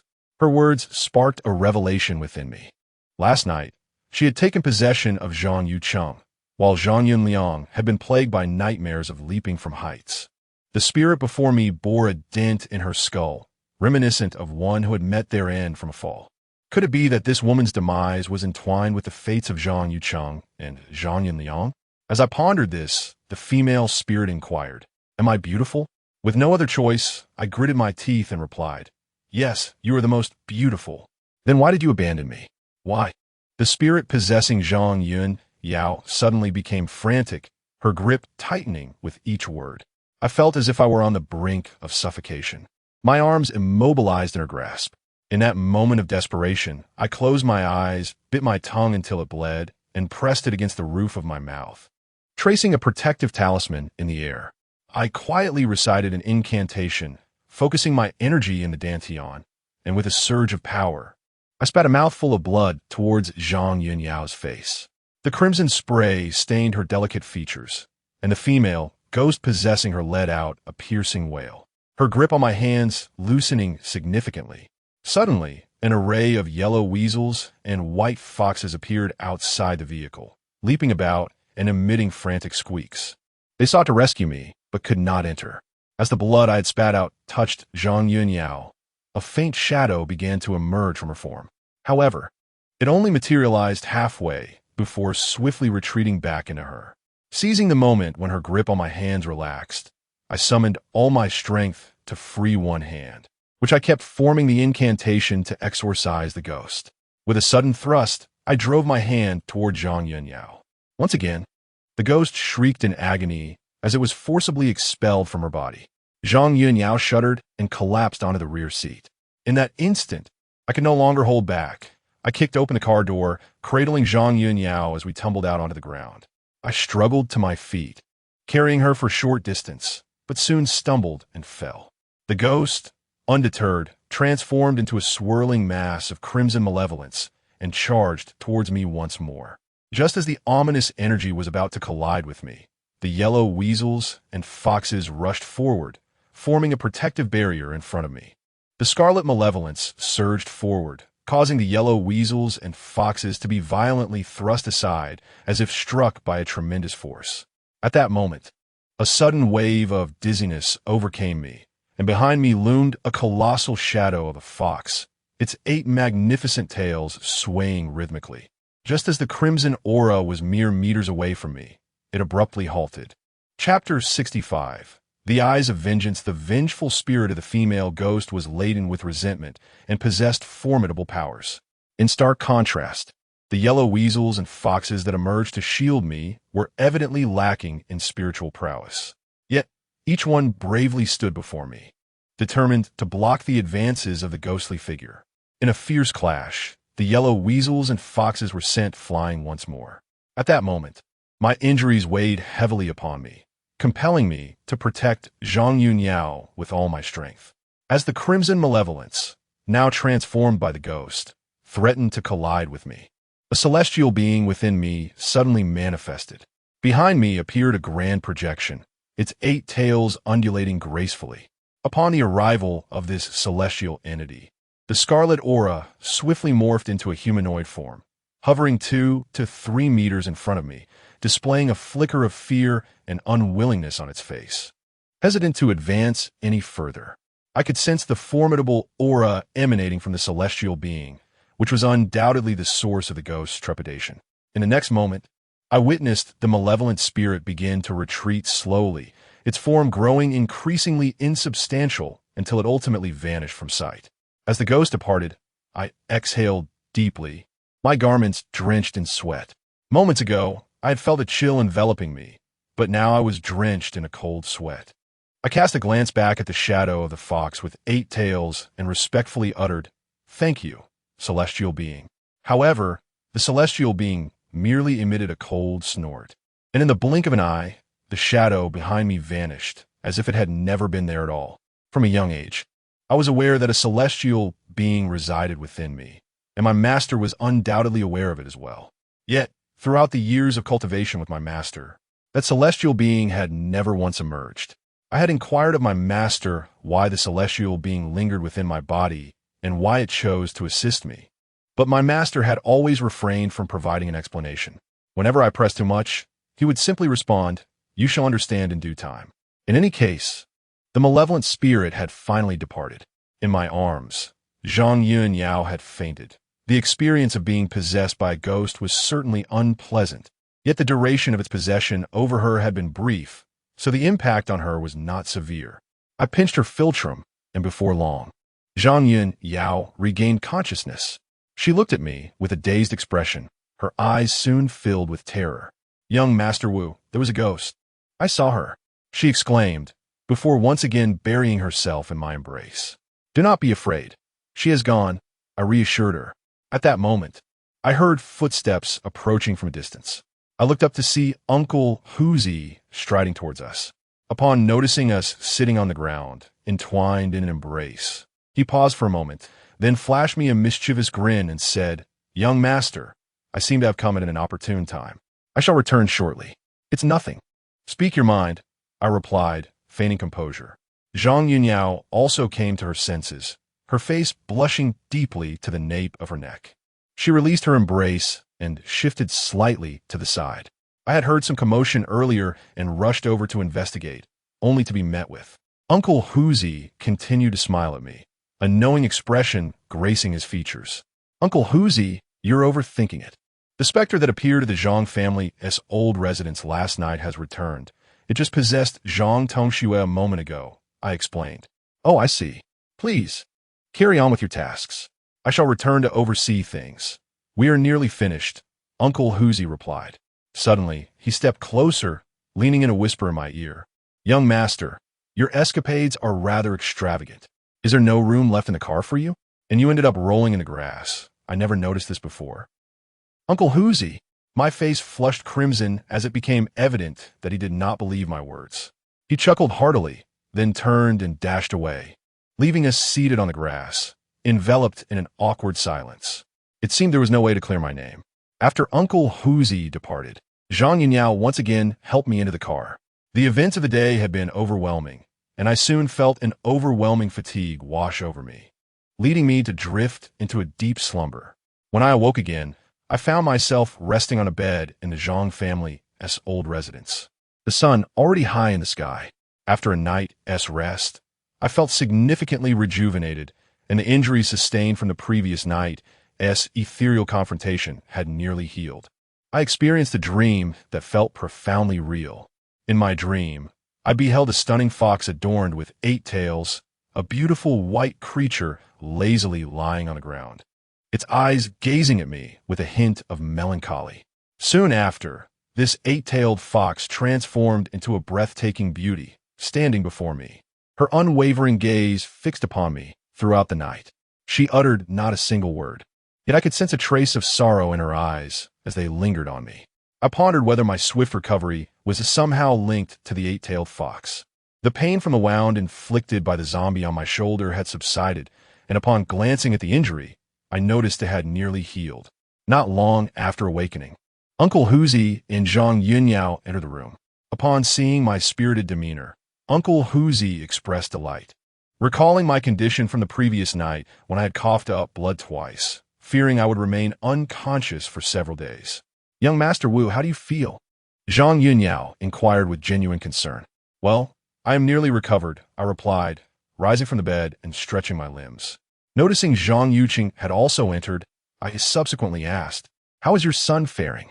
"He has awakened, though he is quite weak," Zhang Yuqing responded. "That is entirely normal. With a few days of rest, he will be fine." I assured him, "Young Master Wu, I have inquired about the matter you requested. I have spoken to every village within a 10-mile radius, and there are only 2 carpenters in these villages, one surnamed Liu and the other surnamed Meng, both residing not far from here," Butler Wang informed me. "Have you gathered information about their households?" I asked. Upon inquiry, it was revealed that the carpenter surnamed Liu has a wife and children, the latter of whom are already in middle school, residing in Dongmao village, approximately 4 to 5 miles away. The carpenter, surnamed Meng, over 60 years of age, is a solitary elder. Both his son and daughter-in-law passed away years ago, and his wife departed even earlier. It is said he also had a granddaughter, who met with an unfortunate fate. Such a tragic tale indeed, sighed Steward Wang. I nodded in acknowledgement, my mind already forming a clearer picture. Subsequently, I performed a brief, cleansing ritual and partook of a meal. As the day was still young, I instructed Uncle Huzi to have the workers transport the coffin to the burial site I had previously selected, to reinter the coffin and complete the relocation of the grave. Throughout this process, no incidents occurred. By the time we finished, dusk had nearly fallen. I beckoned to Uncle Huzi, and we made our way towards the home of the carpenter, surnamed Meng. This solitary elder could very well be the one who has been covertly dealing with the Zhang family. Chapter 66. The paper effigy. When Uncle Huzi and I arrived at the door of the carpenter, surnamed Meng, the night had completely enveloped the surroundings. The elder's dwelling was in a state of utter disrepair. Part of the courtyard wall had collapsed and remained unfixed. The house itself was an old structure from decades past, presenting a scene of desolation. Uncle Huzi approached and knocked on the dilapidated courtyard door. After several attempts, there was no response. Could he be out? Uncle Huzi pondered. There must be someone here. I glanced once more at the decrepit house, noticing the surrounding aura of gloom, affirming that we were indeed at the correct location. Uncle Huzi ceased his knocking and, with a decisive push, opened the courtyard door and stepped inside. As Uncle Huzi and I strolled into the courtyard, we were taken aback to discover that certain areas were overgrown with wild grass, indicating that it had long been neglected. Upon reaching the doorstep, a violent coughing fit echoed from within the house, the sound emanating from an elderly man. "Is anyone home?" Uncle Huzi called out. Shortly thereafter, footsteps approached, and a stooped figure opened the door, casting a wary glance at us, his eyes brimming with vigilance. We were momentarily taken aback by the sight of the old man. He appeared emaciated, his bloodshot eyes betraying a grave condition, and he coughed repeatedly, an aura of impending mortality enveloping him. "What are you looking for?" he finally managed to utter, his voice feeble after a fit of coughing. "I am Wu Jie, a junior, here to pay my respects to Elder Meng," I said, bowing politely. "I know nothing of your Wu Jie or any such names." "You may leave," the old man responded brusquely, attempting to shut the door. However, Uncle Huzi was quicker, wedging his hand to prevent its closure. "Mr. Meng, now that we have come all this way, would you not allow us to step inside for a moment?" The old man shot a fierce glare at Uncle Huzi, snorted dismissively, and turned his back to re-enter the house. Undeterred, Uncle Huzi pushed the door open and stepped inside, with me closely following. Once inside, the elderly man erupted into another violent coughing fit, as if he were on the verge of expelling his very lungs. After a considerable while, he expelled a mouthful of blood foam, finally coming to a halt. "If there is something to discuss, speak your mind." The elderly man's demeanor remained icy. Uncle Huzi fetched a stool from inside the room and placed it beside me. I sat down directly, turning my gaze towards the old man. "Elder, your health is in a dire state. Employing the art of nightmare arrays to harm others ultimately backfires upon oneself. What purpose does this serve?" The old man lifted his head to glance at me, the muscles on his face twitching incessantly. "What are you saying? I cannot comprehend a word. Could you speak plainly?" "Mr. Meng, I am aware that you belong to the Luban sect. We are, in a sense, colleagues. Why not speak candidly without any veils?" "What do you say?" I fixed my gaze upon him. The old man wiped the blood trickling from the corner of his mouth, suddenly smiling and adopting a different tone. "It seems I underestimated you. I did not expect you to arrive so swiftly." His acknowledgement was evident. "I must also express my gratitude for your leniency last night. Had it not been for your mercy, I certainly would not have had the opportunity to be here today," I remarked with a smile. "At such a tender age, you possess quite a bit of genuine skill. Compared to Mr. Meng, I am still somewhat inexperienced," I admitted. In the next moment, the old man abruptly rose, swiftly retreating several steps, transforming from his previous decrepit appearance to one of remarkable agility. He continued until he reached the corner of the wall, where he lifted a piece of black cloth. Beneath the black cloth, I beheld two paper figures, akin to the paper effigies used in ceremonial wreaths, one male and one female, their pale faces and crimson lips exuding an eerie aura. The old man, with hands forming intricate gestures, chanted incantations in rapid succession. Suddenly, a chilling wind swept through the room, the windows rattling with a cacophony of sound, while the furniture trembled in response. In an instant, the two paper figures sprang to life, emitting a spine-chilling laugh as they advanced swiftly towards me and Uncle Hoosie. It was then that I discerned they wielded genuine blades in their hands. "Be cautious, young master," Uncle Hoosie exclaimed, positioning himself protectively before me. In the blink of an eye, the paper figures lunged at Uncle Hoosie, raising their knives to strike. Displaying remarkable agility, Uncle Hoosie deftly evaded their attacks. But as one of the blades cleaved through a chair, it effortlessly split a nearby table in two, leaving me awestruck. Adorned with numerous arcane symbols, the figures were evidently crafted through esoteric methods. Such exquisite craftsmanship was truly breathtaking. Indeed, the handiwork of a master from a school of Lubon. The two paper figures were ferocious, relentlessly swinging their blades at Uncle Hoosie, who was beginning to struggle against their onslaught. One of the figures, however, circumvented Uncle Hoosie and charged directly toward me. Sensing the impending danger, I instinctively retreated, for I had never encountered such a bizarre spectacle before. The paper figure moved with astonishing speed, leaving me cornered against the wall, with no avenue for retreat. "Young man, you dare to approach. But do you possess the means to survive?" The old man growled from a short distance away. As he spoke, the paper figure raised a long knife in its grasp and swung it menacingly towards my forehead. Over the years, I had trained diligently under my master, mastering various martial arts. I quickly regained my composure and sidestepped, evading the fierce blow aimed at me. The knife struck the wall, carving out a significant chunk of plaster. In an instant, the paper figure pivoted and charged at me once more. By this time, I had a young thunder talisman in my hand.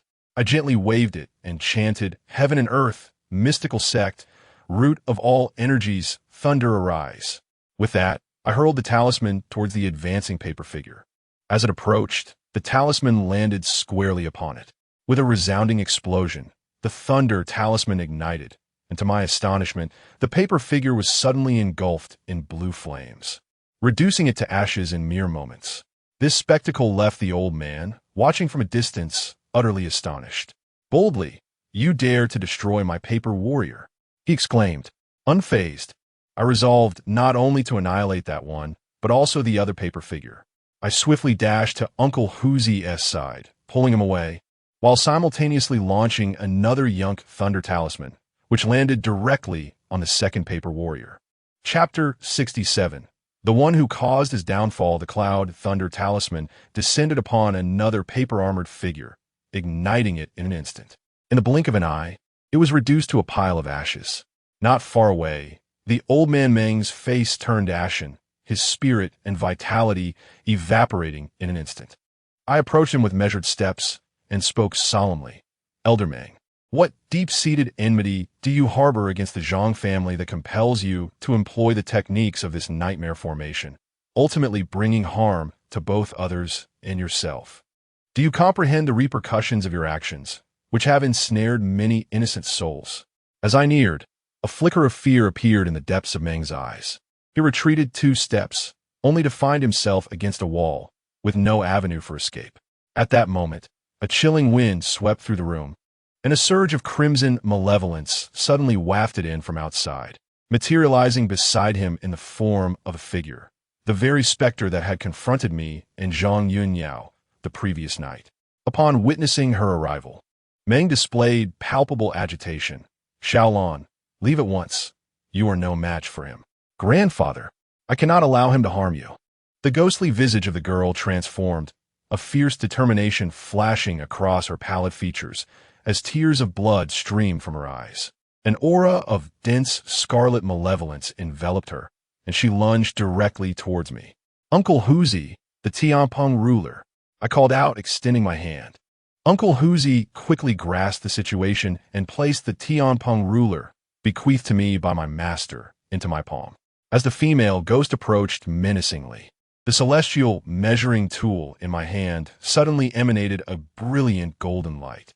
The runes inscribed upon it flickered momentarily, and an overwhelming aura of righteousness surged forth, striking fiercely in the direction of the ghost.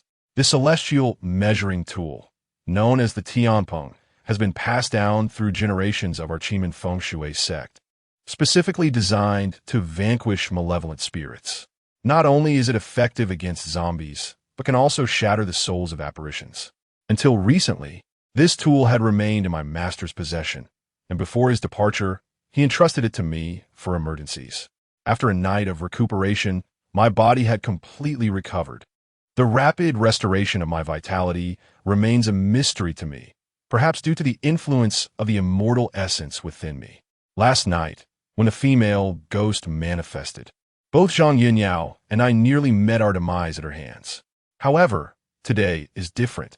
I possess the capability to wield the Tianpeng once more. With a swift motion, the measuring tool struck the ghost, eliciting a piercing wail of anguish from her, causing her to retreat back to the side of old Meng. The power of the Tianpeng is formidable. Upon impact, the crimson malevolence enveloping the ghost diminished significantly, rendering her form less tangible, transforming her into a mere translucent shadow. Yet, she remained steadfast beside old Meng, glaring at me with a fierce intensity, devoid of any hint of fear. Xiaolon, you must flee. You cannot contend with her. Your soul will be scattered, old Meng exclaimed, tears streaming down his weathered cheeks. Grandfather, I will not abandon you. I cannot allow anyone to harm you, the female ghost declared resolutely. Previously, I heard from Wang, the steward, that old man Meng's wife had passed away, and that his son and daughter-in-law had also met with untimely fates, leaving only a granddaughter to share his solitude. However, she too has recently departed this world, leading me to conclude that this female specter must be old man Meng's granddaughter.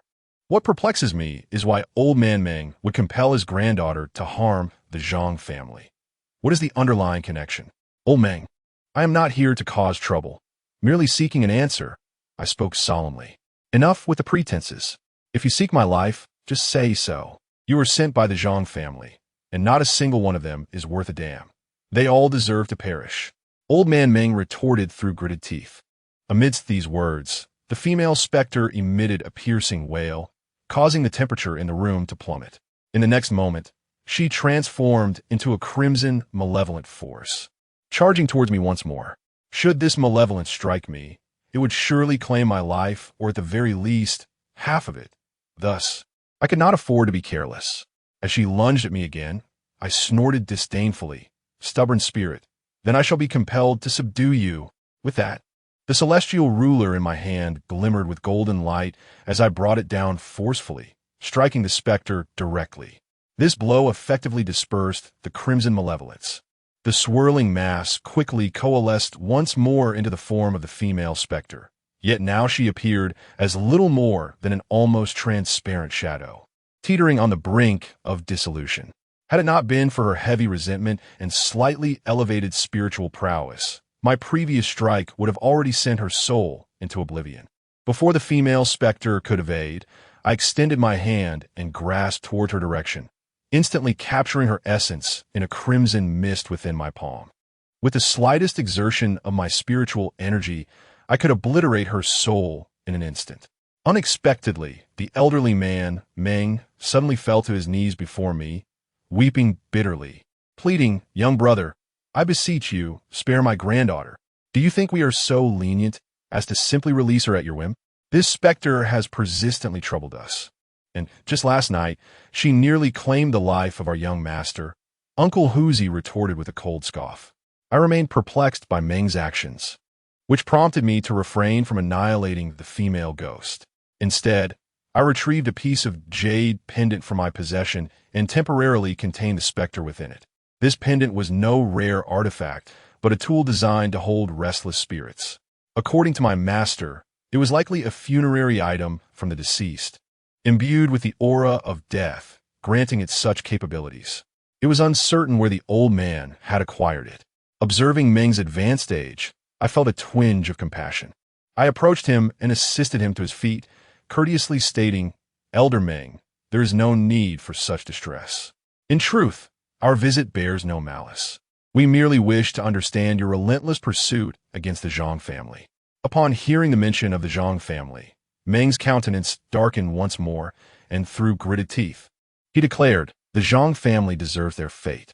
Regrettably, my abilities are insufficient to eradicate them all. What transgression have the Zhang family committed against you?" Uncle Huzi inquired curiously. "My granddaughter, Meng Xiaolan, was tragically killed by Zhang Yuqing's son, Zhang Yunliang." Old man Meng said, his eyes glistening with tears. Upon hearing this revelation, I was struck with understanding. Thus, it became clear. No wonder Zhang Yunliang's behavior was so peculiar. He was plagued by nightmares every night. Chapter 68. Avenge my granddaughter. From Old Man Meng's words, I finally unearthed the answers I sought. The entire predicament stemmed from Zhang Yunliang, the son of Zhang Yuqing. The Zhang family enjoyed considerable affluence, being renowned merchants in Yanbei City, yet they were often preoccupied with business, neglecting to discipline their son, Zhang Yunliang, and indulging him excessively. This lack of guidance fostered a brazen and arrogant disposition within him. After graduating from high school, he squandered his days aimlessly, dissipating his father's wealth in a hedonistic lifestyle, becoming notorious as a dandy in Yanbei City. From a young age, Old Man Meng apprenticed with a master carpenter, honing his skills in the art of Luban. He devoted himself to the teachings of the Luban sect. Every practitioner of Luban's craft is said to encounter the 5 deficiencies and 3 flaws throughout their lifetime. Uniquely, Old Man Meng was afflicted by the character for solitude, signifying that he would grow old in isolation without support. During his initiation and study of the latter volume of the Luban book, his master cautioned him that entering this path, with the solitude affliction among the 5 deficiencies and 3 flaws, rendered him ill-advised to seek marriage, lest he bring harm to both himself and others, a rule passed down by their revered ancestor. However, it is essential to note that not every carpenter is burdened by these 5 deficiencies and 3 flaws. The Book of Luban is divided into 2 volumes. If one only studies the first volume, they remain an ordinary carpenter, devoid of many taboos, merely a craftsman relying on skill for sustenance.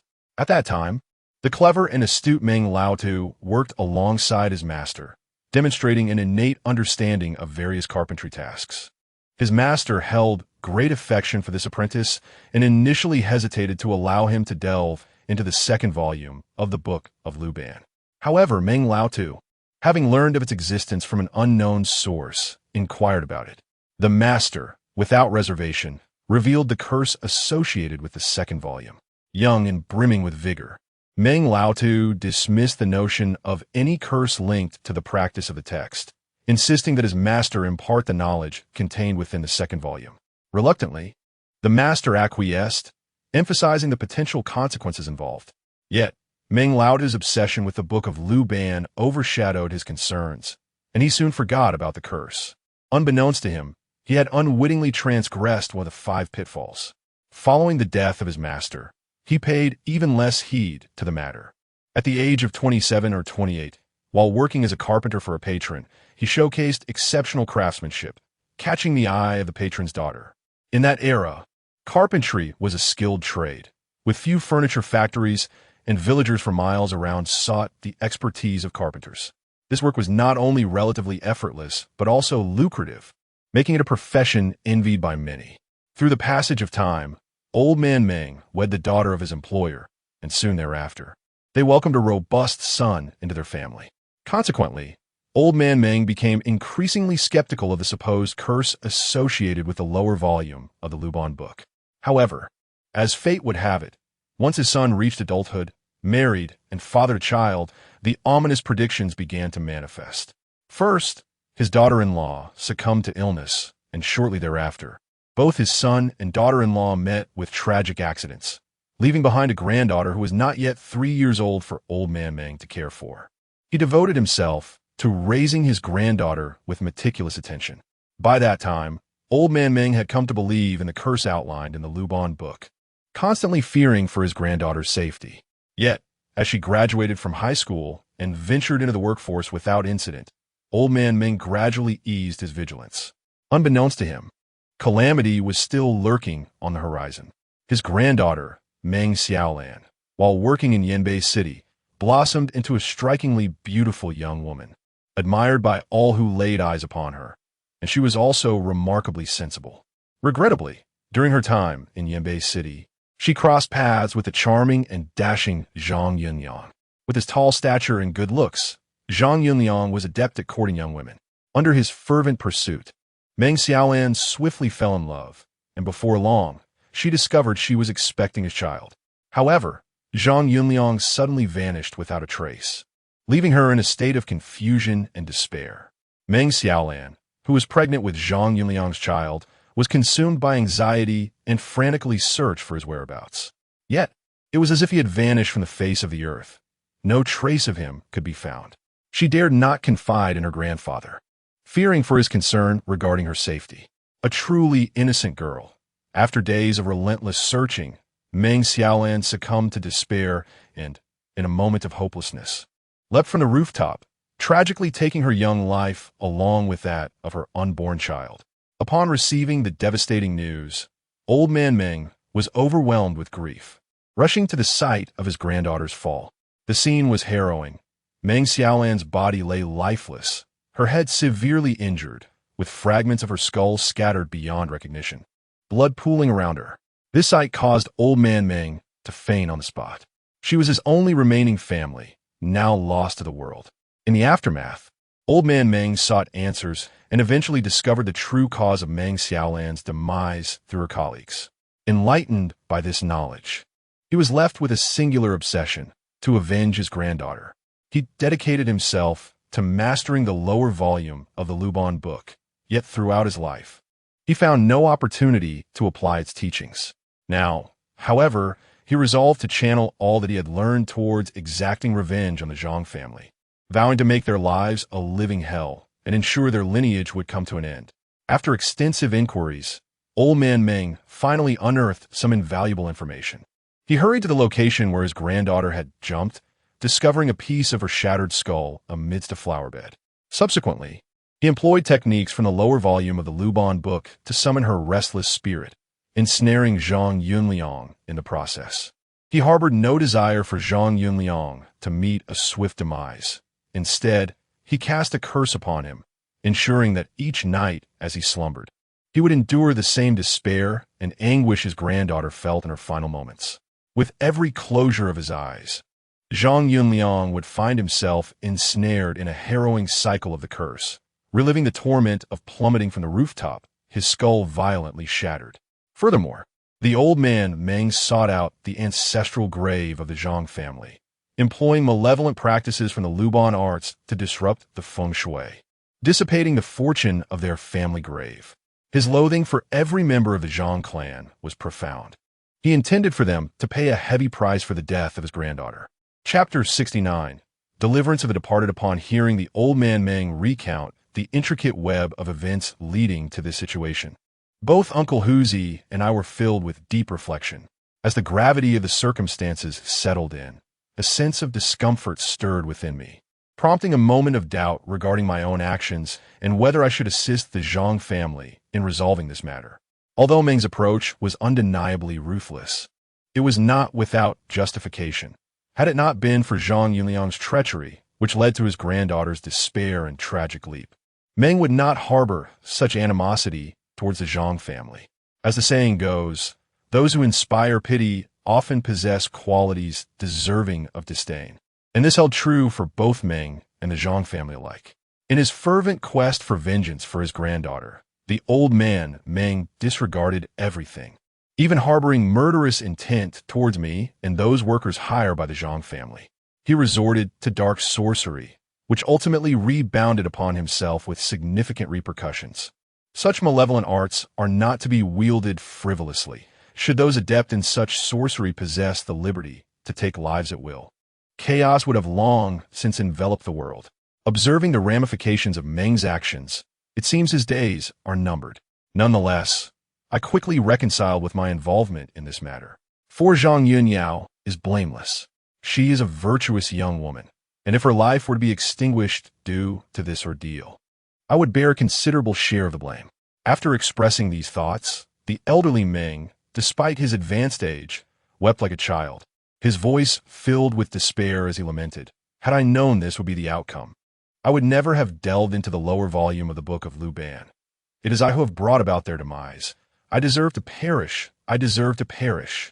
Witnessing his anguish, I found myself at a loss for words to console this unfortunate elder. With a heavy sigh, I said, "Old Meng, cease this pursuit. Let this matter rest. I will act as though I have never been here. As for your granddaughter, I shall ensure her soul finds peace. Surely, you would not wish to see her wandering as a lost spirit, fragmented and forlorn. It is far better for her to enter the cycle of rebirth swiftly." Sitting upon the ground, Meng's tears flowed silently, and at this juncture he was left with nothing to say, even the resolve for revenge having dissipated. As I rose to leave, a sudden thought crossed my mind, prompting me to glance back at Elder Meng and inquire, "Elder Meng, is Zhang Yunliang's father aware of this matter?" "I am uncertain, but it undoubtedly bears a connection to him," Elder Meng replied, his gaze fixed upon me. Nodding in acknowledgement, I beckoned Uncle Huzi to depart from his place.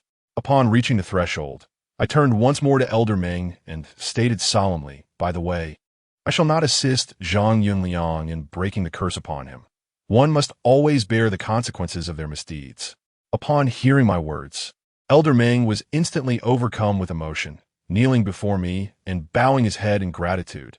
"Thank you, young brother, for your mercy. I, Old Meng, am deeply indebted to your kindness." Then, unexpectedly, he inquired, "Young brother, from which school do you hail? At such a tender age, your skills are truly remarkable." "I am in awe. My master is Li Xiantong," I replied, leaving the final words hanging in the air as I turned to depart. The old man, upon hearing my master's name, was struck with astonishment. The Feng Shui king, Li Xiantong.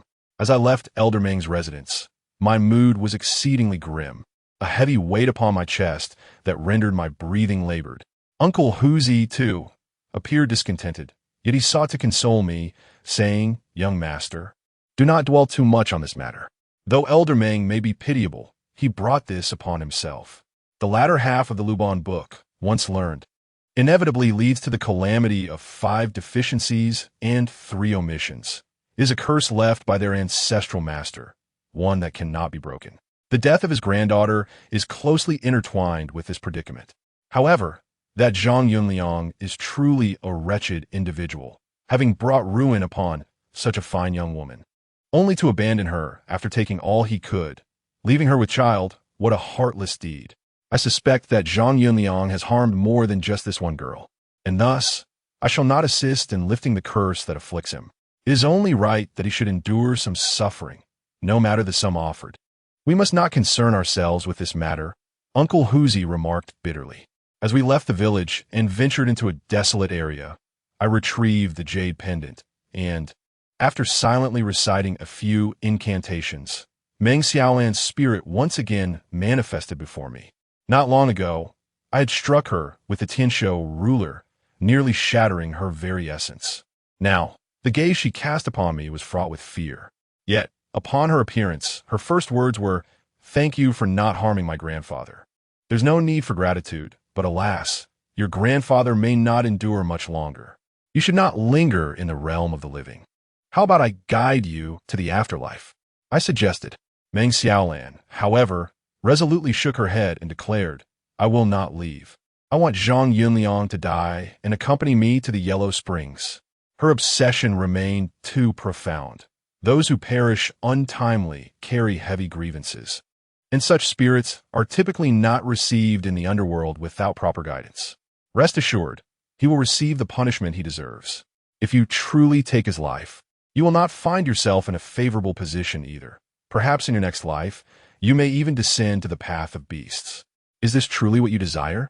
I sighed. But he has caused me such suffering. How can I easily forgive him? As she spoke, Meng Xiaolan unexpectedly shed 2 tears. Spirits do not truly weep. It is merely a form of expression. A life steeped in transgression cannot endure, even if you do not take his life. His existence will remain fraught with hardship. My dear lady, while my resolve remains unaltered, it is best for you to depart now. I implored earnestly. Ultimately, Meng Xiaolan discerned the balance of pros and cons and nodded in agreement. That I did not render her utterly shattered was already a considerable act of kindness. Granting her a chance for transcendence was the utmost I could offer. After all, not everyone possesses the capability to guide a spirit like hers, one who met an untimely demise to the afterlife. Upon her acquiescence, I formed a ritual gesture and began to chant, in the depths of the void. Fate has long been sealed. By this decree, those who witness shall attain rebirth. The true essence descends, the organs unite to form life, ascending to the purest realm. This is for all beings. This was the passage to the afterlife bestowed upon me by my master. As my incantation resonated, Meng Xiaolan's figure grew increasingly ethereal. She bowed deeply before me, and ultimately transformed into countless motes of light, vanishing entirely. Watching the direction of her disappearance, a profound sigh escaped my lips. She was, after all, a pitiable soul. After guiding Meng Xiaolan to her next existence, Uncle Huzi and I made our way towards the Zhang family's ancestral home. By the time we arrived, night had fallen. As we approached the entrance of the old Zhang residence, a heart-wrenching scream pierced the silence from within. Chapter 70, A Strange Dream. Startled by the commotion, both Uncle Huzi and I exchanged alarmed glances. The first thought that crossed my mind was whether Old Man Meng had not yet relinquished his grievances and had returned to the Zhang family estate to cause further trouble. Upon my entrance with Uncle Huzi, I noticed the light illuminating the room where Zhang Yunliang lay asleep and shadows danced within. As we approached, we beheld a gathering of individuals surrounding him. Zhang Yunliang cradled his head, his countenance reflecting sheer terror, as he uttered incoherently, "No, I don't want to jump off the building. Let me go. I beg you." Witnessing Zhang Yunliang's predicament, I immediately comprehended the situation. It was undoubtedly the curse placed upon him by Old Meng that had resurfaced. Each time he succumbed to slumber, he would be plagued by dreams of leaping from great heights, the sensation of plummeting so vivid that it felt as though his very brain might burst forth. This torment was excruciatingly real, and if such a nightmare persisted, even an ordinary individual would be driven to madness, truly a fate worse than death. Strangely, observing Zhang Yunliang in such distress evoked a sense of grim satisfaction within me. He had brought this upon himself. As Uncle Huzi and I stepped into the room, Zhang Yinqing hurried over, grasping my arm and pleading, "Young Master Wu, please take a look. It seems my brother is once again trapped in a nightmare." What could be the matter? I was well aware of the underlying cause, yet I still chose to sit beside Zhang Yunliang. "Young Master Wu, you have returned. My son has been plagued by nightmares incessantly. Is there any way to address this?" Zhang Yuqing chimed in. Clearly, there was a reason behind it all, and the answers could only be gleaned from him. With that thought, I turned my gaze toward Zhang Yunliang. At this moment, amidst the throngs of people, Zhang Yunliang's emotions gradually settled, yet his eyes still mirrored a profound terror, as if he had not yet emerged from the harrowing nightmare that had recently plagued him. I fixed my gaze upon Zhang Yunliang and, feigning ignorance, inquired, "Have you committed any misdeeds? Speak up, perhaps I can offer you assistance." To my surprise, my question incited a fury within him. Burdened by guilt and unwilling to divulge matters to his father, he retorted, "I haven't done anything. If you can resolve this, then do so quickly. My family has plenty of money, so spare me your theatrics. How dare you speak to young Master Wu in such a manner?" Zhang Yuqing chastised. "Dud, I am truly suffering. I just dreamt that I jumped from a building and I saw my own skull shatter. It hurts so much. Please, find a way to save me. Zhang Yunliang sobbed. Have you truly done anything wrong? Speak now, and young Master Wu may help you, Zhang Yuqing urged. Yet, Zhang Yunliang remained obstinate, his gaze evasive as he shook his head, insisting, I haven't done anything. I swear I haven't. I shook my head in disappointment and rose to leave. Zhang Yuqing called after me several times, but I did not turn back and retreated to my room to rest. Later, Zhang Yunyao knocked on my door, yet I did not allow her entry. Among this family, I held some affection for Zhang Yunyao, fearing that if she implored me to save her brother, my momentary weakness might compel me to acquiesce. Thus, I claimed I had already disrobed and was preparing for sleep, prompting Zhang Yunyao to depart. Having pledged not to lift the curse placed upon the old man Meng, I felt compelled to adhere to this promise. As for whether Zhang Yunliang would seek out others, that concern was beyond my purview. After falling asleep, I experienced a rather peculiar dream in which my former classmate, Lina, appeared. In this dream, she gazed at me with tears in her eyes, repeatedly imploring, "Save me." The absurdity of this dream perplexed me, and I was at a loss as to why it manifested. Although Lina had once pursued me and possessed considerable beauty, I harbored no romantic feelings for her, particularly after she became the girlfriend of Wang Chuyang. Upon waking, I dismissed the incident from my mind, treating it with indifference. The following day, we were all set to return to Yanbei City. The matter of relocating the Zhang family ancestral grave had been conclusively resolved.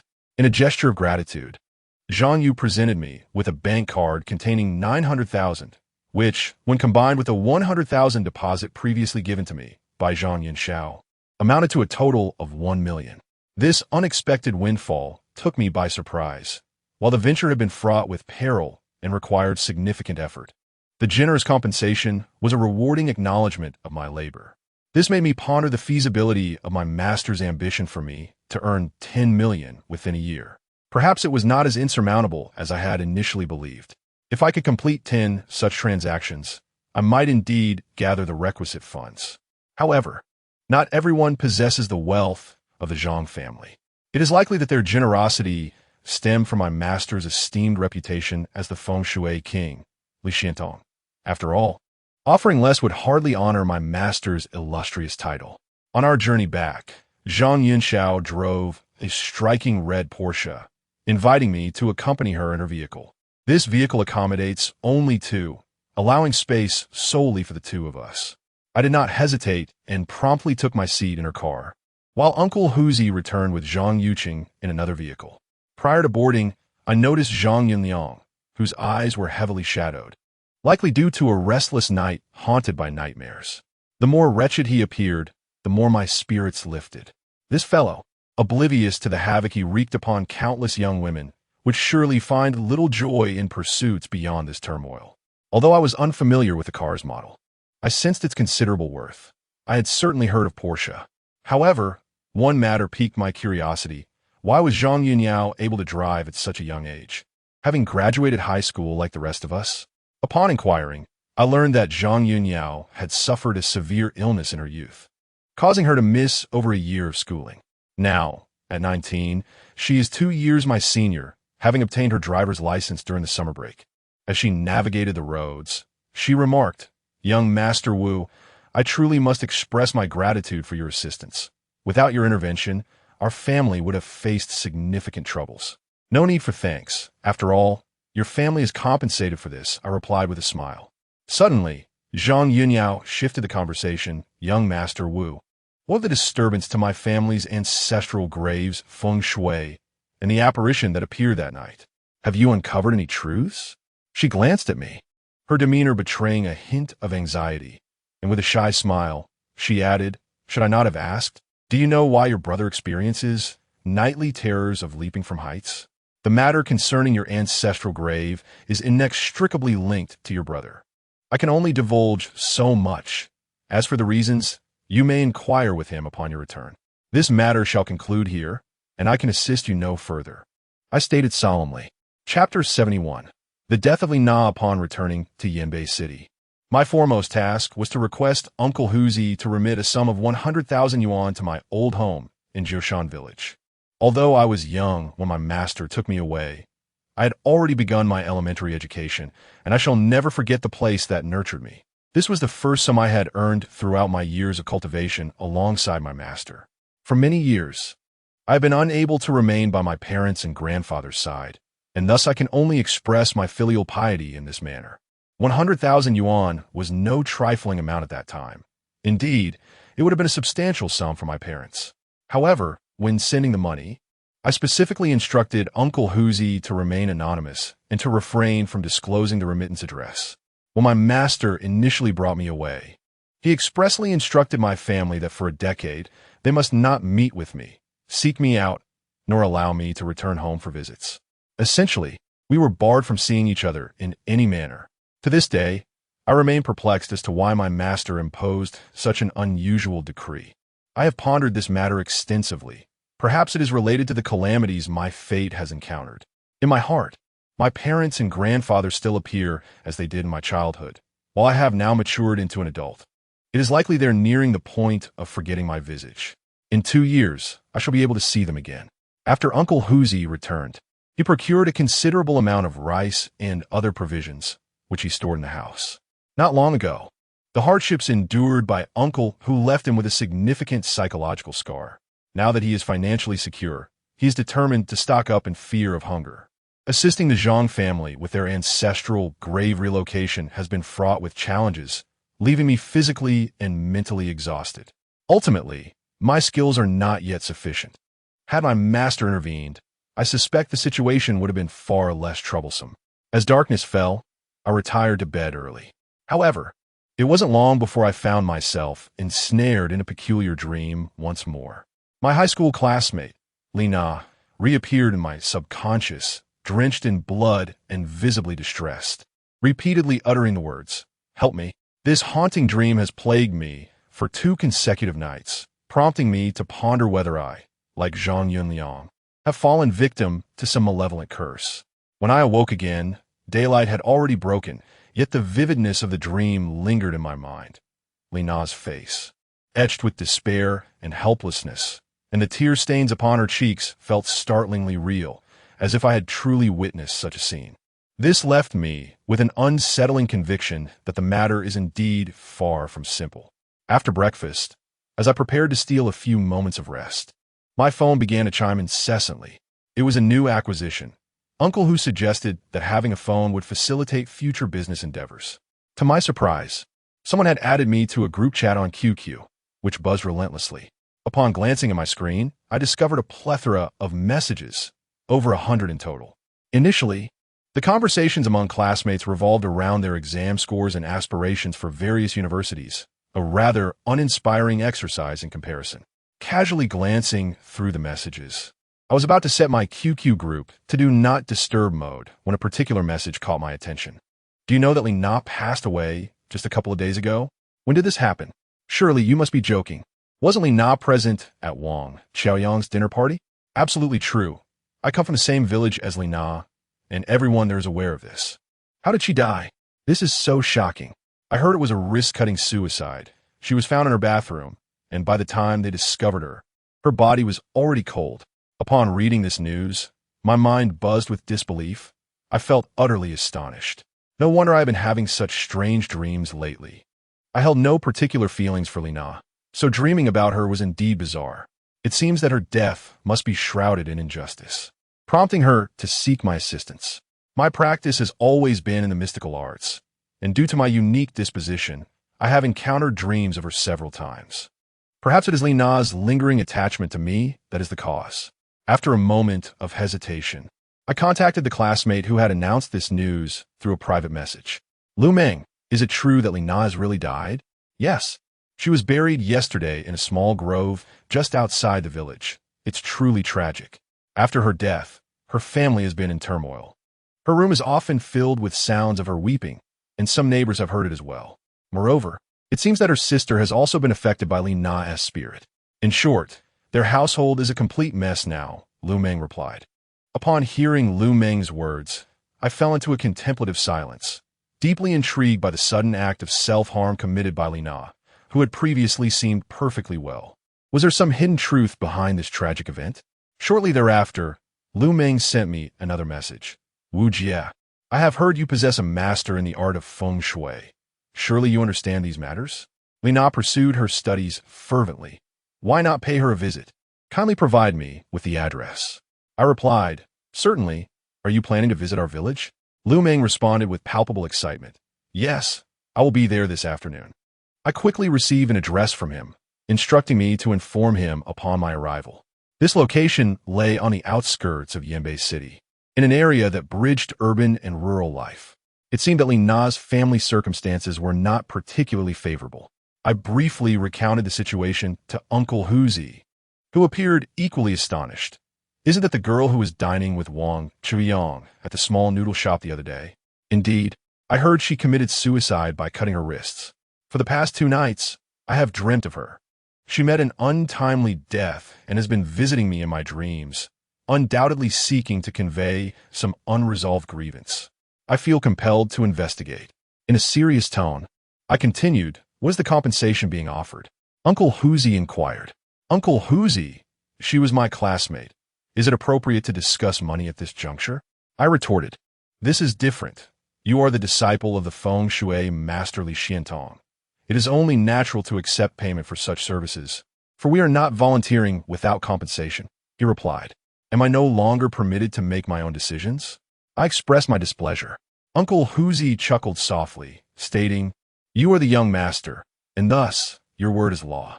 A few hours later, Uncle Huzi and I took a taxi to the village where Lina resided. Upon our arrival at the village entrance, I indeed spotted Lu Peng waiting for me. As soon as we met, Lu Peng greeted me warmly, saying, old classmate, it's wonderful to see you again. Do you have any insight into what happened with Lina? Do you know why she attempted to take her own life? I immediately inquired. I'm not certain myself, Lu Peng replied, but based on my speculation, it might be due to some conflict with Wang Chuyang. Perhaps in a moment of despair, she decided to end her life. However, I cannot say for sure. Lina passed away in her own home, and I have no means to reach Wang Chuyang's residence. Chapter 72.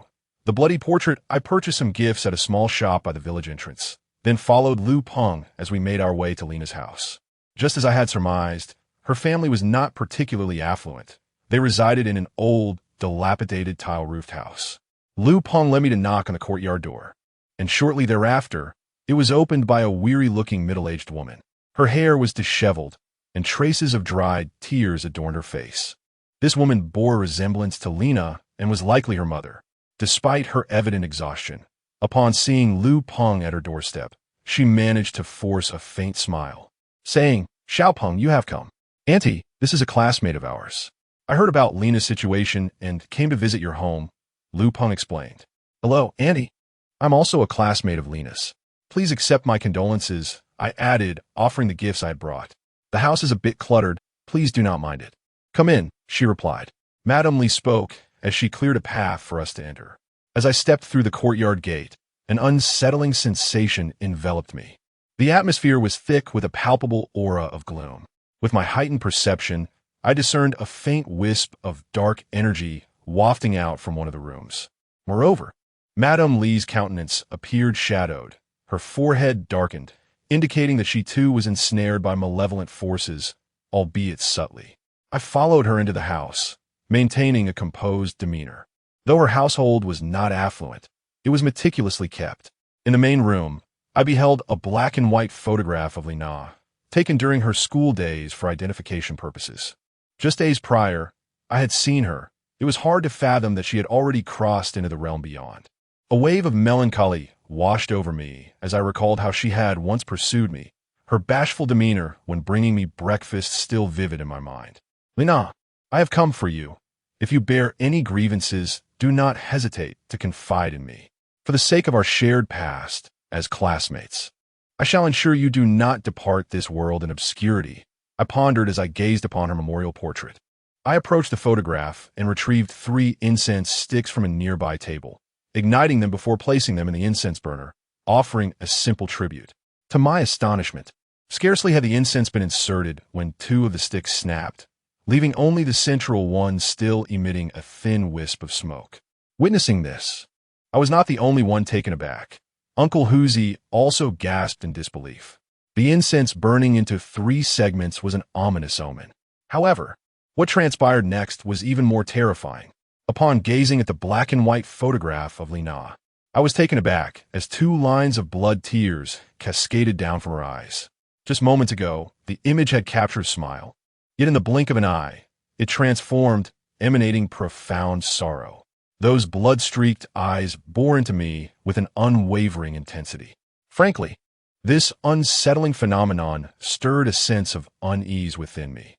Lu Peng and Li's mother, witnessing the bizarre shift in the scene, gasped in horror, stumbling back a few steps. Li's mother covered her mouth, tears streaming silently down her cheeks, her face a portrait of terror. Meanwhile, Lu Peng clutched my arm, trembling violently in fright. Wu Jie. What is happening?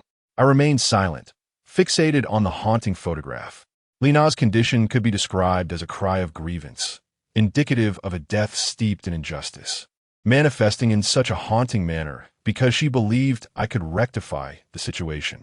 Just as the atmosphere thickened with dread, a sudden, spine-chilling scream erupted from the adjacent room, sending Lu Peng leaping up, wrapping himself around me like an octopus. Wu Jie. It's haunted. We must leave. Upon hearing the scream, Uncle Hu hurried towards the source of the sound, only to find the door locked. He glanced back at me, and I turned to the still-shaken Li's mother, inquiring, Aunt, who is confined within that room? It is my second daughter, Li Wan. Ever since her sister passed away, she has exhibited erratic behavior, lashing out at anyone she encounters and often descending into fits of madness. Consequently, we have confined her within the room, Li's mother expressed in fear. I gently patted Lu Peng, who was still clinging to me, and said, Could you please come down? Why are you so timid? Is it any wonder? I am nearly terrified to death. Let us leave quickly, Lu Peng replied, his voice quivering with emotion. With me here, what is there to fear? Have you forgotten what I do? I remarked, gazing at him. Upon hearing my words, Lu Peng finally came to his senses and released me, though he still dared not stray even a step away. During my school days, I was exceedingly withdrawn, with few friends to speak of. Lu Peng was one of the rare classmates with whom I could converse, as he also struggled academically. We shared a mutual understanding, united in our status as underperforming students in a prestigious school, where such individuals were seldom favored. Aunt, may I enter and take a look? I inquired of Li's mother. Aunt, Wu Jie is quite remarkable. His master is a renowned feng shui master and may be able to assist you. Please, allow him to enter, Lu Peng urged. Li's mother nodded and retrieved a set of keys, making her way to the door. Just before she opened it, she cautioned us, be careful. One strikes at anyone she encounters, not recognizing anyone. I acknowledged her warning, and then Li's mother opened the door. As it swung ajar, a wave of malevolent energy surged forth, enveloping me in a chilling aura that sent shivers down my spine, raising goosebumps across my skin. The room was cloaked in darkness, with the curtains drawn tightly, allowing no sliver of light to penetrate. After a considerable time, I gradually acclimated to the dimness and discerned a figure in one corner, a girl. Her hair disheveled, her body swaying rhythmically. I gazed at her for a moment, estimating her to be around 15 or 16 years old, her hair obscuring her face, rendering her features indistinguishable. The situation was bizarre, far beyond my comprehension. Li Na was dead. How could her sister have come to be in such a state? Could it be that her sister was somehow responsible for her demise? I continued to observe the girl for a while before cautiously advancing toward her. Li's mother and Lu Peng stood at the doorway, too apprehensive to enter. Young master, please be careful, Uncle Hoosie cautioned from behind. I waved my hand, signaling them to remain silent, while discreetly forming a protective incantation in my grasp, just in case. Soon, I found myself just 2 or 3 paces away from the girl, squatting directly before her. It seemed she sensed my presence and slowly lifted her head. Chapter 73. The annihilation of a family. At the moment she raised her gaze, my heart quivered and my expression shifted dramatically. The girl herself appeared unchanged, yet I noticed a peculiar mark on her forehead. This sigil is invisible to the average person, Only those who possess the ability to perceive beyond the ordinary can see it. To describe it, the mark resembled a flickering flame, radiating a deep crimson hue. This ominous mark is known as the Annihilation Curse. Typically, anyone bearing this mark upon their forehead is unlikely to survive beyond 7 days. As time progresses, those afflicted by the Annihilation Curse gradually lose their sense of self, descending into a state of madness and agitation, often engaging in perilous behaviors that pose a constant threat to their family's safety. The reason this girl fell victim to the Annihilation Curse primarily stems from the influence of Lina, whose deep-seated resentment has turned against her own kin. It will not be long before Lina's parents also succumb to the curse, leading to the complete extinction of their family line. Such occurrences are rare. I have only heard my master speak of them. However, one detail remains vividly etched in my memory. The Annihilation Curse does not arise spontaneously. Rather, it is the result of human intervention. In other words, someone tampered with Lina's corpse after her demise, which precipitated this dire situation. As I gazed at the girl, she lifted her head to meet my gaze. Beneath her disheveled hair lay a pallid, bloodless visage. Her eyes rolled back, revealing only the whites. Suddenly, she emitted a primal howl reminiscent of a wild beast, lunging towards me with outstretched arms. In an instinctive response, I extended a hand and pressed it firmly against her crown, murmuring incantations. Supreme Celestial Star, unceasing in transformation, expel malevolence, bind malevolent spirits, safeguard life and body, illuminate wisdom, calm the mind, ensure the permanence of the three souls, may the spirit not be lost. Expedite this decree. This is the simplest version of the Purifying Heart mantra, perfectly suited for her current predicament. However, this incantation is not effective for everyone. It requires prolonged practice and the infusion of one's mental energy into the mantra to yield any significant results. Upon completing the recitation of this segment, she gradually became tranquil. The grotesque expression on her face swiftly transformed into serenity, and the low growls emanating from her throat vanished entirely. Initially, when Lee's mother witnessed her daughter in a frenzy, she rushed over intending to intervene, but upon seeing me calm her daughter, a look of confusion and disbelief crossed her face. I released my hold, and the girl quietly settled onto the floor, leaning against the bed, her eyes gently closing as if she had fallen asleep. Lee's mother sighed in wonder, exclaiming, "This is truly miraculous. Whenever my daughter goes into a fit, both her father and I become uncontrollable, shouting and lashing out. How did you manage this?" Before I could respond, Lu Peng promptly stepped forward, stating, "Aunt, my classmate is quite remarkable. He possesses knowledge in this area, which is why I invited him to assist." Lee's mother cast a grateful glance at Lu Peng, just as she was about to speak, when suddenly footsteps echoed from outside the room. We all exited the chamber to find a middle-aged man accompanied by an elderly gentleman clad in traditional attire, his hair as white as snow. The middle-aged man bore a troubled expression, while the elderly figure exuded an air of otherworldly wisdom. Upon entering, he furrowed his brow, surveying the room as if searching for something. "Finally, you have arrived, father of the child. Just moments ago, Zhuanzi had another episode, but it was Nana's classmate who managed to calm her down," Lee's mother remarked, glancing at the middle-aged man. The man cast a casual glance my way and reproached Lee's mother, saying, "Child's mother, children do not comprehend these matters. How can adults act like children? Such incidents should not involve little ones. What if something were to happen?" However, this Wu classmate is truly capable. When Zhuanzi was in a frenzy just now, he simply placed his hand on her head, and she immediately quieted down. Lee's mother hastily clarified, "Indeed, uncle, my classmate's master is quite renowned. I specifically summoned him from Yinbei City," Lu Peng added in agreement. Unexpectedly, the elderly man nearby let out a disdainful snort, mocking, "There are indeed many charlatans these days. A mere child dares to offer feng shui and exorcism services, merely masquerading here." With that, he cast a glance at Lee's father and continued, "Since you have engaged someone, I shall take my leave.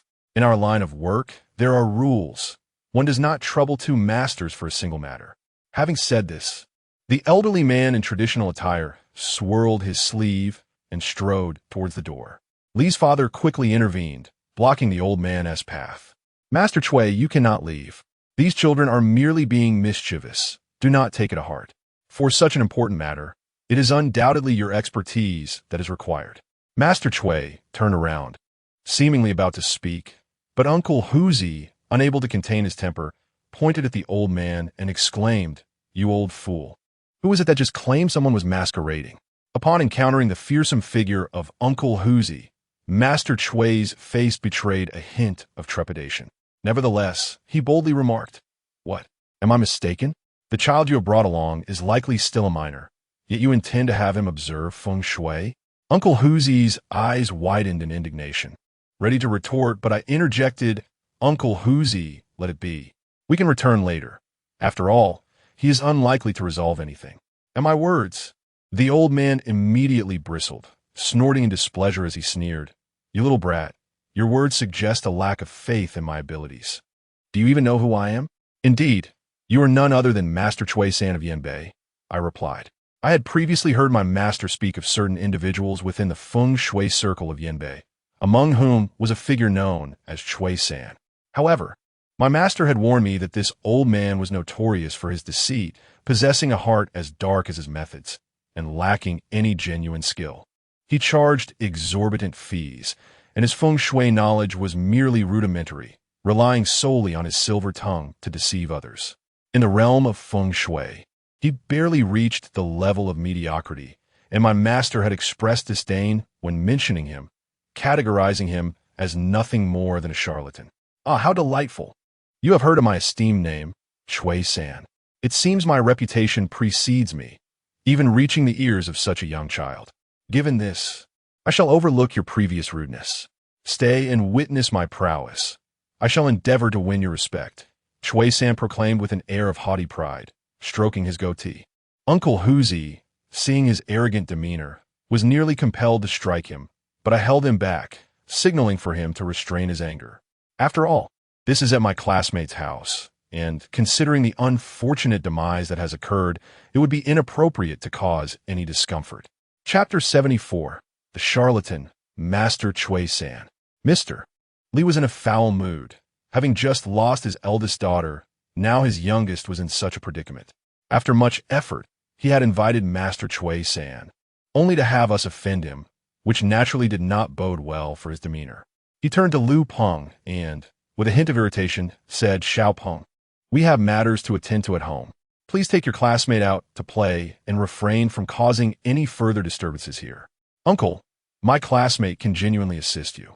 Trust me," Lu Peng exclaimed with fervor. "Let us go. We shall return this evening," I said, patting Lu Peng on the shoulder, signaling Uncle Huzi to accompany me outside. Since they were not welcoming, we should not impose further. Although Uncle Huzi appeared disgruntled, he dared not oppose my wishes, and we began to depart. "Wait." Just as we were about to leave, Master Chui suddenly interjected, "You cannot leave yet. I require you to witness firsthand how I resolve this matter. Otherwise, people might think that I, Chui-san, am merely an old fool with no genuine capabilities. Master Chui, allow me to advise you. This situation is far from simple. Besides myself, there is no one else in Yanbei City who can remedy this," I stated firmly. "Of course, my master could also resolve it, but he will not be present in Yanbei City for the next year." Upon hearing this, Master Chui's beard bristled with indignation. "You insolent youth. How dare you speak so boldly? When I was assessing feng shui, your father had yet to be born. What audacity gives you the right to utter such words? You merely stand by and observe while I resolve this matter. Xiaoping, quickly take your classmate away. Do not cause any further disturbance here. I implore you for my sake." Li's father harbored some trepidation towards Uncle Huzi by my side, yet his anger was palpable. "No one shall depart today. I shall ensure he pays the price for his words. Young man, what shall be your response if I successfully handle this situation?" Master Chui turned to me. "If you can resolve it, I shall leave the matter in your hands," I replied nonchalantly. "Very well. I shall not take advantage of you. Once I have dealt with this issue, you need only kneel and bow 3 times as an expression of contrition. How does that sound?" "Agreed. I shall abide by your terms." I added, "What if you fail to resolve it?" "If I cannot, I shall kneel and bow 3 times before you." Master Chui retorted with indignation. "It is settled then." A triumphant smile crept across my lips. If this old man were aware of my master's identity, he would likely refrain from speaking to me so boldly. Yet, at this moment, he brimmed with confidence. Turning to Li's father, "You summoned me here because something has transpired at your home, correct?" Upon hearing this, I felt a wave of exasperation wash over me. This old man was not only inept, but also had a poor memory. Even someone with a rudimentary understanding of feng shui would discern the situation upon arriving at the Li residence. How could he not sense the pervasive aura of malevolence? Since the burial of my eldest daughter, my second daughter has become quite deranged, her mental state deteriorating. Each night, as my wife and I lay down to sleep, we are haunted by the sounds of weeping emanating from my eldest daughter's room, lamented Father Li with an expression of helplessness. "Are you suggesting that your household is haunted? This is no trivial matter. It will undoubtedly require great effort. If things go awry, it may even shorten my lifespan," sighed old Master Chui, his face contorted in a display of profound difficulty. At that moment, I realized that this old man intended to demand money. It was the first time I had heard of exorcism potentially costing a life. After all, it was not some grand celestial intervention. "Old Master Chui, as long as you can resolve this issue for my family and restore my second daughter's health, I am open to discussing the price. Although we are poor, we would go to great lengths, even selling our possessions if necessary. Please, name your fee," Father Li earnestly implored. Indeed, Father Li had fallen into the trap. "Very well. Given your family's circumstances, I will not ask for too much. 80,000 yuan will suffice for my services. Typically, for a situation as challenging as this, I would require at least 100,000, old Master Chui declared. Upon hearing the sum of 80,000, Father Li and Mother Li were taken aback, their hesitation evident. After all, for their family, this was no small amount, and they likely could not procure such funds. Is a life more valuable than money? If you are unwilling to part with even this modest sum, it would be best to seek someone more capable, old Master Chui remarked with displeasure. If old Master Chui can indeed resolve this matter, I am willing to pay that amount, I suddenly interjected. As soon as the words left my lips, all eyes turned to me, including Uncle Hu's, who appeared equally astonished. In his heart, he likely wondered why we should squander our money on this unjust cause. However, Uncle Hu quickly realized that I was certain that Master Chui could not resolve this matter. "You have the means to pay for this? Do you truly possess such wealth?" Master Chui gazed at me with skepticism. Uncle Hu, never one to engage in needless chatter, promptly produced 20,000 yuan from his person and placed it on the adjacent table. He then retrieved a bank card and said, "This 20,000 is here. Once the matter is settled, I shall withdraw an additional 60,000 from the bank for you. I feel rather embarrassed to let you bear this expense." Mother Li cast an apologetic glance in my direction. "Annie, Lina's my classmate. It is only right for me to contribute a bit," I reassured her. "Wu Jia, I truly did not anticipate that you possessed such wealth." Lu Peng expressed his surprise upon seeing the sum I had displayed. I merely smiled, remaining silent. After all, I had earned 1 million from relocating the Zhang family grave. Thus, 8,000 yuan was trifling in comparison to my current fortunes. Upon seeing the money, Master Chui's eyes sparkled with interest, reaching out to grasp the 20,000 yuan, but Uncle Hu swiftly restrained his hand, chuckling, "Master Chui, why the haste? The child is within the house. First assist them in resolving this issue, and the payment will be settled afterward. We're not going anywhere." "Very well then." Master Chui cast a lingering glance at the 20,000 yuan before inquiring of Father Li. "Where is your child?" "Right here in this room." Father Li hastily opened the door, inviting Master Chui inside. Chui Sang, with an air of solemnity, strode towards the house. Upon reaching the threshold, he halted abruptly, exclaiming, "What a heavy aura of negativity. This spirit is indeed malevolent. It must be a vengeful ghost." As he spoke, his gaze darted around the room, seemingly in search of something, which heightened the tension in the atmosphere. Ultimately, his eyes settled upon Li Wan, who was reclining against the bed in slumber.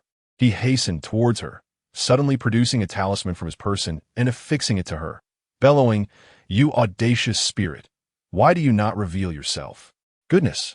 Just as I had employed the Tranquil Heart incantation to soothe Li Wan, Chui Sanyi's thunderous shout jolted her awake. Chapter 75, A Life at Stake. At this moment, I found myself in complete agreement with my Master's assessment of Chui Sanyi. He truly was a charlatan, adept at deception. His understanding of metaphysical arts was superficial at best, his sole asset being a tongue that could easily mislead. In the realm of feng shui and metaphysics, which are profoundly intricate, Chui Sanyi typically offered his services by merely altering the arrangement of one's home or selling various feng shui charms. Even if they proved ineffective, no one could rightfully contest him, allowing his trickery to flourish among the uninformed. Such a person might easily deceive those lacking insight, yet when faced with actual circumstances, he could only exacerbate the situation. He had not even grasped the current plight of Li Wan before taking action, and after his loud outburst, he had roused her from the peace I had painstakingly restored. Indeed, it was a rude awakening. His shout startled even me. Upon awakening, Li Wan's gaze instantly transformed into one of vengeful malice, her countenance becoming exceedingly grotesque, and a low growl emanated from her throat as she fixed her unwavering stare upon Master Chui. Unbeknownst to Master Chui, he was entangled in the dire consequences of the annihilation curse. Though not possessed by a spirit, this predicament was far more terrifying, for Li Wan was no longer under her own volition, resembling nothing less than a madwoman.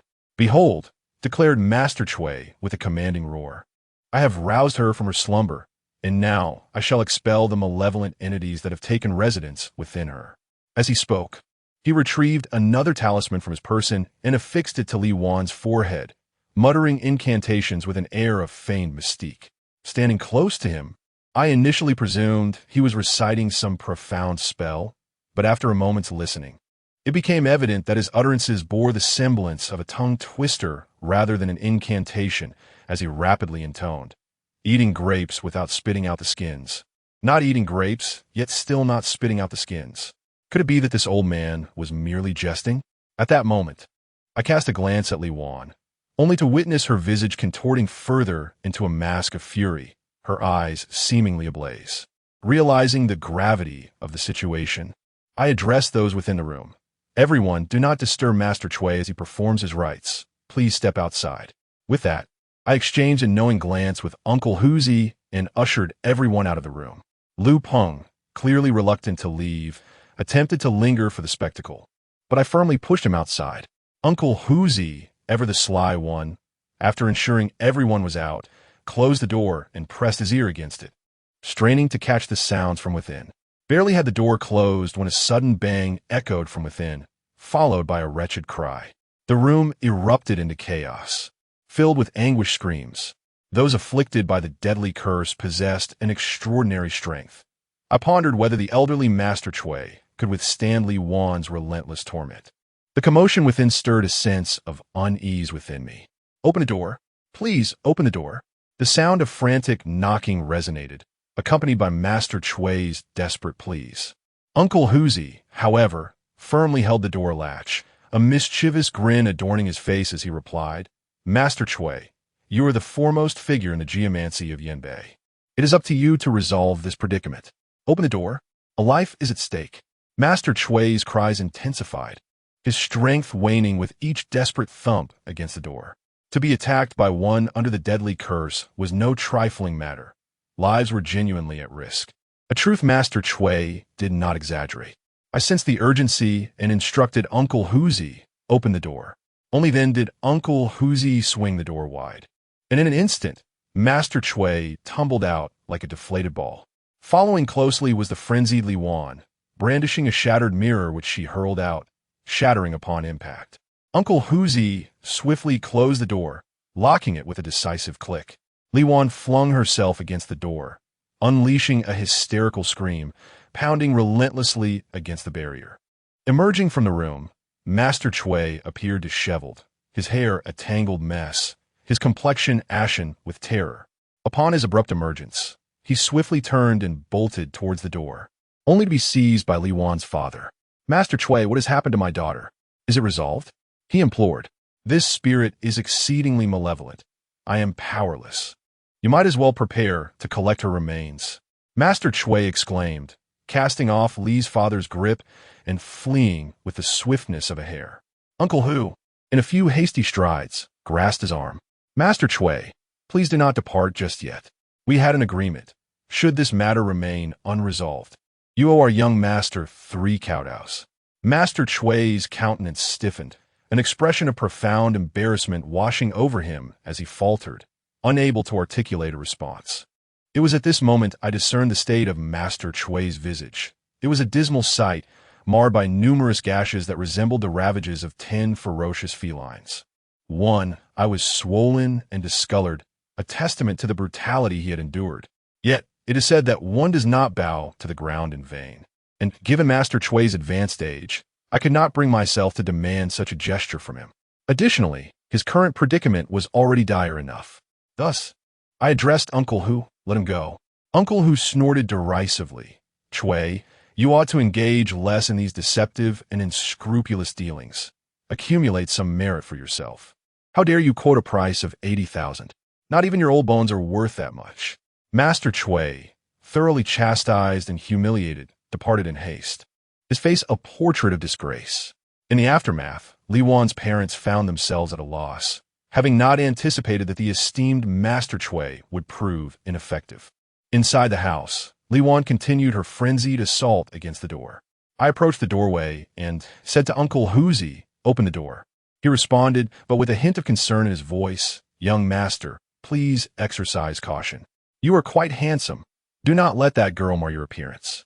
Just look at how unfortunate Lord Chui has become." "It's nothing," I replied. Uncle Huzi promptly opened the door, and in the next moment, the disheveled Li Wan burst forth from the house, her energy akin to a wild stallion breaking free.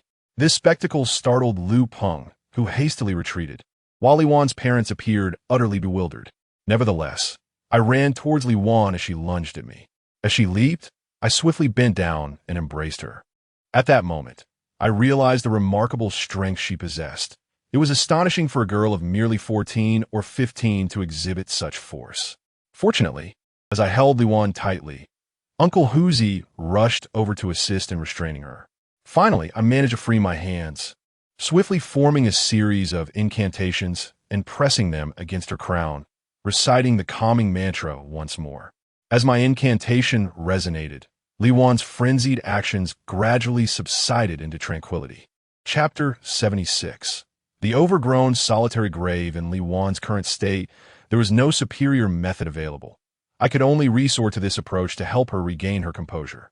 To address the matter thoroughly, I would need to uncover the root cause of the issue, specifically the true circumstances surrounding her sister Li Na's demise. As my recitation diminished in volume, Li Wan slowly closed her eyes and eventually succumbed to a deep slumber. Li Na's parents gazed in disbelief at the scene before them, seemingly unable to comprehend how a mere child could achieve what even the esteemed Master Chui could not. Just as I had lowered my hand from Li Wan's forehead, Lu Peng eagerly inquired, "Wu Jia, how did you accomplish this? Is it hypnosis? I've seen those masters on television who are remarkably skilled. They can put someone to sleep just by standing there." I shot Lu Peng a sidelong glance, thinking to myself, hypnosis indeed.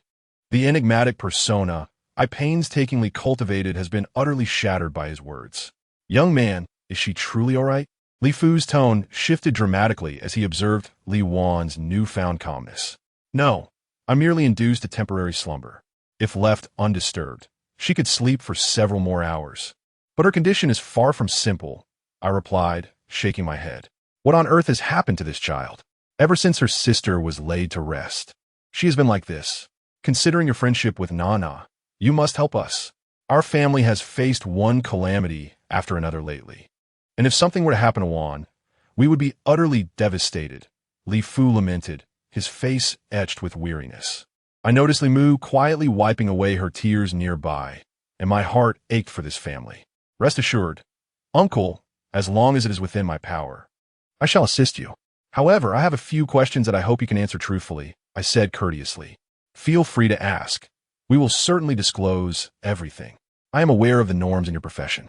Once the matter is resolved, I will certainly express my gratitude, though I may not be able to offer a substantial sum," Mr. Li said, somewhat embarrassed. Uncle, I will not accept a single penny. I am a classmate of Lina, and her unfortunate situation deeply saddens me. I hope you find solace in this trying time. How can that be? How could I let you toil for nothing? Mr. Lee responded, displaying his understanding nature. Those of us in this line of work indeed cannot labor without compensation. It is colloquially referred to as seeking a good omen. Accepting no payment would be considered inauspicious. Seeing his insistence, perhaps stemming from some lingering concern, I replied, if you truly wish to give, feel free to offer a modest amount. A token gesture is all that is necessary. Only then did Mr. Lee seem reassured, saying, what was it you wished to inquire about earlier? I would like to know if Lina exhibited any peculiar behavior prior to her suicide. Do you have any insight into why she chose to take her own life? I asked. As for unusual behavior, he seemed a loss. My wife and I run a small noodle shop on the outskirts of Yanbei City, and we are occupied from dawn until dusk. We have not paid much attention to the affairs of these two sisters. In this day and age, life is challenging, filled with toil, and we scarcely earn enough to make ends meet throughout the year. Once he began discussing their struggles, Mr. Lee spoke at length, wandering from topic to topic, lamenting the hardships they faced. I refrained from interrupting, choosing instead to listen patiently, for I understood that life is arduous for everyone, especially those at the bottom of the social ladder. After all, I too emerged from the impoverished confines of a mountain village. Not long ago, I found myself in a dire situation alongside Uncle Hoosie, barely able to afford a bowl of noodles. After a lengthy discourse, Lee's father finally broached the main subject, stating, after the college entrance examination, I noticed that Nana had become somewhat unhinged, enveloped in silence, and for several consecutive days, I had not seen her smile. On the day of her tragic incident, my wife and I were preoccupied at the small noodle shop, toiling until past 10 in the evening. Upon our return home, we discovered Nana lying in the bathtub, having taken her own life by slashing her wrists, submerged in a pool of her own blood. By the time we found her, her body was already cold. As he spoke, Lee's father broke down in tears, a grown man trembling with grief, stirring a profound discomfort within me. Uncle, my condolences, I murmured, at a loss for words, aware that nothing I could say would alleviate their sorrow. Once the two had managed to stabilize their emotions, I continued, so, you both remain unaware of the reasons behind Nana's suicide?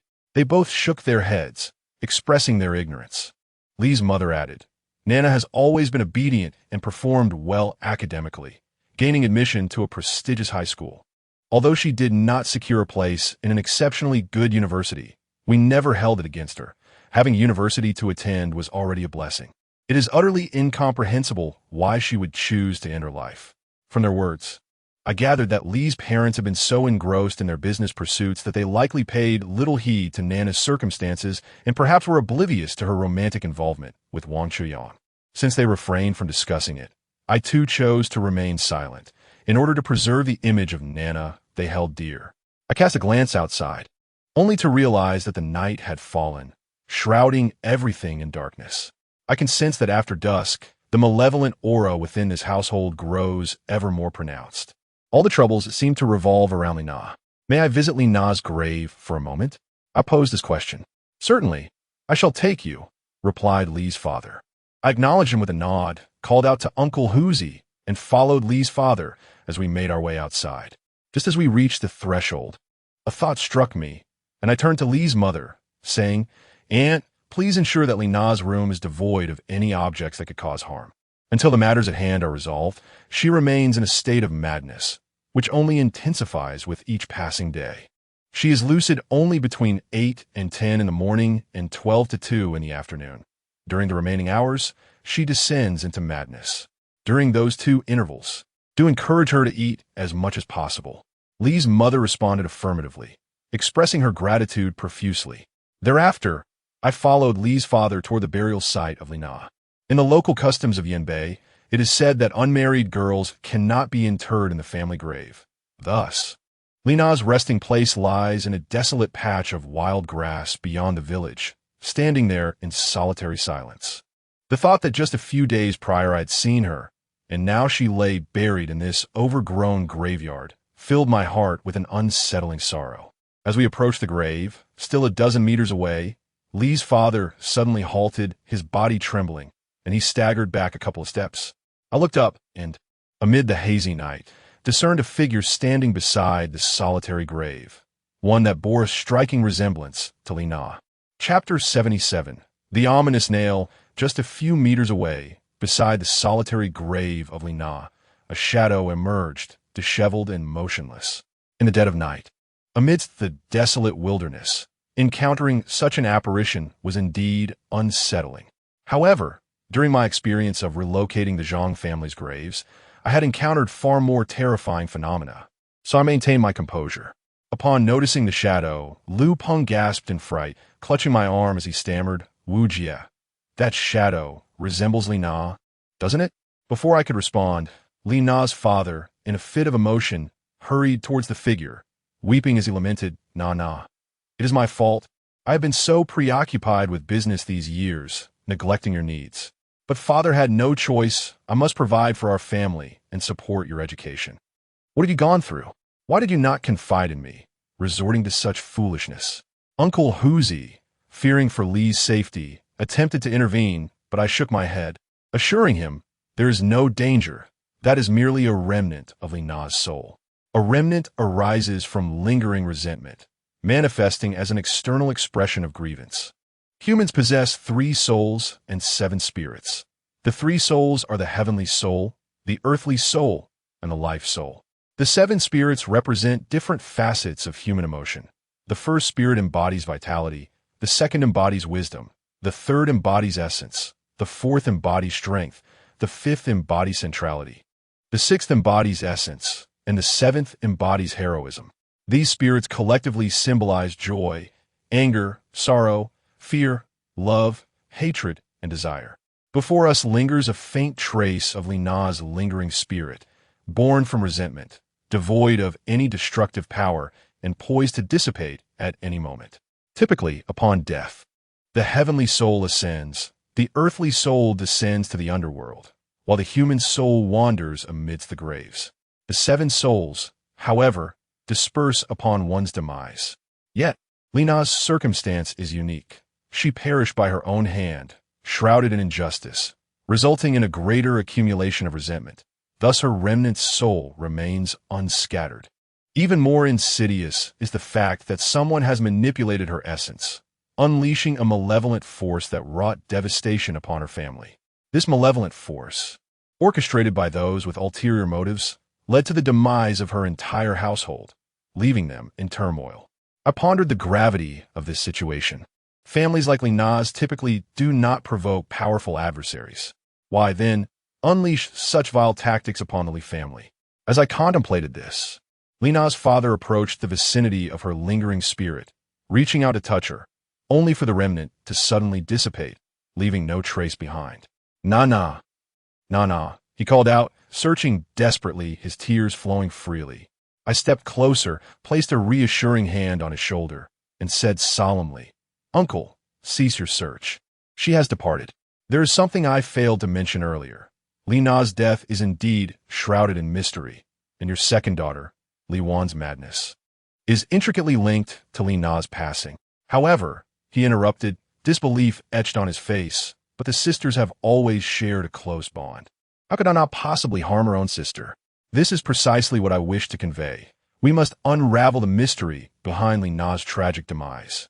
However, it appears that her spirit has been ensnared by an unknown entity, leaving me unable to inquire directly. To complicate matters further, this individual has set a malevolent curse upon Li Na's grave, one that could lead to the extinction of her entire family within a month, leaving no one behind. Presently, Li Wan is on the brink of madness, and if this situation remains unresolved, she is destined to meet her end within 7 days. Following her, it will be you and your aunt who succumb to insanity. I cannot ascertain who will be the next to lose their composure, but it is clear that none shall escape this fate. I paused at this juncture, having articulated my point with clarity. Li's father was utterly astonished, gazing at me in disbelief. How can this be? Why would someone resort to such actions? I shook my head and replied, "I do not know," which is precisely why we must uncover the reason behind Li Na's suicide. How do we go about that? Lu Peng interjected. I have my plans, I stated. The foremost priority is to dismantle the curse surrounding Li Na's burial site. With a firm tone, I proceeded toward her grave. Casting a glance at the modest mound of earth that lacked even a tombstone, a hasty burial indeed. Subsequently, I retrieved my compass and surveyed the surroundings of the grave. This burial site was neither particularly auspicious nor entirely inauspicious. It was merely a random location chosen for Li Na's interment. Regardless of the site, feng shui principles remain essential. Observing the grave's alignment, I noted a clash between the Chun and Su elements, indicating a potent earth energy. If I were to arrange the annihilation formation, I would place the focal points in the north, northwest, and due west.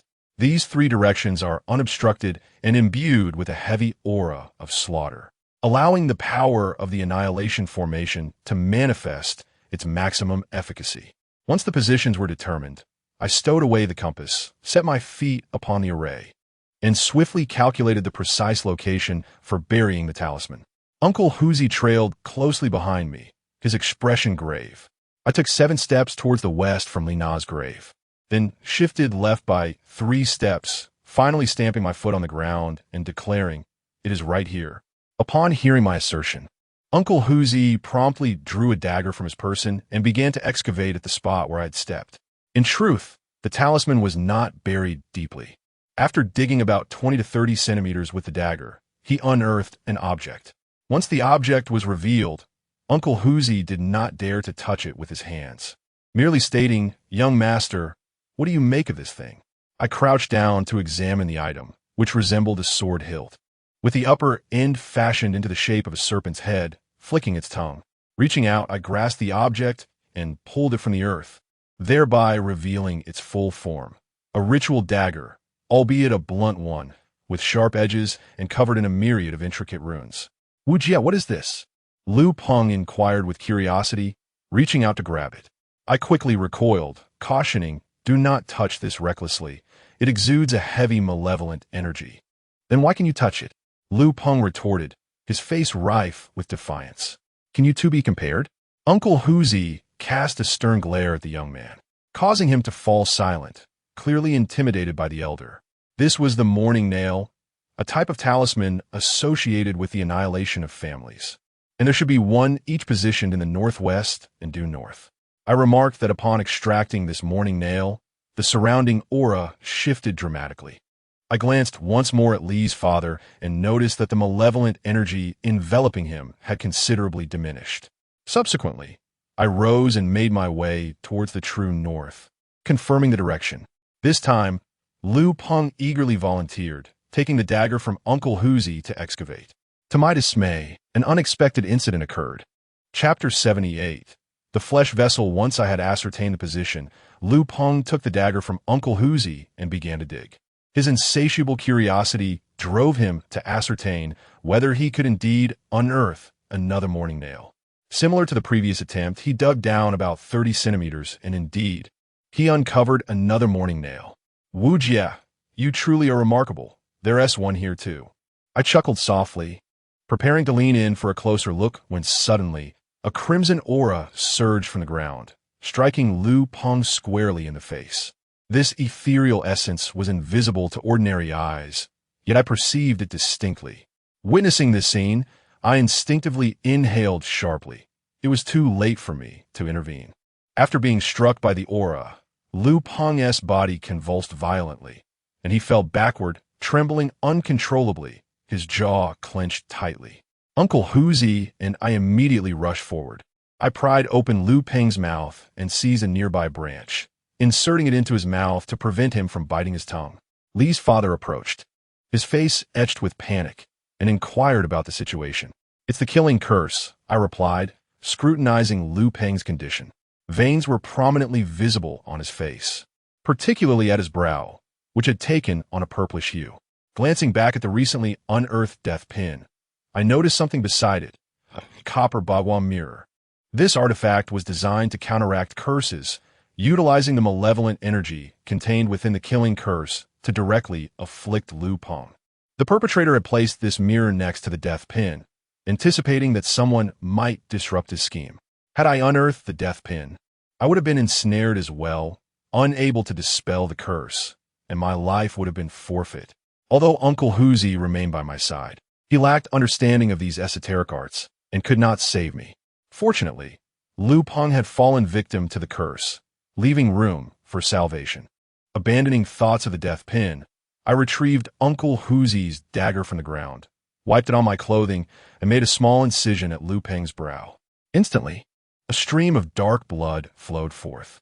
I then produced a talisman to dispel curses and smeared the dark blood onto it, continuing until the blood flowing from Lu Peng's brow transformed into a vibrant crimson. At this moment, the tattered talisman had nearly been stained black with blood. "Uncle Huzi, please fetch me some water," I commanded. Fortunately, Uncle Huzi had a bottle of mineral water that he had not yet finished.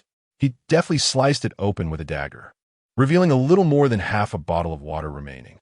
Holding the blood-soaked talisman, I recited, with a mouthful of purifying water towards the east, "Let no spirit obstruct those who see. Who dares to defy this decree? The sword shall emerge and harm itself." As my incantation echoed, the talisman ignited with a resounding whoosh. This spectacle left fatherly astounded, for he surely could not fathom why a blood-stained piece of paper would spontaneously combust. The talisman quickly reduced to ashes, which I then mixed with the mineral water, shaking it gently in my hands before having Uncle Huzi administer it to Lu Peng. The Bagua mirror's power could only be utilized once, after which it would lose its efficacy. I retrieved the second death nail, while also collecting the Bagua mirror. "Uncle Ali, please watch over Lu Peng. He will awaken in half an hour. I shall continue to dispel the malevolent energy at the door," I instructed. At this moment, Father Li regarded me with newfound respect, filled with belief in my abilities. He nodded and dragged Lu Peng aside. Grasping the dagger firmly, I proceeded toward the third focal point of the formation, determined to extract the third death nail myself. However, Uncle Huzi expressed his concern, saying, "Young master, let me handle this. What if you fall victim?" "It's all right. I am well aware of what I am doing," I reassured him. As I spoke, I crouched down at that spot and began to excavate. Simultaneously, I affixed a talisman to my forehead, intended to ward off malevolent forces. Fortunately, this talisman proved unnecessary, as there were no feng shui implements, such as a Bagua mirror, placed near the third energy point where the ominous nails lay, allowing me to extract them with ease. Although I had successfully removed all three ominous nails, the malevolent energy created by the extermination curse had yet to dissipate completely. This was due to the presence of a crucial item that sustained the curse. Feng shui can nurture life, yet it can also extinguish it. There are often individuals with nefarious intentions who exploit their knowledge of feng shui to perpetrate harm, earning the disdain of righteous practitioners. While I had long recognized the nature of the three ominous nails, the final talisman remained elusive. I circled around Li Na's grave, extending my finger to calculate once more. "Uncle Huzi, dig 4 inches at the point 4 feet south of the grave," I instructed. Uncle Huzi acknowledged and commenced digging. When he had nearly finished, I instructed him to cease, took the dagger from his hands, and crouched behind the grave. I produced some vermilion and, using my fingertip, inscribed a talisman in the excavated earth. When the talisman glimmered with a faint red light, I continued to dig down another 4 feet with the dagger, eventually unearthing a clay jar. Upon the jar rested a black talisman, inscribed with symbols I did not recognize. Carefully, I lifted the clay jar and placed it on the ground. Uncle Huzi leaned closer, curiosity evident in his voice. "Young master, what is this jar?" I replied, "I am unsure, but it certainly cannot be anything pleasant. Shall I take a look?" He offered. However, I was concerned that Uncle Huzi's clumsiness might provoke further chaos. So I decided to investigate myself. I carefully removed the seal from the earthen jar and pried it open with a dagger. As the jar was unsealed, a potent stench erupted, overwhelming me and leaving me dizzy. Uncle Huzi quickly retreated several paces, gagging and nearly retching. Hastily, I resealed the jar. Even Mr. Li, standing 8 meters away, caught a whiff of the foul odor and could not help but inquire, "Young brother, what on earth is that terrible smell?" Just moments ago, I had glanced inside the jar and observed only a dark mass, unable to discern its contents. Yet, based on the acrid scent, I deduced that it likely contained the dismembered flesh of several individuals, a substance known as a blood and flesh jar. Chapter 79. The quest for an answer. Those few ominous nails served merely as auxiliary elements. It was the blood and flesh jar that constituted the crux of the malevolent arrangement. My master once mentioned that the more sinister and fearsome the talisman used to establish a deadly curse, the more potent its effects. He had witnessed the use of infant corpses as talismans and had encountered the skulls of executed criminals employed for the same purpose. However, this particular concoction, crafted from the remains of multiple untimely deceased individuals, was likely something even my well-versed master had never encountered. The creation of the blood and flesh jar is an intricate process. The fragmented meat within cannot simply be sourced from any corpse. It is imperative that the deceased used in its crafting met an untimely demise. Furthermore, the refining process is exceedingly complex. The jar derives its potency from the amalgamation of the vengeful spirits of several untimely departed souls with that of Lina, ultimately manifesting the annihilation curse. Given that Lina had only recently taken her own life, it appears the blood and flesh jar had been meticulously prepared well in advance. Could it be that the adversary had been plotting for an extended period? Gazing at the jar before me, I found myself lost in contemplation. Uncle Hoosie, after a bout of retching, approached while pinching his nose and inquired with a raspy voice, "Young master, what on earth is this? It reeks far worse than a dead rat." "Enough," I replied with a grave tone. "Let's dispose of this wretched thing." As I spoke, I retrieved a talisman and affixed it to the blood and flesh jar. Uncle Hoosie, somewhat disdainful, remarked, "What do we need this for? We should find a place to dispose of it immediately. If it shatters, are we not condemning ourselves to a foul demise?" "I have my reasons," I replied.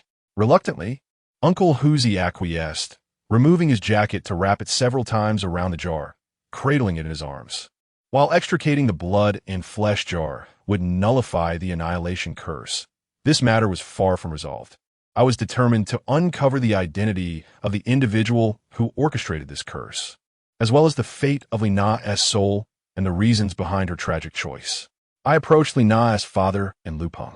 Not long ago, Lu Peng was beset by a malevolent force, but fortunately, I intervened in time. After lying down for a while, his condition improved significantly, and the dark hue on his face had completely faded. "Young brother, have matters here been resolved?" inquired Father Li. "Yes, everything has been settled. You should return to check on Li Wan. She should be back to her normal self now," I replied. Father Li gazed at me in disbelief, likely unable to comprehend how I had managed to restore his second daughter to normalcy while laboring at Lina's grave for such a brief period. Nevertheless, he was eager to return home and see for himself. With nothing more to attend to here, I accompanied Father Li back home. Just as we approached the doorstep, Lu Peng, who had been resting on Father Li's back, awoke. Aside from a small cut on his brow, he appeared otherwise unremarkable. Upon descending from Father Li's back, he looked at me with a puzzled expression and asked, "Wu Jia, what exactly transpired just now? I seem to be digging up that cursed nail." And then I felt a sudden jolt, after which I lost all awareness. "You were merely struck by an evil force, but all is well now," I said with a calm demeanor. At that moment, Lu Peng remained oblivious to the fact that he had brushed against the threshold of death. Upon returning home with Father Li, I was pleasantly surprised to find Li Wan and Mother Li engaged in conversation in the living room. Just as I had predicted, after I dispelled the malevolent force, Li Wan swiftly returned to her normal state. "Dad, you're back," she exclaimed with a smile upon seeing Father Li. The heartfelt utterance of Dad nearly brought tears to Father Li's eyes. Not long ago, when I encountered Lina, she was in a frenzied state, striking out at anyone in her path, even leaving old Master Chui with a comical visage. In the span of a moment, she returned to her usual self. Naturally, Lina's parents expressed their profound gratitude towards me.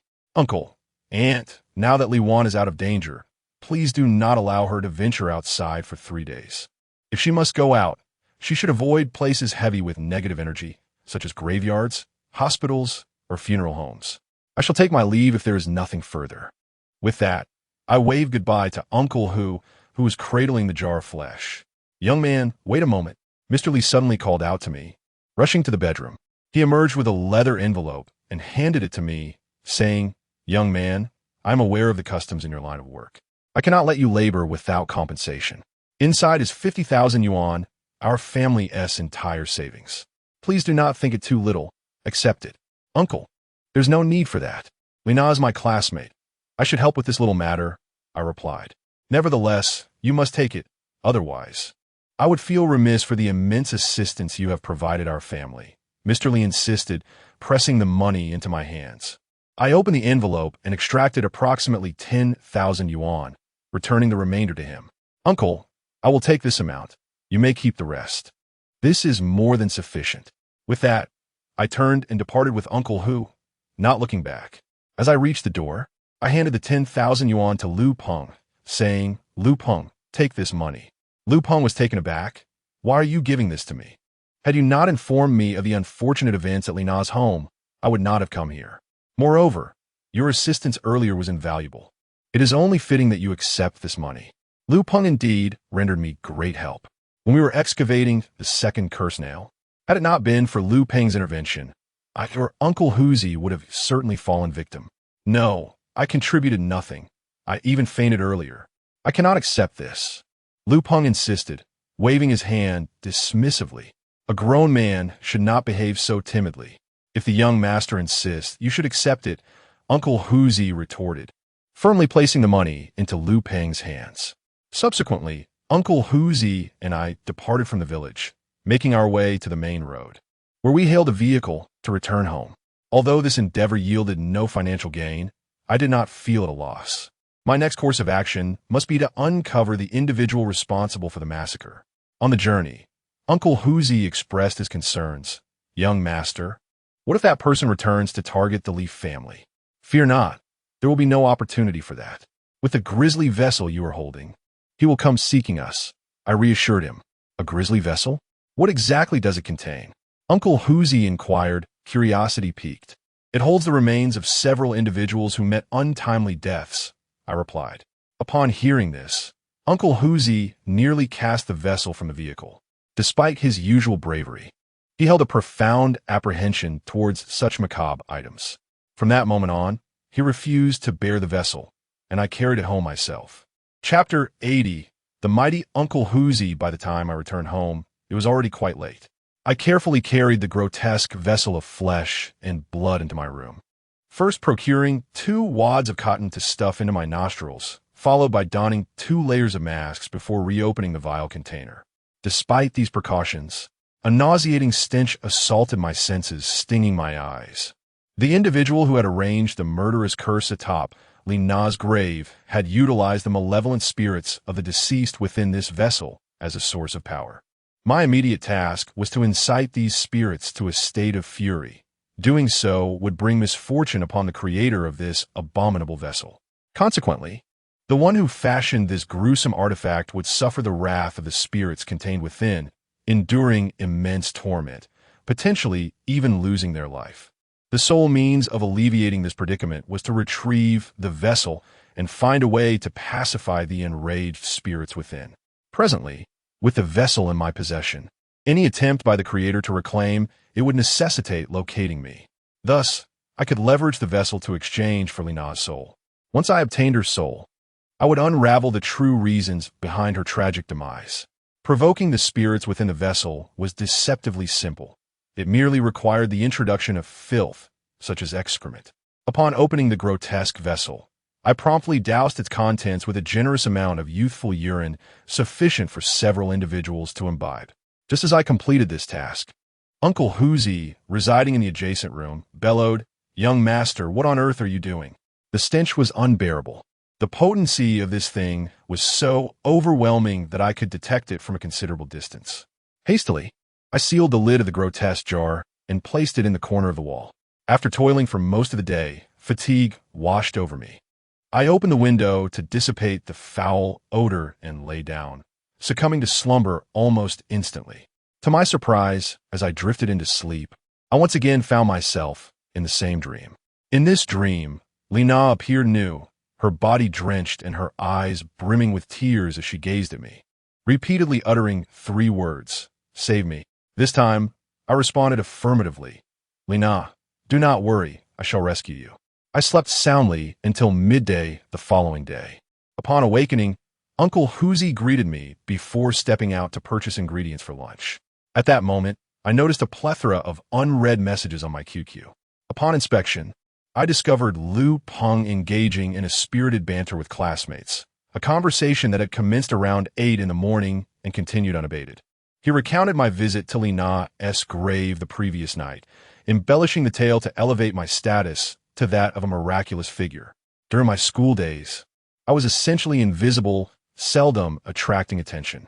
However, since my identity was revealed by Zhang Yunyao at the banquet at Wang Chuyang's house, the demeanor of my classmates had noticeably shifted.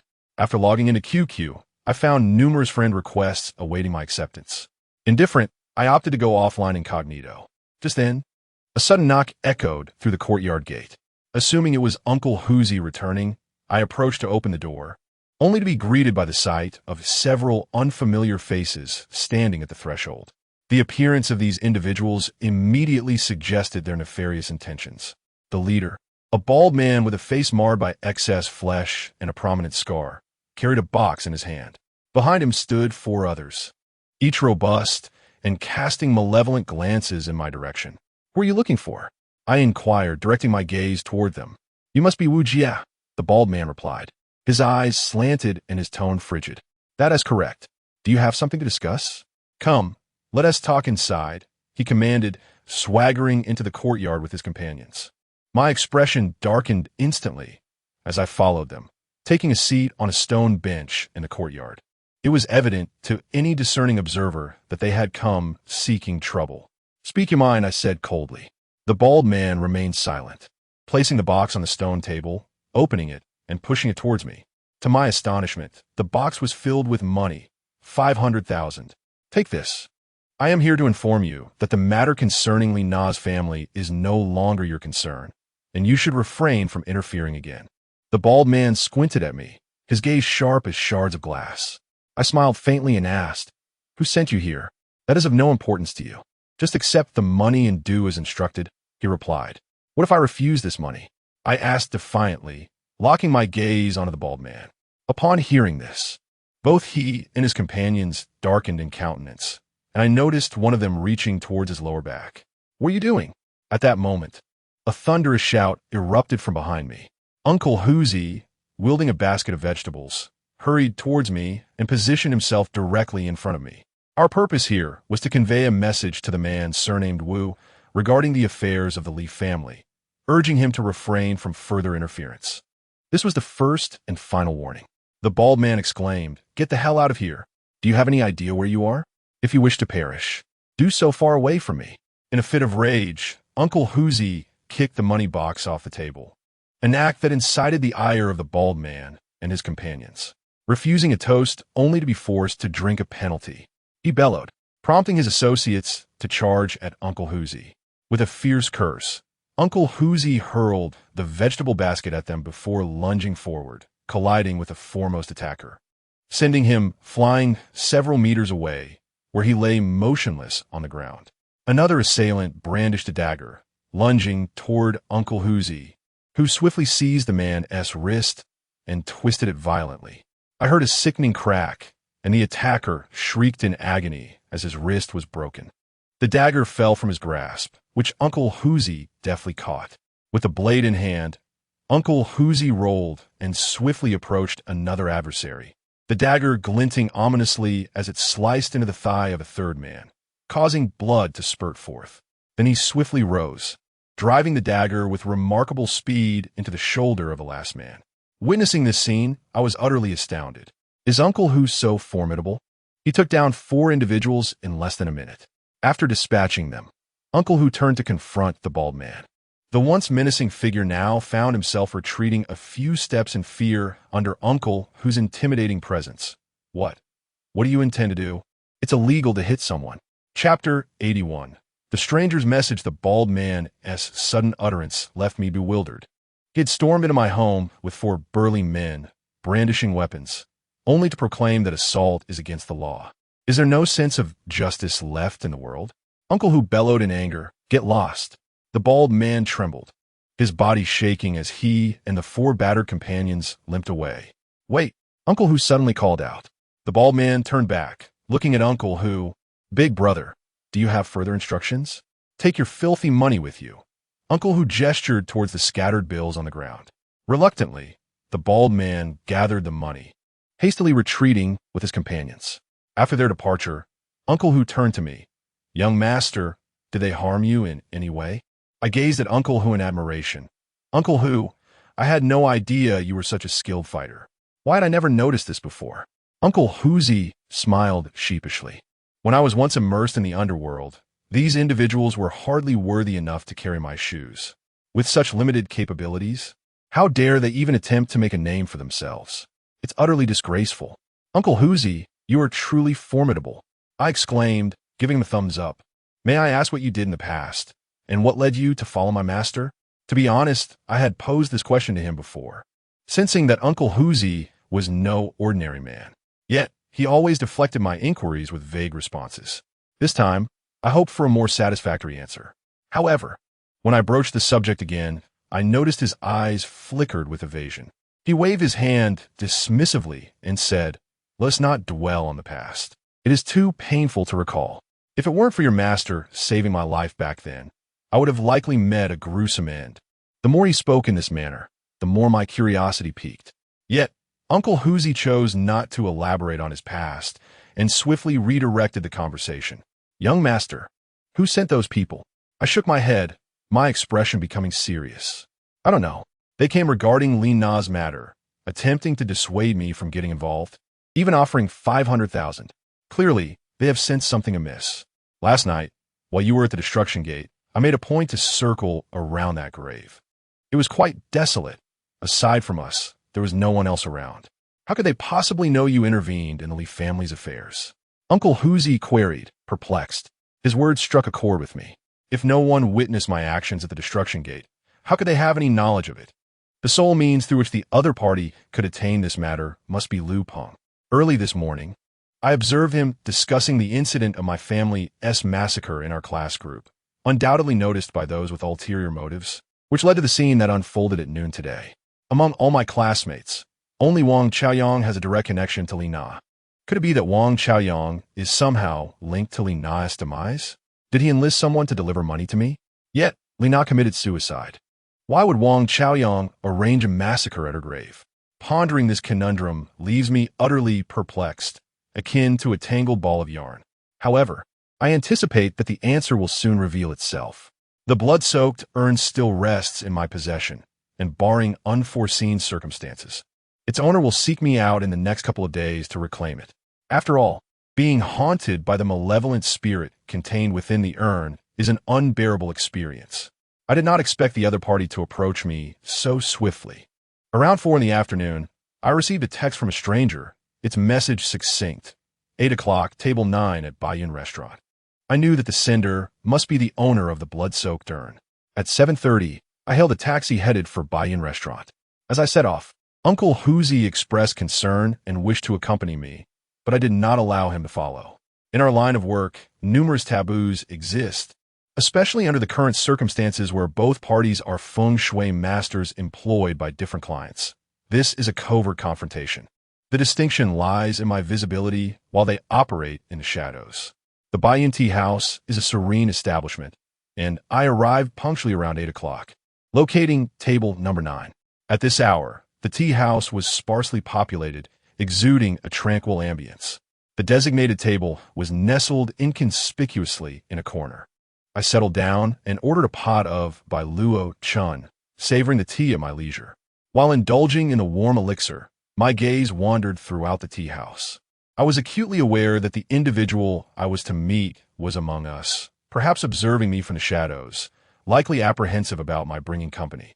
Having taken merely 2 sips of tea, within a span of less than 10 minutes, I noticed an unusual figure emerging in the corridor of the tea house. In the sweltering heat, this person donned a black trench coat, a baseball cap, sunglasses, and a mask, appearing thoroughly disguised. The individual moved with a hurried gait, advancing towards my direction. As he drew nearer, I activated my keen perception, scrutinizing him once more. Instantly, I discerned a dense aura of dark energy surrounding him. Moreover, several ghastly spirits clung to his shoulders and legs, most of them disfigured, some possessing only half a body, others merely a head. Each spirit bore a grotesque expression, menacingly consuming the vitality emanating from him. As he approached table 9, his steps faltered, nearly causing him to stumble. He steadied himself by grasping a nearby table, gradually making his way to sit opposite me. As soon as I settled down, the man took out a bank card from his possession and pushed it towards me with considerable effort, stating, "This is the money given to me by my former employer. I haven't touched a single penny. It's all for you. Have you brought what I requested? Who instructed you to arrange the massacre at Lina's grave?" I retorted, "We are all part of the same circle. You should understand the rules. We cannot disclose our employer's information under any circumstances." As he spoke, he was seized by a violent coughing fit. I gazed at the shadowy spirit perched upon his shoulder, which had but half a head remaining, one eye dangling precariously by his cheek, swaying as he consumed the man's vitality and yang energy, turning his head to regard me. "Since you put it that way, there is no need for further discussion. Farewell." With that, I rose to leave. "Wait," the man in the black windbreaker called out, signaling for me to sit once more. "Is there something else you wish to convey?" I inquired. "You are indeed the esteemed disciple of the feng shui master, Li Xiantong. Understand that since you wish to involve yourself in this matter, I will certainly not accept this business," he sighed. "Do you think that by flattering me a little, I would hand over the item?" "That is rather unrealistic," I replied. At that moment, he produced a jade pendant from his belongings, placing it on the table as he said, "This is the soul of that girl. Surely, this can suffice for that item? One must not act too ruthlessly. In the world of Jianghu, it is wise to leave a thread of connection for future encounters." I cast a glance at the jade pendant, clearly a lifeless piece, serving but one purpose, to harbor a person's soul. Upon seeing this, I retraced my steps and took my seat opposite the individual. As I grasped the pendant, I sensed its aura and soon discerned that indeed, a soul resided within it. Thereupon, I tucked the pendant away and offered a faint smile to the person. He erupted into a fit of harsh coughs, staining his mask with flecks of blood. To be candid, I did not bring that item with me, nor do I intend to return it, I stated with calm assurance. The man in the black windbreaker, upon hearing this, grew agitated, grinding his teeth as he declared, "Wu Jia, do not presume that because you are a disciple of the feng shui king, I am powerless against you. Even a cornered rabbit will bite. Do not act in a manner you will regret." "Are you threatening me?" I replied unflinchingly. "You may interpret it as such." He retorted fiercely, "Friend, do remain composed. If I were to withhold the item from you, how long do you believe you could survive? Who grants you the audacity to threaten me?" I maintained my composure. His breathing quickened, though I could not see the fury in his eyes behind the sunglasses. I could surmise the tempest of rage within, likely igniting an urge to strangle me. "What do you truly desire?" His tones softened abruptly. "While I may not possess that item, it does not necessarily spell your demise. I have a means by which you may preserve your life." I replied in a grave tone. "What means?" The man leaned forward, intrigued. I extracted a pre-prepared note from my person and placed it upon the table. Inscribed upon this paper was a method requiring the alignment with a certain individual's birth chart, a means to transfer the backlash afflicting you to that person. The one who instigated your malevolent scheme will be the target of this tactic. When the time comes, let that individual seek me out, for it is your sole opportunity for survival," I declared. The man reached for the note, glanced at it briefly, and through his dark sunglasses, cast a penetrating gaze upon me before tucking the paper away without uttering a word, hastily departing from the premises. Observing his retreating figure, I noted his unsteady gait, his body trembling incessantly. He was undoubtedly enduring a relentless torment. I surmised he would soon be compelled to make a decision. As a fellow practitioner of feng shui, one must recognize the dichotomy of good and evil. The individual before me belonged to the latter category, one who, upon receiving payment, would dare to wield his knowledge of feng shui for any nefarious purpose, even to the extent of endangering lives for financial gain. Now that he had fallen into my grasp, I would not let him off lightly. Once the figure clad in black departed, I too made my exit. Upon returning to the courtyard, I found Uncle Hu standing at the entrance, awaiting my arrival. "Young master, you have returned. Did you encounter any troubles?" "None, it went smoothly. Come inside." I beckoned Uncle Hu into the courtyard. After he closed the door behind us, I cautioned, "Tonight, under no circumstances should anyone be allowed to see me. Rest assured, young master, with me here, no one shall set foot in this courtyard," Uncle Hu asserted, thumping his chest confidently. I nodded and returned to my room, retrieving the piece of dead jade. After softly reciting a few incantations, a faint silhouette soon materialized in my chamber. This apparition was none other than Lina's soul. Encountering her once again in such a manner was unforeseen. Upon her arrival, a sorrowful expression graced her face, and crystalline tears welled in her eyes. Of course, a spirit cannot weep. This was merely her way of conveying emotion. "Wu Jia, thank you for rescuing me." Lina gazed at me with gratitude. After all, we were classmates, and I could not remain indifferent to her plight. "Wu Jia, why didn't you accept my affections back then? Did you not harbor even the slightest feelings for me?" Lina looked at me with deep emotion. Her inquiry left me somewhat flustered. I had anticipated her voicing grievances, yet she opened with such a question. I managed a somewhat awkward smile and replied, "It's not as you think.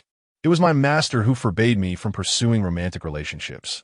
Honestly, you are quite wonderful." As Lina seemed poised to say more, I swiftly redirected the conversation, asking, "Tell me, why did you choose to end your life? How did your soul end up in someone else's possession?" As soon as the topic arose, Lina's demeanor shifted dramatically. The atmosphere in the room grew markedly colder, thick with resentment. "It was all because of Wang Chuyang. He betrayed me," she exclaimed through gritted teeth. "Wang Chuyang, were you not in a relationship with him?" I inquired, perplexed. "Not at all. I was coerced," Lina replied. What she subsequently revealed to me filled me with a profound sense of outrage. I could scarcely believe that Wang Xiaoyang could stoop so low. I had been aware of his persistent pursuit of Lina. However, the details of how they became involved remained a mystery to me, as I had previously shown little interest in their affairs. Yet now, from Lina's own lips, I gleaned the unsettling truth. Over a month ago, Wang Xiaoyang celebrated his birthday and invited Lina to his gathering held at a hotel owned by his family. Reluctant to decline, she acquiesced. Upon her arrival, she was dismayed to find the guest list sparse, predominantly composed of males. Within the confines of a private room, Wang Xiaoyang and his companions relentlessly urged Lina to consume alcohol, the nature of which she had no way of discerning. After only a few sips, she succumbed to inebriation. When she regained consciousness, she found herself in bed, devoid of any clothing, with excruciating pain in her lower body. Wang Xiaoyang stood beside her, brandishing a mobile phone and issuing a chilling threat. If she dared to disclose what transpired to anyone, he would disseminate her nude photographs online. He brazenly asserted that even if she reported him to the authorities, he had connections in Yanbei that would ensure he was released in no time. In Chapter 83, the true cause of her torment became apparent. Wang Xiaoyang had lured Lina to his family's hotel, intoxicating her before dragging her to a room where he captured heinous images to coerce her into becoming his girlfriend. Although Lina's heart resisted, she found herself trapped by circumstances beyond her control. From that moment onward, Lina became entirely subservient to Wang Xiaoyang, ever ready to comply with his every command. Should she ever dare to defy him, he would threaten to disseminate her undressed photographs online, exposing her disgrace to the world. Lina, hailing from humble beginnings in an average household, was acutely aware of Wang Xiaoyang's affluent and powerful family, making it impossible for her to offend him. Thus, she endured in silence. For an extended period, Lina lived under the oppressive control of Wang Xiaoyang, engulfed in profound fear. However, this torment did not drive her to take her own life. The true catalyst for Lina's tragic decision was when Wang Xiaoyang sent the photographs he had taken of her to a friend in his social circle. This acquaintance clandestinely reached out to Lina, proposing a date, which she vehemently rejected. Confronting Wang Xiaoyang about this betrayal, she found him dismissive, encouraging her to accompany his friend instead. In that moment, the harsh reality dawned upon Lina. Wang Xiaoyang had never intended for her to be his girlfriend. She was merely a plaything to him, utterly inconsequential. Overwhelmed by sorrow and helplessness, Li Na succumbed to despair, the prolonged suppression shattering her resolve. Ultimately, she chose to end her own life, inflicting a deep cut on her wrist in her bathtub, allowing her blood to saturate the porcelain. In her final moments, Li Na harbored an intense hatred for Wang Jia when she discovered Wang Xiaoyang. He was indulging in revelry with a group of friends. Upon catching sight of him, Li Na was consumed by a deep-seated hatred and immediately possessed Wang Xiaoyang, causing him to collapse to the ground, frothing at the mouth. Li Na, seizing control of his body, began to inflict self-harm by smashing his head against the wall and striking it with a bottle. The friends accompanying Wang Xiaoyang were horrified, bewildered by the sudden madness that had overtaken him. Nevertheless, they rushed to restrain him and notified his parents. His parents transported him to the hospital, but his condition remained unchanged. He continued to spiral into madness. Observing the alarming situation, Wang Xiaoyang's father sought the assistance of an expert in metaphysical arts. This individual was a genuine master, who, with merely a few techniques, extracted Li Na's spirit from Wang Xiaoyang. The master interrogated Li Na, demanding to know her reasons for possessing Wang Xiaoyang, threatening her with annihilation should she fail to comply. Li Na had always been timid in life, and even in death, her courage was diminished, though her resentment ran deep. The master swiftly gleaned the reasons behind her actions, as well as the misdeeds Wang Xiaoyang had committed against her. Li Na's demise was no trivial matter. It had the potential to entangle Wang Xiaoyang in unforeseen consequences. As Wang Xiaoyang was on the verge of embarking on his university journey, it was imperative to prevent any disturbances that could jeopardize his promising future. Consequently, Wang Xiaoyang decided to take decisive action. After consulting with his family, he dispatched individuals to locate Li Na's burial site, instructing the metaphysical expert to establish a protective barrier around her grave. As long as Li Na's family is utterly extinguished, no one in this world will ever uncover the heinous deeds committed by Wang Xiaoyang. This encapsulates the entirety of the situation. Upon hearing Li Na's account, my expression darkened considerably. We were classmates, sharing years of camaraderie. How could Wang Xiaoyang perpetrate such malicious acts? Not only did he bring about Li Na's demise, but he also sought to annihilate her entire family, showcasing an insidious mindset. From the outset, I suspected that Li Na's death was significantly intertwined with Wang Xiaoyang. Earlier today, those who troubled me were likely sent by him. He is also part of our class group, and must have seen the remarks made by Lu Peng, fearing that I might uncover the truth, thus dispatching individuals to intimidate and coerce me into not intervening in Li Na's affairs. I looked at Li Na and reassured her, "Rest assured, the threat to your family has been averted. Your parents and sister are unharmed." "Wu Jia, thank you. You are the only one who has treated me with such kindness. I knew you would come to my rescue," Li Na exclaimed, brimming with emotion. "Do you still desire vengeance?" I suddenly inquired. "Yes, I yearn to eliminate Wang Xiaoyang. Even if it costs me everything, I will see him dead," Li Na declared resolutely. "He may come looking for you soon. Your chance for retribution is at hand," I remarked. "This wretch has committed such vile acts that I too long to end his life with my own hands." "Really? May I seek my revenge?" Li Na ifed. Yes, just as Li Na and I conversed, the sound of a car echoed from the entrance of the courtyard, followed by a series of urgent knocks on the door. Before long, Uncle Huzi hurried over to me and said, "Young master, the Wang family is here, requesting to see you." Did I not specify that I would meet no one? I replied, "Understood, young master." Uncle Huzi acknowledged with a nod and swiftly departed. At that moment, I seized the blood-soaked urn from the corner and, accompanied by Li Na's spirit, stealthily ascended to the rooftop. The rooftop of the courtyard featured a platform that afforded a clear view of the entrance, while those below would find it challenging to discern anything above. Upon reaching the rooftop, I stood gazing towards the entrance. I observed several luxury cars parked at the gate, and standing nearby were two familiar figures, Wang Xiaoyang and his father, Wang Wendi. Surrounding the luxury vehicles were 7 or 8 additional individuals. Wang Chuyang appeared utterly wretched, enveloped in a thick shroud of deathly aura, as a few incomplete malevolent spirits clung to him, feasting on his vital energy and life force. He trembled as if under the influence of a narcotic, racked with pain and accompanied by violent coughing fits. Wendy was in negotiation with Uncle Hoosie. "Brother, please allow me to see your young master.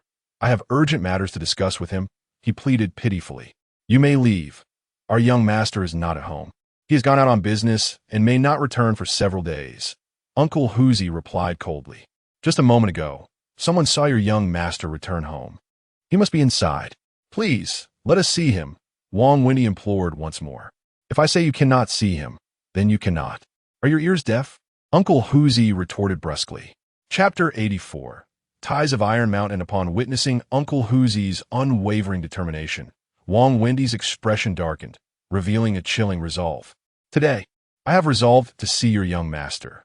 This matter pertains to my son's life and death, and no one shall obstruct me." Wendy, having navigated the treacherous waters of the Yenbei marketplace for many years, was no stranger to confrontation, especially when his son's fate hung in the balance. He was prepared to go all in. However, Uncle Hoosie's fiery temper could not tolerate such insolence. He glared at Wendy and retorted, "What? Do you dare to force your way in? You ought to know your place. Be gone at once." Wendy let out a cold chuckle and stepped back a few paces. At that moment, 7 or 8 burly men emerged from behind him, advancing menacingly towards Uncle Hoosie. The tragic demise of Li Na's family was intricately linked to Wendy, although the decision to annihilate the clan was ultimately made by Wang Chuyang. Wendy had tacitly approved of it, revealing his own nefarious nature. Uncle Hoosie, upon seeing the approaching figures, felt a mixture of rage and amusement. Gritting his teeth as he exclaimed, "Very well. Since you choose to confront us head-on, I, Hoosie, shall engage you in a proper contest." With that, he flexed his muscles, his fists cracking ominously. "Do you understand the repercussions of offending our clan, Wang?" Uncle Hoosie glared once more at Wendy. "I am aware that the feng shui Wang is not to be trifled with, yet my son's life hangs by a thread. In my desperation to save him, I have no choice but to resort to such measures. Should the feng shui Wang return, I shall personally offer my apologies." With that declaration, Wendy abruptly gestured, and his group of men lunged towards Uncle Hoosie. During the day, I witnessed Uncle Hoosie's extraordinary martial prowess. It was nothing short of remarkable. In under a minute, he had dispatched 4 burly men to the ground. The sight of those men suddenly lunging towards Uncle Hoosie caught me completely off guard. Wendy displayed immense audacity, daring to intrude upon my master's residence. Before long, a confrontation ensued, and Uncle Hoosie proved to be formidable.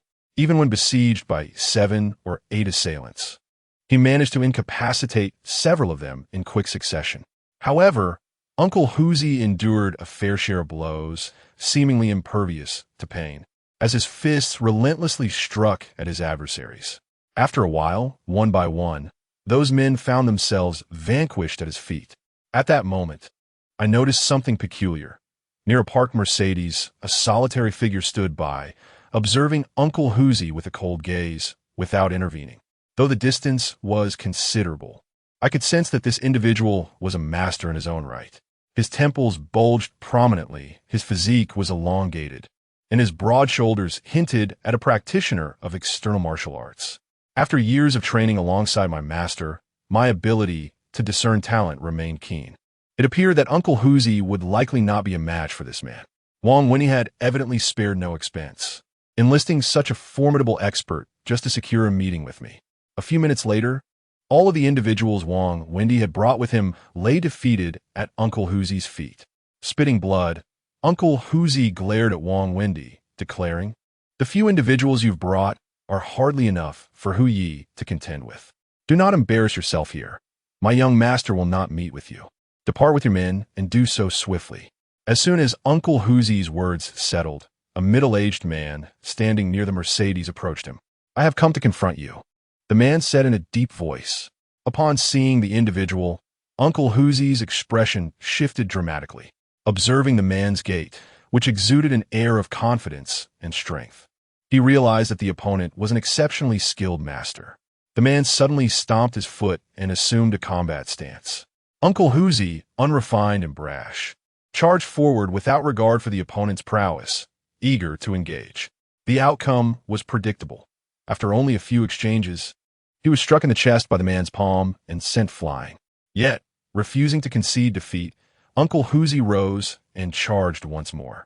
From my vantage point, it was evident that he was no match for this formidable adversary.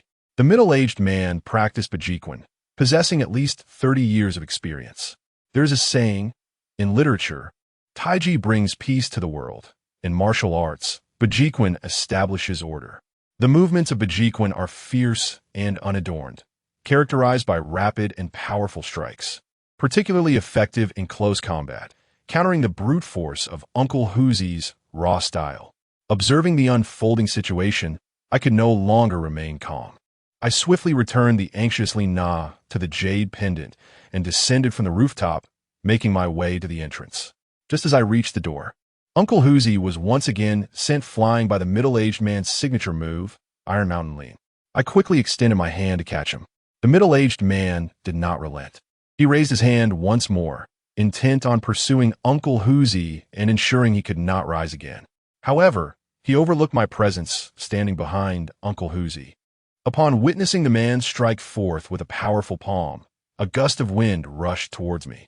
I swiftly formed a mystical seal, and in an instant, a flicker of lightning danced within my palm. With a decisive maneuver, I unleashed the thunderclap technique directed at the middle-aged man. Our palms collided with a resounding force, causing him to shudder and stagger back several steps, as if he had been electrocuted. He retreated 7 or 8 paces before finally coming to a halt, casting an incredulous gaze in my direction. He was bewildered by the nature of my technique, which not only neutralized his strike but also repelled him. While he employed martial arts, I wielded a form of sorcery, 2 entirely distinct realms. This technique of mine proved effective not only against spectral entities, but also against humans with remarkable efficacy. What a formidable skill, the middle-aged man remarked, his expression reflecting admiration. Young master, this fellow possesses considerable prowess. I refuse to believe we cannot overcome him, Uncle Hoosie said, struggling to rise, eager to engage further. However, the moment he attempted to move, he collapsed back to the ground.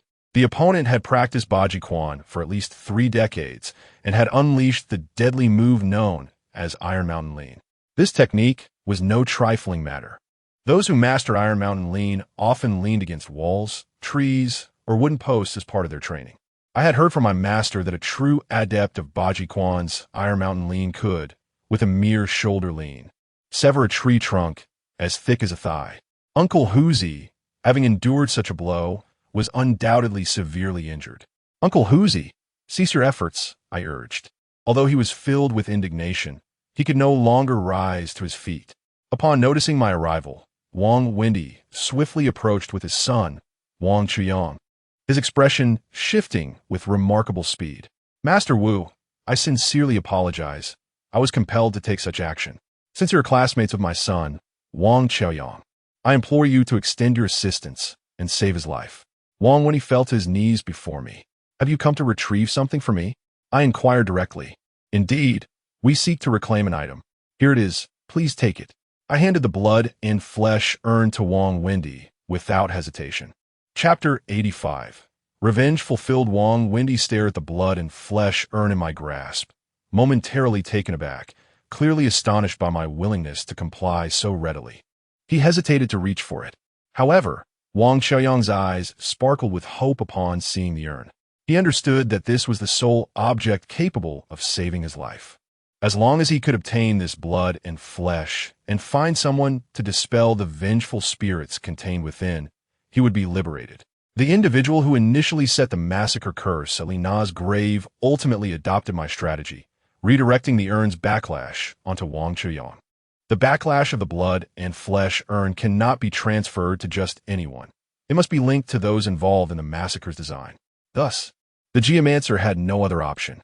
Wang Qiaoyang's gaze remained fixed on the blood and flesh urn in my hand, his body trembling, his complexion a ghastly shade of greenish-black, as he was ensnared by several incomplete, vengeful spirits that relentlessly drained his vitality and yang energy. In this moment, he was enduring relentless torment. as though countless ants were incessantly gnawing at his flesh. Soon, his gaze shifted from the blood-stained vessel to me, imbued with a hint of resentment. Wu Jia, I never realized during our school days just how formidable you truly are, nor did I anticipate that you would conspire against me. Wang Qiuyang, you are well aware of the deeds you have committed. There is no need for me to elaborate further. You may take this item back, but it cannot be taken without cost. When one errs, they must invariably face the consequences, I replied with a smile. Wang Wendy quickly grasped the situation and, with a hint of excitement, remarked, Young Master Wu, I understand the rules. I've been prepared for this. With a wave of his hand, someone promptly brought forth a leather suitcase and presented it to me. I exchanged a glance with Uncle Huzi, who swiftly accepted the suitcase and, upon opening it, discovered it brimming with cash, at least 1 million. Uncle Huzi looked at me with a mixture of confusion, not expecting that I would directly hand over the blood-stained vessel to Wang Qiuyang. Once Uncle Huzi secured the money, Wang Wendy took the blood-stained vessel from my hands and cradled it in his arms. He smiled and said to me, Young Master Wu, after all this roundabout, was it merely to procure more money? This matter need not have been so convoluted. You could have approached me directly. Our Wang family hold a respectable position in Yanbei, and we are certainly capable of providing this amount without such intricate schemes. I smiled back at them, choosing to remain silent. Upon obtaining the flesh and blood urn, Wang Xiaoyang became increasingly impudent. Wu Jia, aren't you merely after money? Take this money and handle it with care. Be mindful that you may earn your keep, yet find yourself unable to enjoy it. Just wait. Uncle Hu's eyes widened in indignation, ready to retaliate, but I hastily intervened. As I spoke, Wang Wendy and his son clutched the urn and made their way towards the vehicle parked at the entrance, flanked by their associates. The moment they turned, I cautioned, Mr. Wang, please exercise caution. Ensure you hold that object securely. If it were to break, the consequences would be dire. Do not trouble yourself, young Master Wu, Wang Wendy replied, casting me a glance laced with derision and sarcasm. I understood the source of his amusement. He believed my assistance to the Li family in resolving their perilous situation, and my manipulations regarding the urn were solely motivated by a desire for their wealth. After all, the Li family's circumstances were dire, devoid of any substantial resources, leaving me no choice but to target the Wang family's fortune. In truth, I had no alternative. Failing to extract these funds from the Wang family would render subsequent actions overly contrived. Overcome with emotion, Wang Xiaoyang abruptly snatched the urn from his father's grasp and clutched it to his chest, exclaiming, Father, hurry and summon help. I can barely endure this pain any longer. Do not worry, my son. Once we return home, everything will be resolved smoothly. Just hold that thing tightly. Whatever you do, do not let it fall. Wang Wendy reassured him. As someone opened the car door, Wang Qiuyang, clutching the grotesque vessel of flesh, was about to enter when a sudden chill swept through the air, causing him and his son to shudder involuntarily. Wang Qiuyang, you have caused me great suffering, a sinister voice echoed unexpectedly. Gripped by the vessel, Wang Qiuyang turned towards the source of the voice, and there, not far away, floated the vengeful spirit of Li Na, her gaze filled with malice. In that moment, Li Na appeared as she did in death, drenched in blood, her complexion strikingly pale. However, only I and Wang Qiuyang could perceive her presence. Realizing Li Na's manifestation signified the culmination of our intentions, I beckoned Uncle Huzi, grasped the money, and hurried home, instructing him to securely close the door. The grotesque vessel was entrusted to them. Should any calamity arise, I would bear no responsibility. Once the door was shut, I swiftly ascended to the rooftop to observe the unfolding events below. Upon witnessing Li Na's specter once more, Wang Qiuyang was rendered utterly paralyzed with fear, while Li Na began to drift closer to him. Li Na, it is all my fault, I was wrong, please spare me. Wang Qiuyang, in a frantic state, stumbled away with the vessel, desperately seeking distance from Li Na's spirit. Son, what troubles you? Wang Wendy exclaimed upon seeing his son's panic, immediately pursuing him. Yet, he was a moment too late. He should never have entrusted that vessel to Wang Qiuyang, for otherwise, the ensuing events would not have transpired. Wang Choyang had scarcely taken a few steps when Li Na floated forward and suddenly attached herself to him. Wang Xiaoyang shuddered, a peculiar smile curling at the corners of his mouth, and then he raised the blood-soaked urn high above his head, hurling it forcefully to the ground. Son, stop. That thing must not be broken. Wang Wendi, witnessing his son's reckless action, was nearly overcome with terror. Should that object shatter, his son would assuredly meet his demise. His subordinates, in a frenzy, rushed towards Wang Xiaoyang. With a sharp crack, the blood-soaked urn smashed onto the floor, instantly disintegrating. A foul stench rapidly permeated the air. Wang Wendi and his companions, upon nearing the shattered urn, were all struck with horror. Some, upon catching a whiff of the noxious odor, immediately collapsed to the ground, retching. The putrid smell emanating from the urn was unbearable for most, and Wang Wendi, disregarding his son's plight, covered his mouth and began to gag.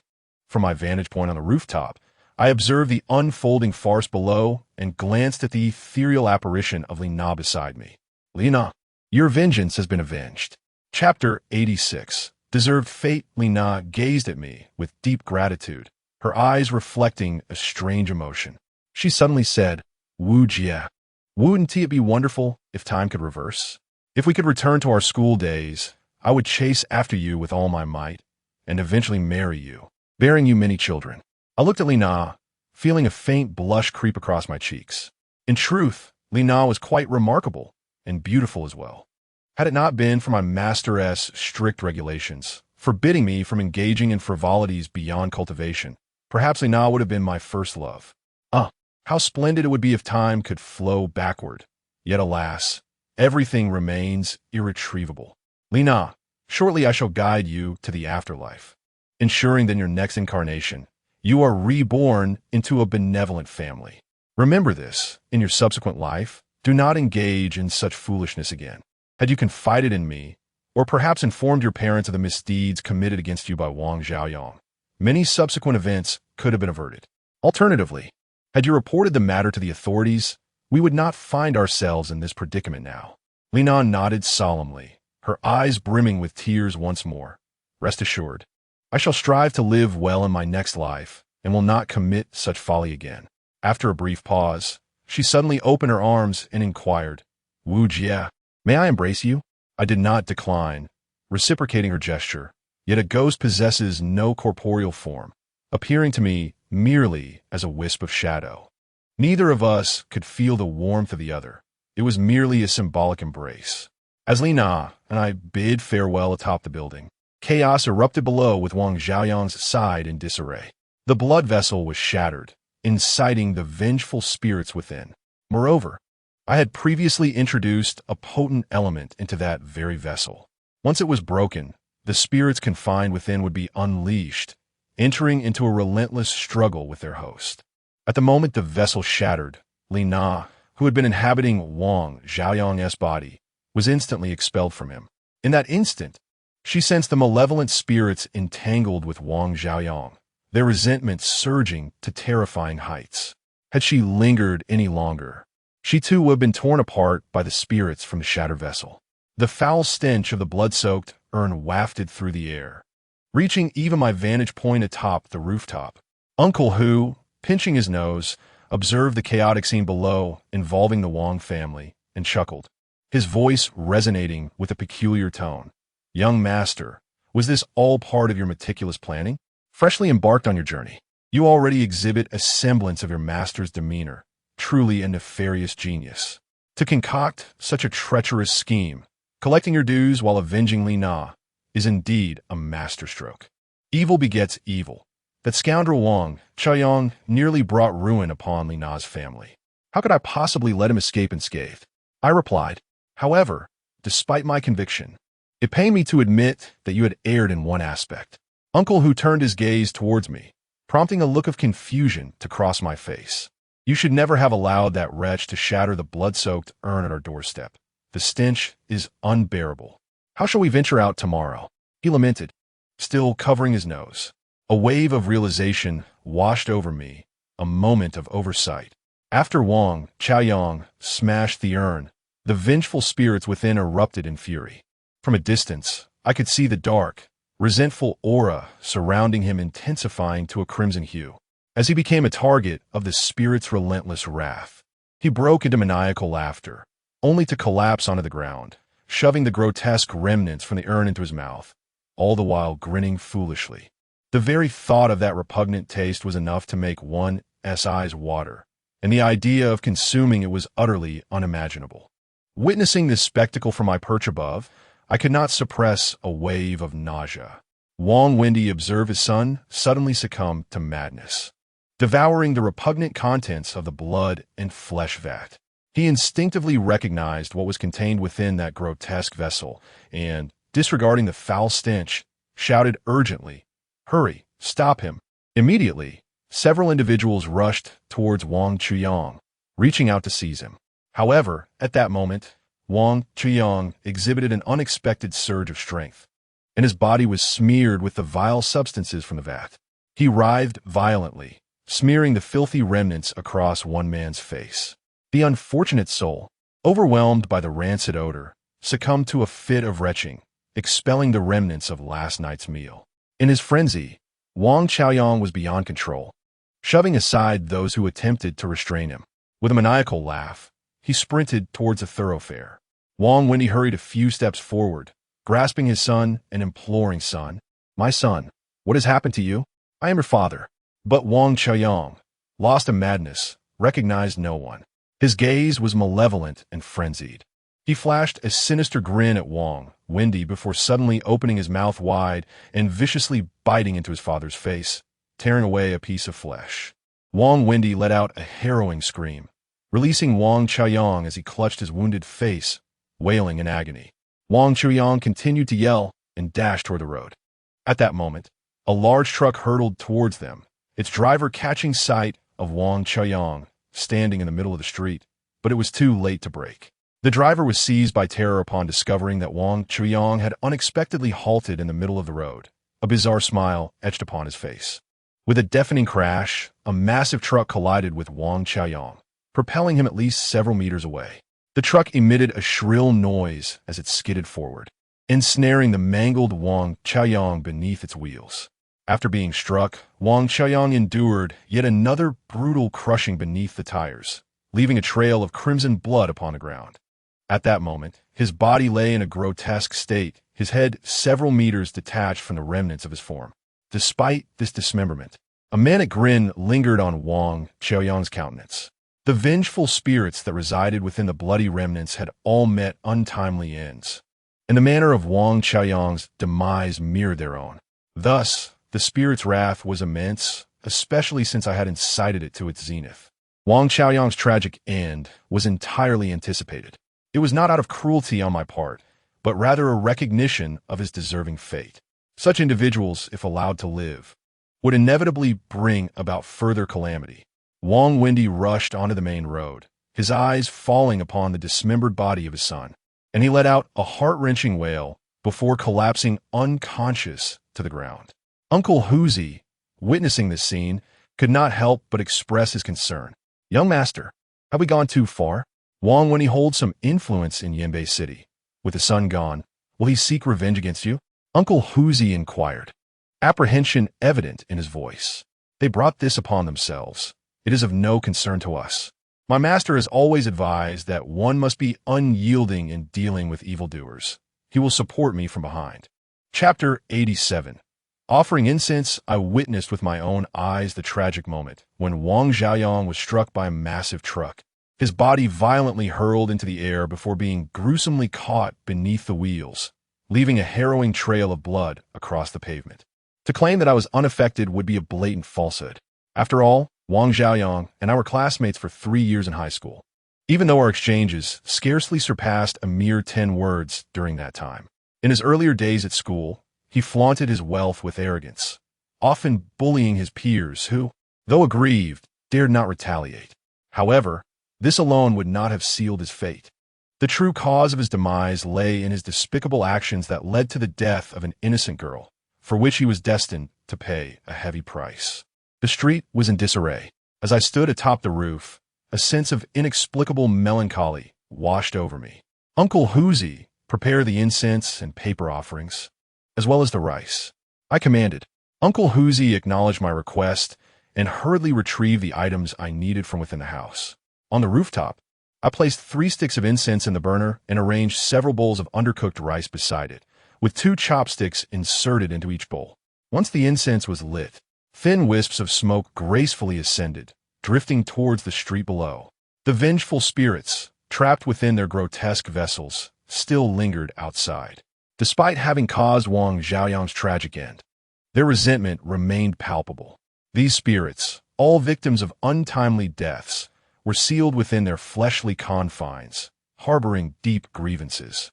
Subsequently, I added a plethora of potent materials into that gruesome vessel, inciting their overwhelming resentment.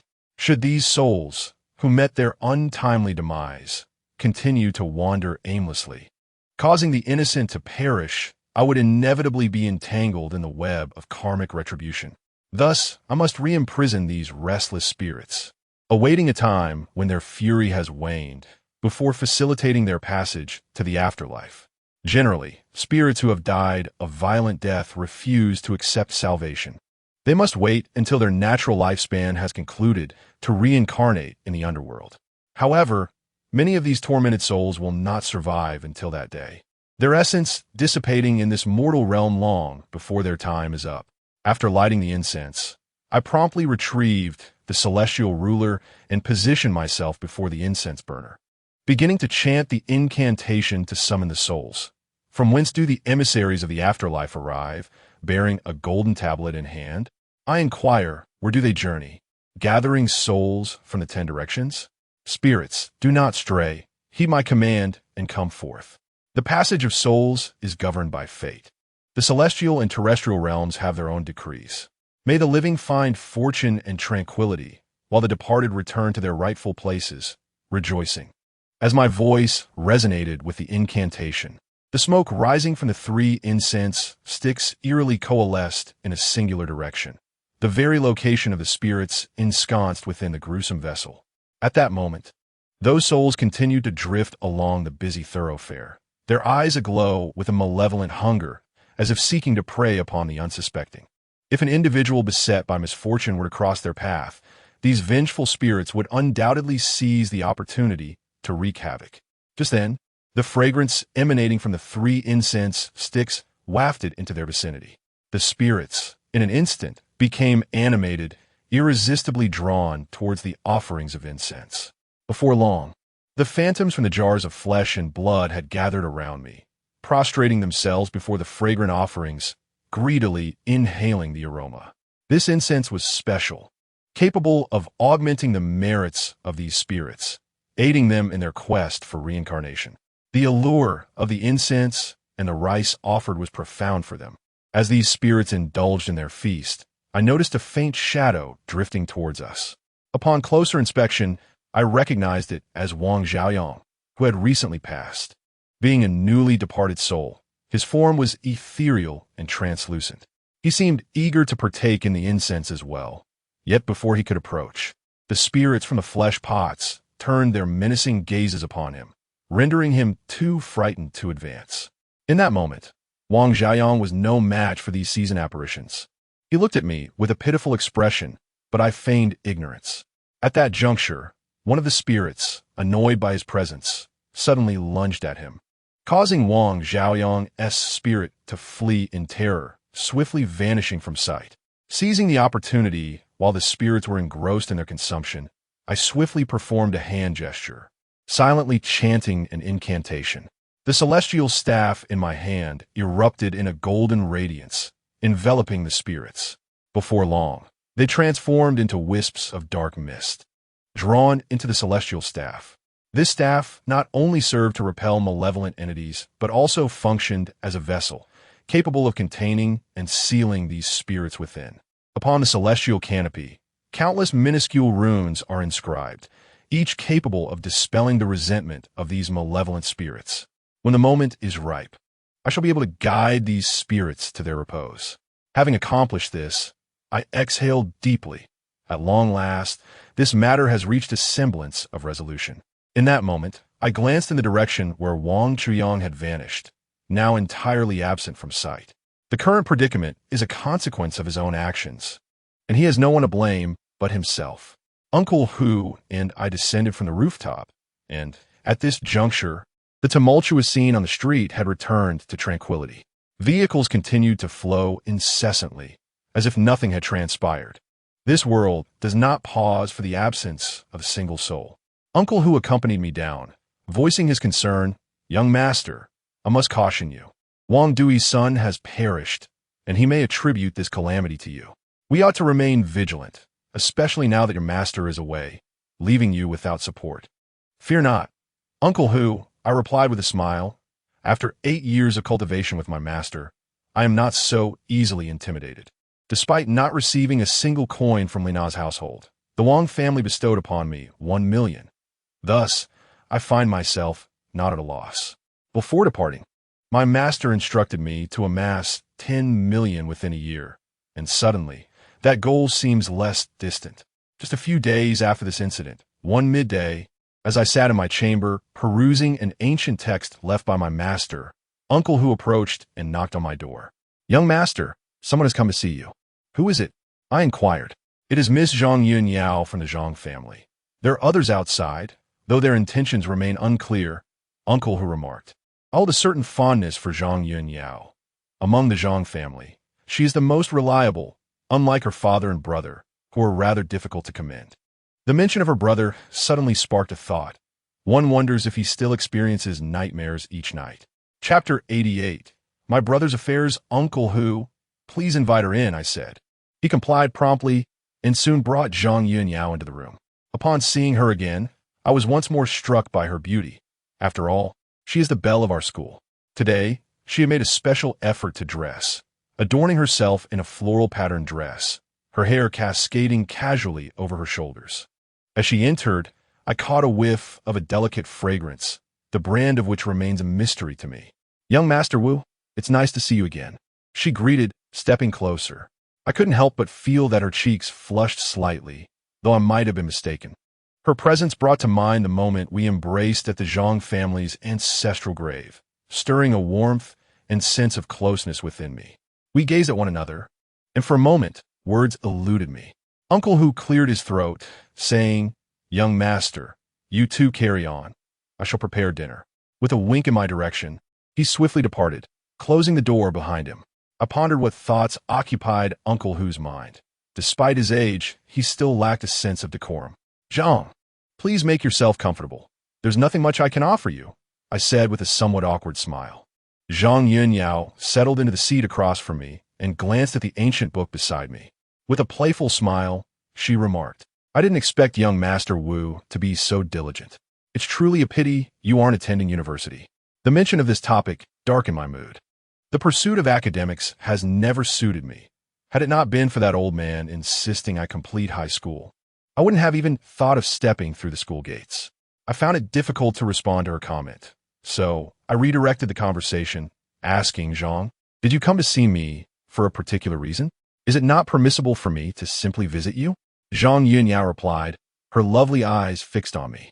"Of course, my door is always open to you," I responded with a smile. "Young Master Wu, we can consider ourselves friends now, can't we? You need not be so formal. Feel free to call me by my name.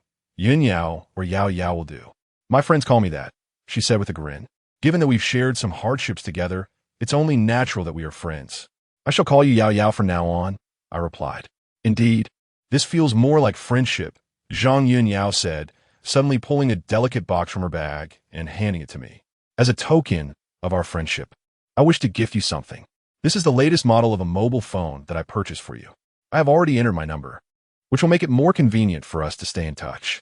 As I gazed at the phone she placed on the table, I realized it was indeed the latest model, worth no less than 10,000. Although I'm not in dire need of money at present, for someone like me, who has long been acquainted with poverty, it remains a rarity. The dilapidated phone that Uncle Huzi procured for me cost less than 1,000 yuan, and it seems to be second-hand. I am uncertain where he managed to acquire it. However, there's a saying, no good deed goes unpunished. This phone is likely not a gift without strings attached. I turned to Zhang Yunyao and inquired, "Are you here regarding your brother's predicament?" Zhang Yunyao appeared momentarily taken aback. her complexion shifting to one of unease. After a brief pause, she nodded and replied, "My visit is not solely due to my brother's situation. There are other matters I wish to discuss with you." "Well then, please address the latter issue. Let's not dwell on your brother's troubles," I stated bluntly. Zhang Yunyao's demeanor transformed, her eyes brimming with tears as she implored, "Young Master Wu, I am aware that my brother has committed numerous misdeeds and has offended many. Yet he remains my only flesh and blood. Since his return that day, my father has exhausted every means and consulted numerous experts, yet no resolution has been found. I believe you are my brother's only hope. He has completely unraveled, often speaking to himself, weeping uncontrollably, and has been admitted to a psychiatric facility. If this continues, I fear for his very life." As she spoke, Zhang Yunyao grasped my arm, her tear-filled eyes searching mine. The curse afflicting Zhang Yunliang was one cast by a descendant of Liu Ban, a hex that likely extracted a decade of his lifespan. For an ordinary person, breaking such a curse is indeed a formidable challenge. Even if I were to intervene, it would not guarantee a resolution, for it involves the intricate curse of Liu Ban, a subject I only partially comprehend. Had my master been present, he would undoubtedly have managed it with ease. I am not a person swayed by sentiment. I will not act against my principles simply because a beautiful woman sheds tears before me. Zhang Yunliang deceived a young woman, leading her to pregnancy, and then abandoned her without a second thought, resulting in a tragic loss of life. To assist him would be akin to aiding a villain in his wrongdoing. Moreover, this is not the first instance of Zhang Yunliang's misdeeds, rendering his actions even more reprehensible. Classmate Yin Yao, it is not that I refuse to help you. Rather, your brother's actions do not merit my intervention. What wrong has my brother committed to offend someone?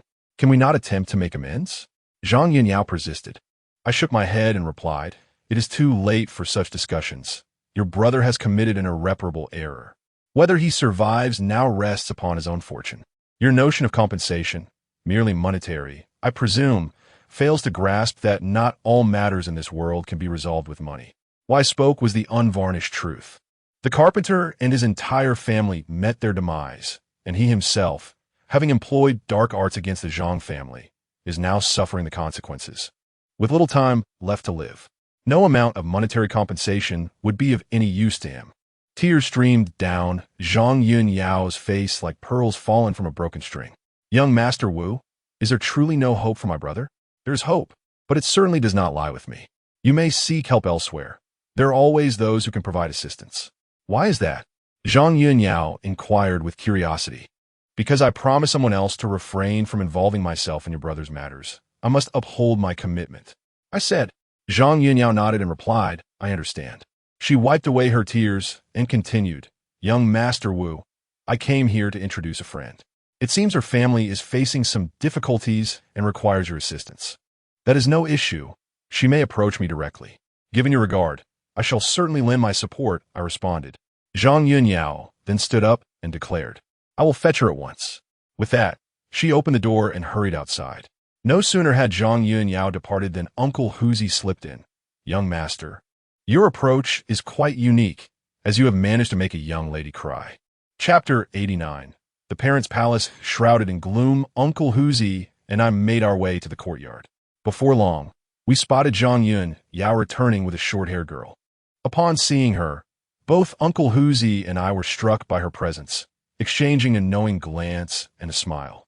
The girl, appearing to be in her 20s, was remarkably beautiful, exuding an air of composure and competence. Tall and graceful, with delicate features, she and Zhang Yunyao together resembled a pair of blossoming sisters. Were they to stroll down the street, they would undoubtedly attract many admiring glances. "Young Master Wu, this is my dear friend, Guo Tong. We have known each other since childhood, but her family is currently in a bit of trouble and requires your assistance," Zhang Yunyao introduced. "Greetings, young Master Wu. It is a privilege to finally make your acquaintance. I have frequently heard Miss Yao speak of you, to the point where my ears have nearly become calloused. She describes you as an extraordinary individual with remarkable abilities. I hope my visit does not intrude upon your time." Guo Xiaodong's eyes sparkled like crescent moons. Truly a sight to behold. Upon hearing Guo Xiaodong's words, Zhang Yunyao's cheeks flushed, and she discreetly pinched Guo Xiaodong's arm, eliciting a pained expression from her. Clearly, the bond between these two sisters is exceptionally strong. At this moment, I turned my gaze towards Guo Xiaodong and noticed some peculiarities about her, though they pertain not to her, but rather to her family. Hello, hello, I greeted her politely. Young Master Wu, Guo Xiaodong began to speak, but I interrupted her with a wave of my hand, saying, no need for words. Allow me to discern the matter at hand. Guo Xiaodong and Zhang Yunyao immediately became attentive, their beautiful eyes fixed upon me. I smiled and continued, upon examining Miss Guo's features. It is apparent that the palace of her parents is shadowed, indicating that one of them is in distress. The presence of Lianjin and Qisha in the Zhou and Wei palaces signifies ailments related to the spleen and kidneys, suggesting that troubles have arisen on your father's side. If the calamities are mild, the afflictions may be manageable. However, should they be severe, there could be threats to life. The presence of Lianjin, coupled with punitive stars, and the occurrence of the red star with malefic influences portends a series of misfortunes. It appears your father's condition has persisted for quite some time. As Guo Xiaodong listened, her initial smile faded, her mouth agape in astonishment, as if she could fit an egg within it. Young Master Wu, I am truly in awe. Yao Yao was right. You are indeed capable of anything. I have said nothing, yet you seem to know it all. Guo Xiaodong gazed at me in utter astonishment. Each discipline has its own expertise, and I specialize in the art of feng shui.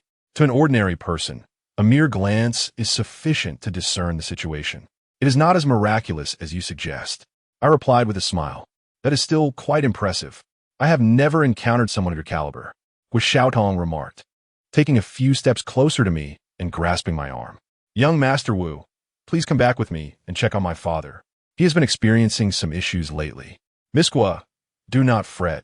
I will return shortly after fetching a few items, I assured her. With that, Uncle Huzi and I retraced our steps into the house, gathering everything needed for our meal. Just as I was about to exit, Uncle Huzi suddenly chuckled and remarked, Young Master, your methods of charming the ladies have become increasingly adept. It is as if you possess an innate talent, a slight maneuver, and those two girls are utterly captivated, reminiscent of your master in his more audacious days. Uncle Huzi, please refrain from such nonsense. I am a respectable man, I retorted, rolling my eyes. Indeed, you are the most respectable.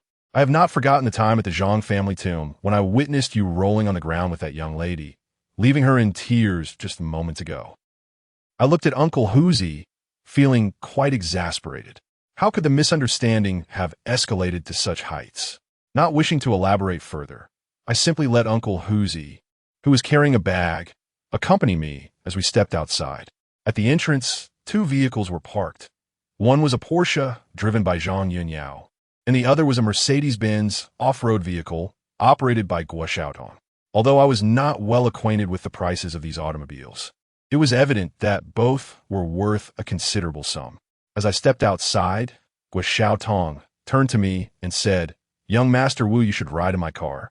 It offers ample space, allowing us to discuss matters regarding my father during the journey. I nodded in agreement without further contemplation and entered Guo Xiaodong's vehicle. As I got in, I cast a glance at Zhang Yunyao and noticed a hint of disappointment in her expression. The interior of the Mercedes-Benz was surprisingly fragrant. While the exterior appeared rugged, the inside was adorned with a cozy ambience, featuring pink upholstery and an assortment of plush toys and dolls scattered about.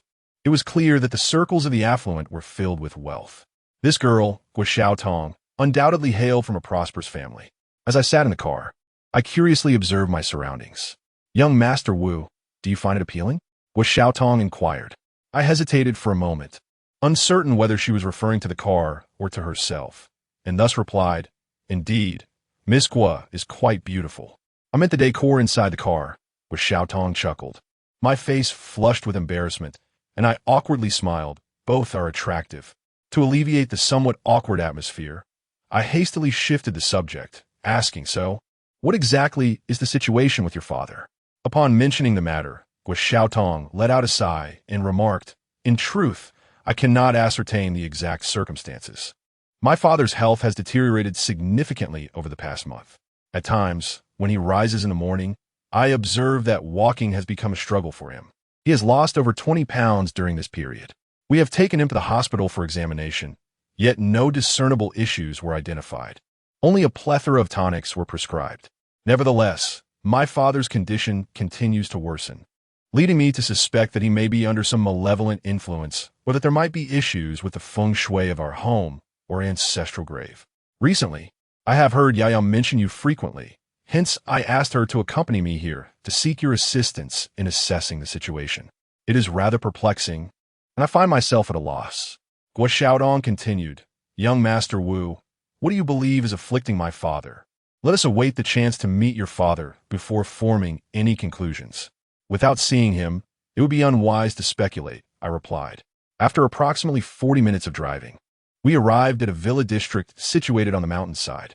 A glance at the entrance sign left me momentarily stunned. It was Yanbei New City. It is reputed to be the most luxurious villa area in Yanbei City, with prices starting at over 100,000 per square meter. Those residing here would be embarrassed to enter the community driving a car worth less than $1 million. The vehicle rolled into the courtyard of a detached villa nestled in the mountains. We all disembarked, and Guo Xiaodong promptly led me to meet his father. The moment I laid eyes on him, I was taken aback by his condition. Chapter 90. Intruding on my business upon encountering Guo Xiaodong's father, Guo Ziping. I would have mistaken him for her grandfather had she not informed me of their relationship beforehand. The man before me, with his hair grizzled and his stature hunched, bore deep-set eyes laced with crimson veins, appearing as though he were a frail candle flickering in its final moments. As I entered the room alongside Guo Xiaotong, a flicker of light momentarily illuminated his gaze, and he tremulously rose from the sofa. Father, your health is poor. Please do sit down, Guo Xiaodong urged, rushing to support her father and gently guiding him back onto the couch. At that moment, Guo Ziping turned his attention towards me, offering a courteous nod as he spoke. I apologize. My health has not been well lately. Please make yourselves comfortable. I casually settled onto the sofa in the living room, while Uncle Huzi stood behind me with his bag slung over his shoulder. Father, this is young Master Wu, the sole disciple of the feng shui master Li Xiantong, whom I have invited to assist you with your condition, Guo Xiaodong introduced. Upon hearing this, Guo Ziping was visibly taken aback. With a trembling grip on the arm of the sofa, he stood once more, exclaiming, So you are the disciple of the feng shui master. I am truly honored. Had I known a distinguished guest was arriving, I would have awaited your arrival at the door. He then cast a reproachful glance at Guo Xiaotong, saying, My dear girl, how could you invite such an esteemed guest to our home without prior notice? Everyone knows the formidable reputation of Master Li Xiantong. He is not someone easily summoned, nor is his disciple, and we must not treat them lightly. Guo Xiaodong playfully stuck out her tongue and said, Dad, today I went shopping with Yao Yao and suddenly remembered to visit young Master Wu, so I didn't have time to inform you. At that moment, I scrutinized Guo's father once more, noticing the dark shadows on his forehead, the pallor of his face, and the bloodshot eyes that bore witness to his ailing condition. He appeared to be in a grave state, with his vital energy alarmingly diminished, resembling someone whose time was short. From him, I sensed a faint, almost imperceptible aura of malevolence, though not overtly pronounced. It seemed that Guo's father primarily suffered from a physical ailment, as no other issues were readily apparent. While I observed him, he was also gazing at me, courteously remarking, Young Master Wu, I truly apologize for the neglect. Please do not take offense. Mr. Guo, there is no need for such formality. Zhang Yunyao and I are high school classmates and friends. Helping out a friend is the least I can do. I responded with a smile. Zhang Yunyao, hearing my words, beamed at me with delight. I then continued, Mr. Guo, your condition appears rather serious. Could you elaborate on the cause? A flicker of concern crossed Guo Ziping's face, as if he harbored unspoken worries.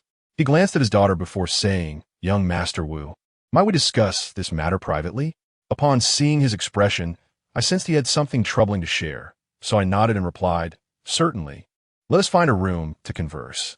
Just as Guo Ziping was about to rise, a sudden roar of an engine echoed through the courtyard. Before long, a slick, youthful man accompanied by an elderly gentleman clad in a black, traditional jacket approached us. Upon entering, he exclaimed loudly, "Uncle Gua, are you at home?" Gua Zipping momentarily paused, turned towards the source of the voice, waved his hand, and replied, "Ah, Wen Hao has arrived. Come in and take a seat." I initially intended to rise and leave alongside Gua Zipping, but now found myself compelled to remain seated once more. At that moment, I inadvertently noticed that Gua Xiaodong's expression fell dramatically upon the arrival of this young man, named Wen Hao, clearly indicating her disfavor towards him. Nevertheless, Wen Hao boldly approached Gua Xiaotong, stating, "Tong Tong, I invited you out for dinner today. Why did you not come?" "I have no time," she curtly retorted, turning her back on him without so much as a glance. Wen Hao, along with the elderly man, proceeded directly to the sofa beside Gua Zipping, smiling as he said, "Uncle Gua, I recently heard that your health has not been well, and although you visited the hospital, nothing seemed amiss. Therefore, I have specially invited a master from the metaphysical realm who may be able to discern something beneficial regarding your condition." Upon hearing this, I realized I had encountered a rival in my profession. As the saying goes, rivals are often colleagues, and I was the one who had arrived first. There should be some decorum in such matters, shouldn't there? It felt rather unscrupulous for him to so brazenly encroach upon my business. While Wen Hao spoke, I glanced at the elderly gentleman, who returned my gaze with a slight smile that, to my discerning eyes, held an undercurrent of mockery. In our profession, those with genuine skill radiate an unmistakable aura. With a discerning heart, one can easily perceive the true identities of others. I sensed that the old man possessed some authentic abilities, and he, too, recognized my standing. Upon hearing Wen Hao's remarks, Gu Xiaotong immediately expressed her displeasure.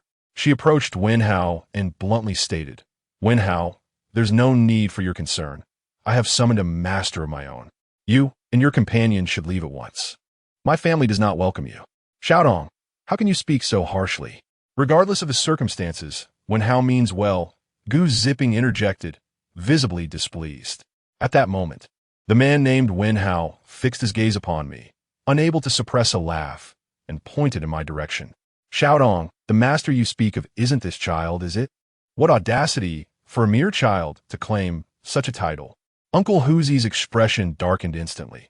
He stepped forward, pointing at Wen Hao, and exclaimed, "What did you say? Repeat that if you dare." He advanced, prepared to confront Wen Hao, but I swiftly restrained him, saying, "Uncle Huzi, step back." Uncle Huzi huffed in defiance, but returned to stand behind me. Are con artists now collaborating in their deceitful enterprises? A father and son duo, perhaps? Dare you lay a hand on me? Do you have any idea who I am? Wen Hao arrogantly pointed at Uncle Huzi, exuding confidence. I was at a loss for the origin of this insufferable individual, my mood soured by his presence. At this moment, I rose directly and addressed Uncle Huzi, saying, "Uncle Huzi, let us depart. Since they have already summoned a person of great prowess, there is no need for us to linger here." With that, I began to walk towards the door alongside Uncle Huzi. "Young Master Wu, please do not leave. Only you can resolve my father's predicament. If you depart, what shall become of him?" Gua Xiaodong suddenly stepped forward, clutching my arm tightly. Chapter 91. Do you truly possess skill? I had previously discerned that a certain Wen Hao was evidently infatuated with Gua Xiaotong. Upon her entrance, his gaze remained fixated upon her, never wavering. Now, witnessing my intention to leave, Gua Xiaotong grasped my arm, preventing my departure. When I cast another glance at Wen Hao, his eyes burned with jealousy, as if he wished to come forth and eliminate me. "Xiaodong, do let him be. Just look at this fellow. He appears scarcely weaned. To venture out and deceive at such a tender age while his family neglects him, seeing me bring a person of genuine skill. He is merely anxious about his charade being unveiled," Wen Hao remarked with a derisive laugh. Upon hearing his words, the expressions of those in the room shifted dramatically. Uncle Huzi was seething with rage, Gua Zipping's countenance darkened, while Zhang Yunyao and Gua Xiaotong regarded Wen Hao with palpable disdain. "Lu Wen Hao, how dare you treat young Master Wu with such disrespect? Do you even know who he is?" Zhang Yunyao, who had remained largely silent, could no longer contain herself. "I care not who he is, but he cannot parade around Guo Xiaodong's home, deceiving others. You all should hasten to leave, Wen Hao retorted, glaring at me and Uncle Huzi. Uncle Huzi suddenly broke into a malevolent smile, a chilling grin that caused the muscles on his face to quiver slightly. He cursed under his breath and prepared to confront Wen Hao, only to be restrained by me once more. Whenever Uncle Huzi wore such an expression, it signified his murderous intent. His volatile temper left no room for disrespect towards me. Before he could act, I grasped him firmly again and shook my head in admonition. Young master, this rascal is far too arrogant. I must eliminate him. Uncle Huzi gritted his teeth, his determination palpable. Wen Hao, you have gone too far. You know he, Guo is zipping, standing nearby, could no longer contain himself, and his expression darkened. However, his words were abruptly interrupted by Wen Hao, who retorted, Uncle Guo, whether this lad possesses any genuine skill can be determined through a test. I have brought along a remarkable expert. Why not let them compete and see who excels? We can then decide whom to employ. What do you think? At this, the room fell silent, and Guo Zipping turned his gaze towards me. Although he was aware that I was a disciple of the feng shui master Li Xiantong, he remained uncertain of my capabilities. He glanced at Wen Hao and calmly advised, Wen Hao, do not act recklessly. At that moment, Zhang Yunyao approached my side, subtly grasping my hand and shaking it gently, her expression tinged with concern as she whispered, Young Master Wu. I returned her glance with a reassuring smile and replied, as practitioners of the feng shui arts, our lifelong pursuit is to vanquish malevolence and safeguard peace in our realm. We are not mere performers on streets, subject to public scrutiny, engaging in contests of skill that could result in grievous harm. Such conduct is highly inappropriate. However, Lu Wenhao spoke with a tone full of derision. You speak so grandiloquently. I believe you're simply afraid, aren't you? A charlatan like you is hardly superior to the street performers beneath the overpass. Upon hearing this, Guo Zipping cast a dubious glance in my direction. Guo Xiaotong, incensed, furrowed her brows and stepped closer to me, urging, Young Master Wu, why not engage in a contest and show them your prowess? Young Master, teach him a lesson. Uncle Hu, unable to contain his indignation, also rallied for my support. Despite my youth, I harbored little desire for rivalry. It was not out of fear, but rather due to my status as the disciple of the feng shui master, Li Xuantong. My master holds an unparalleled position within the realm of feng shui in China. And to engage in a contest utilizing the techniques I learned from him would tarnish his esteemed reputation. I had no desire to further entangle myself in the affairs of the Guo family. It was evident that the fellow named Wen Hao was an old acquaintance of Guo Zipping, who clearly placed greater trust in him. Thus, why should I involve myself in this trivial matter? I had only come to the Guo family out of respect for Zhang Yunyao. Uncle Hu, let us depart, I declared, surveying the room with a solemn expression. As I turned to leave, Wen Hao sneered, Coward. This remark struck me like a dagger, igniting a blaze of fury within my heart. To my astonishment, the individual beside Lu Wenhao suddenly rose and spoke. Young friend, I perceive you're also a member of the feng shui community. We are colleagues, and according to the customs, you arrived first. Thus, it would be improper for me to intervene in this matter. However, since there are doubts regarding our abilities, why not engage in a modest contest?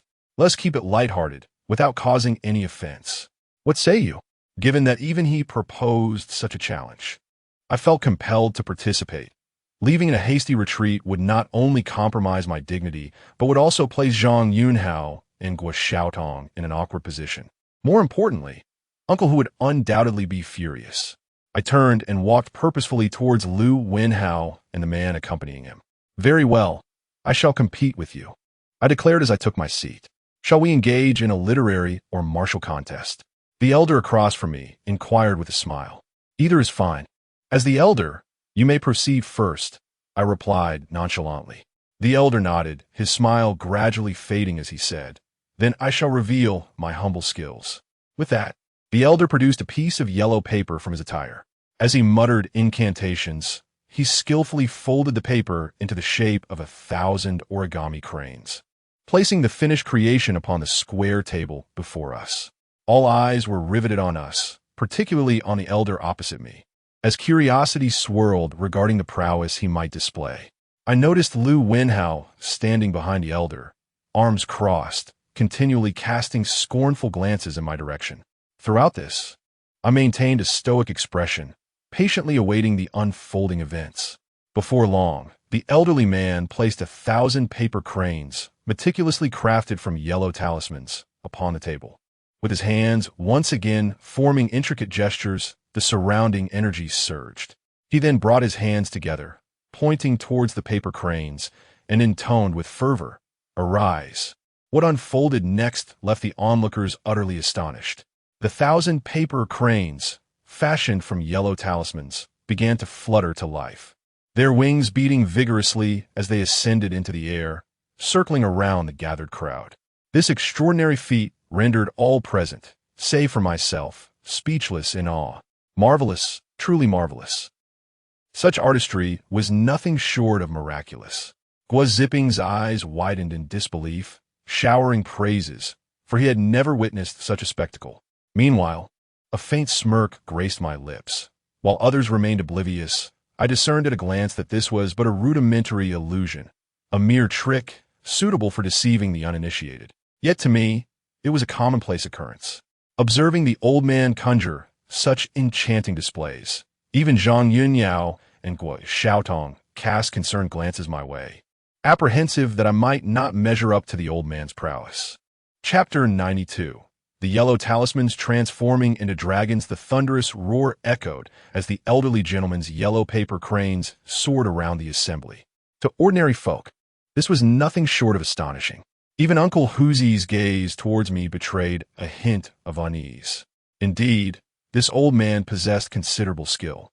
Lu Wenhao, standing nearby, erupted into applause, exclaiming, "Master Zhou, you truly are a master of feng shui in Yanbei.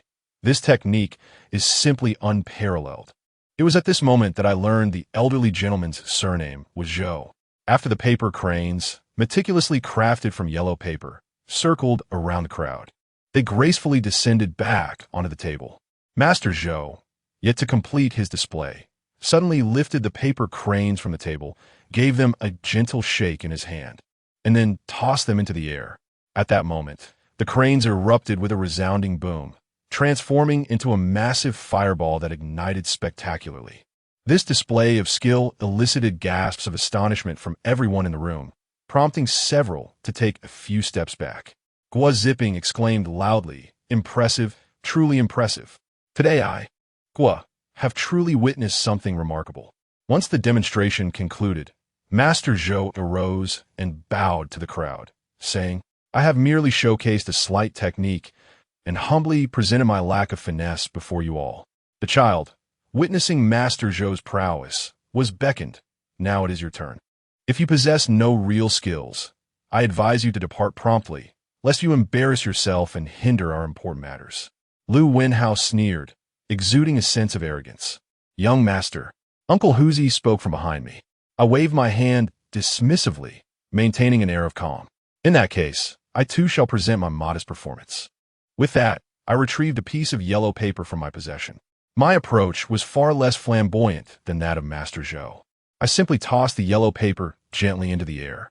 As it ascended, a mist enveloped the space, and the yellow paper transformed into a dragon-like figure, ferociously thrashing its claws as it roamed the room. It was merely an illusion, a skill that Master Zhou possessed, but I was equally adept, if not superior.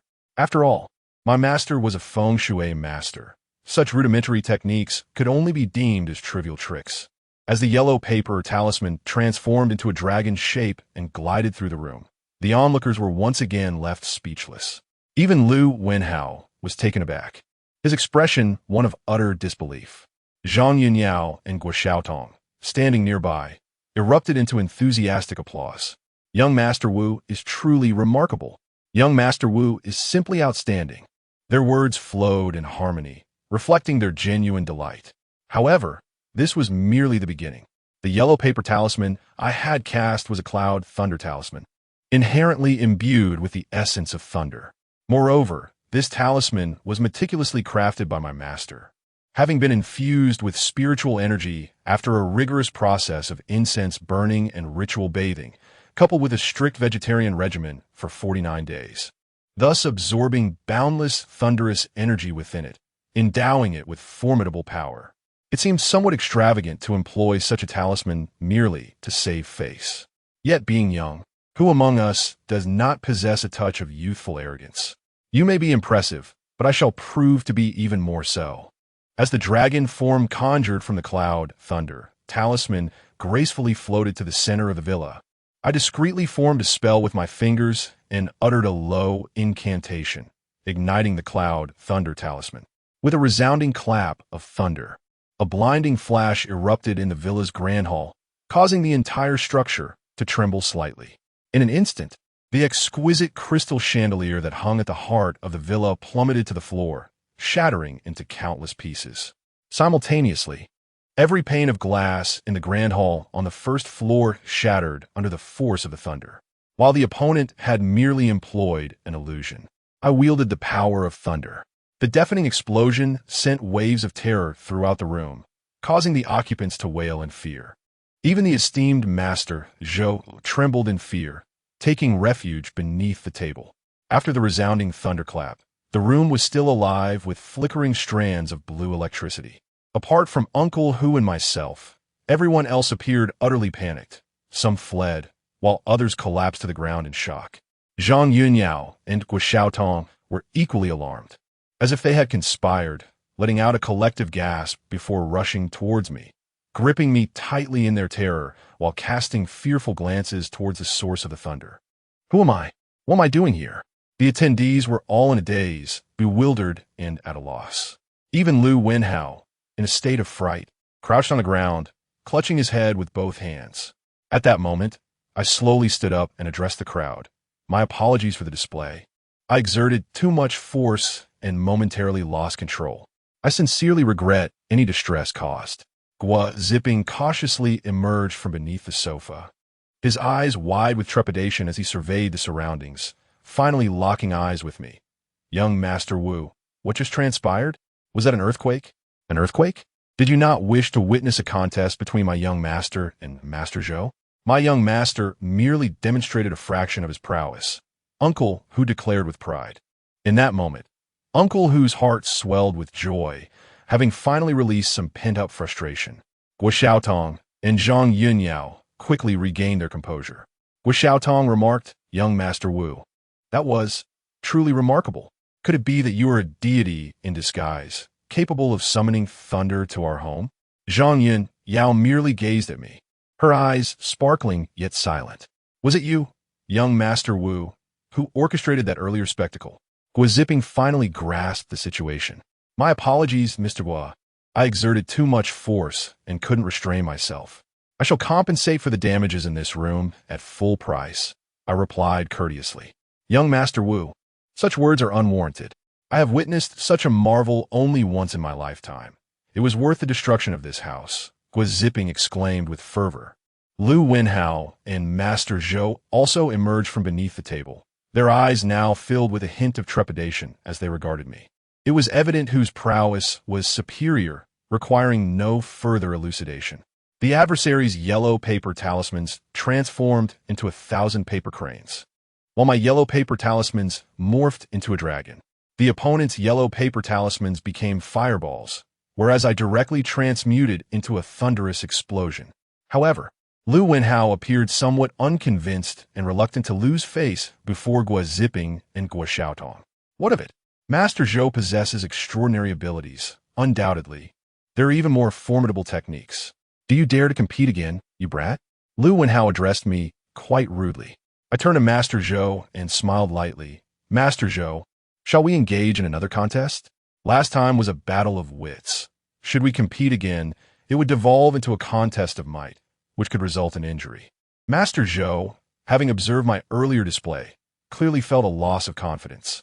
Though I may be young, I have immersed myself in the realm of feng shui and esoteric arts for 8 years, endowed with exceptional talent and deep insight. My expertise far surpassing that of many others. Otherwise, my master would not have waited decades to take me as his disciple. Chapter 93. It is my turn to act at the moment. When Master Zhou hesitated, Lu Wenhao boldly declared, "Why not compete? I refuse to believe that you, a mere boy still in your youth, could possibly outmatch Master Zhou." With such a challenge, Master Zhou found it difficult to decline. He cast a glance at me and spoke in a low voice.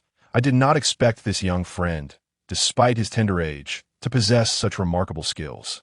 Shall we engage in another contest? I took my seat opposite Master Zhou and Lu Wenhao, calmly lifting the cup of tea before me to take a delicate sip, then suggested, "Perhaps you might make the first move, esteemed elder." Upon hearing Master Zhou's agreement, the atmosphere in the room shifted as everyone prepared for the impending spectacle. Particularly, Guo Xiaotong, ever the enthusiast for drama, bright-eyed and eager, approached me from behind and whispered, "Young Master Wu, I have faith in you. You will undoubtedly prevail."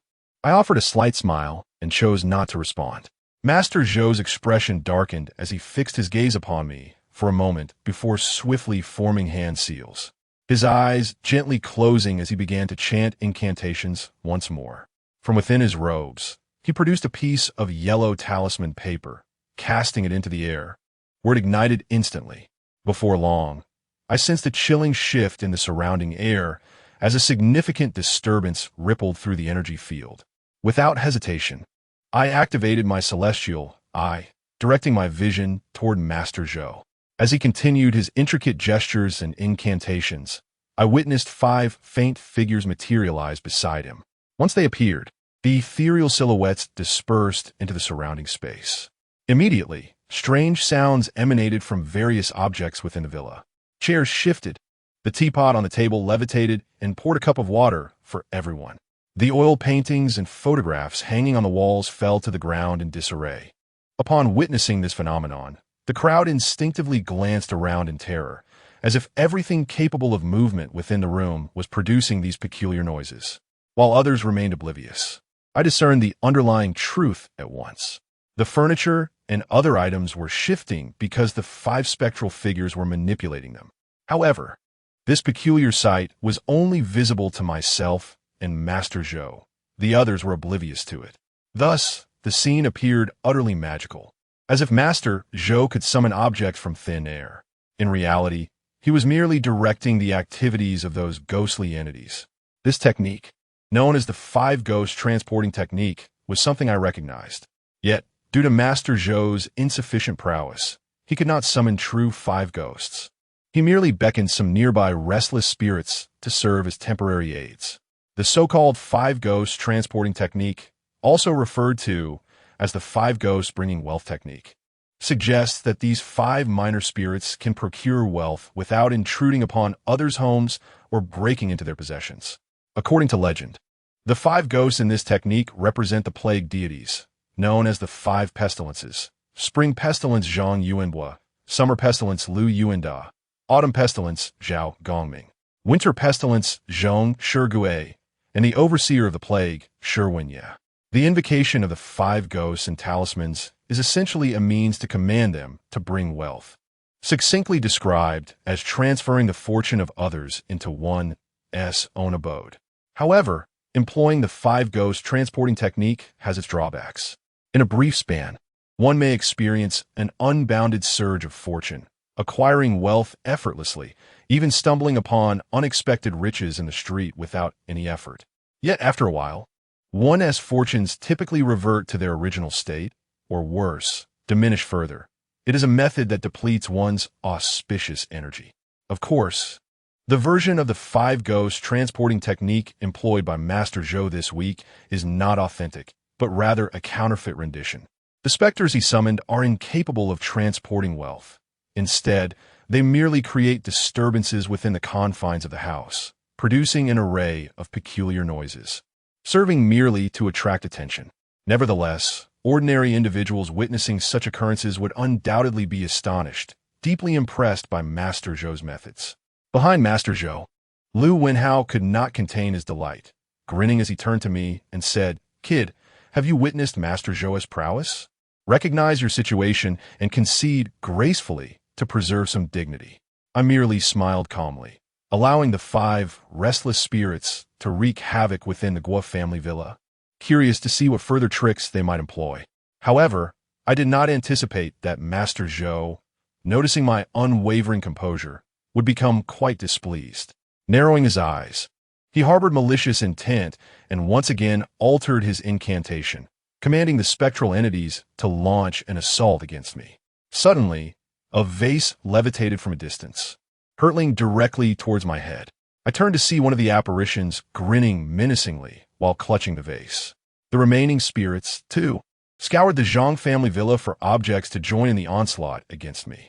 I beheld a specter grasping a shard of glass that had previously been shattered, stealthily approaching me. "Oh, Master Zhou, this is not a contest of magic.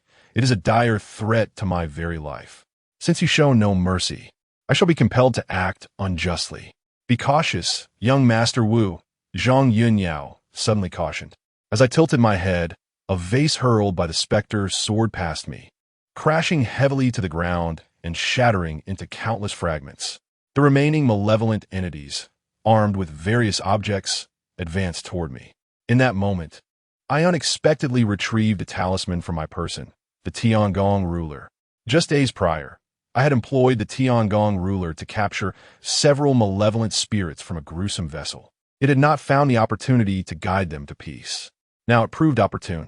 I executed a hand gesture, and the runes upon the Tiangong ruler flickered softly, releasing several ominous clouds of dark, crimson energy. The moment these malevolent spirits materialized, the temperature within the villa plummeted, proving more effective than any air conditioning. Zhang Yunyao and Gua Xiaotong beside me shivered in unison. The apparitions of the deceased floated near me, each one incomplete yet exceedingly ferocious. Any singular spirit possessed the power to obliterate these lingering wraiths. Entities of the netherworld can devour one another, akin to the predator-prey dynamic of larger fish consuming smaller ones. The solitary wraiths, poised to pounce upon me, were instantly struck with terror at the sight of these malevolent spirits, their courage evaporating. They hastily discarded their burdens, transforming into wisps of azure smoke, vanishing without a trace. Master Zhou soon noticed the several vengeful spirits swirling beside me, and he was momentarily taken aback. Rising with fervor, he pointed at me and stammered, You.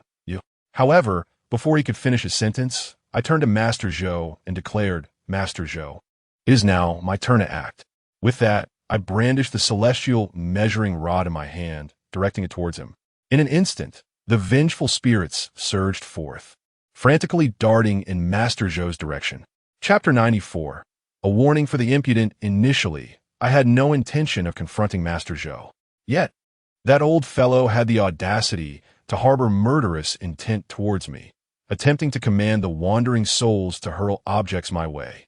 If that sizable vase had struck my head, it would surely have resulted in a grievous injury, leaving me bloodied and incapacitated.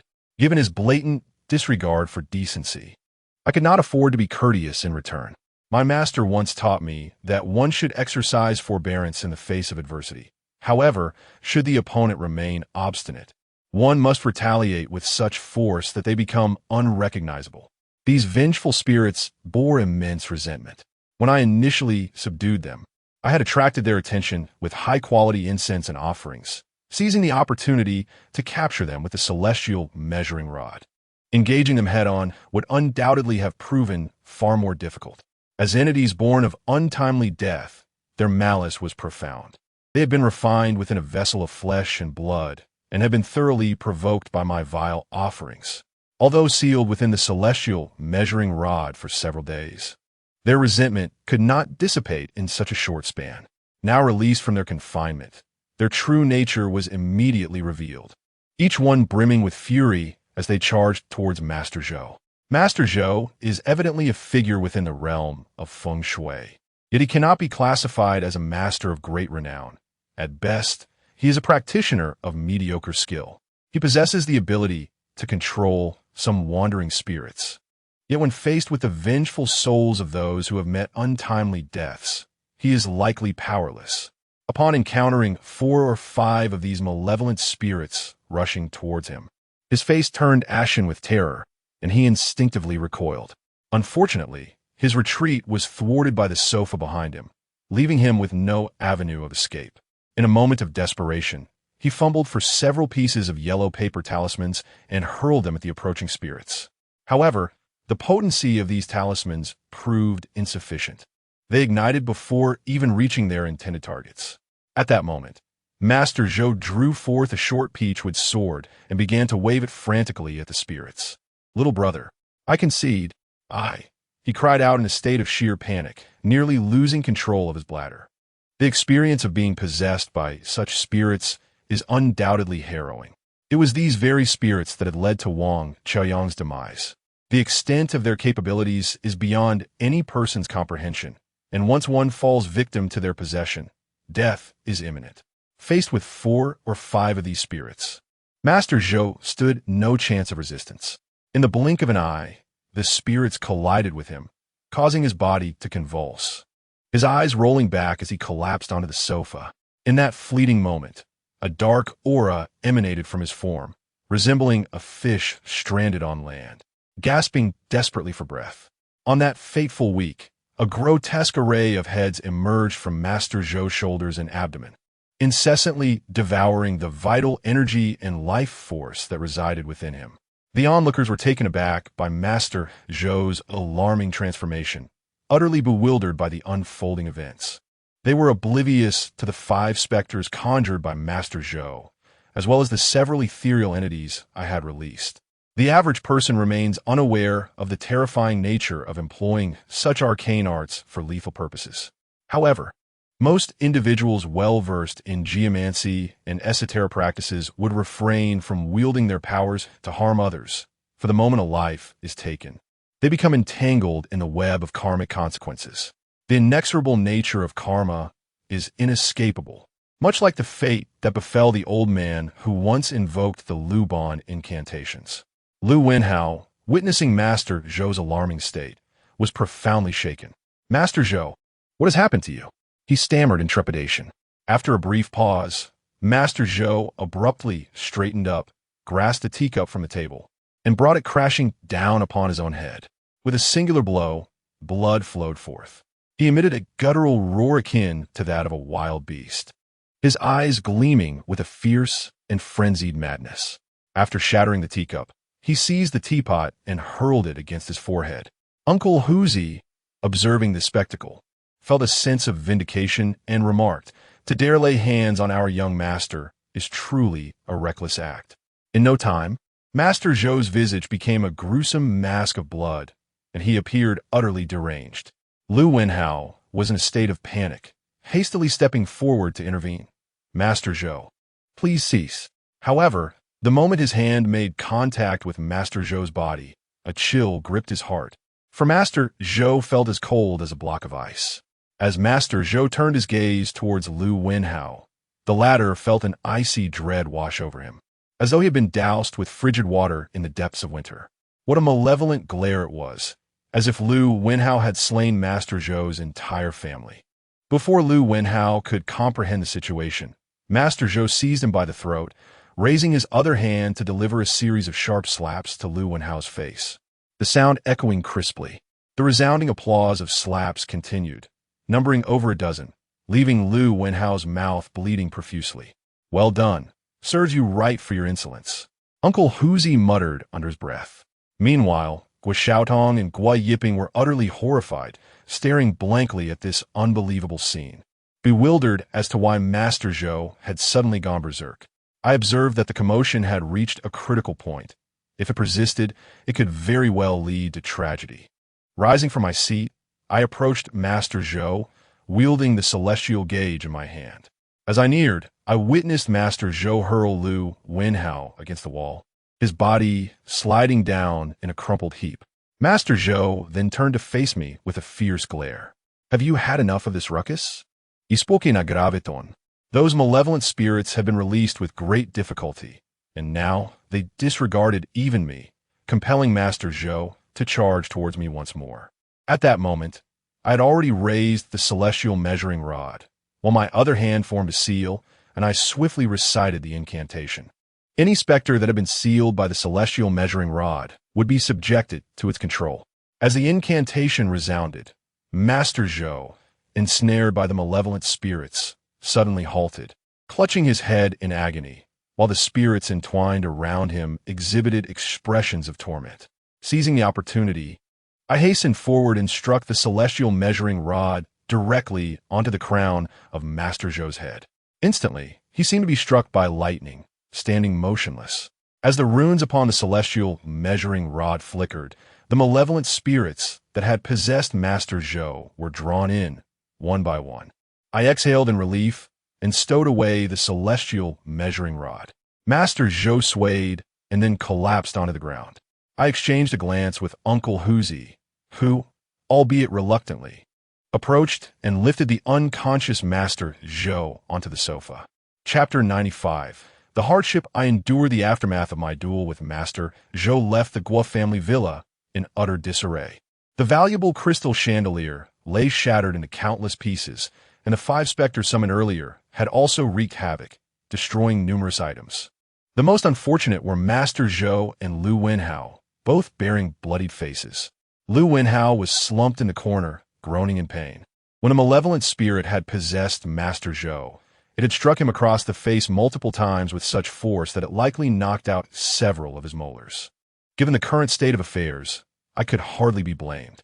Lu Wenhao insisted on provoking Master Zhou into a duel with me.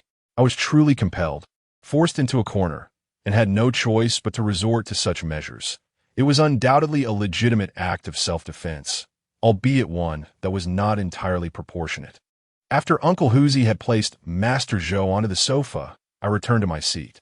At that moment, Guo Zipping had yet to recover from his earlier shock. He gazed at me in a somewhat dazed manner, his tone markedly more courteous than before. "Young Master Wu, are they all right?" "They are fine. Master Zhou merely fainted and will soon regain consciousness. As for Mr. Liu, he only sustained superficial injuries. It's nothing serious," I replied calmly. "Young Master Wu, what exactly did you do to them? Why did Master Zhou suddenly lose control and strike Lu Wenhao?" Wu Xiaodong inquired. Her large eyes filled with curiosity as she looked at me. Zhang Yunyang, equally puzzled, regarded me with anticipation. Uncle Huzi chuckled and spoke on my behalf.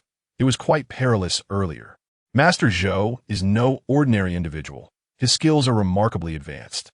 He summoned several formidable spirits in an attempt to deal with our young master. But in comparison, he was significantly outmatched and ended up being subdued by our young master. Young Master Wu, you are truly remarkable. You are my idol," Guo Xiaotong exclaimed, her eyes sparkling with admiration, her cheeks flushed with excitement. However, Uncle Huzi was merely spinning tales. He hadn't witnessed those spirits, nor had Master Zhou summoned any fearsome apparitions. Yet, I chose not to reveal the truth, allowing the assumption to stand unchallenged. Just as we were conversing, Master Zhou began to stir back to consciousness. Upon awakening, Master Zhou was jolted awake, abruptly sitting upright on the sofa. The first thing he did was to scrutinize himself, checking to see if any essential parts were missing. Being well-versed in the realm of feng shui, he understood the terrifying nature of those who meet untimely deaths.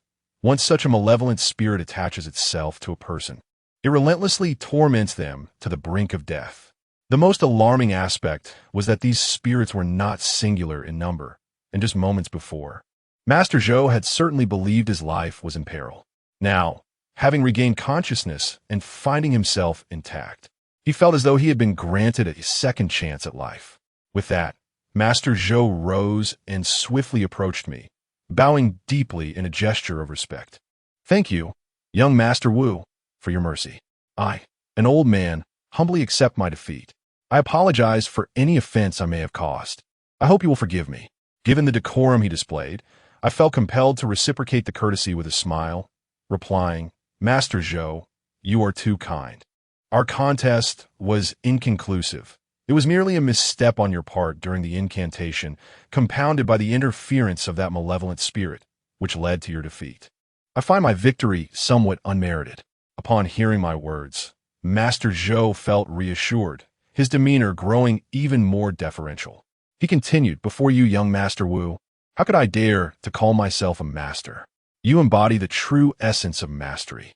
May I inquire as to your esteemed lineage? Under which illustrious mentor did you study?" My master is Li Xiantong of the Qimen Feng Shui School, I replied, casually revealing my affiliation. Master Zhou suddenly gasped, his eyes widening in shock and fear. So it turns out you're the esteemed disciple of the Feng Shui king, Li Xiantong. Forgive my ignorance. Had I known of your presence here, I would not have dared to show my face, even with 8 lives to spare. I must take my leave. With that, Master Zhou bowed deeply to me once more and hurriedly made his exit. Lu Wenhao, having clumsily risen from the ground, hastened after Master Zhou, pleading, Master Zhou, please do not go. I beseech you to lend your assistance. With the Feng Shui king's esteemed disciple present, I shall not remain to embarrass myself. Mr. Lu, you have truly led me to my misfortune.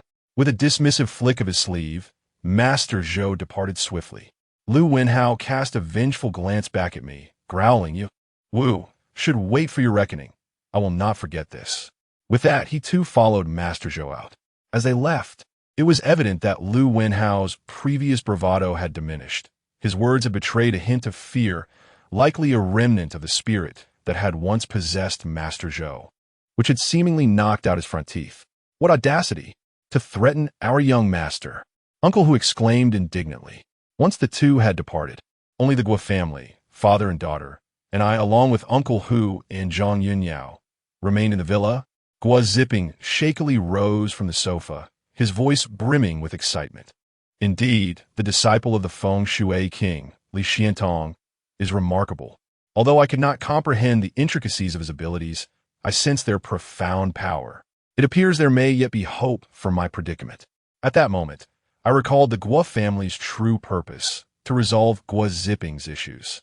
The rhythm was disrupted midway by Lu Wenhao and Master Zhou. Mr. Guo, it seems we have only discussed part of the matter earlier. Could you briefly share what transpired with you? I inquired. Guo Zipping glanced at Guo Xiaodong and Zhang Yunyao, who had been listening attentively. However, feeling somewhat embarrassed in front of the 2 young ladies, Guo Zipping added, Young Master Wu, perhaps we should converse privately. This matter is rather delicate. Father, is there something we cannot know?